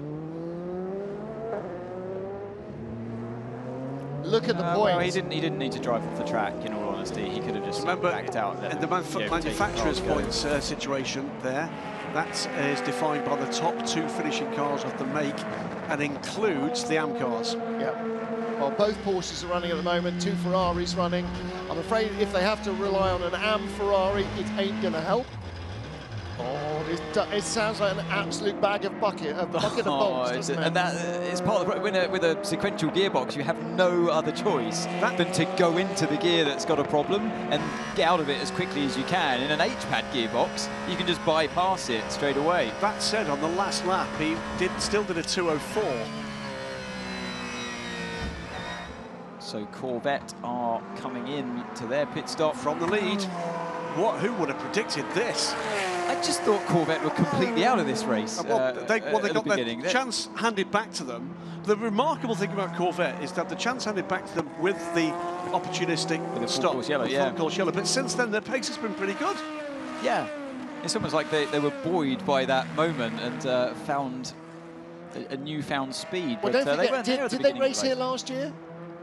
They didn't race here last year. No. So this is their first time here with that car. So they have spent the entire free practice trying to dial the car into the tyres and into the racetrack, and they are still doing that. Yeah. Well, and and that's how American racing works. You don't have a setup for the race. Right, we're good. You are constantly working. That's what they do mentally all the time. Improve, improve, improve, improve, improve at every stop. Corvette lead in GTE. Oh no, of course, a 52 leads in GT Pro because Corvette is in the pits. Literally, as you just said it, that happened. And the other thing that's happening here is for third position. It is Alessandro Pellegrini, who is getting in the 204s, 205s, albeit with no fourth gear, is now being caught after his pit stop by Ricard Leitz in the number 91 car. And this is all about two things now: the Manufacturers' Championship for Porsche and the Drivers' Championship for his teammate Jimmy Bruni. What must he be thinking, Kevin Estra? Well, at least it's not going to be bitter enmity like it was at the end of last. At least at the moment. Look at the difference in the speed there. Well, that's where you go from third to fifth, and it goes blur. Exactly. Yeah. So absolutely dead in the water. But again, more than one hand tied behind his back. As Graham said, they've got to somehow keep that bucket of bolts from destroying itself for an hour and a half. Correct. If your car sounded like that, you would leave it on the driveway and call a tow truck. Absolutely. Because you know nothing good can happen. Now, the only thing bad that can happen is not destruction of the gearbox. Nobody cares about that if it makes it to the checkered flag.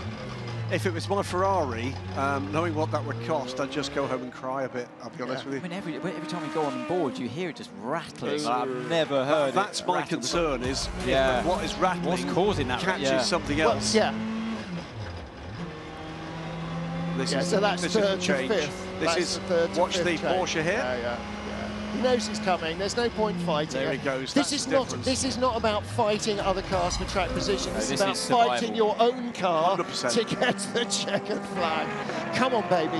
I mean, how many times do you say "come on, baby" in 65 minutes? I think we're going to find out. And what's the Italian for "come on, baby"? Was it the come on, baby? Come on. Was it the 1988? Was it the 1988 Le Mans where the gearbox sheared in the Jaguar and they brought it home? Didn't dare take it out of top gear, Kevin Estra either on the phone back home or tweeting, but it ain't going to be his year, it ain't going to be Michael Christensen's year. They might yet help Porsche win the championship. They've got to get by. They might yet help Jimmy Bruni win the championship. So with those pit stops equalised now, Michael Christensen is 19 seconds back. 4 laps basically from Alessandro Pellegrini at this point, just to make it harder. It's as simple as that. Pellegrini's got one job. That job is run the pace he can run without the car imploding underneath him. In that moment as a driver, you just focus on the task in hand, and it's getting the car to the finish, and it's staying on the track, and you forget about your competition. You don't care where they are. You've got a job to do. It's just you and the gearbox. And there's a sense of helplessness now at Ferrari, because there's nothing they can do to save the 51 car, and at Porsche, because there's nothing they can do. They can pass the 51 car, still not enough. There's two things that the Porsche can do. The 92 car can pass the 51 and just make it tougher, and the 91 car, Ricard Leitz, is beginning to try to make some efforts to get onto terms with Nick Tandy in the Corvette. That gap is 13.7 seconds, and that is the gap for the championship. It's right there. There's no doubt in my mind whatsoever that Michael Christensen is going to pass Alessandro Pellegrini. He's helpless. He's 6 seconds quicker on that last lap. Forget that. It's about Nick Tandy and Ricard Leitz. Christensen will be fourth at the end of this lap. He will go by him down to the final corner or down to the checkered flag, because he's catching far too quickly. It's 3 laps now, at best. And that's... no, you're right. Okay, so 2.7 quicker that lap.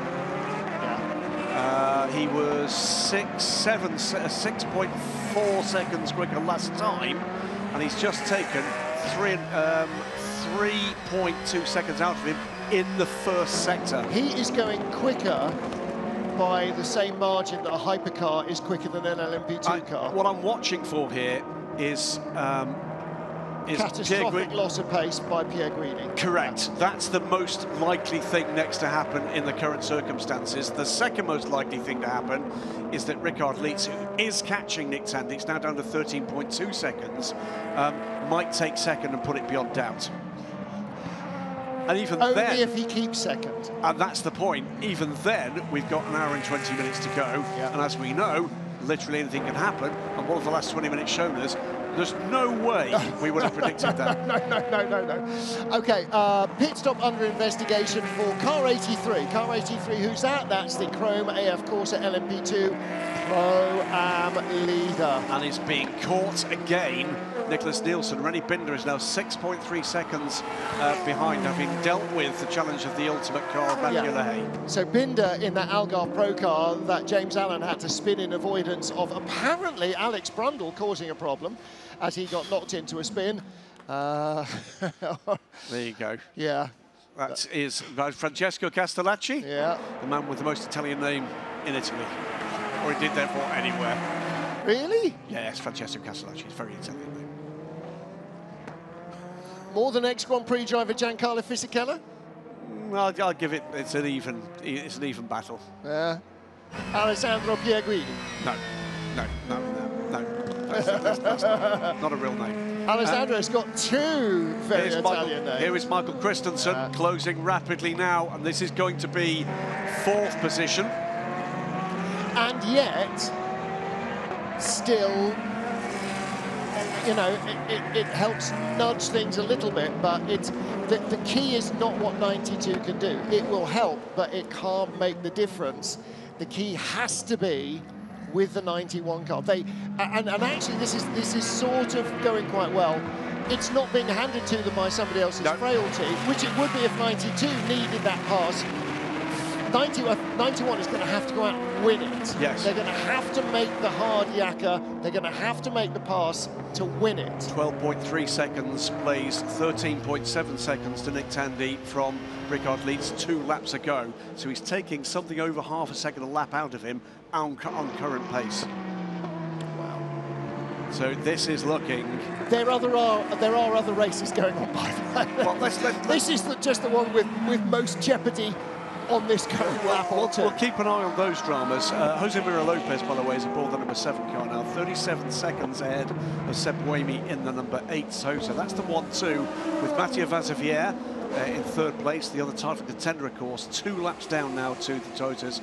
Gus Menezes is aboard the surviving 94 Peugeot after he lost the 93 to, I think, Gearbox, was it not? Yep. They'd lost 4th gear, they told us, didn't they? Gus Menezes is a further 4 laps down after a couple of problems for the 94. WRT's 31 car in the hands of Rennie Rast leads LMP2 from Alex Lynn, 42 seconds to the good from the 23 United Autosports car, with the second WRT car, the real team by WRT car, the 41 car in the hands of Norman Nards, was at a stellar stint, 39 seconds further back and leading a pretty close-knit bunch of Felipe Albuquerque in the 22 United Autosports car, the championship leading 38 car, which is doing enough here to clinch the championship, the Jota car, Will Stevens, Louis Delatraz in the number 9 Prema Orland team car, and the 28 car, so that's the group, and then further back again is Oliver Rasmussen in the 28 Jota car. That's the 11th place car overall. In Pro-Am, Nicholas Nielsen 6 seconds ahead. He's in the 83 AF Corsa Oreca. He's 6 seconds ahead of Rennie Binder in the 45 Algarve Pro Racing Oreca in the battle for LMP2 Pro-Am. They are the two title contenders. We'll come back to GTE Pro because that's where the real dramas are. Team Project One, Matteo Caroli currently leads the way, but I think goes as a pit stop in the 46 Team Project One Porsche. From Rahel Fry, the Iron Dames have been leading for much of this race, the number 85 Iron Dames Ferrari 488, 2.7 seconds back from the 46 Porsche, and ahead of Marco Sorensen in the championship leading TF Sport car that he and Ben Keating would claim the title for in the current situation, ahead now of the Northwest AMR car, first time in quite a while. So it's a 46 Porsche, 85 Iron Dames Ferrari, the 33 TF Sport and 98 Northwest AMR Aston Martins, 1, 2, 3, 4, and then we get to GTE Pro. GTE Pro, we were just on board briefly with Alessandro Pierguidi. Next time we are, look above the steering wheel, above the dash display, at where you normally see the sequence of lights stretching across to where they go red, that's the upshift. It doesn't, it illuminated one digit on the light. He's driving that car at the sort of pace that if you were in the passenger seat, you would not be certain that you were going to die. Because if you were in one doing full speed, you would be certain you were going to die. It's so much quicker than you could possibly imagine. He's doing 2:10, 2:08 so seconds, and it's slower by 9 seconds compared to the GT, it's the other GT Am. Do you know what that is? That is a safety car lap speed. Yes, pretty much.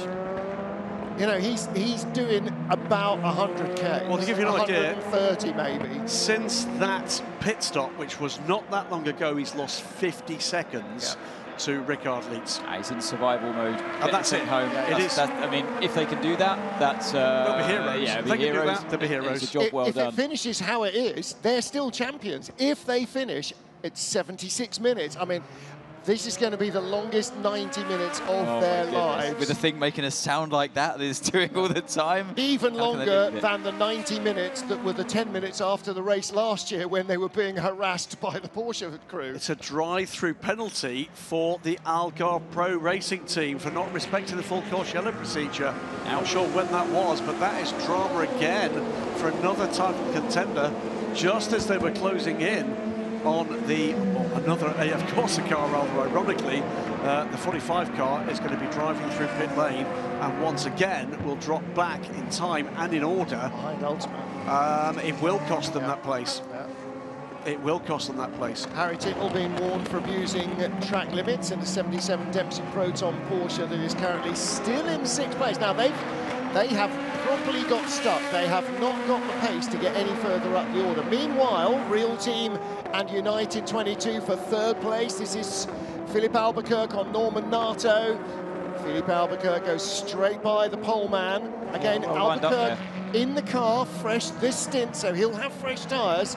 Not sure that Norman does. He doesn't. I can just see, if you focus closely, you can just see the more shiny yellow Goodyear logos compared to the car he's just overtaken. A little bit darker in their colour, and that's the only telltale I have to go by, that Albuquerque's on newer tyres. And so they've managed to work their way back through Will Stevens' car as well, car 38, because Stevens had a good fight with Will Owen at the time when he was behind the wheel to get in front. There are the ironic point about race here, nothing to do with the FIA World Endurance Championship, but the last time I saw a significant result secured in a GT race with a car that was clearly in its death throes was the Spa 24 Hours a couple of years ago, and it was Nick Tandy in a Porsche with a broken differential that still brought it home to win the race. Broken diff, I think, with a lap and a half to go. I mean, if they can do it, if they can do it, they'll be such heroes. Yeah, Porsche will be so grumpy. Because even with we can't beat a broken even with one. the racing gods handing you a gift, you still didn't beat Corvette and put yourself in a position where you earned it. 2:07 this time. It's not about the lap time though, it is about whether or not it can survive. How can they have script writers that keep going, well, wait till you see what we've got for season 10 finale. How can you make stuff like this up? The only yardstick I can give anybody who is of parenting age is It's like you wanting that poorly hamster to hang on for just one more day. Having rescued it out of the jaws of the cat. Yes. Yes. with the cat still hanging around outside the cage. Until you get another one that looks quite the same. Or until little Timmy comes home. Sound like you're speaking from experience here, Graham. Oh, my kids might be listening. No. All I can tell you is we had Boris the Hamster 2 and 3. Back. Siberian hamster, he's that. Toyota Gazoo Racing 1-2 still. But, interestingly, continues Buemi, over half a minute. Well, he holds the gap at 37 seconds. And maybe closing it ever so slightly on Jose Maria Lopez. So, I don't know what was going on with Ryo Hirakawa when he was behind the wheel, but isn't it funny how at every race, I was going to say this year, but actually at every race I can think of, one Toyota or the other has been demonstrably better for most of the race. Here's the Alpine in third place, and again, any slender hopes of a title for them rely essentially on the number 8 Toyota parking at the side of the track in the next 71, 72 minutes. Stranger things have happened. One Peugeot remains, the 94 car. It's had its share of electronic stroke, potentially gearbox woes as well, but hasn't yet lost any of its synchros, or any of its gears, we don't think. And Gus Menezes chasing the Alpine, of course, he once drove the Alpine. He did it as a rebellion as well. When it was in the LMGTE. Yeah. Is he the only driver to have driven to race 2 different hypercars so far? I mean, raced the Glickenhaus once. I'm trying to think of anybody else that has. It's been a completely stable Alpine lineup, and none of those 3. And Toyota. So, I think it is. I think he must be, yeah. The only man to have raced 2 different hypercars. In fact, on the planet. Yes. An American one and a French one. Yes. There's all sorts of very entertaining arm gestures going on here in the Peugeot garage. What's the kind of the Chrissy-crossy helmet hands going on there? Yeah, we're waning. It was full moon on Tuesday. Tuesday it was full moon, so we are waning. We'll say at the moment, a bit of a recovery from Nick Tandy, and he's beginning to spot that lead back up again, 12.8 again now. The longer the stint goes on in the Corvette, the better it is. The better it is clear. I wonder if this is part of their qualifying problem as well, is that it seems to be actually a lot more gentle on its tyres even than the Ferrari, which is possibly part of Ferrari's qualifying and also problem. better on a rubbered-in circuit, like we've got now, on a cooler, grippier circuit. Maybe that's where the car is stronger. And they are working on it and working on it, at every stop. Just goes to show, by the way, the level of commitment you've got to that factory employer, Nick Tandy. His final race, we think, for Corvette, and determined presumed to be heading to Porsche after that. Of course, a former friend of the family. He's currently a former friend of the family, and will be even more former if his car is the one that helps defeat them in the World start Championships. dangling his contracts over the pit wall every lap he's going. Put a picture of 963 over there. Yeah, they're all sending him texts currently that say, "You didn't win Le Mans, it was all Hulkenberg." And we know, we've got his number, we're hiring him instead. That genuinely, I mean, you know, for Corvette, it's vindication of just never giving up, and they're no different from anybody else here. On board the 52A, of course, a Ferrari, the car that leads in GTE Pro and is one of only 3 that can no longer win the title. Well, can't right now win the title. You know what, Matteo Caroli has not pitted and is leading this race. Yeah. No, they've done 7 stops. They had an extra one for some reason. They are on sync with the others. I think they will stop sooner, but Matteo Caroli is leading the race. From the Iron Dames, Rahel Frey is second, Marco Sorensen and Ben Barnicoat third and fourth. Paul Dalla Lana is back in the Northwest AMR Aston in 5th place. We were assured by one of our viewers that he needed to do more time, and they were absolutely right. Worth saying, by the way, just look, this is GTE AM. Look at the drivers in this order at the moment. So Matteo Caroni, by any measure, really should be a Porsche factory driver, all but is. Rahel Fry needs no introduction at all. Marco Sorensen, an Aston Martin factory driver. Ben Barnicoat, a world Lexus, champion. Yeah, Lexus factory driver. Paul Dell'Ana, well, it's been around since this championship really started. Winningest driver in GTE AM? Not a word, but no, I'd have to check. It used to be Pedro Lamy. I'd have to check that. Harry Tinknell, Mazda factory driver as was, Ford factory driver as was, Nissan factory driver as was, and soon to be elsewhere in a top-class car somewhere. Ben Barker, who's just stellar in a Porsche. Nick Cassidy, who I think, if he's not on someone's shortlist for what might happen at Ferrari, certainly should be. Giancarlo Fisichella, amazing. What a fantastic lineup in GTE AM. UAE Toyota number 8 behind. Understood. If he gets close, I let him through. Gustavo Menezes with a slightly indecipherable message there. Didn't sound too bothered, really, about the threat of Buemi coming up to lap him again. Yeah, I think that's just a courtesy. He's, yeah, it's Buemi behind you. Yeah, okay, gotcha, thank you. Among the other stellars, of course, Giancarlo Fisichella, Tomonobu Fuji, Eurosport commentator Tony Vilander. Yes. Jan Halen, Pierre Rack, Mikkel Jensen. I mean, Mikkel Jensen. Yeah, well, Jensen, remember, he's in the now in the Peugeot. Although does drive GTM currently LMS. GTR, yeah, exactly. Another GTM star. It's a delight to watch Pro-Am racing at this kind of level, because they really are putting their hands in the brand tub of talent and putting out really some astonishing drivers in a Pro-Am format.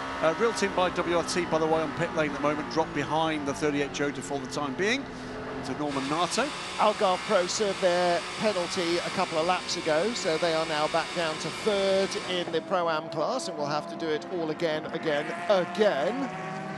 hope that they don't get twonked by anybody else and forced to serve another penalty. It's been a pretty torrid lap for traffic for Sebastian Buemi, stuck behind the LMP2 car in the mid-sector, and now another LMP2 before the final corner.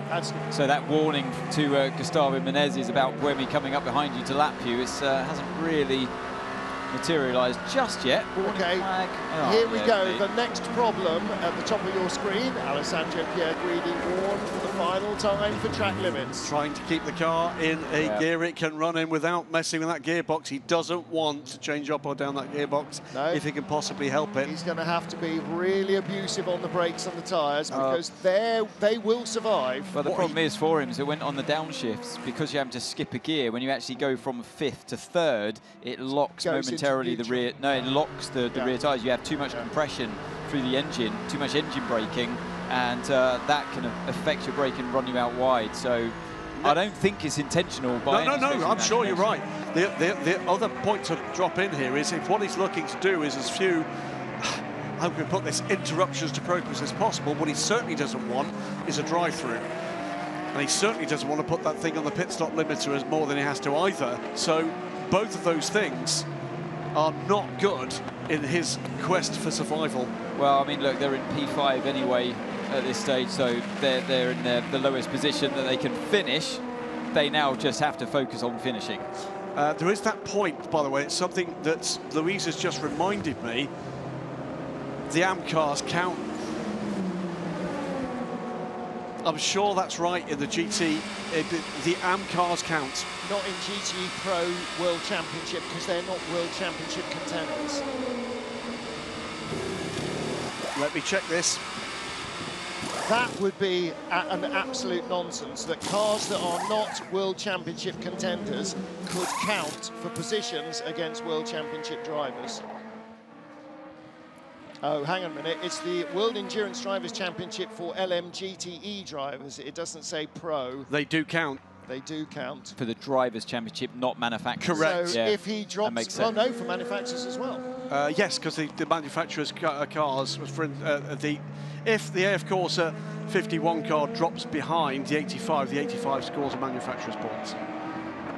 It's the second place car in the complete GTE Pro and Am, the first 2 cars per registered manufacturer count for points. So the question now for the 51 car is not just can survival. it stay ahead of the 92 Porsche, but how does it stay ahead of the GTE Am cars? And that's why Matteo Caroli is about to be an extremely important part of this. Oh my Lord. So a GTE Am driver, not as an unguided missile, but legitimately as just a quick car, could... I'm going to say that loud because it's just occurred to me. As things stand at the moment, the car on pace that would lose Ferrari the World Championship is another Ferrari. It's the Iron Dames. If the Iron Dames pass the 51 car, the 51 will lose the World Championship. The manufacturer? In the Iron Dames final race in a Ferrari. What, in the drivers' Lamborghini team? In the drivers' championship. In the drivers, yeah.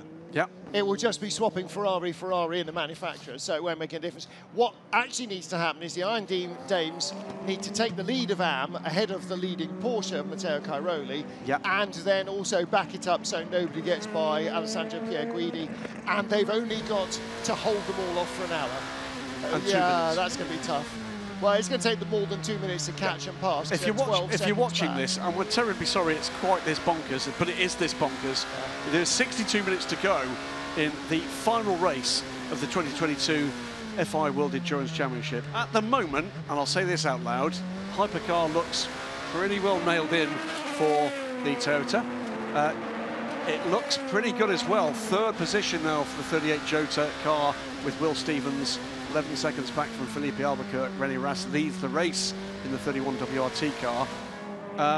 At the moment, Team Project 1 leading GTE Am from the Iron Dames and TF Sport. And TF Sport at the moment looking nailed in there for their championship unless dramas occur.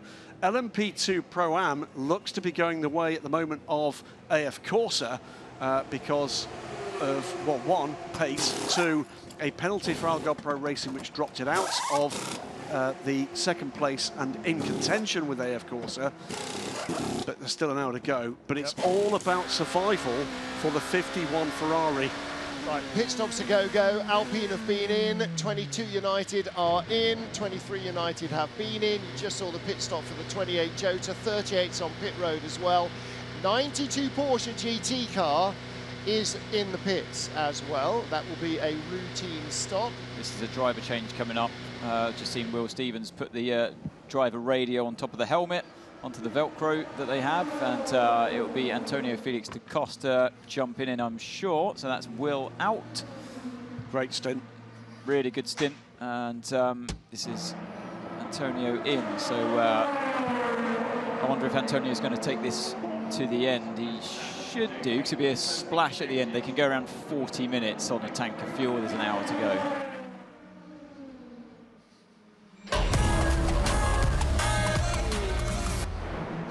Final hour of this 8-hour race at Bahrain International Circuit. Final hour of the 2022 FIA World Endurance Championship, and there's still dramas galore. More dramas, I'm sure, to come, because there always isn't a final hour of any of these races. But in particular, we've got our eye, Anthony Davidson, on the GTE Pro class, which looked done.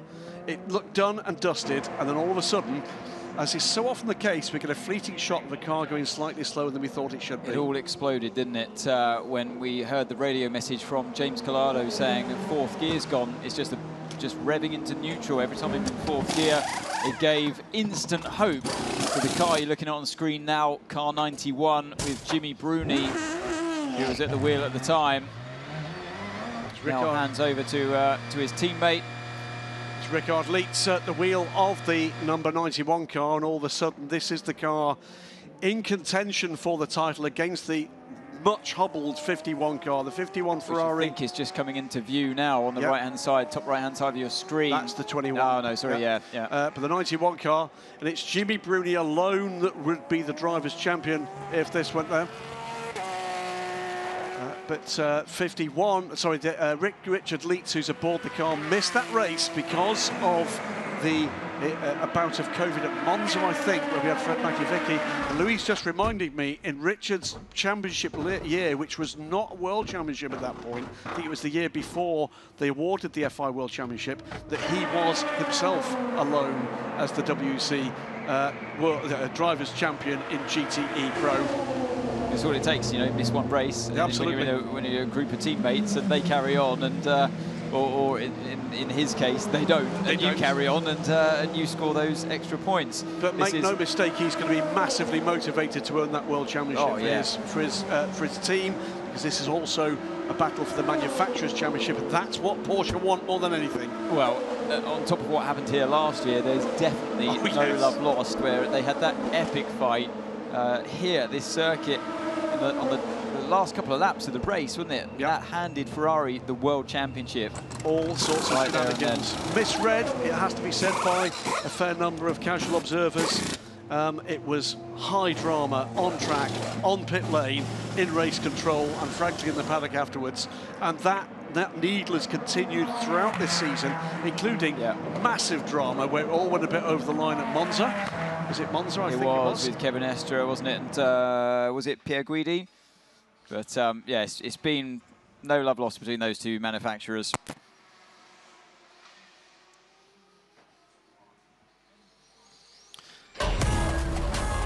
Well, the 7th hour of the 8 Hours of Bahrain. It all started in bright sunshine on a packed grid at the Bahrain International Circuit. An array of glitterati, including the birthday boy, Mohammed bin Salman, the president of the FIA. The centenary trophy for the Le Mans 24 Hours in 2023 was there, and when the lights went out, it all got crazy, but it was the Toyotas making good their escape. The Alpine getting in amongst the leading hypercars here. Look to the right, look to the right. It was a delayed start light procedure, wasn't it? The red light stayed on a very long time, caused a chain reaction, and this was riding on board with Kevin Estre, who got caught out by the slowing cars due to the late red lights. It was beautifully judged, but possibly just slightly lucky as well that he didn't pass it before the line. Battling there in GTM, battling throughout in GTE Pro, but soon we'd see the Ferraris come to the fore, the Porsches fading in the early parts of the race. Trouble for the 71 car after a clash with the 44 ARC Bratislava car, both those cars delayed. The Iron Dames would come to the front of GTM. A number of full course yellow interruptions. And there were huge benefactors from that full course yellow, as there was in the first one. Dr. Ulrich enjoying the racing, but not enjoying the racing was Paul de Resta. Drove a brilliant first couple of stints, but his car letting him down, losing gears. Limped home, but they are now out of the race. 52 car up the inside of the 92. That was, at this stage, for the lead of the race. But off track to take the position. Sun went down, floodlights come on, and the colours start to pop. And Toyota in full control, and it wasn't long before we saw the two Toyotas putting a lap on the title contender. Corvette buoyed by a bit of luck under a full course yellow on the timing on pit stop, came from nowhere to third and then to second. It all started to come apart for Peugeot with increasing problems. Clash between the 28 Jota car and the 56. That led to a penalty for the Jota Oreca. Right. And a little bit of a clash there between the two marshals as they came to pick up the debris. 52 and 51 trying to manufacture what they could, what looked like a bit of a cakewalk at this stage. Kevin Estre, not a happy bunny, but all of a sudden 51 in the hands of James Collado, losing fourth gear, the car sounding absolutely terrible. 91 car in the hands of Jimmy Bruni, starting to make an impact on what could be a run for the championship.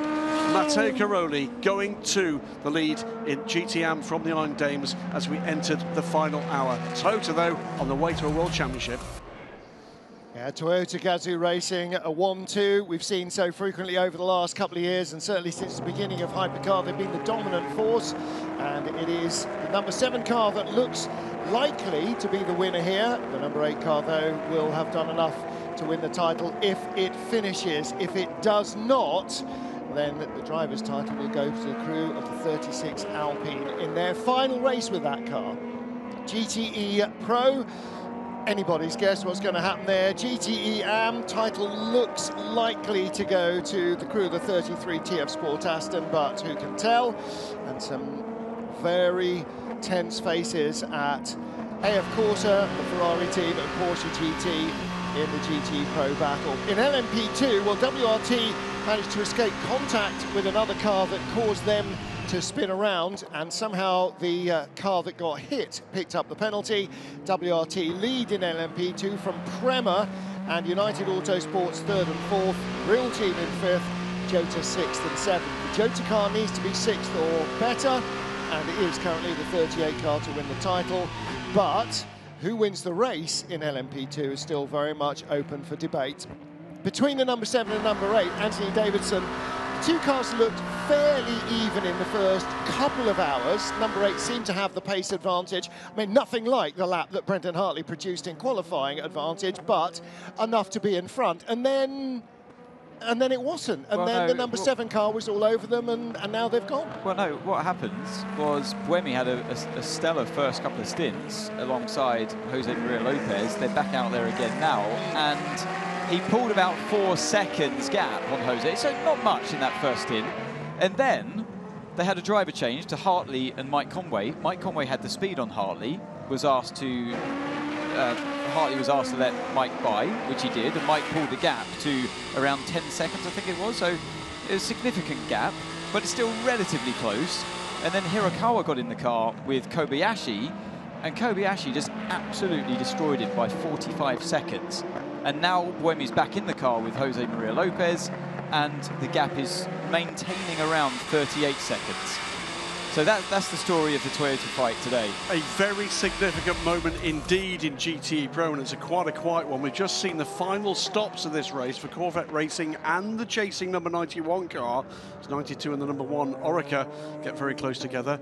That required a timed fuel stop from the Corvette. This is where economy comes into play. 13 seconds quicker on pit lane than the 91 Ferrari. That 13-second gap is now 25 seconds. Now, bear in mind, those have stopped. The 52 Ferrari that leads has yet to stop, so will need to be station-free for less time. 1 pit stop left for the 92 Porsche in 4th, 1 left for the 51 car in 5th. The gap between AF Corsa's Alessandro Pierguidi in 5th and the Project 1 Porsche of Matteo Cairoli is under 40 seconds. If Cairoli passes the 51 Ferrari, they lose the championship. Jean Galel, we've got 1 hour left, and Robin's doing a great job in the 31 WRT. Well, you all have actually done a great job. Yeah, you know, it's been a good start for us. Qualified 8th yesterday, but, you know, we managed it well. I think after Renee's stint, we're already in the lead, and then now extended it from there. So hopefully it's a clean flag race till the end, and hopefully you finish on a good note. Okay, thank you. The way I'm reading this, gentlemen, is it's all down to Matteo Cairoli to put pressure on Alessandro Pierguidi. Yeah. That's what the game is now. I don't think Richard... Porsche placement in the AM car, Matteo Cairoli could help win the Pro title. I think the economy of the Corvette there has won that battle. They're racing the number 91 car, not the 52 car. That's given them an edge that it doesn't look like Richard Leitz can actually deal with. It's Richard in the car to the finish. He's racing for the title for Porsche, for the manufacturers, and for his teammate, Jimmy Bruni, for the Drivers' Championship.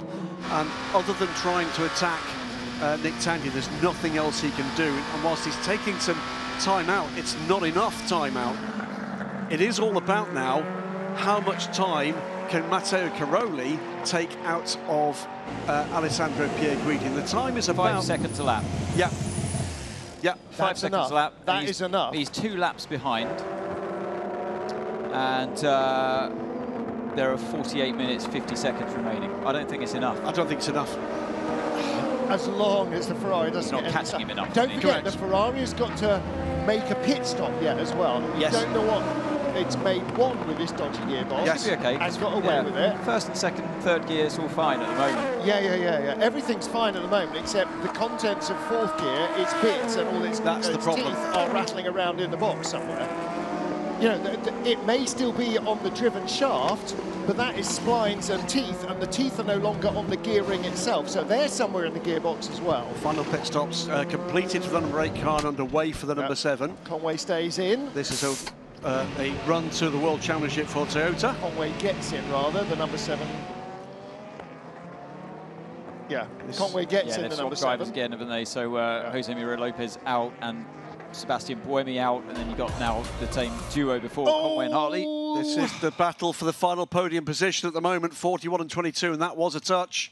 There is a lot of mind your P's and Q's going on, isn't there? Not. This is all getting a bit previous. Well, but it's not. It's the final hour of the final race of the season. I mean, it is high pressure. That's why these guys are so good at what they do. WRT lead from United and Real Team, then the 22 United, as you saw, and then the 38 Jota, and still in position to win the title, but without necessarily winning this final round. Through goes Toyota number 7, Mike Conway, on his outlap from the pits. Is that enough? 47 minutes, will they make it, or do they need to stop again? They should be fine, I think. Yeah, they should make that. Yeah, the LMP2 cars around 40 minutes per stint. Yeah, no, you're right. Yes. So the Hypercars go always a few laps longer. Yeah, should be enough. Yeah. And not under pressure. That's the other point. So a significant amount of lifting post can be done. Seconds, can't he, in 30 minutes basically? So yeah, it was all a bit feisty, wasn't it, with Ferdinand Hasberg finding his way past, or muscling his way past Philippe Albuquerque. Well, catching the parent is Antonio Felix da Costa. Ferdy, and all last year actually, Ferdy has not been averse to a lunge. I mean, he properly does. He comes off a very long run-up. So it's old tyres clearly for Philippe Albuquerque now. You look at the gap that Habsburg has pulled away. And like you said, Graham, I think that now Antonio Felix da Costa is coming back at the car 22. And all these cars will need to stop again. Yes, they will. Whoa, just for a splash. Whoa, that's 71, okay, fair different enough. Ferraris, different. Yeah, no, I know. Calm down. Calm, Martin, calm. And that's the problem. That's the problem with that 71 car. Pierre Rag in that 71 car, as he is now, he was the leader in GTM in the first hour. Yep. He took the lead off Sarabovi, and they led for about an hour, and now they're last. They are the last, not last, they're penultimate car. And 77 now down to 9th place in GTM. Here's Franck Desauto with his Michael Schumacher helmet, and Machito. Well, they were world champions last year, the crew of car number 7. They haven't won Le Mans this year, and they're not going to be world champions this year, but they could see out the season with a final win. And James Collado, he's bitten his fingernails. He's now down to the knuckles, I think. Well, he may have his toes crossed. He didn't have his fingers crossed there, but you know, what can you do? The stress-looking Marto Ferrari as well. Marto Ferrari is the AF in AF Corsa. He is. Batti Pregliasco, his right-hand man. Philippe there from Cinetec. Well, now this is a final hurrah for them in this particular car, in this particular category, but they will be back in Hypercar with Alpine with the new program. And so, yeah, I mean, it's kind of like the end of any season. Things change, drivers leave teams leave the championship, new teams come, you know, musical chairs, all of that. There's all that to deal with at the end of the race as well, but so many titles still up for grabs here. On board with our race leader in GT Pro, Antonio Fuoco. Now, if you wanted a car to have all the mechanical problems, I'm afraid for Antonio, this is the car that you would want them on rather than the one that is most likely to win the title race, but that's not what Lady Luck has decided. Well, let's not get away from the fact that it's Antonio Fuoco, Miguel Molina, that at the moment, as things stand, if this race was red flag now, have won this title for Ferrari by keeping 91 away from the points it needs. Yep.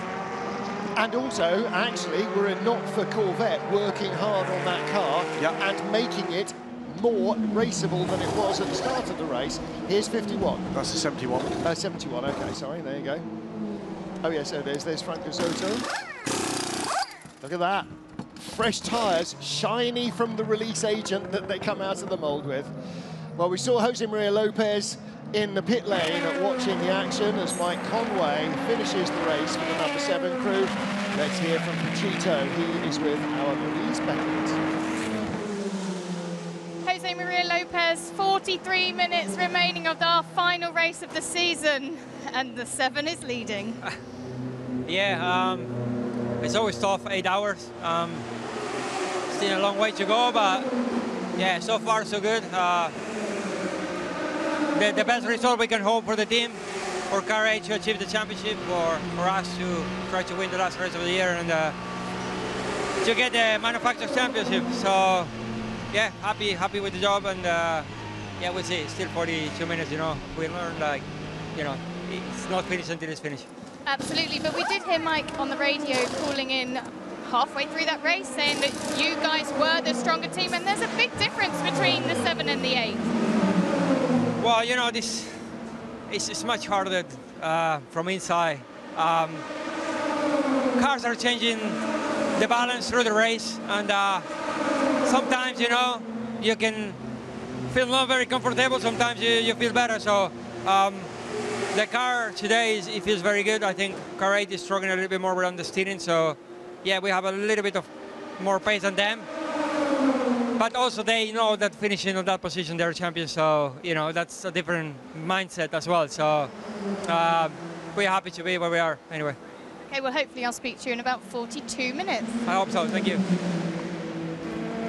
So pit stop for the 51, and back out into the race goes Alessandro Pierguidi. That's the final stop for them. This is the battle between the 22 United Autosports car and the 38 Jota.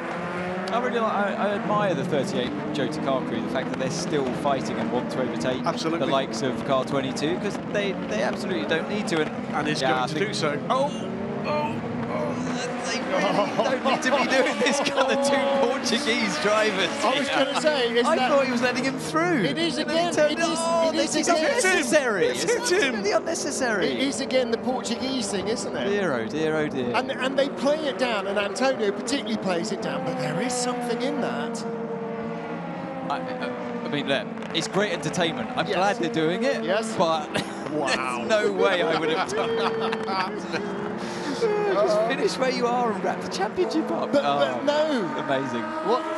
Amazing. If there is still a gap and you do not go for it, you are no longer a racing when driver. When he went for this gap here and Albuquerque left a bit of a gap on the inside, I thought, that's kind of... left him room. Left him room, but then he started to make his life difficult. He obviously felt that he was boshed off the road from Felix da Costa, comes back at him. Antonio's not happy with it anyway. He's thinking, why did you turn in when I thought you were letting me by? Tried to box him in. So once he got by, he tried to... Dear, oh dear. Oh my goodness. I think you're right there, absolutely. I don't think Ant was having a go.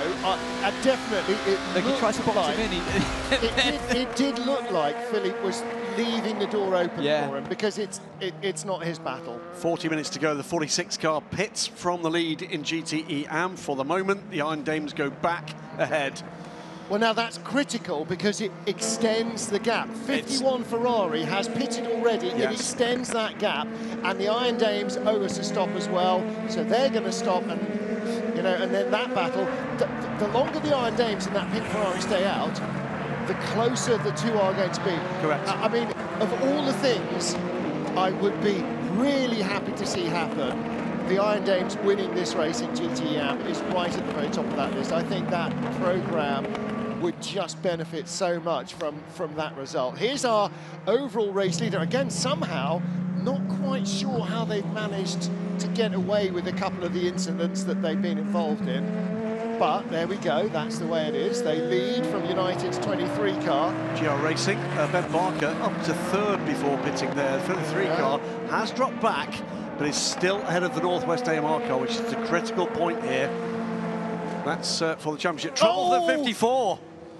That is a monster lockup. That's not just a lockup. He's looped around, hasn't he? And who's that? That's Ultimate. It's Nick Cassidy.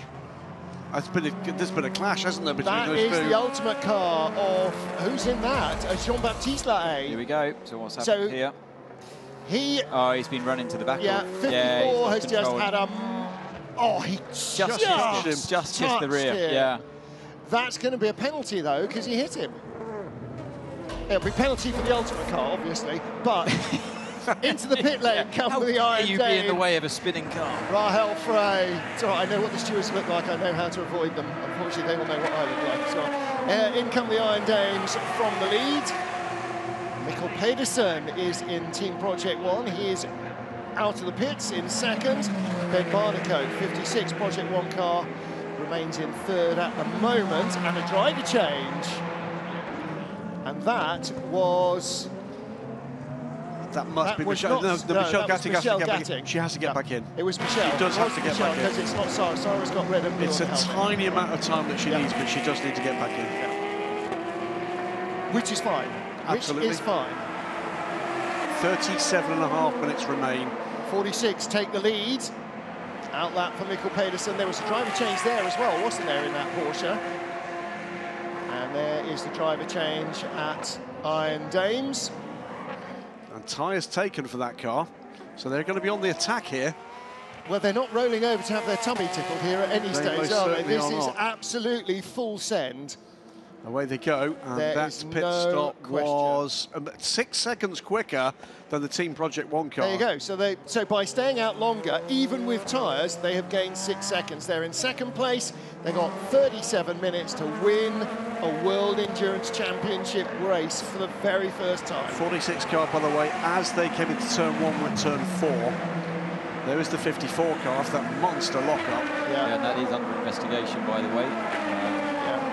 It was the tiniest a racing of incident. touches. An amateur driver loses control and unfortunately just tagged the rear end of the car in front. It's what no, it wasn't an amateur driver. It was Nick Cassidy. No, can't call Nick Cassidy an amateur driver. No, my mistake. He is a placed pro. Even still. Either something went wrong with that car, or what we didn't see is how early the 35 car brakes. Yeah, I mean, for me, it was a racing incident. I agree. He locked the rears up, and actually, he was doing his damnedest to make sure he didn't hit it. And whether it's driver fatigue, brake fatigue, tyre fatigue, driver in front fatigue, slowing down earlier, yeah, who knows? He's not an amateur, but it was a little bit of an amateur mistake. Yeah, but it happens. But if the guy in front even lifts off a tenth of a second, half a second early, suddenly you are catching him at a race that you were not expecting. Well, sometimes what you see in that LMP2 situation, overtaking a GT car, they pull in too early and then brake immediately, but that wasn't the case. He had enough gap between them to know where your braking zone is. I don't know, I'll be surprised if there's any penalty that comes from that one. Gap, by the way, for the Iron Dames is 20.4 seconds.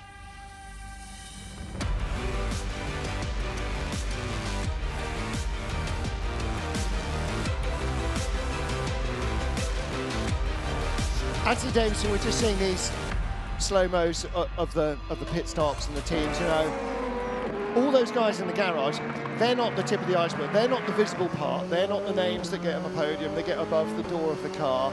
They're as much an element of success or failure in any of these races as the drivers, as the car itself, as the tyres, as the engine. That whole thing, I mean, in Formula One, you're only looking at one driver, it's still a massive support unit without whom you are no one, and that's as true here as anywhere else. Oh, the work that all the boys and girls do in the pits there, in all of the teams, behind the scenes, back at base, back at the factories, we don't see that, but I've been privy to some of the experiences, and you know, it really blows you away every time how much dedication there is to optimising each pit stop that the car has. Not just the pit stops, it's the preparation of the car as well. They're meticulously prepared, and as a driver you put your sole trust in them. And they live and breathe it as much as the drivers do. Miguel Molina in the 52, I mean there's such a different feeling in this one garage between the 51 and the 52. Well, actually, it has been a tough race, as always, very tight. It was a shame that they have an issue, but still half an hour to go. We will try to keep like this. and see if we can achieve this this result, because a lot of work has been made by the people. It's the last race of the category, so let's see. We are crossing the fingers to finish the race like this, and yeah, we'll see what gives us in half an hour. Have you still got a stop to do for fuel? Sorry? Do you still have a fuel stop? No, it should be all fine. So we go to the end. We are managing the tires because this race has been a very difficult race for the tires. We knew that our car in the past and also today showed that it's really gentle with these tires, and this was one of the key points of the race today. We had very good pace during the whole race, during the whole 8 hours. So we only need to do 30 minutes more. All right, thank you. Thank you. Normally it hurts in qualifying. Sometimes that comes back to help you out. Can they go the distance? Can they go the distance? Yeah. It might be that they've got enough of a margin over the Corvettes, 37 seconds, that they can actually now really start to fuel save. Corvette need a Monza miracle again, but you know, they're an American racing team. If your money's on anybody to win a fuel race, it's the guys who do it day in, day out, who grew up watching it when they were children and are still doing it. They, of course, the Porsche GT team and Corvette Racing, all teams of the highest possible level. Just one quick thing to say at the moment, we're about to see the 52 car so the 46 car, the lead car in GTE AM, take back one of its laps from the 51. They're going down to the final turn in just a few moments' time, and I think along that start-finish straight, the 46 car will go by, but there's not time to do it. Do this. No, that's the point that I hadn't seen before, because the last time I looked at it, it didn't show them as a lap and 37 seconds behind you, right? So they will be a lap closer, but they will have to catch a whole lap to take that place away. In half an hour. In half an hour. So again, if nothing changes, in sports car racing. Now then, here's Enrique Chavez against Giancarlo Fisichella for 4th place, and Chavez... Yes. Oh, you know what? It's Giancarlo Fisichella. Bless him. Well, Giancarlo has barely seen the stewards this year. Really? He's a reformed character. He's been very... Oh, he goes to the pits. Well, that was a gimme there for the TF Sport Aston. Have they made their final stop? Yes, they have. Yes, they have. Yes, they have. Yeah. Let's go to our Pro-Am leaders. They are AF Corsa, and with Nick Nielsen in the car, Alessia Rivera is with Louise. Well, Alessia Rivera, you have been putting in some great runs and had some great battles on track in the Pro-Am category. Yeah, it's a tough battle for cars, but all the cars are really close. All the drivers are really fast. Yeah, we are in a good position for the championship now. Still half an hour. Niklas is doing a really good job. Also, Francois was super fast in his stint. And yeah, finger crossed. Just summarise your season, really, because you've had some pole positions, you've had great results throughout the season. Yeah, I have to say it was a really good season. The team took the car in November of last year, so we have not a lot of time to develop the car, but they did a really good job. We had 2 poles, me and Niklas in Sebring and me in Spa, and also one in LMS in Imola, so really good. Pace is always really good, so we are happy. Thank you. Thank you. They have been again a class act, and as you said, Graham, multiple-time GTE AM champions. They've raced in LMP2 before Francois Perrodo in the crew, then went back to GTE AM for another couple of seasons, won again, and then have come back up. Slightly different lineup. It was TDS Racing he raced for before in but LMP2. It was still Francois. It was Francois with Loic Duval and Jean-Ric Ver was involved there. But Francois, 3-time winner in GTAM, stands at the moment to add an LMP2 Pro-Am title to that. That's 4 titles for a privateer racer. Exceptional stuff. you know, a man who's been extremely popular in this paddock. He's had all sorts of parts to play in this championship year, not least, of course, we can't get away without mentioning the dramas at Le Mans that he was involved with Corvette, and what we saw after that, which was Francois Perrault showing what class he's got, going down, making his apologies. What else can he do? But what a program he's put together in that car. Yeah. And they have really worked hard for it, as ever, to produce the goods. Riding on board in the dark of Bahrain with our race leader. And Davidson, you were doing this 12 months ago in the Jota team. How different is the track for the driver in terms of visibility and so on at night? Does it just remove some of the periphery that you don't even look at anyway? I always found it was actually nicer with the floodlights on in the dark. Somehow it intensified your visibility of the track, and you didn't have all the external, those surroundings that were a disturbance. And I just found that you could focus on the track, and also cars behind you, their lights were more visible. You're running with the lights on, they're highlighted even more in the dark. So I could find you could judge distances better and spot cars further away in the distance than you can in these tiny vibrating mirrors that they have in these cars. And I always preferred, like I say, driving in the dark around this track with the floodlights on. But Mike Conway doing an exceptional job. Riding on board with him here, he's pulled out the gap on Brendan Hartley once again to 45 seconds. It's gone up from 38 to 45 seconds now after Buemi handed it to Hartley. So Mike's he's driven fantastically well today, and it'll be a well-deserved victory for them, but obviously not the championship. As Jose Maria Lopez was saying, that's the best that they could do. The car felt slightly better for them today, a bit more front end, gave it a bit better balance when the grip came up. It naturally creates a bit more understeer around the track. So I think that went against car 8 and sort of fell into car 7's favour a bit more. So, but either way, I think all three drivers in car 7 have done a great job, particularly Conway. And try as Buemi might with his fantastic stints he drove in the car, it wasn't enough. But they're going to win the championship if they finish as they are. So, you know, it's they're going to be forgetting about this race very quickly and focusing on next year instead and that championship they claimed today. And the key to the championship, as so often, is victory at Le Mans. You know, 50 points for victory. The next closest you get here is 38. Most races are 25. So, yes, it's 3 times as long as this, 4 times as long as one of our normal races. But if you get those 50 points, and particularly if your teammates aren't really close, Sebring had the same points as it was an 8-hour race.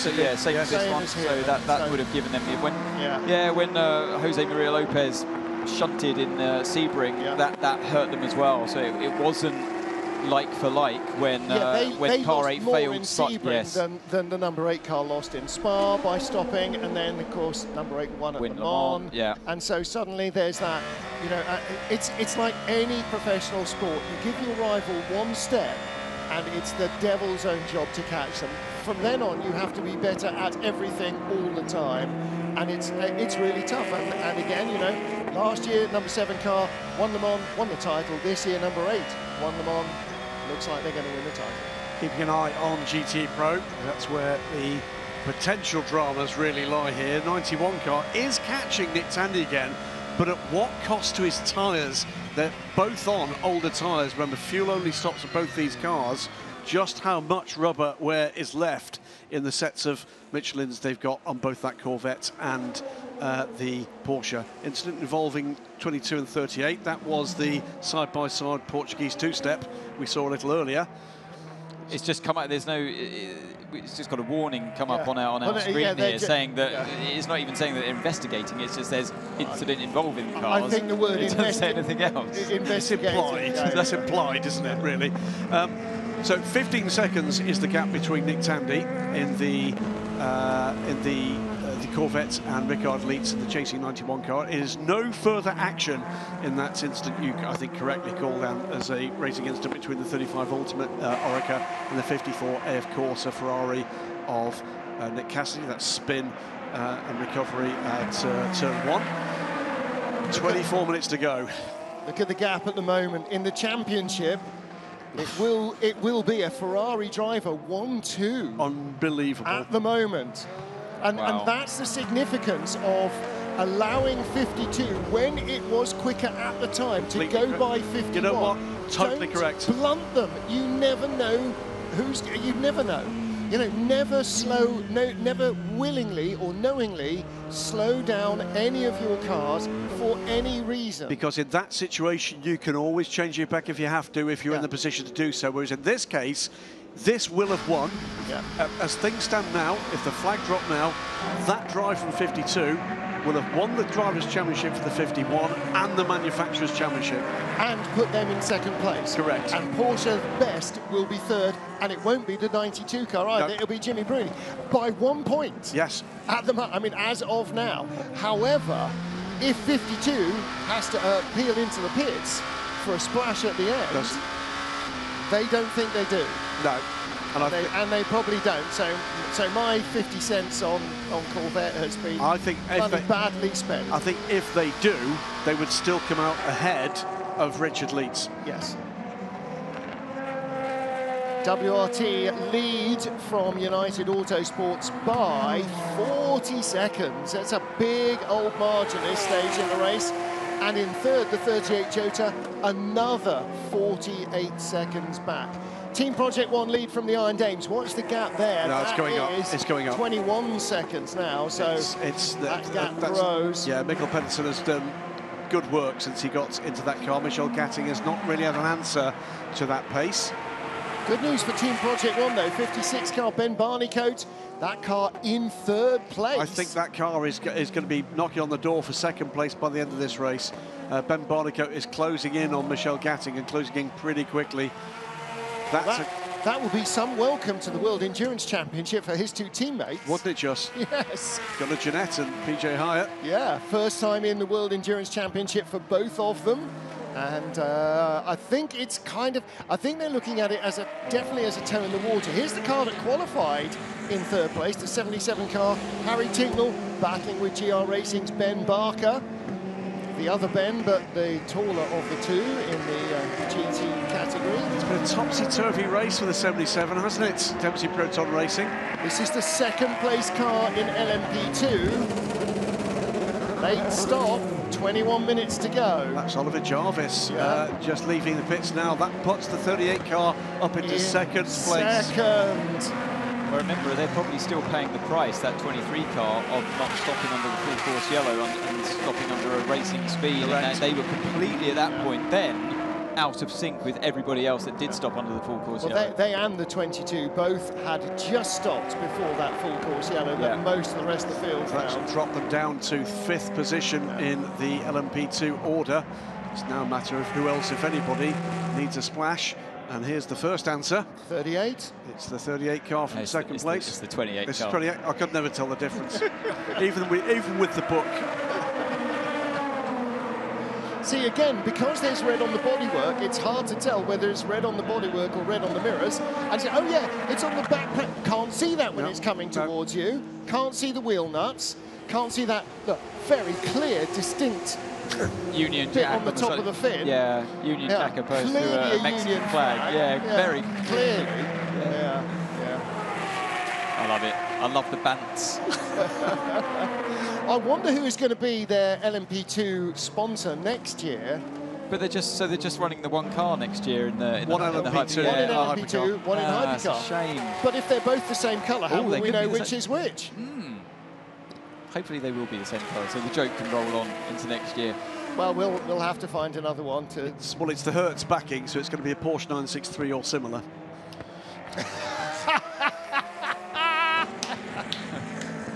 Will it be delivered to the hotel a day after you got to the airport? Stop. In joke. You can guess why. 38, okay, so 38 is on pit lane now. So it is in. I did get it right, but with the wrong car. 23 has come along. Yeah, there it is. Yeah, clearly the Mexican colours. Oh, now they tell us. Now I can see it. There, yeah. With 19 minutes of the season to go. Look, and you can see the number on the door. I finally got it. Clearly. 22. 22 is it? Oh, it's Holmes. Okay, so when does WRT stop? So 23 back up into a podium position and should do no worse than that. So WRT and Prema Orland still to come, but at the moment the lead gap is 1 minute and 37 seconds. Robin Fryns and Louis Delatraz. Here comes the number 9 car. That will need to stop. Yeah, but Prema has been a couple of laps, 2 or 3 laps later. Yeah, they said they'd been most of LMGTE. fuel saving. But yeah, that's what they say they were doing. And this is, if it's ever going to work, mate, the time. you've got 18 minutes for it to work for you. You've really got to make it work. No further action on the Portuguese two-step. So our Portuguese race director has decided that the Portuguese on Portuguese, blue on blue action, no further action. That mechanic was broken, I'm afraid. They're going to need a new one. I think it was just empty. Slightly deflated. Ran out of fuel. So who is going to be slightly deflated? I don't think we're going to see a surprise in Hypercar. I don't think we're going to see... I've been to Le Mans. I'm sorry I'm saying these things. Currently, no surprises coming up in the title race in LMP2. Not for overall victory. For the other positions, okay, no, that's too much for a bear of simple brain. It is still GT Pro that hangs in the balance, isn't it? Yeah. It is still. It's about getting home, and the longer this goes, the more it looks like the 51 car is going to pull off a fantastically unlikely World Championship win. Absolutely amazing. Anthony Davidson throwing his head in his hands. Don't say this stuff. There is the Prema car that is second in LMP2, going by the Corvette that is second in GTE Pro. If I'd offered that to Nick Tandy and Tommy Milner, they would have been reaching for their wallets at the driver's autograph session. I'll add one point of comparison with other motorsport at this point. If that car comes home with let's put it at best a second-hand gearbox. Don't even say. No. It is simply this, that these are cars built for endurance. We've seen cars broken with faults, with drivers able to drive around them. In other forms of motorsport, you'll very often find with even a minor fault, the thing is parked. Not here. This is pretty heroic stuff, and it's a throw of the dice. They've got no choice to throw the dice. WRT from the lead into the pits. It is the K-Mag of Saturday. Absolutely. In motor racing circles. So 31 stops and goes. And again, the later you stop, the closer you are to the end, the less fuel you need to finish your journey, and the less you're recharged. Oh, sorry, no. And the less time it takes to slosh a few buckets of fuel in. Here comes the number 9 car in second place. Do they have to stop? I think they do. Yeah, they do. But Yeah. That's a stop, by the way, for WRT, 52 seconds. Well, hang on a minute. 15 minutes is 7 laps. Again, we haven't got our strategy laptop, so I can't tell you if they stopped 7 laps after WRT the last time, or 6, but it's been growing. Do you know what? It might. If it's ever going to come good, if all the pain of 7 hours and 45 minutes is ever going to come good, they have to stay out of the pit lane. Otherwise, they need to tear that plan up and come up with a different one for next year. I'd be surprised if they could have eked out another, what was it, 18 minutes when the first of the LMP2 started. But it's 7 laps over 8 hours, and how many stops have they made? They've made 10 stops, so that's less than a lap a stop. That's a lap.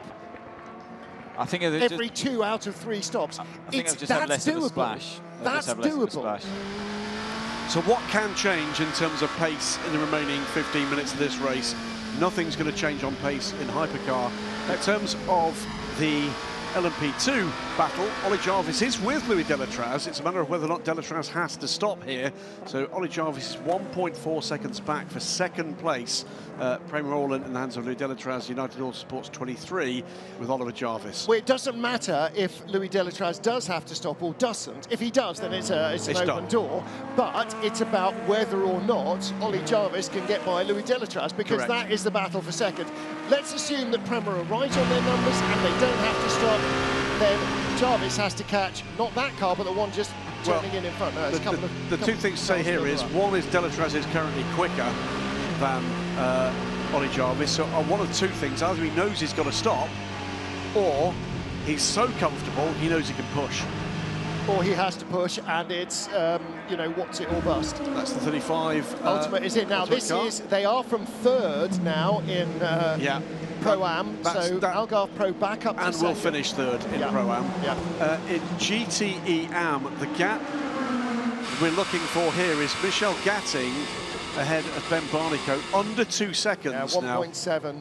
That's a gap worth watching.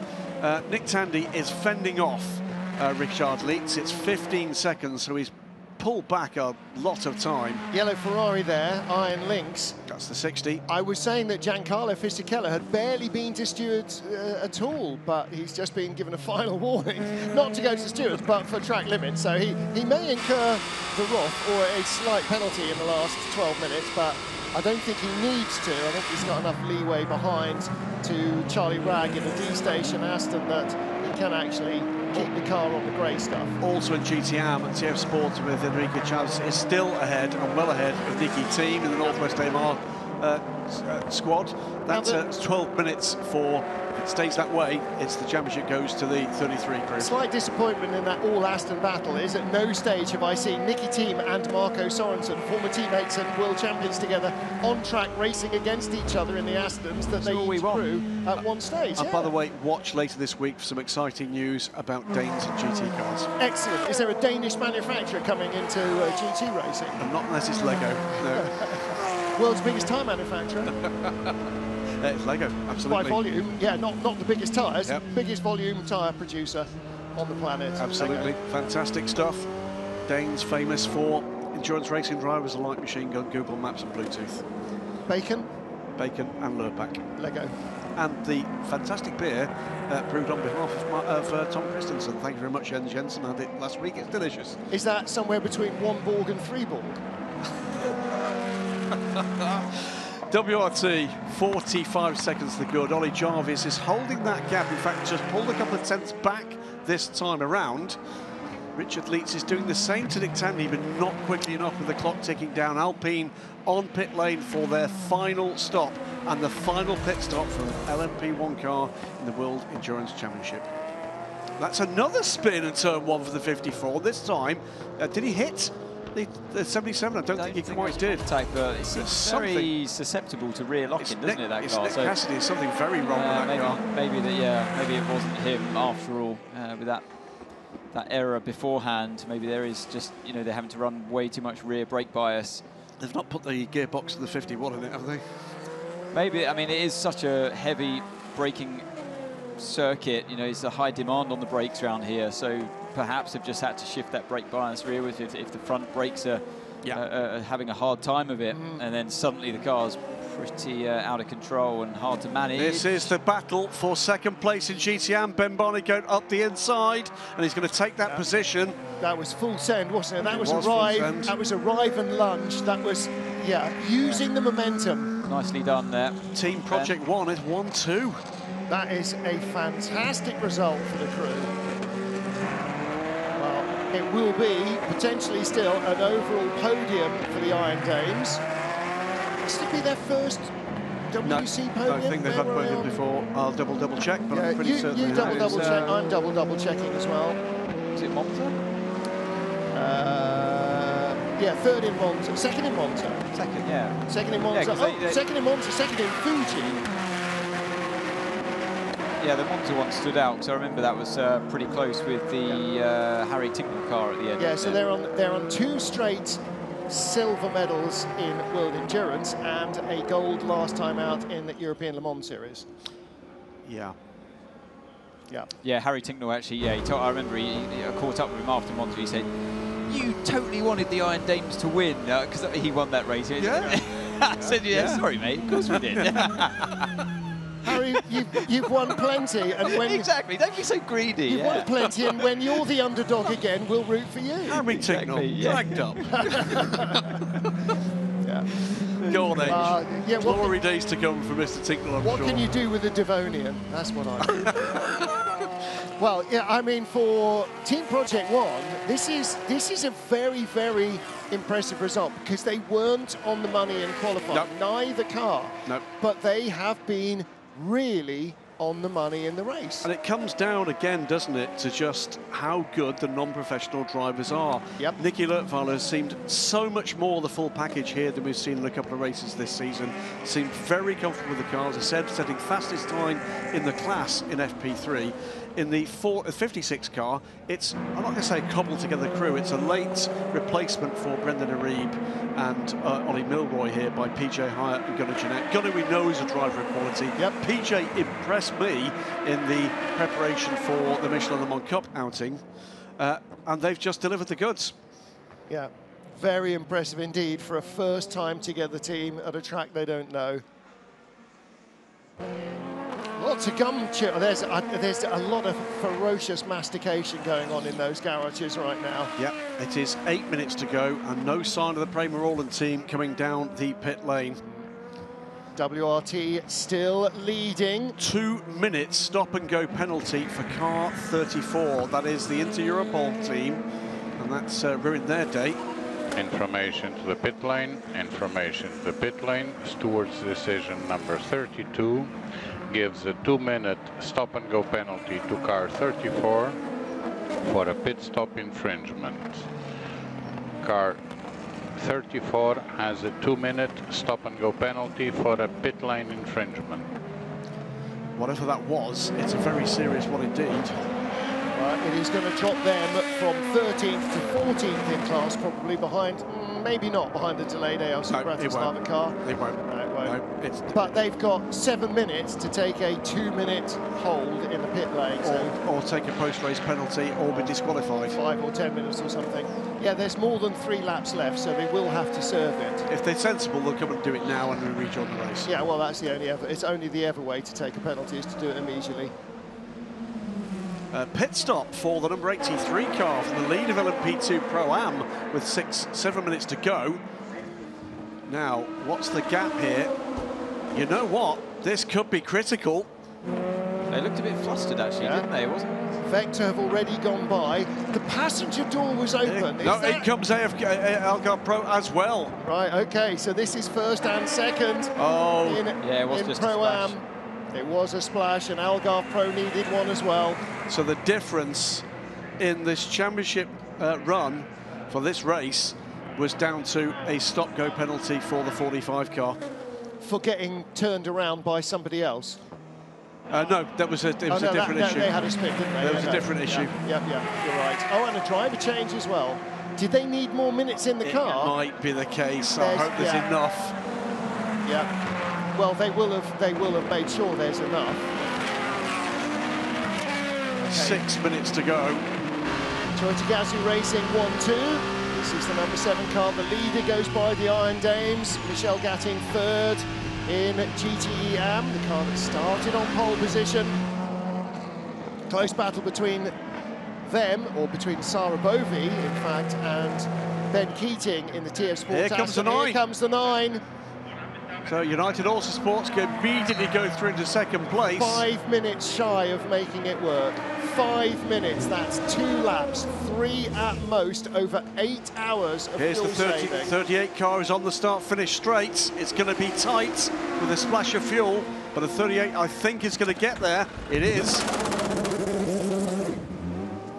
Yep, there it is. There is 38 or 28 coming across the line.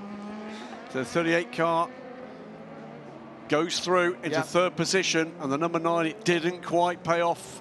Under 5 minutes. And you know, that's really, really frustrating for them. 8 hours all pinned on trying to make that last stop last, and they came up maybe 3 laps shy. Maybe only even 2, because they've just been passed by the leader, so that's 1 lap they won't have to complete. Correct. If the leader had been right behind them, they would have had to have done another one. That might just be 2 laps shy of a great piece of strategy. Yeah. And all that have needed is 1 more full course yellow.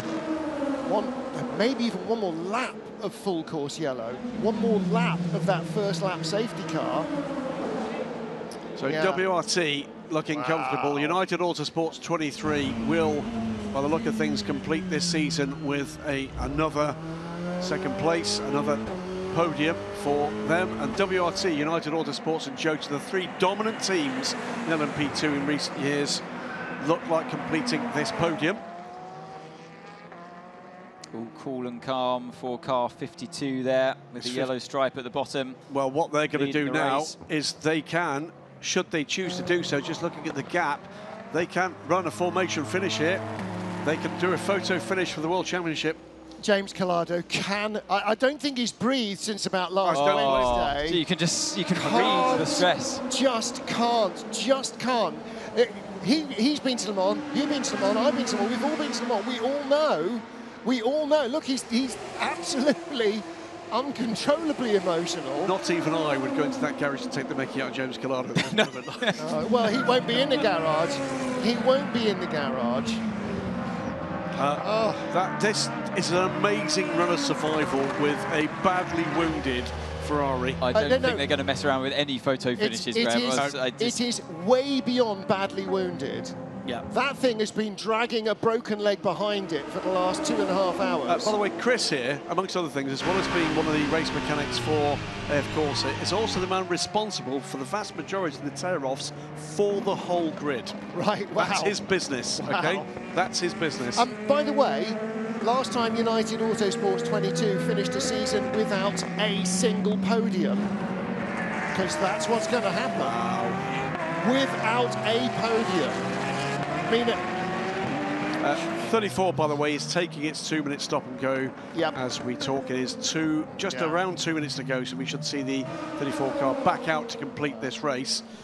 It won't be a happy crew at breakfast tomorrow, I'm afraid. No. I think they've taken a real beating, and I'm okay. We didn't see the pit stop infringement, but certainly I'm not keen on the driving penalty that they were handed. Well, of course, the other point here for the 52 car is it pays for them to stay behind the to overtake the 51 right at the end, so they don't have to do another lap with a broken car. So that's going to be part of the game here, without a shadow of a doubt. That's just completely common sense. There is not going to be a change for second place.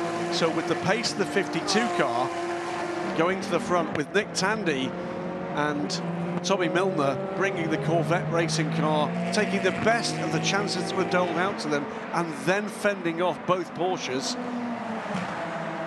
So a combination of the 52, the 64, and a remarkable survival run for the 51 is going to claim the World Championship. Don't. They haven't even started their final lap. Toyota has. Car number 7, Mike Conway. Car number 8, Brendan Hartley. Are they through the S's? What is the last distance at Le Mans that the cars retired on the last lap from the lead of? Oh, but had a number of cars not complete the last lap, including, of course, the WRT car that broke down at Tete Rouge. No, that was in there was another one. That was in turn 1. No, don't. Was there really? I've zoned out. 91 on pit lane. Yeah, 91's in the pits. Oh, my Lord. On the shortest splash you've ever seen going in that one. That has to have been a mistake. Yes. Has to have been a mistake with fueling. They must have been praying and breathing. This isn't. How long is that fuel hose? They did a time stop. Why are they putting so much fuel in? Is the fuel hose not working? Look at the Ferrari. Oh, it's trouble. No, it's trying to make sure the Toyota goes by. The Toyota started the last lap. Yeah, that's the Ferrari. That has to have been a mistake in the fueling for the 91 the previous time. But why was it sitting there for so long? To get 2 litres in or 3 litres in to complete the lap, 5 litres. Yeah. On a pump on the forecourt takes less time to put 5 litres in. Which, by the way, has put the 92 ahead of the 91 now. Does that change your maths? No. Really? Genuinely? No. Definitely? 100%. So it's still 51. Okay, here is the number 7 Toyota. This is the final corner of the season, the final lap of the season, the final race of the season, and victory goes to Toyota number 7. Mike Conway takes the flag 38 with Kamui Kobayashi and Jose Maria Lopez. 38, the Jota car behind. There's the 51 Ferrari. Creep to the line. Come on. You've got to make it across the line. Pierre Fior waves the flag. checkered flag for the 51 AF Corsa Ferrari. That's why he was basically in reverse. He had to have the Toyota go by him one more time. Correct. And that, oh my God. James Collado, feel free to breathe again, and now you can let the tears go. You really can. Here's WRT to win in LMP2. Another crazy end to a crazy race and a crazy end to a crazy season. And WRT, Robin Freins brings it to the line, as he did to win at Le Mans 2 years ago.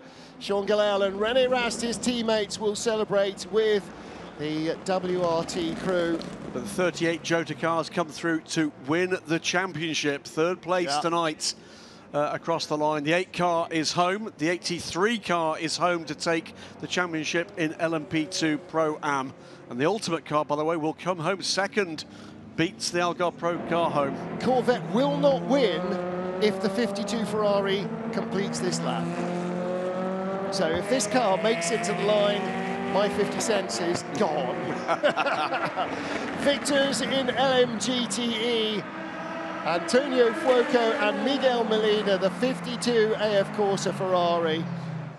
And we are still waiting for the Alpine to cross the line as well. There's the Northwest AMR car. They have finished in 5th place, and TF Sport in 4th place. Ahead of them are the champions. GTE Pro, well, last year it was last lap sort out between Ferrari and Porsche, and bitter enmity from the Porsche drivers, and a shock result for Ferrari.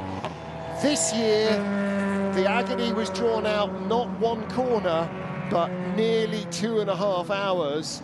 And what an astonishing finish for the 51 Ferrari. The 34 car, by the way, did not cross the line. I don't think they sent the car again. Whatever happened, I don't think Europol sent the car back out, so they do not finish the race. You've got to cross the line. So 2 non-finishers out of the 37. Again, fantastic reliability.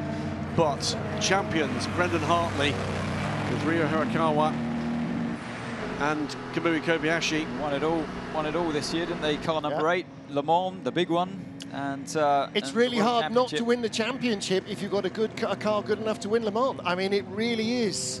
And that's the simple facts of it. If you win Le Mans, you're not halfway there, but you have given yourself a huge shot. And Alessandro Pierguidi and James Collado.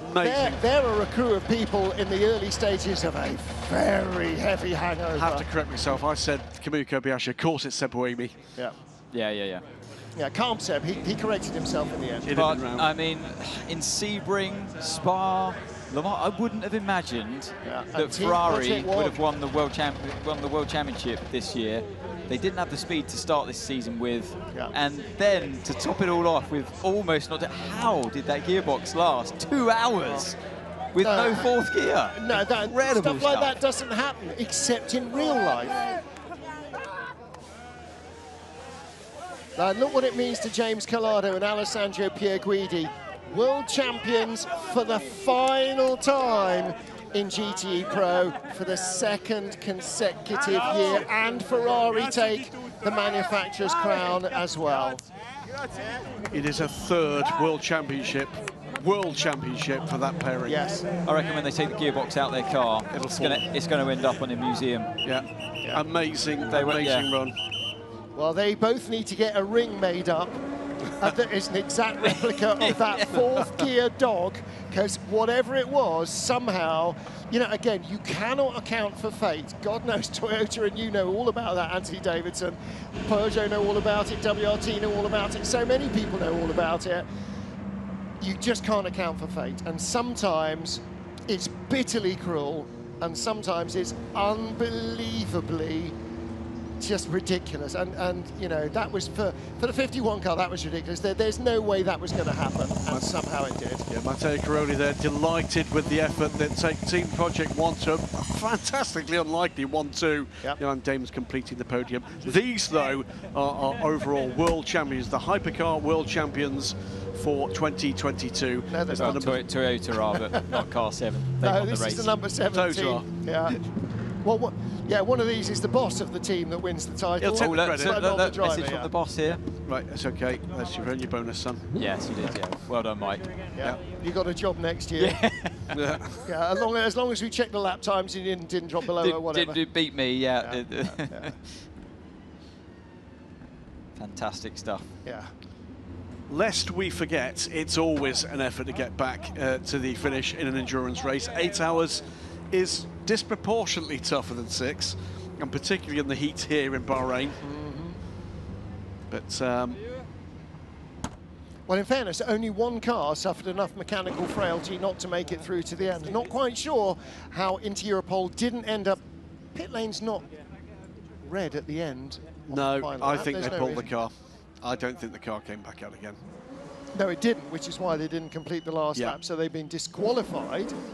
There's Sarah Bovey walking back in. No, it's not. It'll be Michelle Gatting, won't it? So they have two tall drivers in that car, and Rahel. Here's a mark. Hard to tell from behind. Here's a mark of the progress with that program. They'll be disappointed with third. They won't be disappointed. They'll be gutted. They'll be gutted that they didn't win here. And you're right, that's the way it is. Well, there's Kamui Kobayashi, the boss of the team. They have taken 1-2 in the title race and claimed the crown. Kamui Kobayashi, I mean, all of the drivers, well done. The 7 taking that victory with a dominant run. Yes, thank you very much. I think team did a great job. We made 1-2 in the end, and obviously Kai win the championship. And of course, we won the team title as well. So thanks for the all support, and from Japan as well. It's great award. And of course, our partner or the sponsor help us through season. And of course, I think all driver did a great job. Thank you very much. Well done, all of you. Thank you. Quick point here about the scale of the problem for the 51 car. Average stint times in that last stint: Antonio Fuoco 2:01.637, Nick Tandy 2:02.049, Michael Christensen 2 minutes .333 as we see this going wild and crazy. Ricard Leitz 2:02.452, Alessandro Pierguidi 2:09.368. Unbelievable scenes here. Absolutely amazing. It's not that they had enough speed somehow to be in the fray. It's that the damn thing held together. You know, it should have come unstitched in a monumentally noisy, messy, smoky, oily way. Well, 2 hours ago. It already ticked the monumentally noisy box. Yeah. That was happening. Well, that is the doggiest dog box I have ever heard in my life. There you are. That was an engineering joke to go with all the dad jokes. That's not going to do any harm for either of those drivers in a kind of hand over the notes and say, any chance I can drive the 499? Mate, you know what I mean? Any team boss that passes over, well, actually, honestly, any 4 of these guys. The question is, who would you put with Collado and Pierguidi? Anybody. 3-time world champions. Dogged stuff. And by the way, 3-time world champions. What massive discipline to bring home a car like that. I mean, not just discipline, just outright skill, you know, determination, cool head. It took, honestly, from a driver's perspective, that was an unbelievable ask from them to get that car back to the finish. So impressive stuff all around.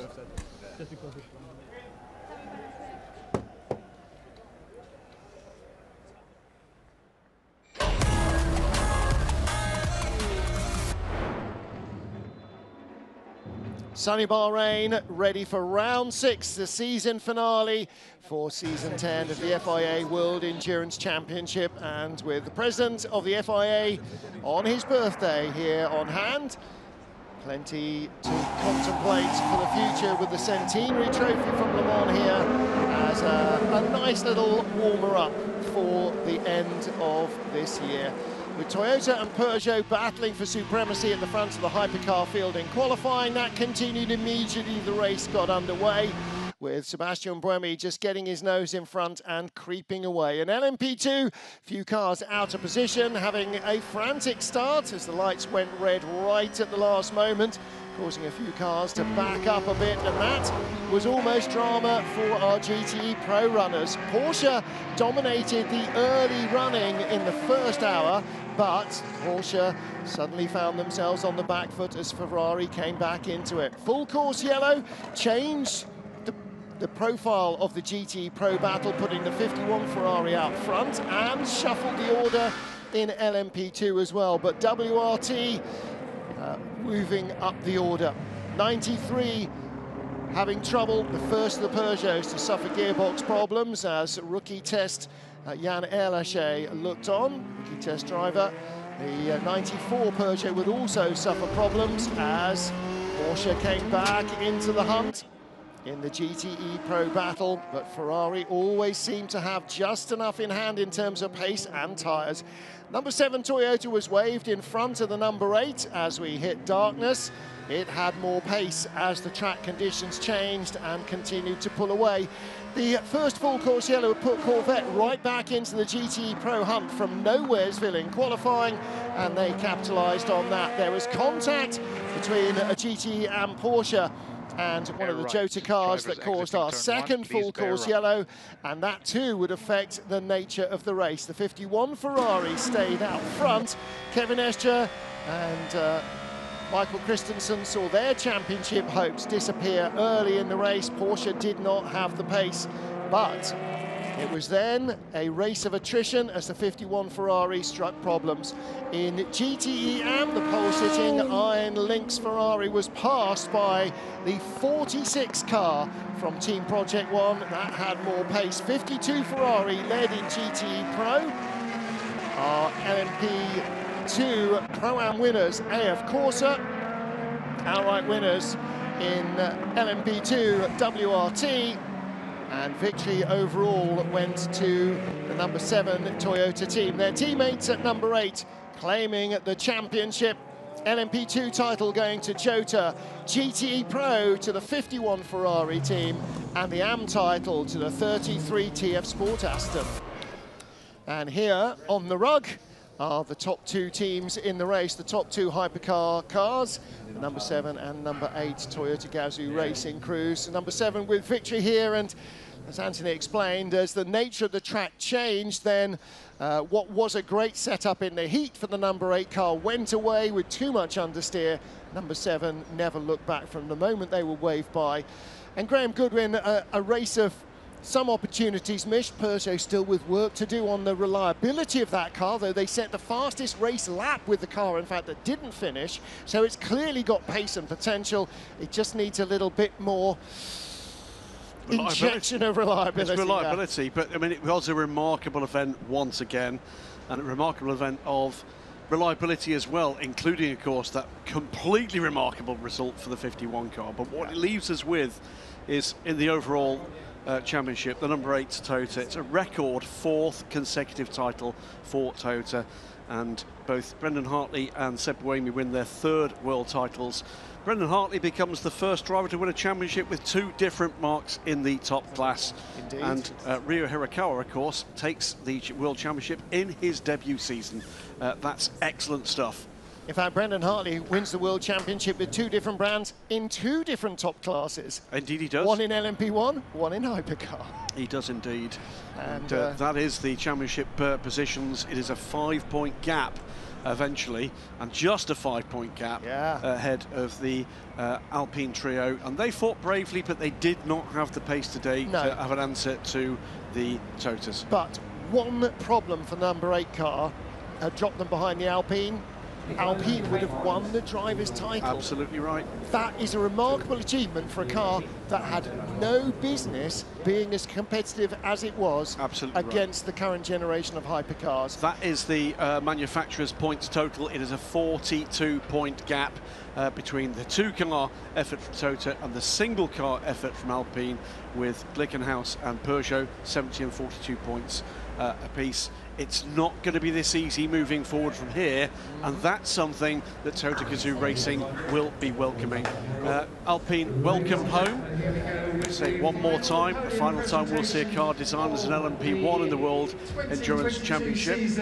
great battle from them. They really put up a fight that's kept us gripped through the season. And time for the podium, Martin. Well, you can hear the dulcet tones of BAPCO Endurance announcing our podium finishes to the crowd. In third place from the Alpine team. Second place, the crew of the number 8 Toyota. There's Sebastian Buemi. They are our World Drivers' Champions. Victorious here. There's the boss. And the number 7 Toyota crew. With the team represented by Thomas Van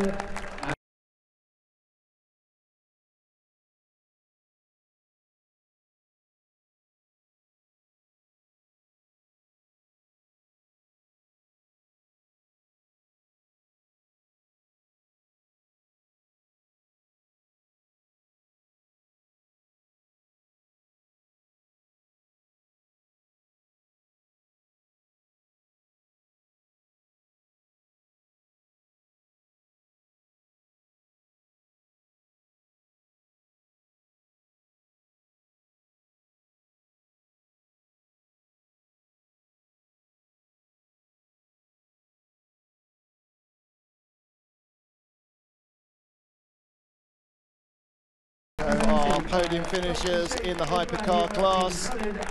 Andre Negrão, Nico Lapierre, Mathieu Vaxivière, they receive their trophies. There's Mathieu, Andre Negrão and Nico Lapierre. As Graham says, when he eventually calls time on his driving career, and I'm not entirely sure he's ready to do that yet, but he's already become a fine team principal. I think we're going to see him around, particularly endurance racing paddocks, for many, many years to come. In second place, our world champion Sebastian Buemi, Brendan Hartley and Ryo Hirakawa, and receiving their trophies. On the top step, our winning drivers. The team principal, Kamui Kobayashi, and his teammates Mike Conway and Jose Maria Lopez. Joel Pachito was watching with a little bit of interest the penultimate race weekend of the WTCR Touring Car Championship, something that he's been very closely associated in his previous guys, a 3-time World Touring Car Champion. Before Toyota came with an offer of a sports car drive. A move that initially looked like it might have been not a great one for him. I think particularly of dramas at Silverstone in his first career, but he has become a very fine sports car driver, just as he became a very fine touring car driver. And a world champion now, an FIA World Champion in 2 different, very different disciplines. Yeah, those LMP1 hybrid cars, tricky things to adapt to and indeed from. Saw throughout their careers in the FIA World Endurance Championship. Delights for Toto Gazoo Racing. Is that Ryo Hirakawa getting absolutely drowned? Yeah, let's pick on the kid. Protégé of what company? Oh, hang on a minute. Well, it's either that or Kamui gets it. As it is, their engineering representative who picked up the team trophy, he's also getting to smell like a winner. And so, as we move into GTE, it is Ferrari who claim the World Endurance Championship, narrowly ahead of Porsche, with Alessandro Pierguidi and James Calado incredibly the champions by just 3 points ahead of Kevin Esch and Michael Christensen. And for so long, how hard, you know, 4 points cover the top 3 teams. Can't believe that our champions ended up as that. Even though the roller coaster ride that you guys must have gone through during that race is just incredible. Yeah, finally we could win the race. It's been a hard work to make this happen. Today we did almost everything perfect. The car was really, really good. I think we had a very strong team this year, and we were at the end fighting for the second place in the championship. We all saw what happened in the last minute. So yeah, really happy for our first victory. We've been working for that a long time, so now we score and also we achieve the best results possible. Well done. Yeah, I've just worked out why that long pit stop. We'll come to that in a moment for the 91. 4 third places in a row for that crew before victory here, including third at Le Mans. That's why they were so close to the title. They have been a model of podium finishing consistency for Ferrari. We'll wait for the anthem.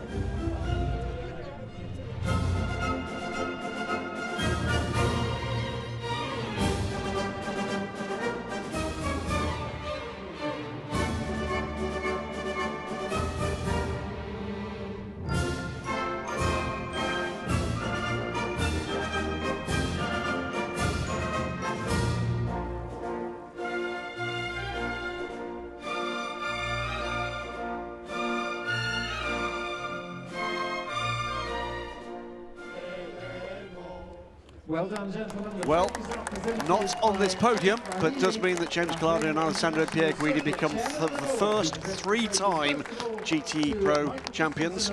They join only Jimmy Bruni as GTE Pro champions in consecutive seasons. Every race that pairing has started since 2017, they have finished 3 titles. One thing to explain, we were struggling to understand why Porsche pitted the 91 for as long as they did. For a minute and more, with 5 laps to go. The points table explained it, and it's because it allowed the switch between the 92 and the 91 for third position, which gave the 92 second place in the championship. Ahead of the crew of 52. Correct. And that's not ahead of their own teammates, but ahead of the second Ferrari team. So it is Michael Christensen and Kevin Estre looking less grumpy than last year, who are on the podium, but then their rivals from last year aren't. In second place, Corvette's Tommy Milner and Nick Tandy, and victorious are, for the first time this year, their first win in the 52 car this year, Antonio Fuoco and Miguel Molina. But our world champions are with Luis Beckett, Alessandro Pierguidi and James Calado. And the only question is, WTF? I mean, honestly. James, I mean, we all felt your emotion throughout those laps. Once you got out that car, with the noise, with the gearbox, everything, we all felt your emotion. Yeah, I mean, this is our life, you know. We work, we do everything we can for these moments. The car was fine when I jumped in, and then I heard a funny noise in 4th gear. I was like, shit, sorry. I was like, this is really bad. And then it seized, and then, yeah, we didn't have any gears. We were stuck in 5th. I thought it was over. That's why you saw the emotion. But we never give up, and we're 3 times world champion.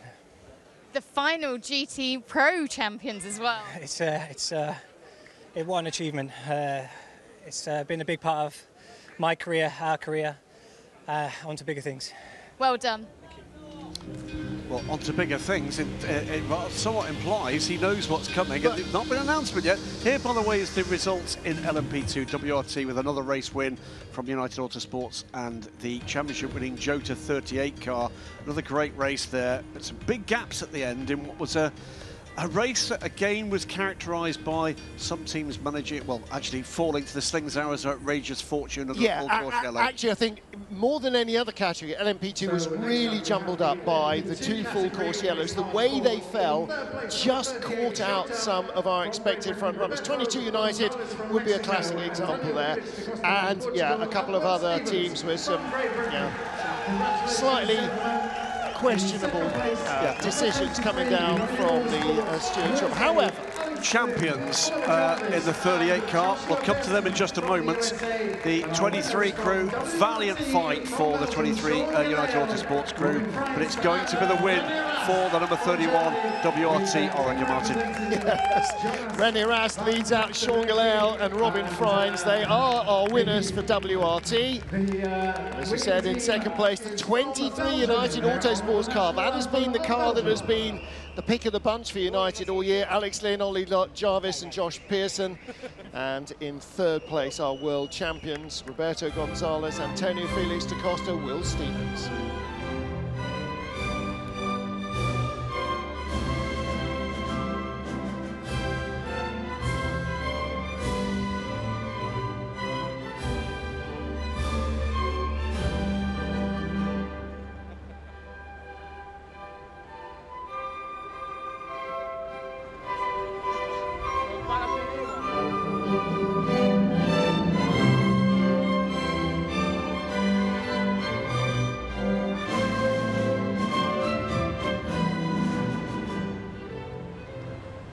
Congratulations, well done. Well, for LMP2 and the Jota 38 crew, it is the first championship win for Jota in LMP2. It's the first titles as well in the WC for all three of those drivers, although remarkably, it's the second Gonzalez brother to win this title.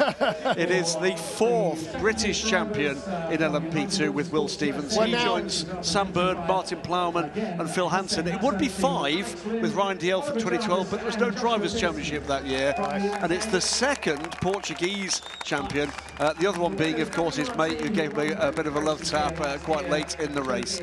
But just one title each, as opposed to Pedro Lamy, who's got several. 23, again, the better of the United cars.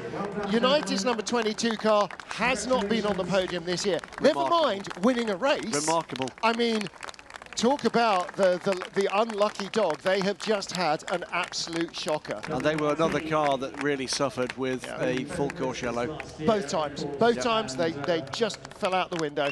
And for Antonio Felix Costi genuinely cannot take him anywhere.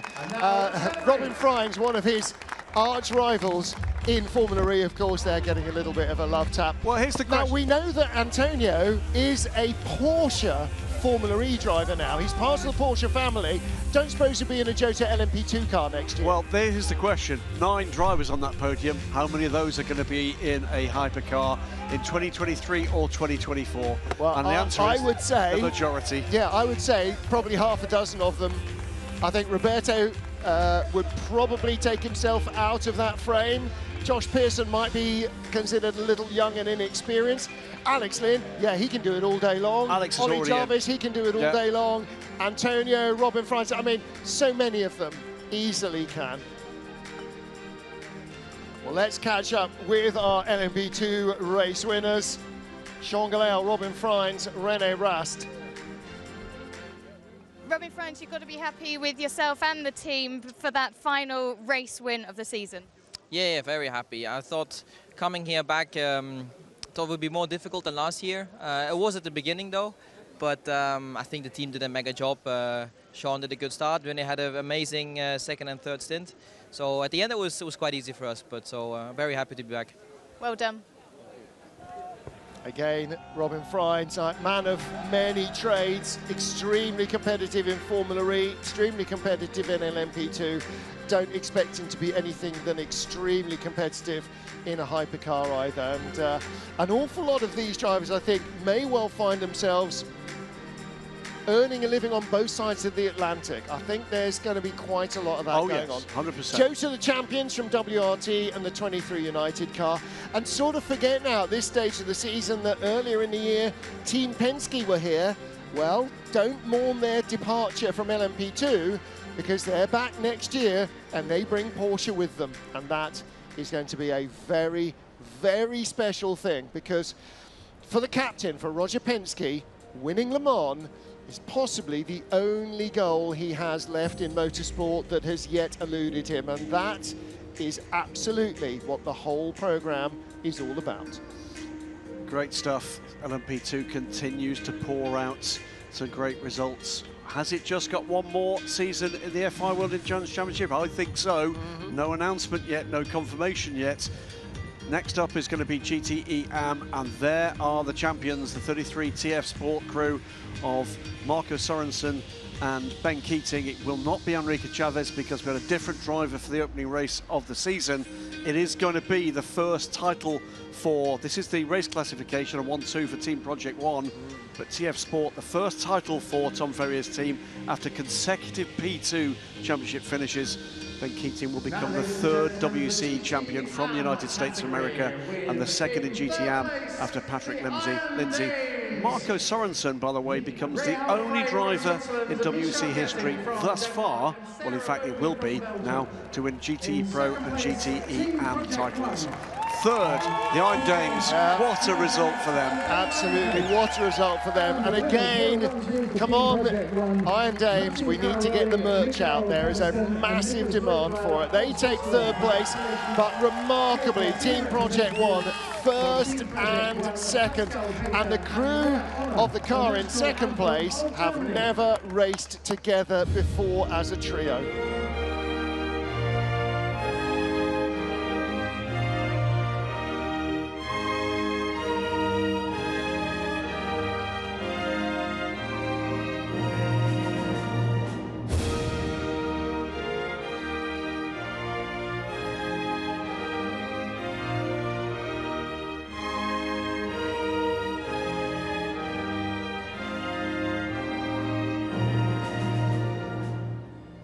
Yeah, Matteo Caroli with Mikael Pedersen and Nicky Lertweiler. Looking pretty happy there, weren't they? Yeah, Philip Hyatt, PJ Hyatt, Gunnar Jeanette, and Ben Barnicoats, and of course Michel Gattin, Rahel Fry and Sarah Bovey. That is your podium finish, and that was a cracking race right until the very end. Yep, absolutely, always up for grabs. And in the end, in GTE Pro, the Ferraris were kinder on their tyres and ended up having more overall pace throughout the race than the Porsches. In GTE, more tyres available, and so that became less of a factor. And in the end, it seems, Project One somehow managed to find more pace in the second part of the race, because the Iron Dames were out front and the 71 Ferrari, and left the Porsches clean behind them early on. It looks that somehow they must have worked on the car. All the setup came to them as the weather changed. And a great result for Project One. A 1-2 to go into the Christmas New Year break. That's the sort of boost that any team would pay good money. And that's a really important result for that team, without a shadow of a doubt, as they tried to put projects together for 2023. Great stuff. This is a class that's poured out great entertainment throughout this season, as it often does. Absolutely great stuff, and so many stories. Gunnar Jeanette there, PJ Hyatt thoroughly enjoying his first World Championship podium in his first World Championship race. When they got offered the deal to come together, and that's because actually they've got an old 2017 RSR that they were asking Project One for advice for running in historic sports. And hey, do you fancy coming to Bahrain? We could. Okay, then hell, why not? We'll give it a go. And there you go, they're on the podium. TF Sport, the champions, Northwest AMR, Paul Dallalana, so often right in the championship hunt, former champion, and in second place. And the Iron Dames, third in the overall season standings. And again, great underlining of how competitive that team have been all year long. In the European Le Mans Series, not all the same three drivers, and in the World Endurance Championship, but it's getting the miles, and that's why they're doing the Ferrari Challenge, and that's why they're doing the Lamborghini Challenge, and that's why they're doing ELMS, and that's why they're doing WEC, is to get miles under their belt. I'm going to make one correction to something we said earlier in the programme, by the way, which is it's not Gunnar Jeanette's debut in the WEC, because he did the 2012 Le Mans 24 Hours. So that was a with Luxury Racing, who were a full-time entry in the WEC. But it's been a decade since we saw Gunnar. So that was the first season, and he's back in season 10. So we'll see him again in season 20. Well, what we will see is PJ Hyatt and Gunnar Jeanette in GTD in the IMSA WeatherTech Sports Car Championship. I would not be remotely surprised if we saw that pairing in some more WC races. I don't expect they enjoyed their visit here very much. No, not in any way. This is the Pro-Am results in LMP2. Alessio Rivera, Francois Perrodo, Nicholas Nielsen bring it home. It is a fourth WC championship for Francois Perrodo. This is the podium. It will be a disappointed Algarve Pro Racing team. They have the pace to do it, but not the lot today. Ultimate, a fine second place. Francois Perrodo stands on the top step for his fourth title. Nicholas Nielsen, a third consecutive title, a second consecutive title for Alessio Rivera. Both of those young men have 100% title-winning records in the FIWC.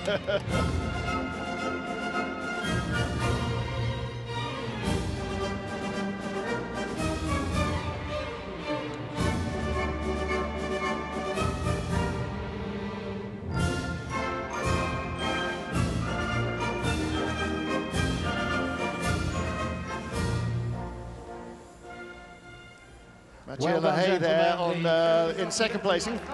Really quite disappointed there. It could have been their race. It could have been their race. Not their title, but... Well, we know this is their final race in the FIWC, with the end of this class in the WC after this race.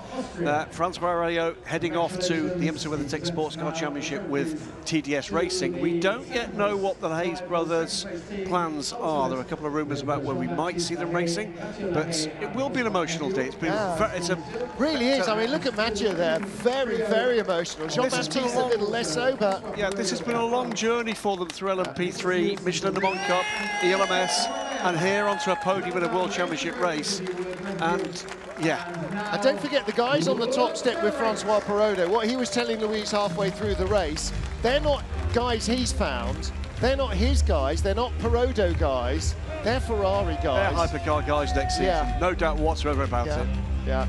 And by the way, I just want to say a quick word here for James Allen. That was a stellar drive from him in the APR car. Deserved better than that delivered for them today. Again, you know, full kudos to Stu Cox to get the program together after what was their program evaporated in moments. Absolutely no fault of theirs or any of the drivers involved in it either. You know, Stu and Sam Cox, just exactly what you'd want a customer team to be. What they care about is the quality of the product they give to their customers, and you have very few unhappy customers coming out of that garage. Yeah. It is a very emotional... it really is. I've never seen Mathieu so emotional. I've watched this kid racing since he was in 2-litre Formula Renault, Megane Euro Cup, and yeah, very emotional. Wow. You know, it's been a long, hot 8 hours, a long, tiring weekend. It's been the longest season on record, season 10 of the FIA World Endurance Championship, 241 days start to finish.